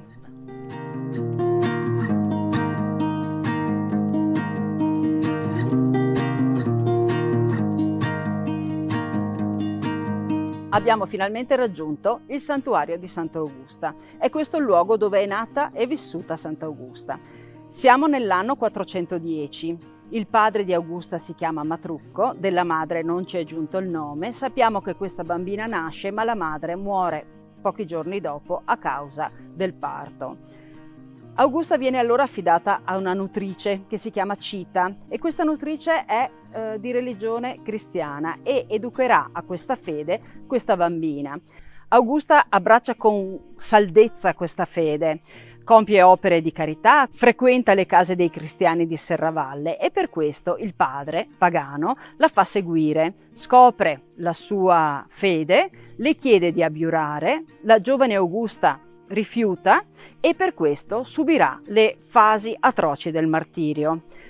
Le verranno tolti i denti, verrà legata alla ruota che miracolosamente si spezzerà, avrà la prova del fuoco, ma il fuoco si spegnerà e poi il padre, come ultimo gesto estremo, la porterà alla decapitazione. Questa è la storia di Sant'Augusta che va, come detto, dal 410 al 425. Augusta muore nel 425 ed è una giovane ragazza di 15 anni. La storia di Sant'Augusta si è tramandata lungo i secoli per via orale. Solo nel 1581 Minuccio Minucci scrisse per la prima volta una storia di Sant'Augusta.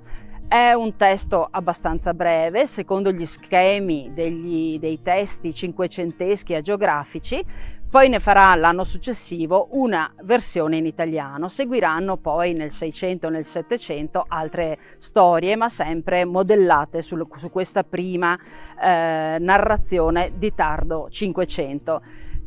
Importante ricordare questo periodo, questa data, perché la storia viene scritta nel momento della Controriforma ed è una storia che viene scritta ben più di 1000 anni dopo gli avvenimenti. Come detto, la fonte che ci racconta la storia di Sant'Augusta è una fonte tarda, però essa raccoglie aspetti devozionali ma anche aspetti che si legano davvero alla storia di questo territorio. Innanzitutto cominciamo con Matrucco. Matrucco è un re goto, è un re di una popolazione barbarica, è un re che si stabilisce in questo oppidum, in questa fortificazione che sorge su una balza del monte Marcantone, che chiama sua figlia Augusta. Non le dà un nome austriaco, un nome tedesco, ma gli dà un nome che vuole celebrare la romanità. Questo forse è un'indicazione di tutti quei popoli che erano stati chiamati proprio dal mondo romano a gestire, a controllare i confini. Un impero romano con dei confini troppo vasti che non riusciva più a controllarli, che si fida dei condottieri che hanno sotto di loro, al loro comando, delle armate e che possono controllare una porzione di territorio. Forse questo è Matrucco.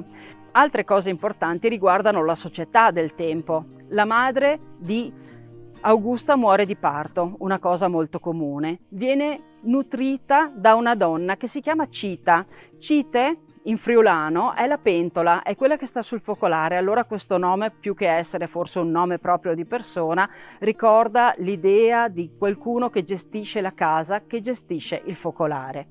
Poi abbiamo il fatto che questa nutrice è cristiana e noi sappiamo che nei primi secoli il cristianesimo si diffonde proprio nei villaggi.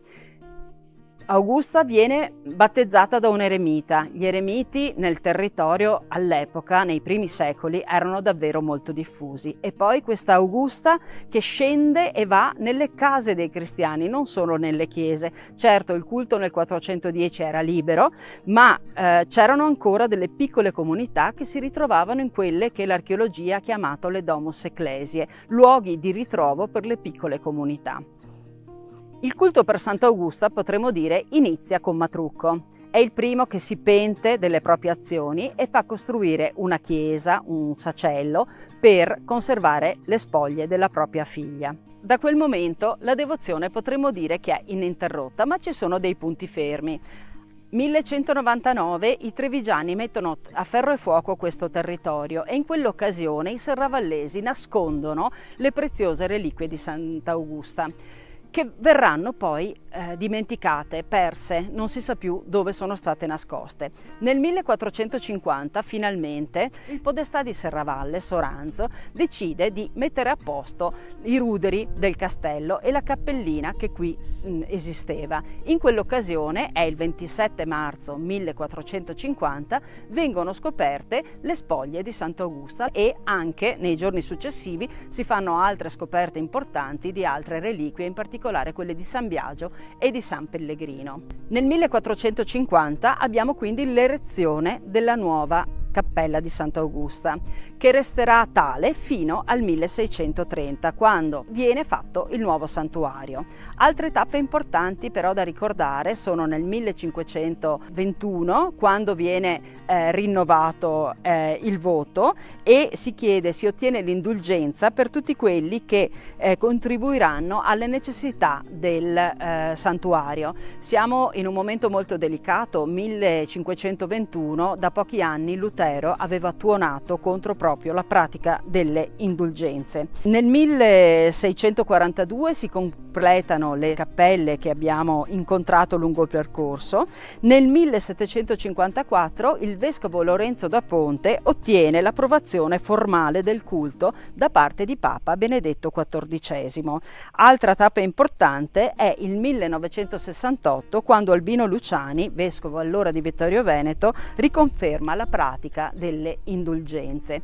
Nel frattempo le devozioni, le feste vengono celebrate solennemente. Ci sono i panegirici, che sono delle occasioni di predicazione di personaggi anche importanti, tra cui Papa Sarto, che verrà qui a predicare, momenti di catechesi, di educazione, ma anche occasione di raccolta di offerte per il mantenimento del santuario. Non dimentichiamo che lo stabilirsi del 22 agosto come data della morte di Sant'Augusta viene stabilito nel corso del Cinquecento e la data scelta non è chiaro da dove venga questa tradizione. Ricordiamo però che nell'antichità il 23 di agosto era la festa dei Volcanalia, cioè la festa dedicata al dio Vulcano, per la quale si facevano i grandi fuochi per ricordare proprio la fucina di Vulcano.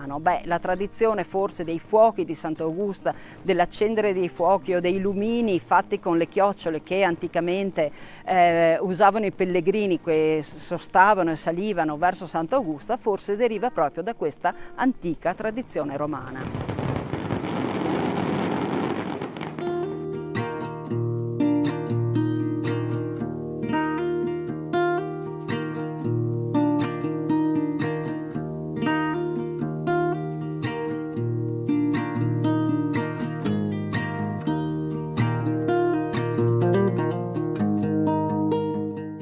Siamo entrati nel santuario, lo osserviamo nel suo aspetto seicentesco e la parte decorativa risale però a interventi successivi databili anche alla fine dell'Ottocento.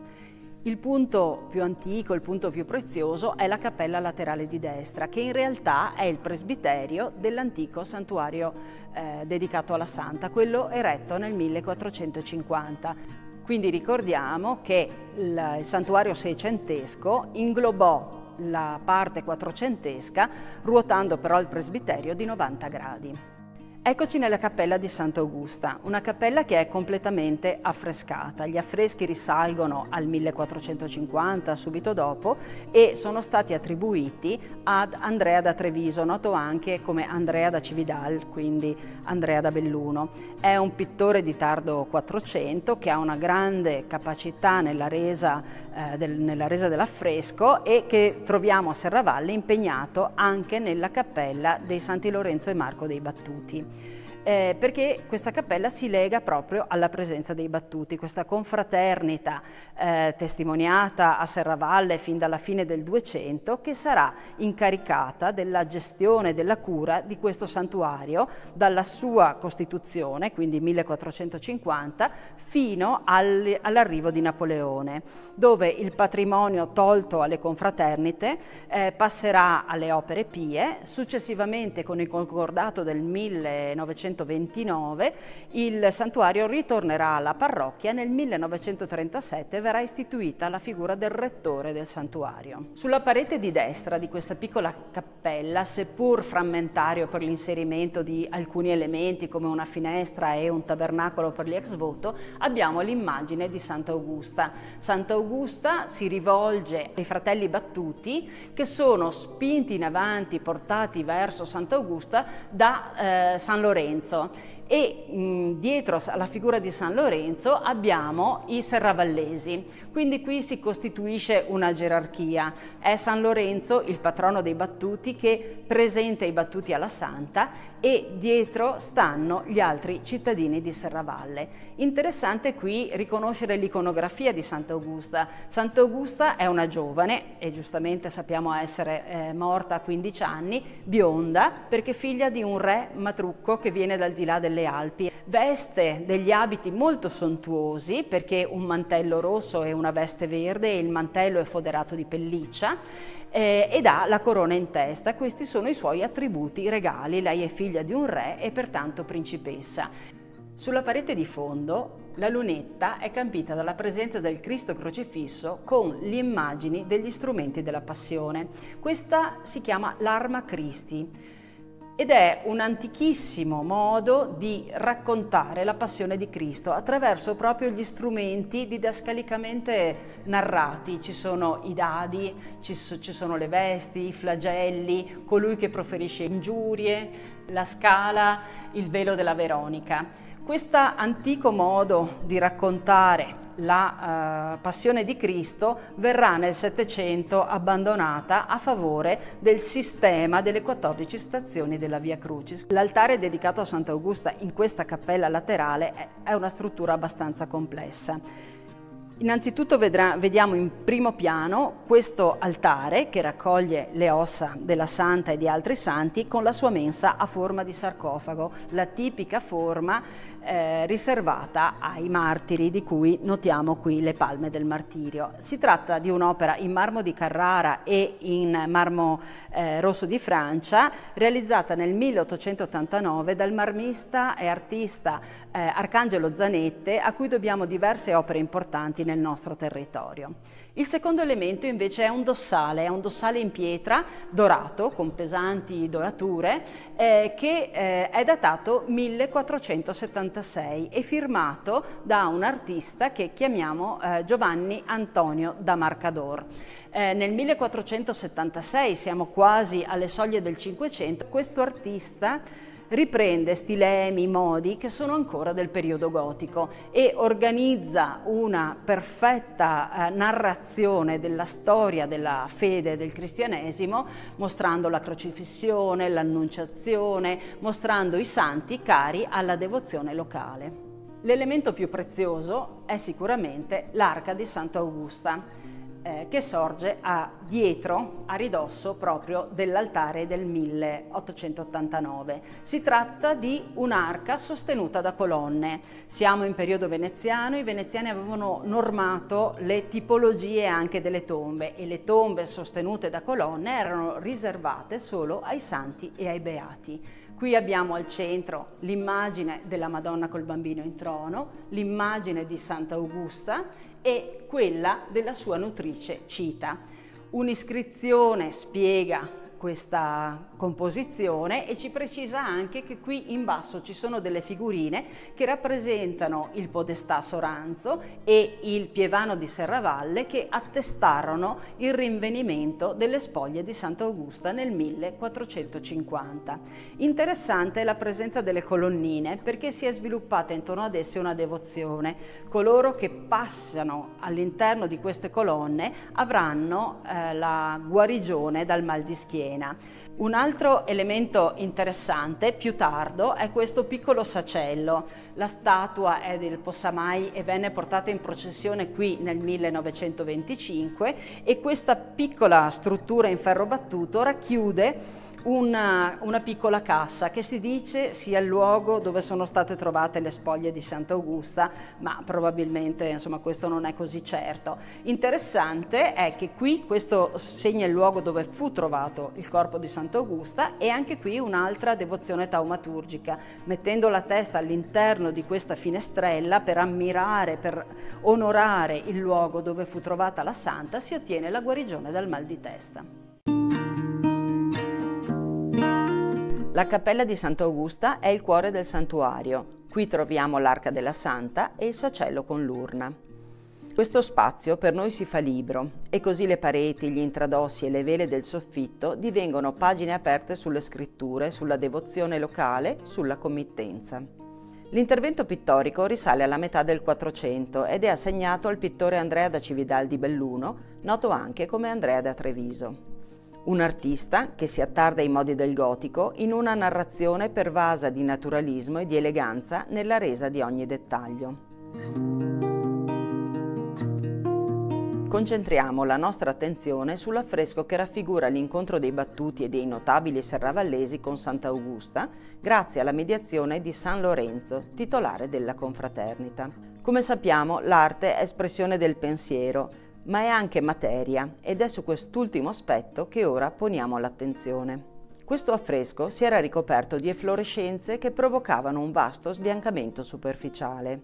Sono problemi che ricorrono negli affreschi antichi e hanno come causa l'umidità. In questo caso non si tratta però di umidità di risalita, il problema è probabilmente causato dal microclima interno. Piccolissime gocce d'acqua si posano sulla superficie come una rugiada, innescando poi reazioni chimiche e fisiche che compromettono la materia del dipinto e perciò la lettura dell'immagine. L'opera è stata salvata nel 2023 grazie ad un intervento di restauro manutentivo. Dopo le indagini chimico-stratigrafiche per il riconoscimento dei sali presenti, le efflorescenze sono state accuratamente rimosse. La pellicola pittorica è stata consolidata e ogni lacuna risarcita a stucco con sabbie, polveri di marmo e diversi tipi di calce. Da ultimo c'è stata l'integrazione pittorica ad acquerello, perciò rimovibile, al fine di dare all'immagine una lettura più completa possibile. Oggi apprezziamo finalmente questa vivida scena. Ecco Sant'Augusta. Le lettere che compongono il suo nome sono delineate in bianco ai lati dell'aureola, come nei dipinti medievali. È una principessa, ha la corona sul capo, la veste è di un verde brillante, il mantello rosso con i risvolti in pelliccia. I membri della confraternita dei Battuti di Serravalle indossano il saio bianco e hanno il flagello legato alla cintola.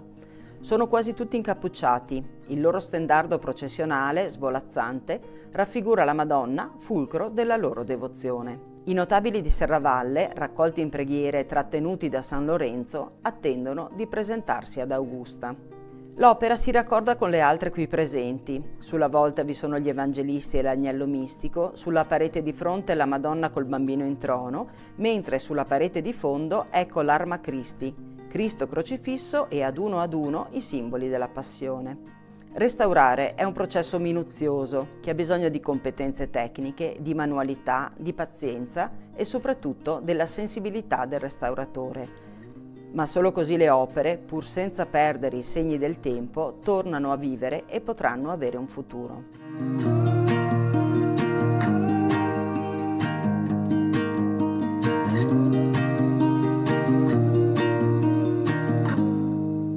A seguito della realizzazione della nuova chiesa all'indomani della peste, ruotata di 90 gradi rispetto alla precedente, viene realizzato il nuovo altare maggiore. Abbiamo la fortuna di avere ancora il documento che attesta il contratto tra la Scuola dei Battuti di Serravalle e Giovanni Battista dei Ghirlanduzzi, della famiglia degli intagliatori cenedesi, capaci di creare architetture, linee straordinarie con finiture dorate e policrome. In questo caso l'altare simula il marmo e rappresenta uno degli esiti più straordinari di questa famiglia cenedese. A seguito della realizzazione del bellissimo altare policromo è stata realizzata poi la pala. La pala si deve a un artista di origine veneziana, Francesco Matteazzi, che all'indomani della peste manzoniana, dopo il 1630, si sposta a Serravalle. Francesco Matteazzi è un artista che lavora proprio a fianco dei Ghirlanduzzi, come era stato o era forse ancora Silvestro Arnosti, e realizza per questo altare naturalmente un'iconografia che ricordi celebri innanzitutto la Santa, naturalmente accompagnata da una Madonna in gloria con Gesù Bambino e a un altro santo importante, San Biagio, santo taumaturgico, del quale venne rinvenuta insieme ai resti di Sant'Augusta una reliquia, la reliquia del cranio. Sotto la Madonna in gloria col suo bambino, i due santi sono ai lati della pala, nella porzione inferiore, e Sant'Augusta già ci rappresenta alcune delle sue caratteristiche. Insieme alla palma del martirio abbiamo la spada, la ruota dentata, la tenaglia e il fuoco nella mano destra. Fa da sfondo ai due santi una fortificazione che probabilmente nella mente e nei desideri dei committenti, i battuti, voleva ricordare la fortificazione di cui era costituito questo contesto, appunto il castello di Re Madrucco. La pala del Matteazzi comprende anche un'iscrizione che ricorda il nome dei Gastaldi della Scuola dei Battuti che vollero questa pala con l'anno di realizzazione, il 1653.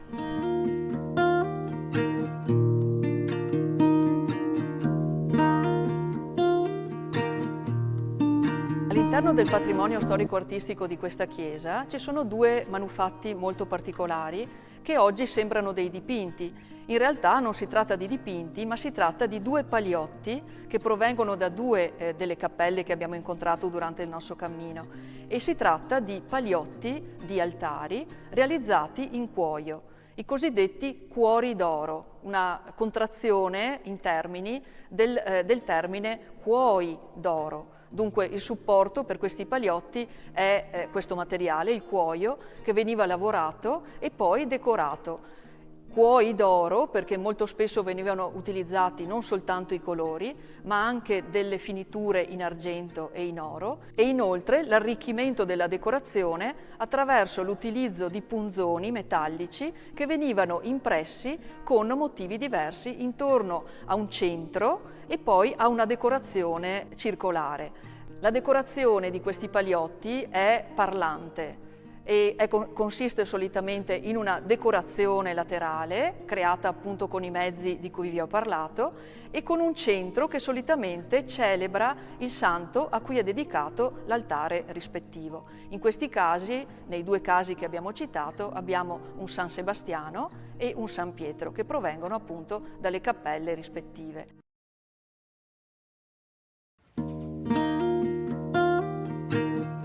Il santuario di Sant'Augusta si trova su un terrapieno a 335 metri d'altezza, in posizione privilegiata per ammirare Serravalle.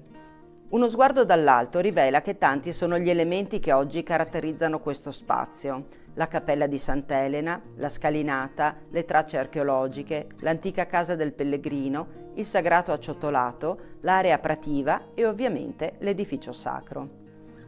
Notiamo il campanile, eretto probabilmente al posto di un'antica torre e appoggiato sul lato meridionale della Cappella della Santa, che sappiamo essere in realtà il presbiterio della chiesa di metà Quattrocento.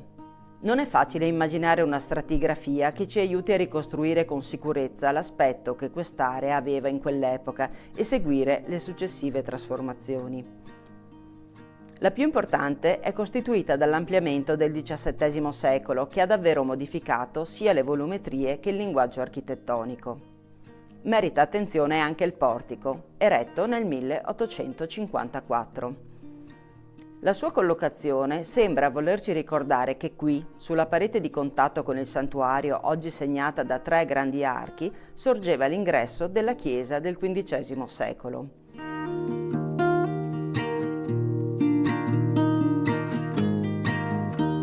Le forme ogivali, espressione del gusto neogotico che ebbe grande fortuna tra 800 e 900, evocano anche l'epoca in cui quel primo edificio era stato eretto.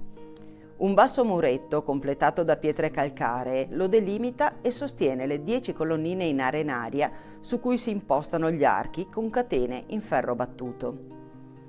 Vi troviamo paramenti murari intonacati, il soffitto in legno e la pavimentazione in grandi lastre di pietra della Secca estratta dal fianco destro del lago di Santa Croce.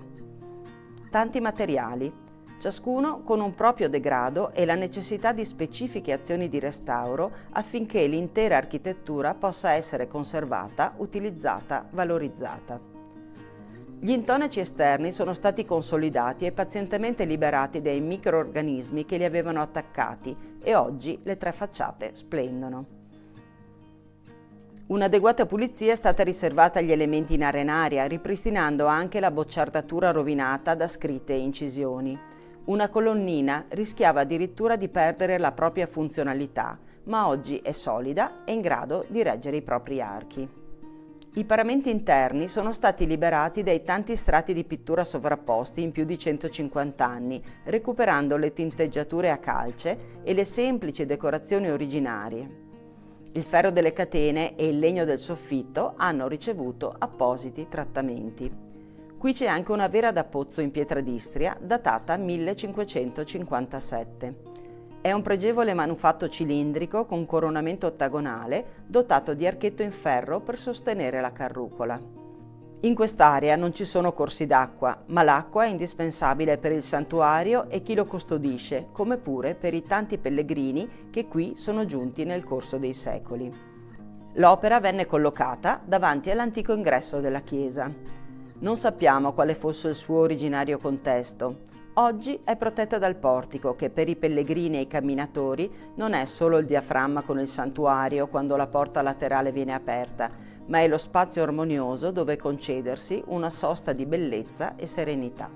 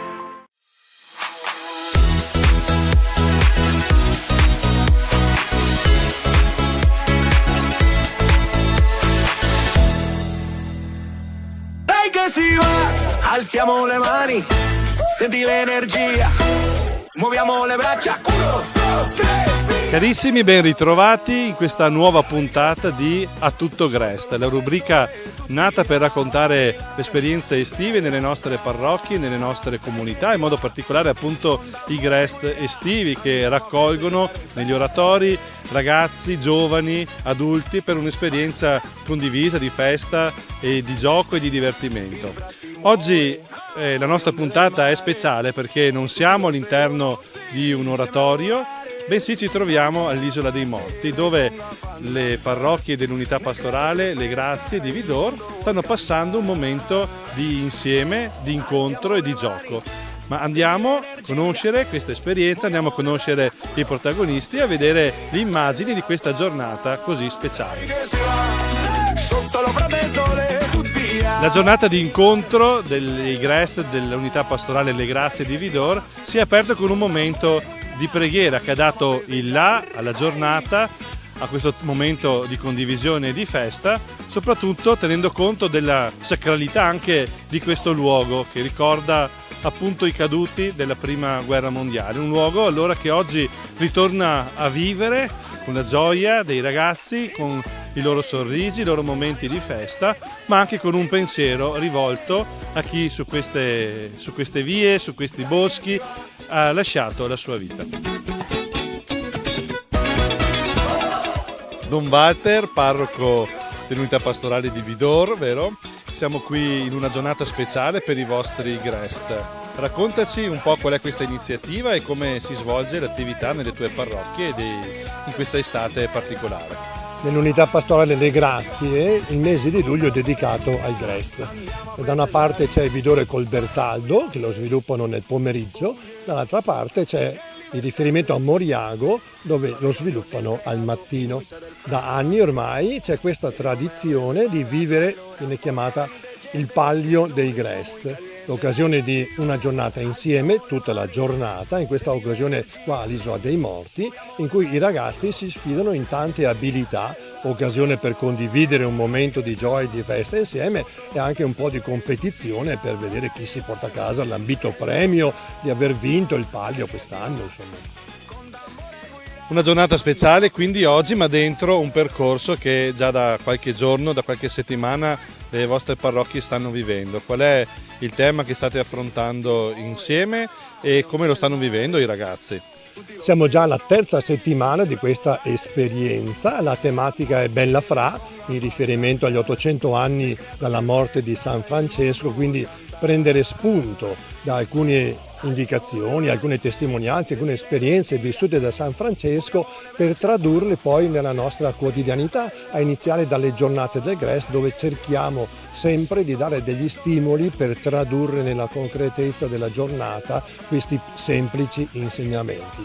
È un'occasione anche da vivere come parrocchia perché i due Grest sono ambedue parrocchiali e quindi condividere dei valori e momenti di crescita importanti che culminano poi anche con la proposta di essere presenti alla messa domenicale dove animare la celebrazione per condividere tutto questo anche con le comunità.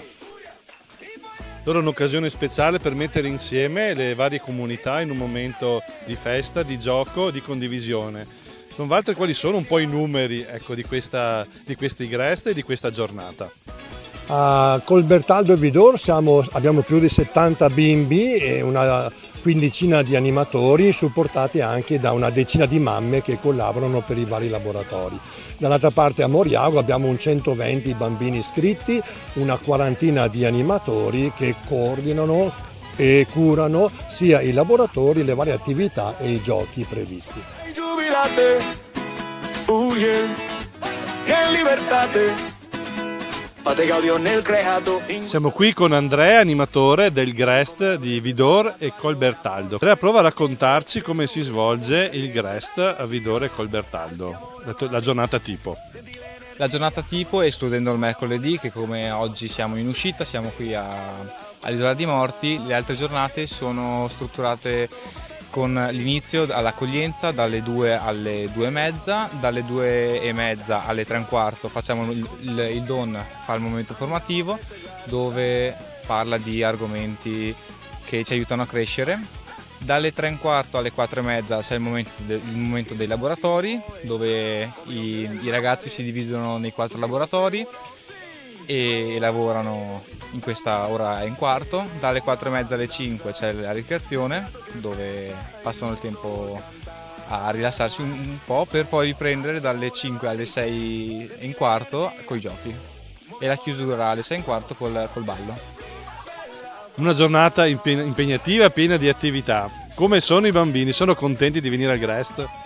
Sì, io li vedo molto contenti, li vedo molto anche attivi e quindi è anche bello trovare i bambini che si divertono, che ti fanno passare una bella giornata. Valentina, animatrice, coordinatrice del GREST di Moriago della Battaglia. Raccontaci un po' come funziona il GREST nella vostra parrocchia. Allora, noi iniziamo alle 7:45 con l'accoglienza dei bambini, fino alle 8:30 sono liberi di giocare, aspettiamo che arrivino tutti a seconda delle esigenze delle famiglie. Poi abbiamo la mattinata divisa in vari momenti. Il primo momento è il momento di preghiera dalle 8:30 alle 9, 9:15, dopodiché ci sono balletti e merenda e poi dalle 9:30 alle 11 fanno dei laboratori creativi che sono organizzati sulla base dell'età del bambino. Cioè il bambino di prima elementare ovviamente farà un laboratorio più adatto alle sue capacità, piuttosto che il bambino di terza media farà qualcosa di più difficile come pittura su vetro, pittura su ceramica, mentre il bambino di prima elementare magari punteggia il cartoncino, fa l'acquario colorato e alla fine, dopo alle 11, ci sarà invece il momento dei giochi di squadra o dei tornei a seconda dei giorni. Quest'anno facciamo dal lunedì al giovedì giochi di squadra e il venerdì dedicato ai tornei, che sono il torneo di calcio, pallavolo, calcetto, di un gioco che noi chiamiamo Bo, ma in realtà è il Tam Tam, abbiamo scoperto il vero nome, e ping pong. Dopodiché alle 12, 12:15 i genitori vengono a ritirarli e si va tutti a casa, ci si prepara e ci si riposa per il giorno dopo. Inoltre durante il GREST ogni settimana c'è una giornata speciale. La prima settimana facciamo il cinema all'aperto, quindi il venerdì sera accogliamo i ragazzi dietro nel campo che portano la coperta, le sedie e si guardano il cartone animato, il film da noi deciso, in modo anche da dare un po' di respiro ai genitori per una serata libera. La seconda settimana andiamo in gita in piscina, di solito lo facciamo di sabato, così da far sì che chi non può partecipare o non vuole partecipare non perda una giornata di GREST. La terza settimana siamo qui a fare il palio dei GREST e la quarta settimana c'è la serata finale che si conclude con il laboratorio di teatro, i balletti, le premiazioni dei tornei e la mostra dei lavoretti che hanno eseguito i ragazzi durante le 4 settimane. Valentina, cosa ti porti a casa dell'esperienza di animatrice di questo tempo passato con i ragazzi, i bambini e gli animatori? Molti mi dicono che sono matta perché ormai sono più di 25 anni che faccio l'animatrice io. Vengo a casa, mi porto a casa i sorrisi, mi porto a casa anche la fatica, dobbiamo essere onesti, però la gioia di vedere i bambini giocare insieme, di essere contenti di passare delle giornate diverse. Gioia, tanta gioia di solito, tanta fatica insieme a tanta gioia. E poi devo essere onesta, è bello anche vedere che ci sono degli animatori giovani, quindi di 15-16 anni, che sono lì e passano le loro mattine e anche i loro pomeriggi spesso ad aiutare, che forse è più difficile coinvolgere gli adolescenti che i bambini piccoli.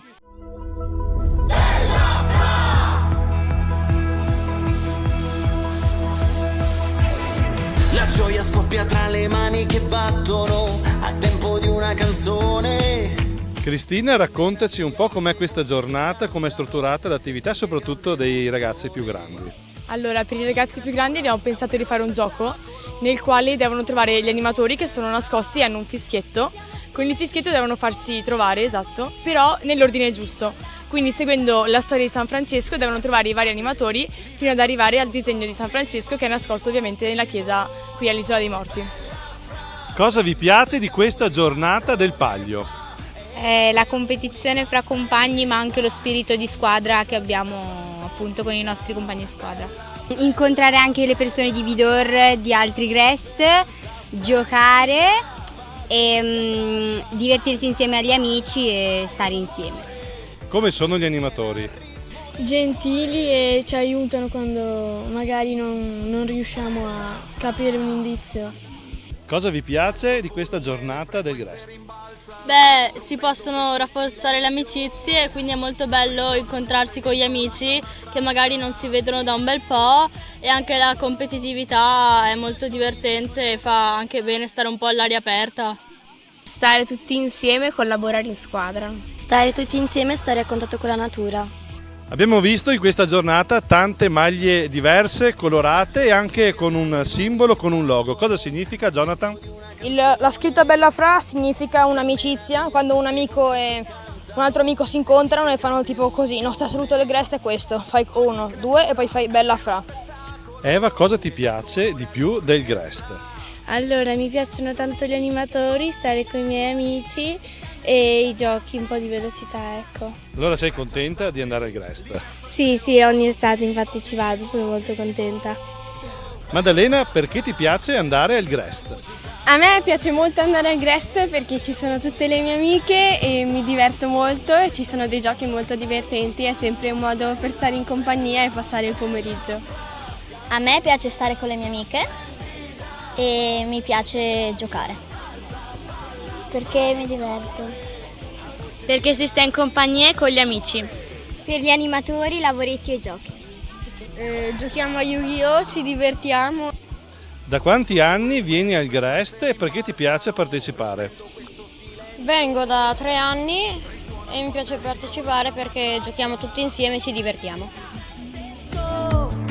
Nei tuoi sorrisi, sul tuo volto la sua immagine e in tutto quello che fa. Siamo qui con Laura del Grest di Vidor e col Bertaldo. Cosa vuol dire da adulto aiutare gli animatori e i ragazzi in questa esperienza? Altri anni ho partecipato al Grest, da adulto mi arricchisce sempre le giornate trascorse insieme ai ragazzi e anche agli animatori. Cristina, ti piace fare l'animatrice al Grest? Certo, mi piace un sacco, è molto divertente e soprattutto dà molta soddisfazione con i bambini e con i ragazzi ovviamente. Poi organizzo i giochi, quindi vedere loro che si divertono, mi diverto anche io, è davvero molto bello. Tra animatori com'è il rapporto? C'è collaborazione? Sei contenta di questa esperienza? Sì, assolutamente, si impara ovviamente a collaborare, però è molto divertente, soprattutto perché ci si conosce, ci si vede ogni giorno e quindi si crea anche un legame molto profondo tra di noi. In questa magica danza, danza, danza. Don Walter, quanto è bello, quanto è importante che delle comunità, dei Grest si trovino insieme a passare una giornata nell'ottica della condivisione, nel gioco, nel divertimento, ma anche continuando a portare avanti quei messaggi che al Grest vengono proposti. Beh, penso sia un aspetto importante, come altrettanto importante, forse non abbiamo accennato, è quello che almeno noi cerchiamo e penso sia un po' dappertutto, una formazione degli animatori unitaria. È da 2 anni che cerchiamo di portare avanti questi incontri di formazione perché il progetto è unitario pur nelle diverse realtà che acquistano sfumature anche diverse, ma l'unicità del cammino assieme pur nella diversità è un arricchimento per tutti. L'idea è nel proseguio anche di individuare altre occasioni da condividere. Si sta pensando al mandato degli animatori in un'unica parrocchia per tutte e 4 le parrocchie ad esempio. Sono iniziative che penso abbiano una prospettiva e abbiano un significato e un valore proprio in riferimento al collegamento con le parrocchie di cui si proviene. Si conclude qui questa 4ª puntata di A Tutto Grest dal Palio dei Grest dell'Unità Pastorale Le Grazie di Vidor. Salutiamo e ringraziamo Don Walter e tutte le comunità che ci hanno ospitato. Si conclude qui anche questo nostro primo percorso di A Tutto Grest. Ci troveremo probabilmente tra qualche settimana con la fine di agosto e i primi di settembre con i Grest che si sviluppano in quel periodo. Ricordo che potete rivedere questa puntata sul sito www.latendatv.it o sul sito dell'Azione. Un caro saluto a tutti voi.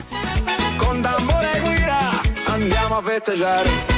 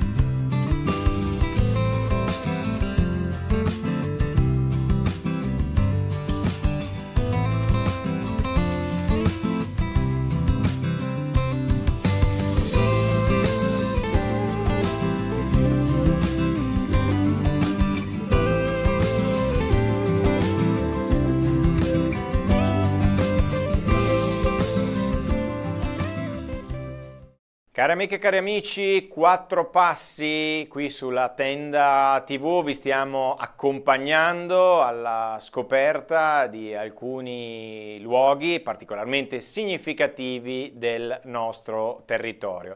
La scorsa settimana vi abbiamo portato al santuario di Sant'Augusta, luogo molto caro ai vittoriesi, ma il racconto non è ancora del tutto finito. Do il benvenuto come sempre a Silvia Bevilacqua, storica dell'arte, che è qui nei nostri studi e ci sta portando a braccetto in questi 4 passi, che inizialmente erano 4 passi, ma adesso ne abbiamo fatti tanti di passi. Siamo partiti da Revine, siamo andati a Manzana, poi ancora a Sant'Andrea e adesso siamo nella zona nord di Vittorio Veneto. Silvia, oggi che cosa vedremo? Oggi vedremo in qualche modo la discesa dal santuario di Sant'Augusta, la discesa nel versante diciamo nord-ovest, quindi quel percorso che dal piazzale, diciamo da quello che era il segno dell'antico oppidum dove sorge il santuario di Sant'Augusta, discende verso Santa Giustina. La prima tappa, il primo qualche minuto viene dedicato a ciò che si vede da Sant'Augusta, perché questo è molto importante. Questo certo noi lo ricordiamo come il luogo dove è vissuta, è stata martirizzata Sant'Augusta, ma era comunque un fortilizio del tardo antico, quando l'impero romano così vasto chiede aiuto a dei generali, a delle maestranze diciamo militari per difendere il proprio territorio, e capiamo perché qui nasce un fortilizio, perché da qui si vede tutto il territorio, quindi un esercito che nel V-VI secolo si muoveva nella pianura veneta veniva sicuramente visto da qui. Non solo, qui possiamo anche ammirare quella straordinaria modellazione che è avvenuta del territorio nei tempi evidentemente molto più antichi, quando gli antichi ghiacciai hanno plasmato il territorio, ci mostra lo spazio, l'ampiezza di questa lingua del ghiacciaio che si è fermata, lasciandoci le colline di Castello Roganzuolo, Colle Umberto, San Martino di Colle Umberto, ma anche i fianchi, quindi potremmo dire la zona di Carpesica e la zona di Cappella Maggiore, Anzano e verso l'attuale Friuli. Quindi capiamo la geologia di un luogo, da un lato dove si è fermata la lingua e dall'altra parte dove è scesa, quindi sia lungo la Valle Apisina e poi quella parte che ha con il suo peso sciogliendosi ha creato i laghi di Revine, fermandosi sulla collina di Gai, creando la collina di Gai. E questo è il primo sguardo, perché chi sale a Sant'Augusta lo fa certo molti per devozione, ma molti lo fanno anche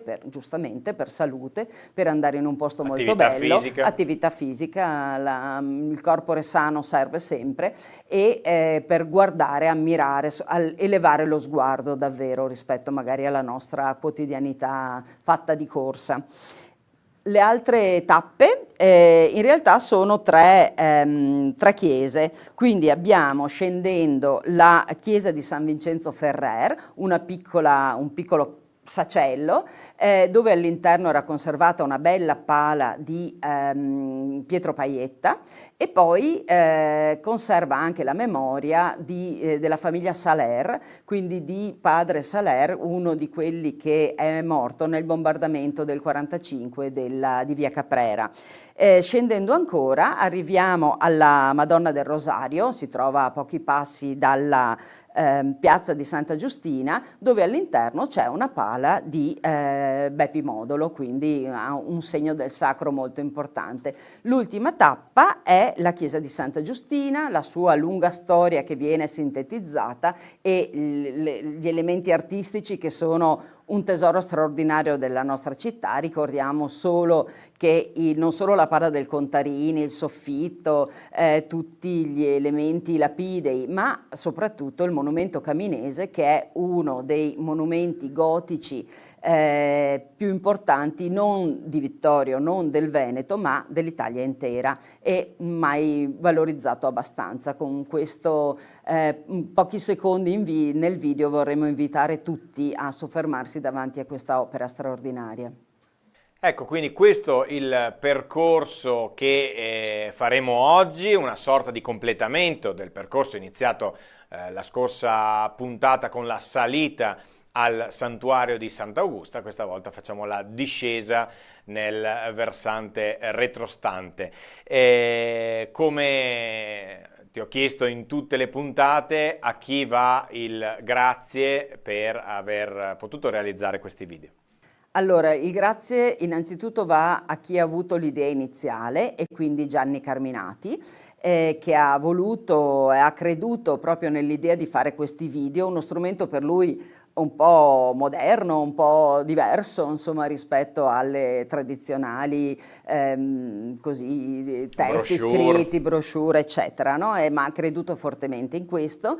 Ringraziamo per tutto il progetto i Lions di Vittorio Veneto che ci hanno supportato, no, in questa idea con le traduzioni in inglese, e poi la parrocchia, il progetto PNRR che è stato seguito dall'architetto Susanna Masette per i restauri Emanuela Ruggio, ma soprattutto in questo caso questo lavoro l'ho condiviso, l'ho vissuto insieme con Cristina Falsarella, e è stato una bella esperienza di mettere in campo un po' le nostre conoscenze attraverso esprimendolo con un mezzo che anche per noi era un po' nuovo. Ecco, anche perché, diciamolo, sono stati i primi video, diciamo, che abbiamo realizzato nell'ambito di questo progetto. Io ringrazio e saluto Silvia Bevilacqua come ogni volta per averci dato questa panoramica su quello che vedremo tra poco, quindi grazie ancora Silvia per essere stata qui con noi. E quindi adesso andiamo a fare 4 passi, continuando il percorso di Sant'Augusta. L'altra volta abbiamo fatto l'ascesa, oggi facciamo la discesa.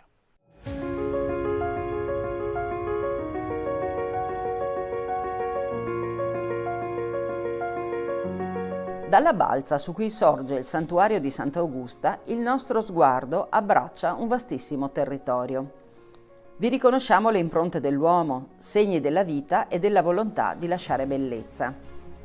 Imbocchiamo con lo sguardo la Val Lapisina, oggi caratterizzata da un'importante viabilità e dalle storiche centrali idroelettriche.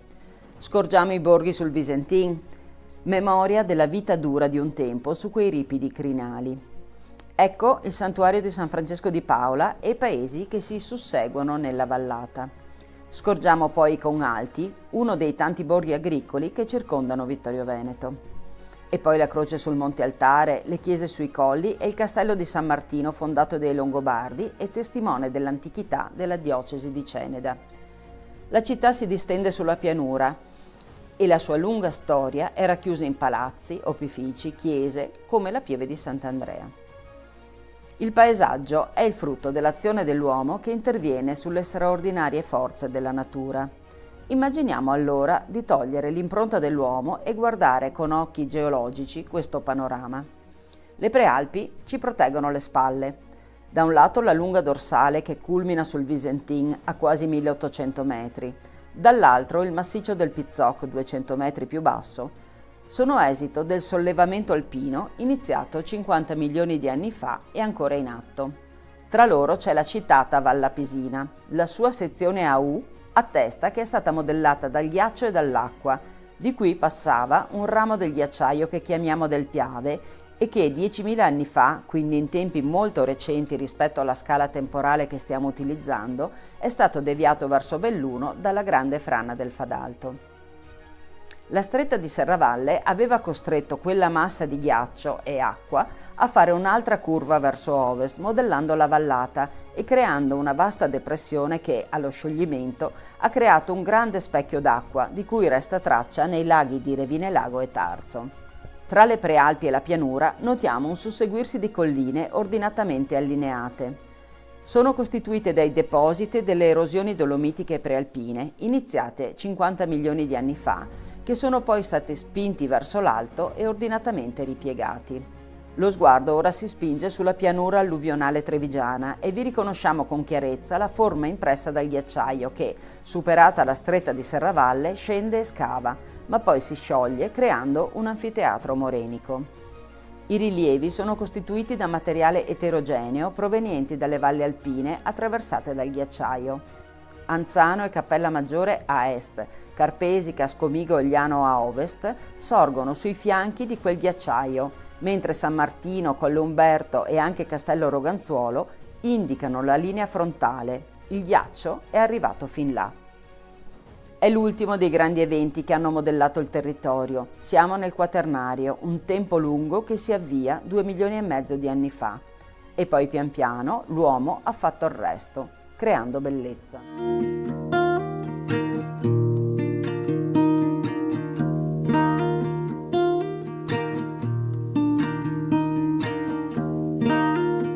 Uno dei percorsi più antichi per raggiungere il santuario di Sant'Augusta è quello che parte dalla chiesa di Santa Giustina. Deviando da via Pradal, calchiamo i nostri passi su pietre posate molti secoli fa per rendere più agevole la salita.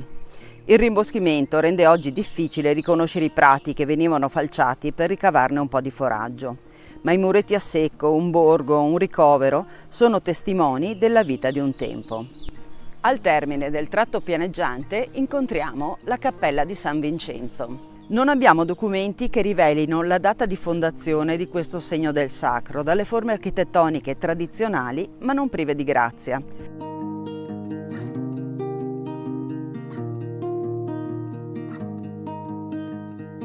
Entriamo nella cappella e scopriamo che questo è un luogo anche delle memorie familiari. Questa cappella apparteneva alla famiglia di Giuseppe De Nardi, detto Iona, estintasi alla metà del Novecento.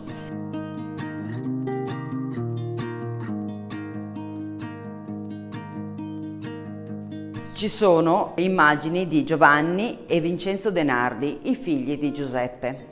Il primo era sottotenente dell'8° reggimento dei Bersaglieri. Era nato a Vittorio, non ancora Vittorio Veneto, il 2 novembre 1889 e morì in un ospedaletto da campo vicino a Cormons il 10 giugno 1915, durante la prima battaglia dell'Isonzo. Morì prima di compiere i 26 anni e l'Italia era entrata in guerra da solo 18 giorni. Un'altra immagine ci mostra padre Raffaele Saler, che morì nel bombardamento di Via Caprera del 1945. Vero tesoro di questa chiesa è la pala dell'altare maggiore. Raffigura la Madonna col Bambino in gloria e 2 santi, Sant'Augusta e San Vincenzo Ferrer. Sant'Augusta è posta di spalle, indossa un bellissimo mantello bianco sulla veste dorata, ha la corona, segno della sua regalità, in mano tiene un ramo di palma e dei gigli, simboli del martirio e della sua purezza. In basso notiamo una bellissima immagine molto particolareggiata del santuario di Sant'Augusta, di una cappella e della torre che precede la scalinata di Sant'Augusta. Questa descrizione è uno degli attributi di Sant'Augusta che ci permettono di identificare la santa.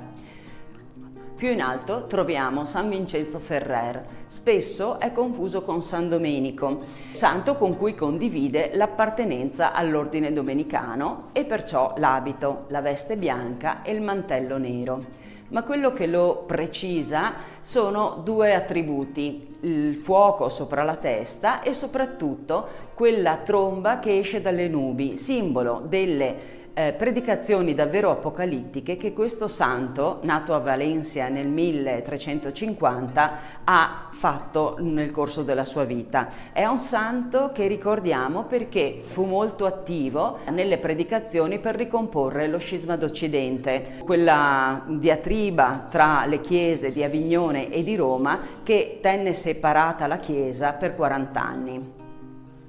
Questo dipinto è opera di Elio Casagrande, un pittore vittoriese, ma in realtà si tratta della copia di una seconda produzione di un'opera di Pietro Paietta che attualmente è esposta alla Galleria Civica Vittorio Emanuele II a Vittorio Veneto.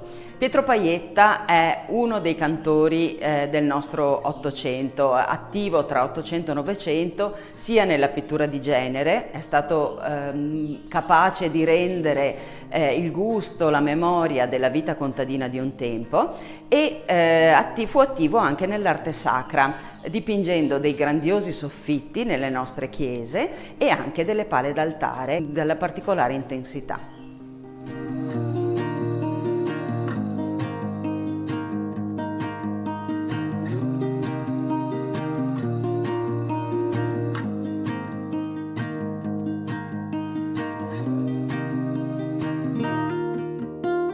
Lasciata Piazza Santa Giustina, ha inizio la salita di via Prada al Basso.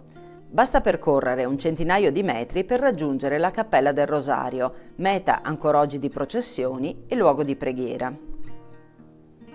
Il grazioso edificio sacro risale ai primi del Novecento ed è stato oggetto di un importante restauro nel 1975. I toni caldi della pietra si sposano con le finiture ad intonaco color cociopesto. Il portale d'ingresso è delimitato da un cancello in ferro battuto in stile Liberty che permette di scorgere in ogni momento la pala d'altare. Questa è una delicata immagine della Madonna in trono con Gesù bambino in braccio, in dialogo con una comunità variegata: giovani donne, una madre con un neonato tra le braccia, un anziano inginocchiato.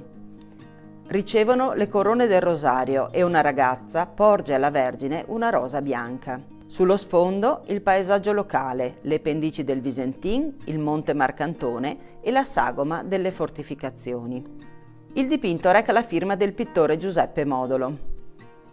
Questo artista nasce a Mareno di Piave nel 1913, ma la sua famiglia si trasferisce a Santa Lucia di Piave quando lui ha 9 anni. È il parroco, Monsignor Vittorio Morando, ad affidarlo allo scultore Riccardo Granzotto, noto come Fra Claudio e proclamato beato nel 1994. Questo artista lo seguirà fino al 1933. Con lui studia storia dell'arte, in particolare il Cinquecento veneto, si esercita nella prospettiva e nel disegno. Nel frattempo frequenta la scuola d'arti e mestieri di Conegliano. Nel 1958 si trasferisce con la moglie Rina e i 5 figli a Creazzo, nel Vicentino, ma continua a lavorare soprattutto come frescante in Friuli, nel Trevigiano e nelle numerose chiese della diocesi di Vittorio Veneto. Questo dipinto ben rappresenta la poetica dell'essenzialità e dell'immediatezza del Modolo. Depura via via l'immagine sacra da qualsiasi inserimento superfluo, sia esso storico o naturale, per offrire in modo efficace una comunicazione diretta con le verità della fede. Ciò avviene anche in termini formali, mediante la riduzione della gamma cromatica in pochi colori puri, stesi a campiture geometrizzanti. Essenziali sono anche le linee della composizione, che convergono sulla gestualità per precisare le emozioni dei personaggi.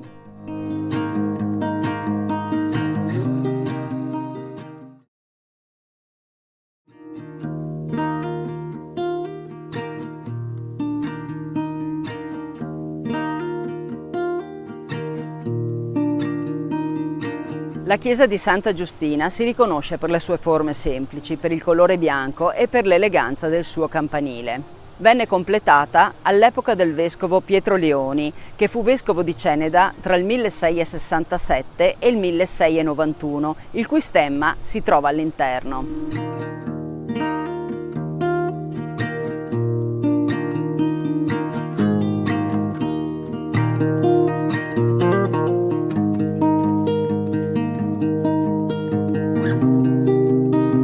La massiccia cantoria lignea, gli stalli del coro, il pulpito e soprattutto le partizioni a stucco del soffitto ci dicono che questo è stato un convento che non mancava di raffinatezza e di eleganza.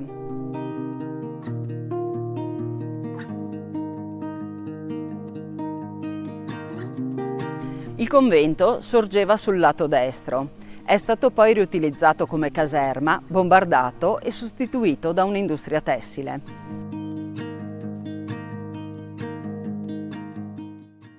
Il soggetto della pala d'altare ci conferma la dedicazione di questa chiesa a Santa Giustina, raffigurata qui in gloria.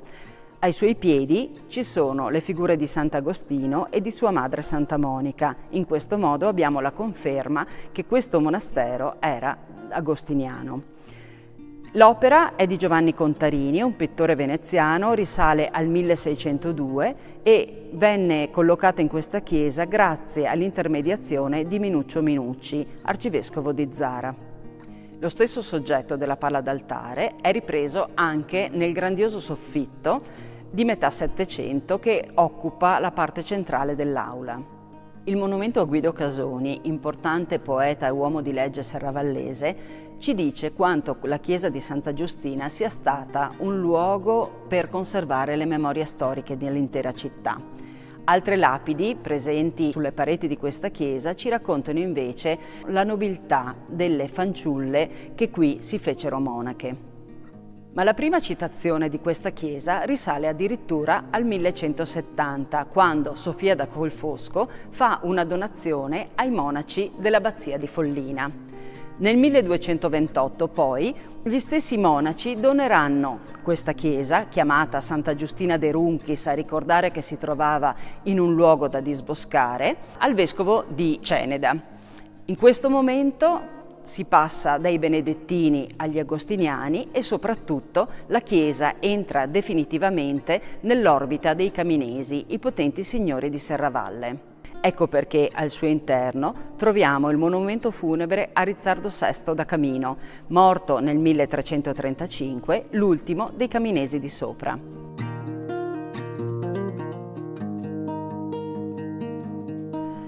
Quattro figure maschili, dai volti dolenti e in abito da parata, portano sulle spalle l'arca del loro Signore.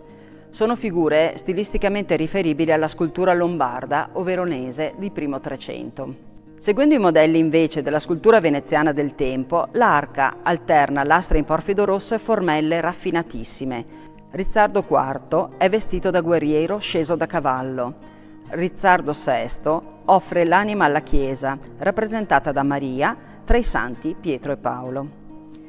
Disteso sopra l'arca, Rizzardo VI è bellissimo. Indossa gli abiti del proprio rango, una lunga veste, la mantellina ornata da pelliccia e porta la lunga daga riposta nel fodero. Le mani e il volto sono naturalistici, perfino moderni.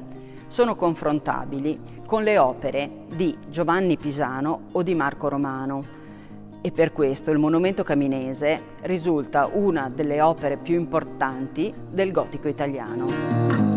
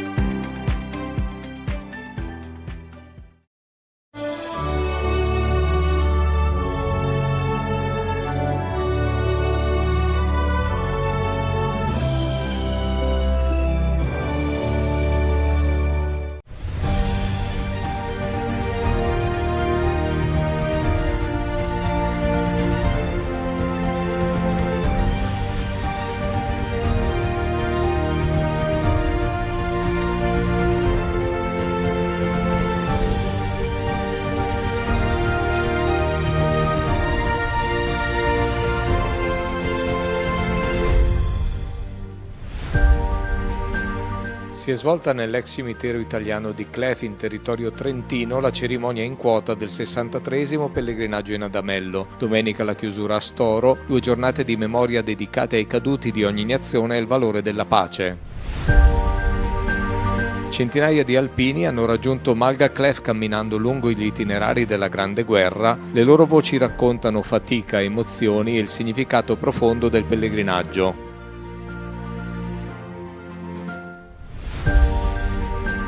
Il generale di brigata Alessio Cavicchioli ha ceduto il comando del centro addestramento alpino di Aosta al pari grado Carlo di Somma. La cerimonia venerdì presso la caserma Cantore di Aosta.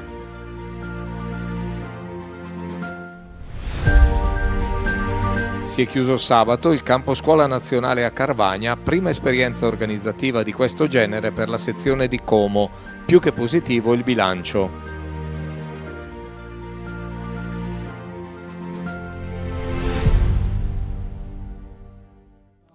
È stato l'ex cimitero militare italiano nei pressi di Malga Clef, utilizzato durante la Prima Guerra Mondiale, il luogo simbolo della cerimonia in quota del 62esimo pellegrinaggio in Adamello. L'appuntamento, organizzato dalla sezione ANA di Trento, è stato dedicato quest'anno all'alpino Rodolfo Beretta, combattente della Grande Guerra, rimasto sepolto da una valanga, i cui resti sono stati ritrovati nel 2017 a circa 3.000 metri di quota. Rodolfo Beretta, alpino del 5° reggimento, muore nel novembre del 1916 in una tormenta di neve sotto il Corno di Cavento, quindi in pieno massiccio d'Amellino, e qui pochi giorni dopo, nella cosiddetta Santa Lucia Nera, 13 dicembre 1916, i soldati, i fanti della brigata Modena, che erano qui acquartierati, vengono travolti da una slavina di un fronte di 240 metri e vengono purtroppo ritrovati solo nella primavera, e stiamo parlando di quasi 200 soldati, periti quindi non per il piombo nemico, come dice il monumento alle mie spalle, ma proprio a causa di quello che è stato uno dei maggiori nemici dei nostri soldati di alta quota, cioè il brutto tempo. 8 le colonne dei pellegrini partite tra mercoledì e sabato mattina che dalle valli del Chiese, Rendena e dalla Valle Camonica hanno raggiunto Malga Clef attraverso i diversi itinerari montani per prendere parte alla Santa Messa. La cerimonia ha rappresentato un momento di raccoglimento e memoria per ricordare il sacrificio di quanti persero la vita durante la Grande Guerra, ma anche un messaggio di pace e fratellanza tra i popoli. Si è in un posto particolare, in un cimitero di primo accolta, perché dopo da qui poi sono stati trasferiti e portati in un sacrario, però è un posto in cui noi siamo qui per riflettere, da un lato per fare memoria, ma giustamente anche per stimolare soprattutto le giovani generazioni e ricordare loro che senza memoria e senza un impegno serio di solidarietà non c'è la possibilità di costruire la pace, e questa pace non si costruisce neanche senza la capacità di un minimo di sicurezza e di giustizia. Sono elementi fondamentali che noi vorremmo trasmettere proprio ai giovani. Il 62esimo pellegrinaggio in Adamello si è concluso domenica a Storo con l'alzabandiera, la sfilata dei partecipanti, gli interventi delle autorità e un arrivederci al prossimo anno, quando l'organizzazione spetterà alla sezione Valle Camonica. Sentieri, dislivelli, montagne cariche di storia, seguendo le tracce di quanti oltre un secolo fa vissero la tragedia della Prima Guerra Mondiale. È stato un bellissimo pellegrinaggio, ho partecipato alla colonna 1, una bellissima esperienza, per me indimenticabile, sia dal punto di vista della compagnia, del gruppo molto affiatato, sia dal punto di vista del territorio che abbiamo attraversato, attraversando i ghiacciai, la vetta del Cavento, e quindi dei luoghi molto importanti per noi alpini. È stato come sempre molto interessante vedere queste zone, soprattutto il Corno di Cavento, per il suo valore storico, e soprattutto per le gallerie che abbiamo trovato, che viste da fuori sono state quelle occupate dai soldati italiani durante la guerra. Il cimitero, ad esempio, che c'è lì prima del Mandrone, è abbastanza toccante, perché abbiamo visto proprio anche la cura delle lapidi con le corone, ha messo dei fioretti su ogni lapide, dei fiori, e una corona d'alloro sulla croce lì vicino, insomma. E ci dà a pensare a quello che hanno passato quei poveri soldati là in quel periodo lì, deve essere stato tremendo. Mi sento parte di loro, essendo anche volontario in ambulanza, quindi so che come gruppo anche loro fanno sempre tanto.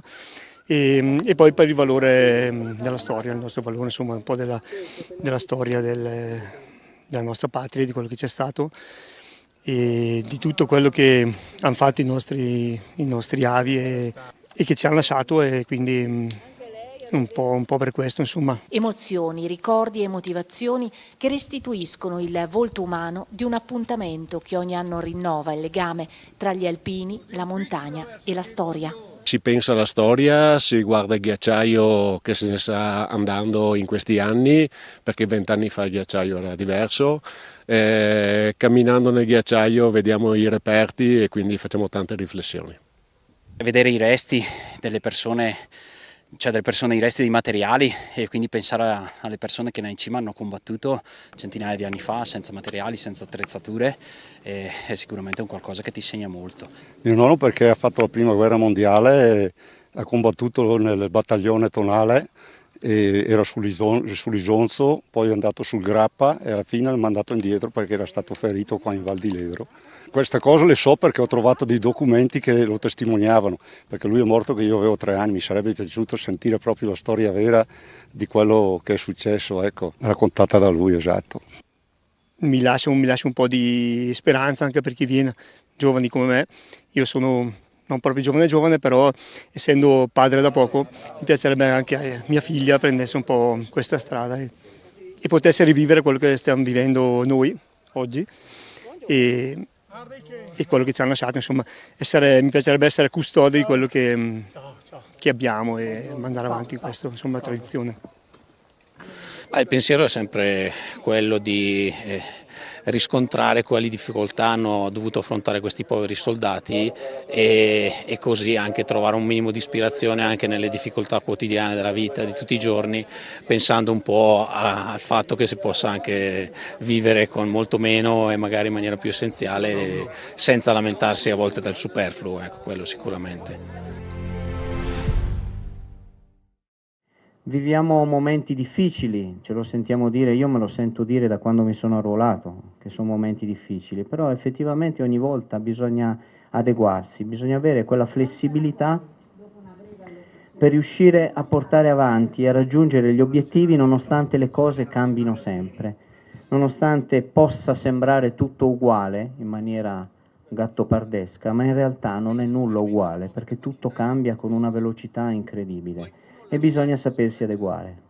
Così il comandante delle truppe alpine generale di divisione Alberto Vezzoli si è rivolto ai generali di brigata Alessio Cavicchioli e Carlo Di Somma durante la cerimonia di avvicendamento al comando del centro addestramento alpino dell'esercito ad Aosta. Nel suo indirizzo di saluto il generale Cavicchioli ha ripercorso le principali attività svolte nel corso del quadriennio di comando. Ha ricordato come il centro addestramento alpini dell'esercito si sia affermato come punto di riferimento per la formazione militare di base e specialistica in media e alta montagna. Quando sono arrivato qui i corsi erano da 60 frequentatori, oggi sono 260 i partecipanti al corso e la statistica ci chiede di portarli a 290, capacità che questa scuola non ha, quindi grande risultato, grande soddisfazione, peccato per quello che non abbiamo raggiunto. Per il generale di brigata Carlo Di Somma l'assunzione dell'incarico di comandante del centro addestramento alpino rappresenta il ritorno nell'ambiente delle truppe alpine dopo un periodo di servizio presso l'Ufficio Generale Pianificazione Finanziaria dello Stato Maggiore dell'Esercito, portando una consolidata esperienza a supporto di una struttura formativa di primaria importanza per l'esercito italiano, sulla scia di quel nome che ancora campeggia sulla facciata del Castello Cantore. Vedete sulla facciata il nome del Duca degli Abruzzi. Il Duca degli Abruzzi nel 1898 sfiorava con la nave Stella Polare, sfiorava il Polo Nord.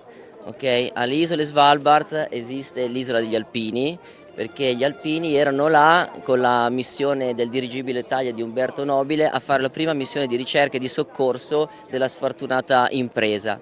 E quindi dobbiamo continuare su questo filone, la scuola ha tutte le energie, le possibilità, le competenze per farlo e sarà mio compito, insomma, spingerla ancora più in alto. Presente all'evento il labaro dell'ANA scortato dal presidente nazionale Sebastiano Favero. È una scuola dove sono passato anch'io ormai oltre 52 anni fa è una scuola che continua, grazie all'impegno dei loro comandanti, di tutta la scuola, ecco, a proporre, a formare giovani anche oggi, ecco, in un ambiente ovviamente quello montano, che è sì difficile da un lato, ma è anche un ambiente che aiuta a stare insieme, aiuta a condividere, a fare quello che chiamiamo noi cordata, essere insieme, saper raggiungere gli obiettivi assieme. Sono stati 47 i ragazzi provenienti da Lombardia, Veneto, Piemonte ed Emilia-Romagna che hanno partecipato al campo scuola nazionale dell'Associazione Nazionale Alpini a Cavarnia, in provincia di Como. Per 2 settimane i giovani hanno vissuto un'intensa esperienza formativa presso l'ex casermetta della Guardia di Finanza, situata a oltre 1100 metri di quota, immersa nel verde delle montagne comasche. Durante il campo i ragazzi si sono cimentati in attività di escursionismo, orientamento, protezione civile, primo soccorso, logistica, affiancati dai volontari alpini che hanno condiviso con loro esperienze e spirito di servizio. Abbiamo proposto ai nostri giovani un corso di operatore base di protezione civile, anche il corso di HACCP perché i ragazzi hanno contribuito alla distribuzione dei pasti e abbiamo inoltre organizzato delle serate culturali. La speranza che siano state gradite comunque ai nostri giovani e possono farne in futuro memoria di questa esperienza. Un'occasione di crescita personale che ha permesso ai partecipanti di confrontarsi con la vita in montagna, imparando il valore della collaborazione e dell'impegno in un contesto naturale di grande fascino. Il posto è strepitoso. Le attività sono molto interessanti, particolari, diverse, stimolanti soprattutto, permettono di fare gruppo, di conoscersi e l'ambiente che si è creato è un ambiente molto piacevole, si impara a fare gruppo, questa è la cosa fondamentale che viene insegnata subito dal primo giorno, mettere il noi davanti all'io. Abbiamo un programma pieno di moltissime attività, tra cui escursioni con pernotto in quota e corso di HACCP o protezione civile. Lo consiglio ai ragazzi della mia età che vogliono provare nuove esperienze e sicuramente tornerò il prossimo anno. Il campo scuola si conferma così un importante momento educativo capace di unire formazione, amicizie e amore per il territorio nel solco della tradizione degli alpini e del loro costante impegno a favore delle comunità.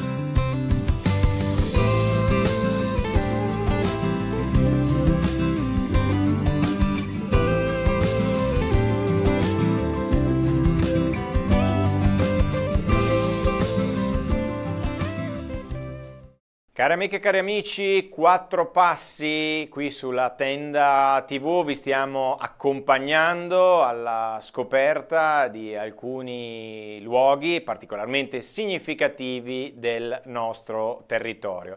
La scorsa settimana vi abbiamo portato al santuario di Sant'Augusta, luogo molto caro ai vittoriesi, ma il racconto non è ancora del tutto finito. Do il benvenuto come sempre a Silvia Bevilacqua, storica dell'arte, che è qui nei nostri studi e ci sta portando a braccetto in questi 4 passi, che inizialmente erano 4 passi, ma adesso ne abbiamo fatti tanti di passi. Siamo partiti da Revine, siamo andati a Manzana, poi ancora a Sant'Andrea e adesso siamo nella zona nord di Vittorio Veneto. Silvia, oggi che cosa vedremo? Oggi vedremo in qualche modo la discesa dal santuario di Sant'Augusta, la discesa nel versante diciamo nord-ovest, quindi quel percorso che dal piazzale, diciamo da quello che era il segno dell'antico oppidum dove sorge il santuario di Sant'Augusta, discende verso Santa Giustina. La prima tappa, il primo qualche minuto viene dedicato a ciò che si vede da Sant'Augusta, perché questo è molto importante. Questo certo noi lo ricordiamo come il luogo dove è vissuta, è stata martirizzata Sant'Augusta, ma era comunque un fortilizio del tardo antico, quando l'impero romano così vasto chiede aiuto a dei generali, a delle maestranze diciamo militari per difendere il proprio territorio. E capiamo perché qui nasce un fortilizio, perché da qui si vede tutto il territorio, quindi un esercito che nel V-VI secolo si muoveva nella pianura veneta veniva sicuramente visto da qui. Non solo, qui possiamo anche ammirare quella straordinaria modellazione che è avvenuta del territorio nei tempi evidentemente molto più antichi, quando gli antichi ghiacciai hanno plasmato il territorio, ci mostra lo spazio, l'ampiezza di questa lingua del ghiacciaio che si è fermata, lasciandoci le colline di Castello Roganzuolo, Colle Umberto, San Martino di Colle Umberto, ma anche i fianchi, quindi potremmo dire la zona di Carpesica e la zona di Cappella Maggiore, Anzano e verso l'attuale Friuli. Quindi capiamo la geologia di un luogo, da un lato dove si è fermata la lingua e dall'altra parte dove è scesa, quindi sia lungo la Val Apisina e poi quella parte che ha con il suo peso sciogliendosi ha creato i laghi di Revine, fermandosi sulla collina di Gai, creando la collina di Gai. E questo è il primo sguardo, perché chi sale a Sant'Augusta lo fa certo molti per devozione, ma molti lo fanno anche giustamente per salute, per andare in un posto molto bello, attività fisica, il corpore sano serve sempre, e per guardare, ammirare, elevare lo sguardo davvero rispetto magari alla nostra quotidianità fatta di corsa.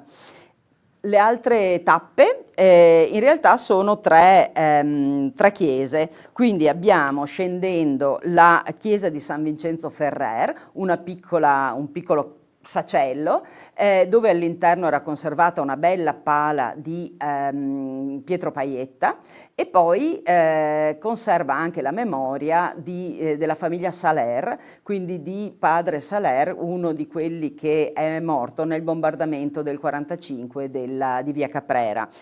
Scendendo ancora arriviamo alla Madonna del Rosario, si trova a pochi passi dalla piazza di Santa Giustina, dove all'interno c'è una pala di Bepi Modolo, quindi ha un segno del sacro molto importante.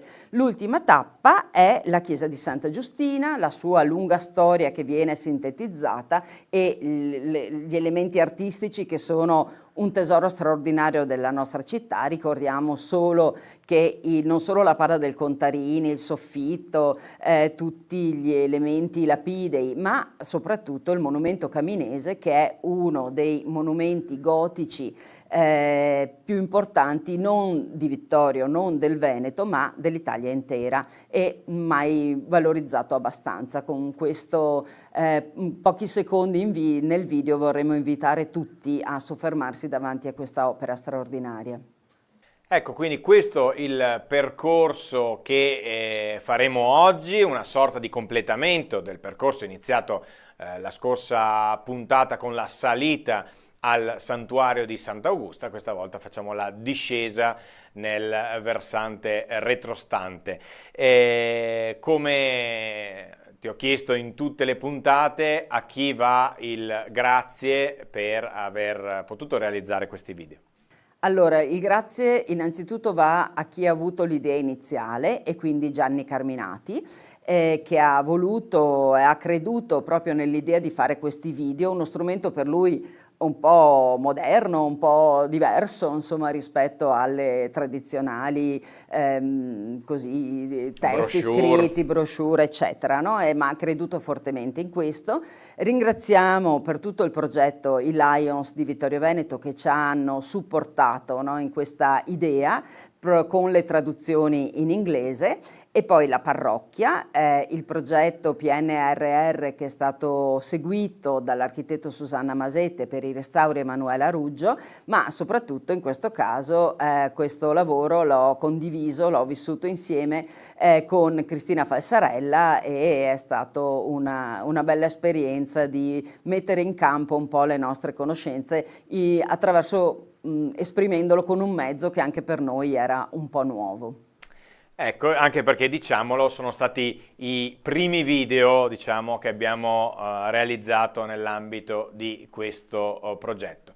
Io ringrazio e saluto Silvia Bevilacqua come ogni volta per averci dato questa panoramica su quello che vedremo tra poco, quindi grazie ancora Silvia per essere stata qui con noi. E quindi adesso andiamo a fare 4 passi, continuando il percorso di Sant'Augusta. L'altra volta abbiamo fatto l'ascesa, oggi facciamo la discesa.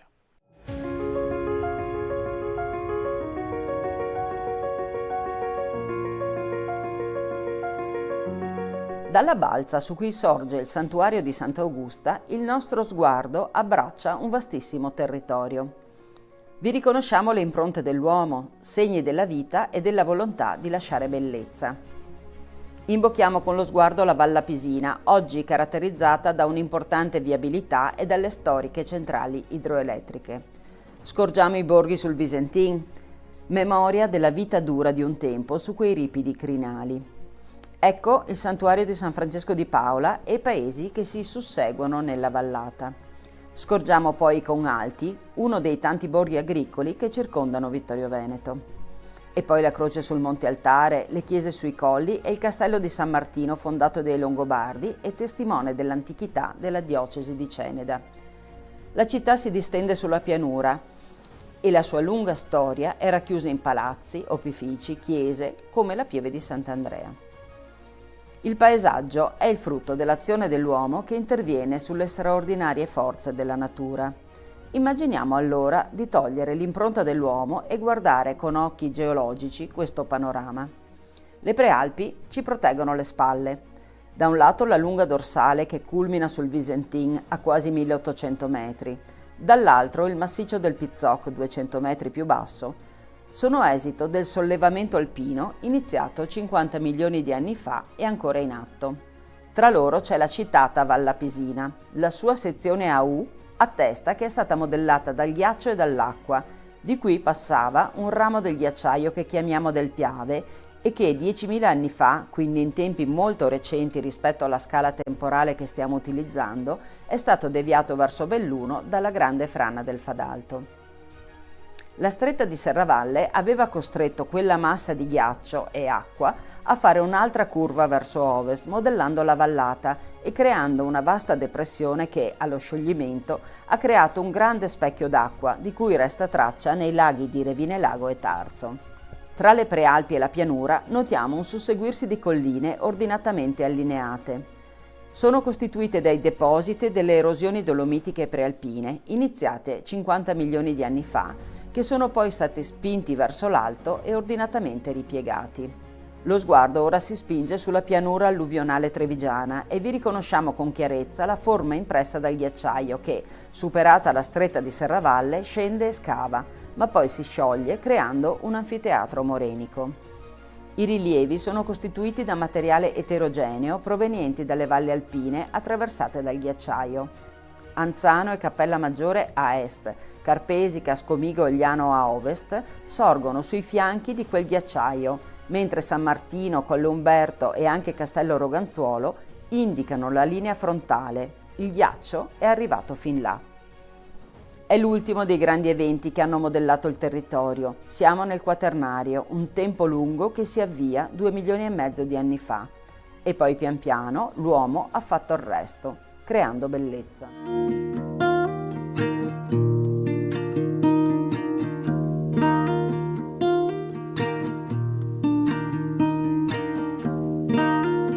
Uno dei percorsi più antichi per raggiungere il santuario di Sant'Augusta è quello che parte dalla chiesa di Santa Giustina.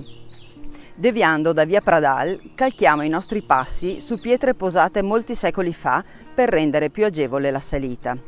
Il rimboschimento rende oggi difficile riconoscere i prati che venivano falciati per ricavarne un po' di foraggio, ma i muretti a secco, un borgo, un ricovero sono testimoni della vita di un tempo. Al termine del tratto pianeggiante incontriamo la cappella di San Vincenzo. Non abbiamo documenti che rivelino la data di fondazione di questo segno del sacro, dalle forme architettoniche tradizionali ma non prive di grazia.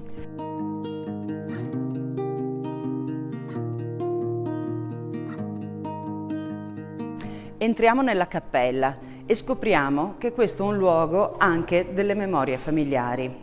Questa cappella apparteneva alla famiglia di Giuseppe De Nardi, detto Iona, estintasi alla metà del Novecento.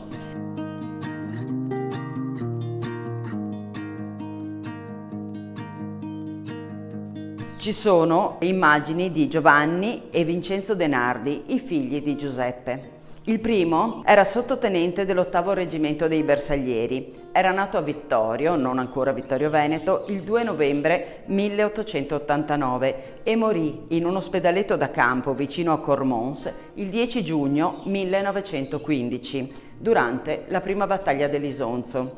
Morì prima di compiere i 26 anni e l'Italia era entrata in guerra da solo 18 giorni.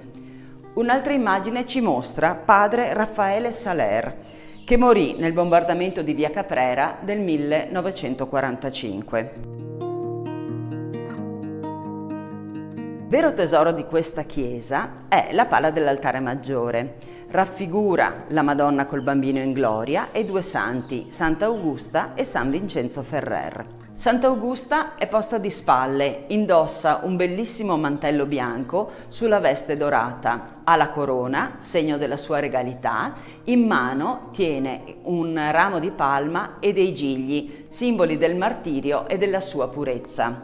In basso notiamo una bellissima immagine molto particolareggiata del santuario di Sant'Augusta, di una cappella e della torre che precede la scalinata di Sant'Augusta. Questa descrizione è uno degli attributi di Sant'Augusta che ci permettono di identificare la santa.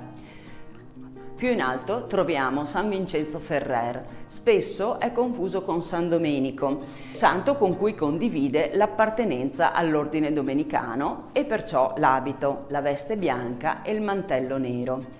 Ma quello che lo precisa sono 2 attributi, il fuoco sopra la testa e soprattutto quella tromba che esce dalle nubi, simbolo delle predicazioni davvero apocalittiche che questo santo, nato a Valencia nel 1350, ha fatto nel corso della sua vita. È un santo che ricordiamo perché fu molto attivo nelle predicazioni per ricomporre lo scisma d'Occidente, quella diatriba tra le chiese di Avignone e di Roma che tenne separata la Chiesa per 40 anni. Questo dipinto è opera di Elio Casagrande, un pittore vittoriese, ma in realtà si tratta della copia di una seconda produzione di un'opera di Pietro Paietta che attualmente è esposta alla Galleria Civica Vittorio Emanuele II a Vittorio Veneto. Pietro Paietta è uno dei cantori del nostro Ottocento, attivo tra Ottocento e Novecento, sia nella pittura di genere, è stato capace di rendere il gusto, la memoria della vita contadina di un tempo e fu attivo anche nell'arte sacra, dipingendo dei grandiosi soffitti nelle nostre chiese e anche delle pale d'altare dalla particolare intensità.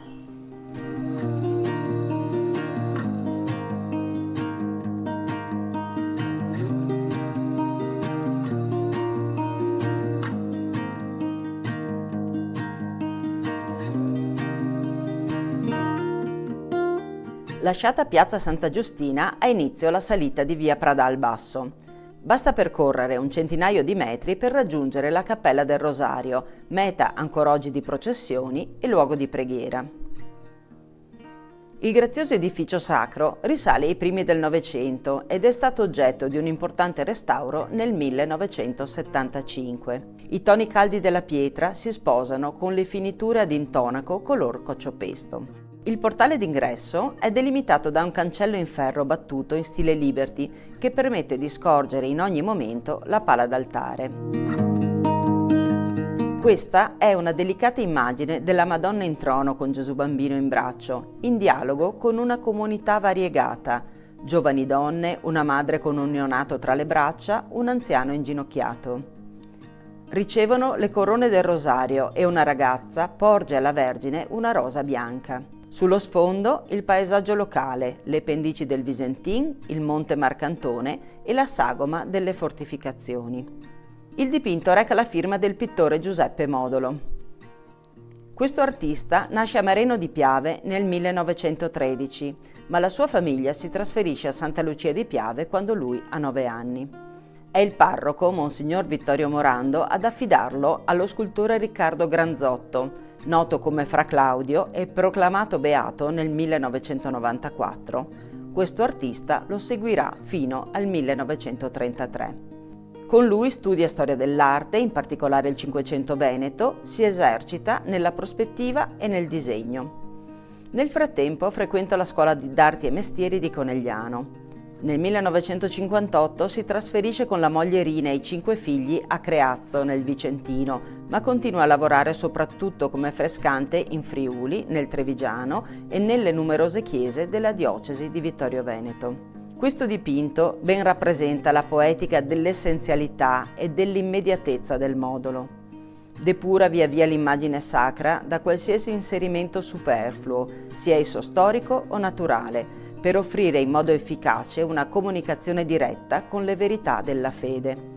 Ciò avviene anche in termini formali, mediante la riduzione della gamma cromatica in pochi colori puri, stesi a campiture geometrizzanti. Essenziali sono anche le linee della composizione, che convergono sulla gestualità per precisare le emozioni dei personaggi.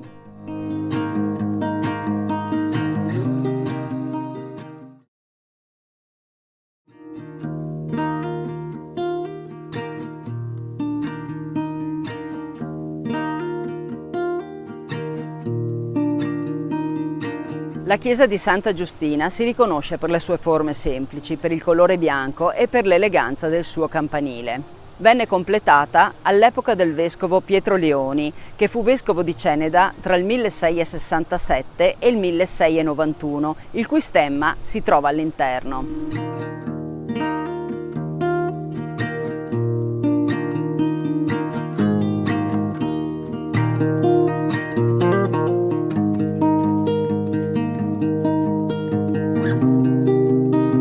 La massiccia cantoria lignea, gli stalli del coro, il pulpito e soprattutto le partizioni a stucco del soffitto ci dicono che questo è stato un convento che non mancava di raffinatezza e di eleganza.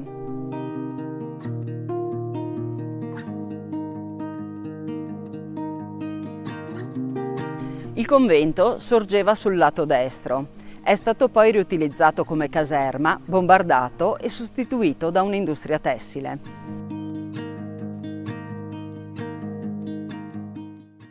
Il soggetto della pala d'altare ci conferma la dedicazione di questa chiesa a Santa Giustina, raffigurata qui in gloria.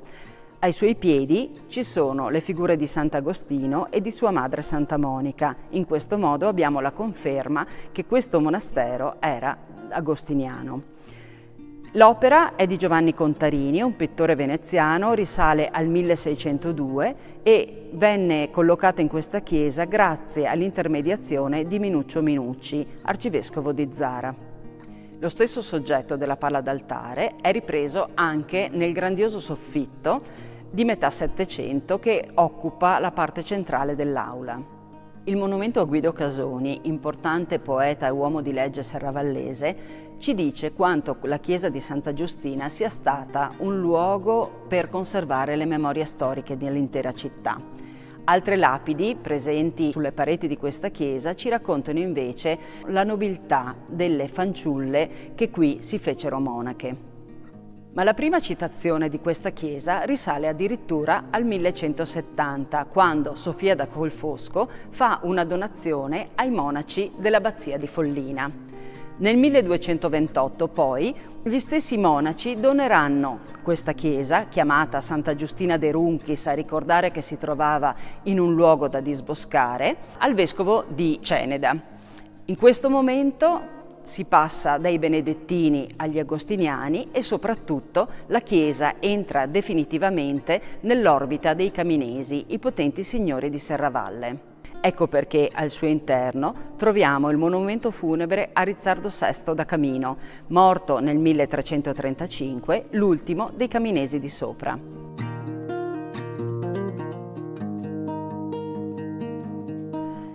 Quattro figure maschili, dai volti dolenti e in abito da parata, portano sulle spalle l'arca del loro Signore. Sono figure stilisticamente riferibili alla scultura lombarda o veronese di primo Trecento.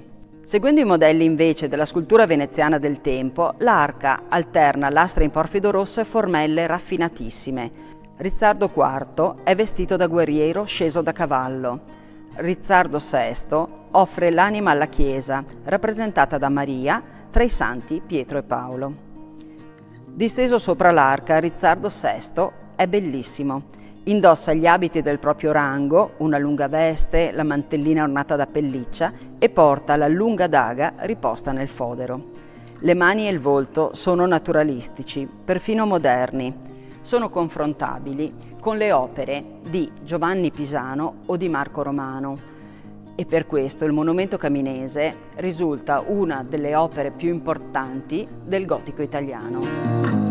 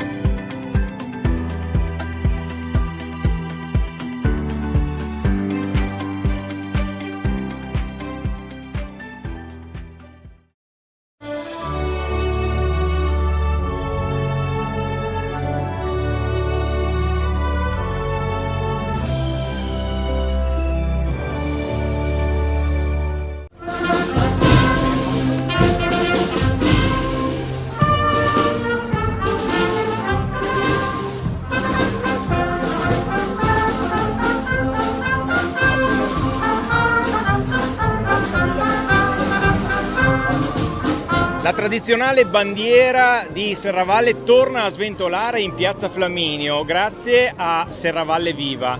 Com'è andata? Come si è arrivati alla giornata odierna? Non è stato difficile, noi abbiamo sempre avuto in carico il simbolo di Serravalle, la nostra bandiera, a cui siamo affezionatissimi.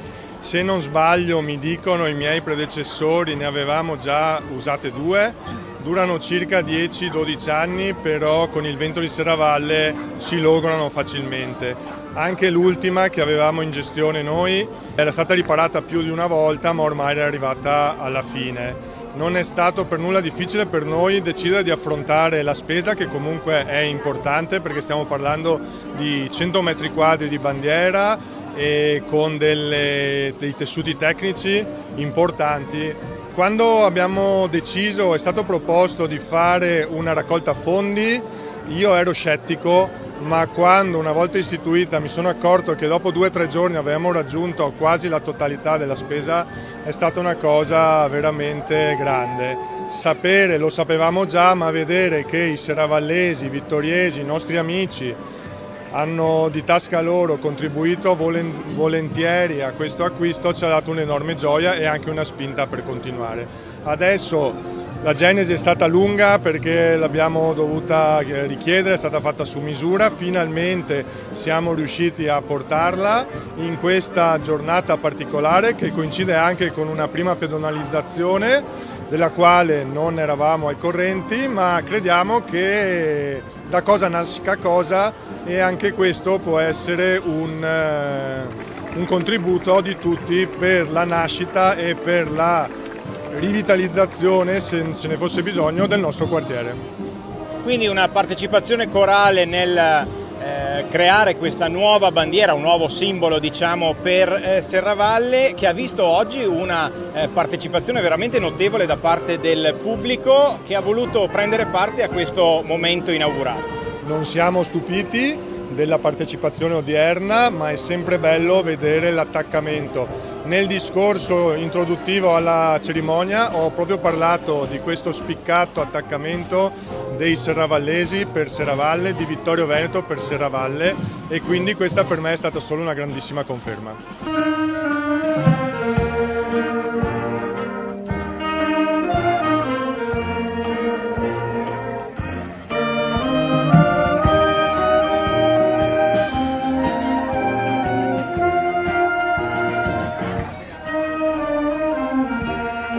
C'è stata la partecipazione anche del corpo bandistico di Cappella Maggiore.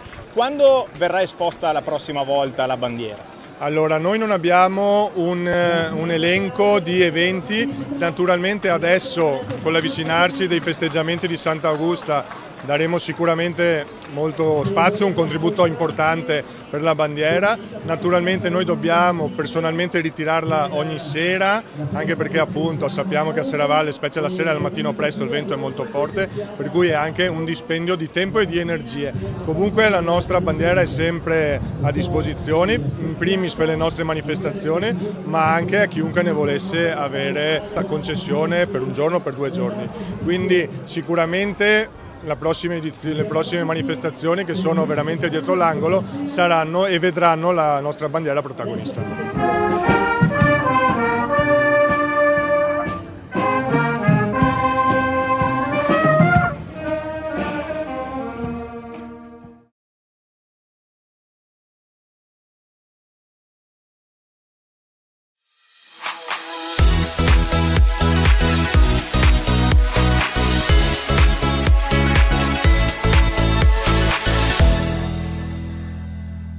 Si va, alziamo le mani, senti l'energia, muoviamo le braccia, 1, 2, 3. Carissimi, ben ritrovati in questa nuova puntata di A Tutto Grest, la rubrica nata per raccontare le esperienze estive nelle nostre parrocchie, nelle nostre comunità, in modo particolare appunto i Grest estivi che raccolgono negli oratori ragazzi, giovani, adulti per un'esperienza condivisa di festa e di gioco e di divertimento. Oggi la nostra puntata è speciale perché non siamo all'interno di un oratorio, bensì ci troviamo all'Isola dei Morti, dove le parrocchie dell'unità pastorale Le Grazie di Vidor stanno passando un momento di insieme, di incontro e di gioco. Ma andiamo a conoscere questa esperienza, andiamo a conoscere i protagonisti e a vedere le immagini di questa giornata così speciale. La giornata di incontro dei Grest dell'unità pastorale Le Grazie di Vidor si è aperta con un momento di preghiera che ha dato il là alla giornata, a questo momento di condivisione e di festa, soprattutto tenendo conto della sacralità anche di questo luogo che ricorda appunto i caduti della prima guerra mondiale, un luogo allora che oggi ritorna a vivere con la gioia dei ragazzi, con i loro sorrisi, i loro momenti di festa, ma anche con un pensiero rivolto a chi su queste vie, su questi boschi ha lasciato la sua vita. Don Walter, parroco dell'unità pastorale di Vidor, vero? Siamo qui in una giornata speciale per i vostri Grest. Raccontaci un po' qual è questa iniziativa e come si svolge l'attività nelle tue parrocchie in questa estate particolare. Nell'unità pastorale Le Grazie il mese di luglio è dedicato ai Grest. Da una parte c'è Vidor e Colbertaldo che lo sviluppano nel pomeriggio, dall'altra parte c'è il riferimento a Moriago dove lo sviluppano al mattino. Da anni ormai c'è questa tradizione di vivere, viene chiamata il Palio dei Grest, l'occasione di una giornata insieme, tutta la giornata, in questa occasione qua all'Isola dei Morti, in cui i ragazzi si sfidano in tante abilità, occasione per condividere un momento di gioia e di festa insieme e anche un po' di competizione per vedere chi si porta a casa l'ambito premio di aver vinto il Palio quest'anno, insomma. Una giornata speciale quindi oggi, ma dentro un percorso che già da qualche giorno, da qualche settimana le vostre parrocchie stanno vivendo. Qual è il tema che state affrontando insieme e come lo stanno vivendo i ragazzi? Siamo già alla terza settimana di questa esperienza, la tematica è Bella Fra, in riferimento agli 800 anni dalla morte di San Francesco, quindi prendere spunto da alcune indicazioni, alcune testimonianze, alcune esperienze vissute da San Francesco per tradurle poi nella nostra quotidianità, a iniziare dalle giornate del Grest dove cerchiamo sempre di dare degli stimoli per tradurre nella concretezza della giornata questi semplici insegnamenti. È un'occasione anche da vivere come parrocchia perché i due Grest sono ambedue parrocchiali, quindi condividere dei valori e momenti di crescita importanti che culminano poi anche con la proposta di essere presenti alla messa domenicale dove animare la celebrazione per condividere tutto questo anche con le comunità. Allora un'occasione speciale per mettere insieme le varie comunità in un momento di festa, di gioco, di condivisione. Don Walter, quali sono un po' i numeri di questi Grest e di questa giornata?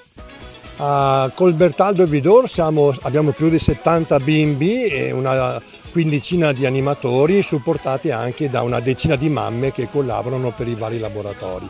Dall'altra parte a Moriago abbiamo un 120 bambini iscritti, una quarantina di animatori che coordinano e curano sia i laboratori, le varie attività e i giochi previsti.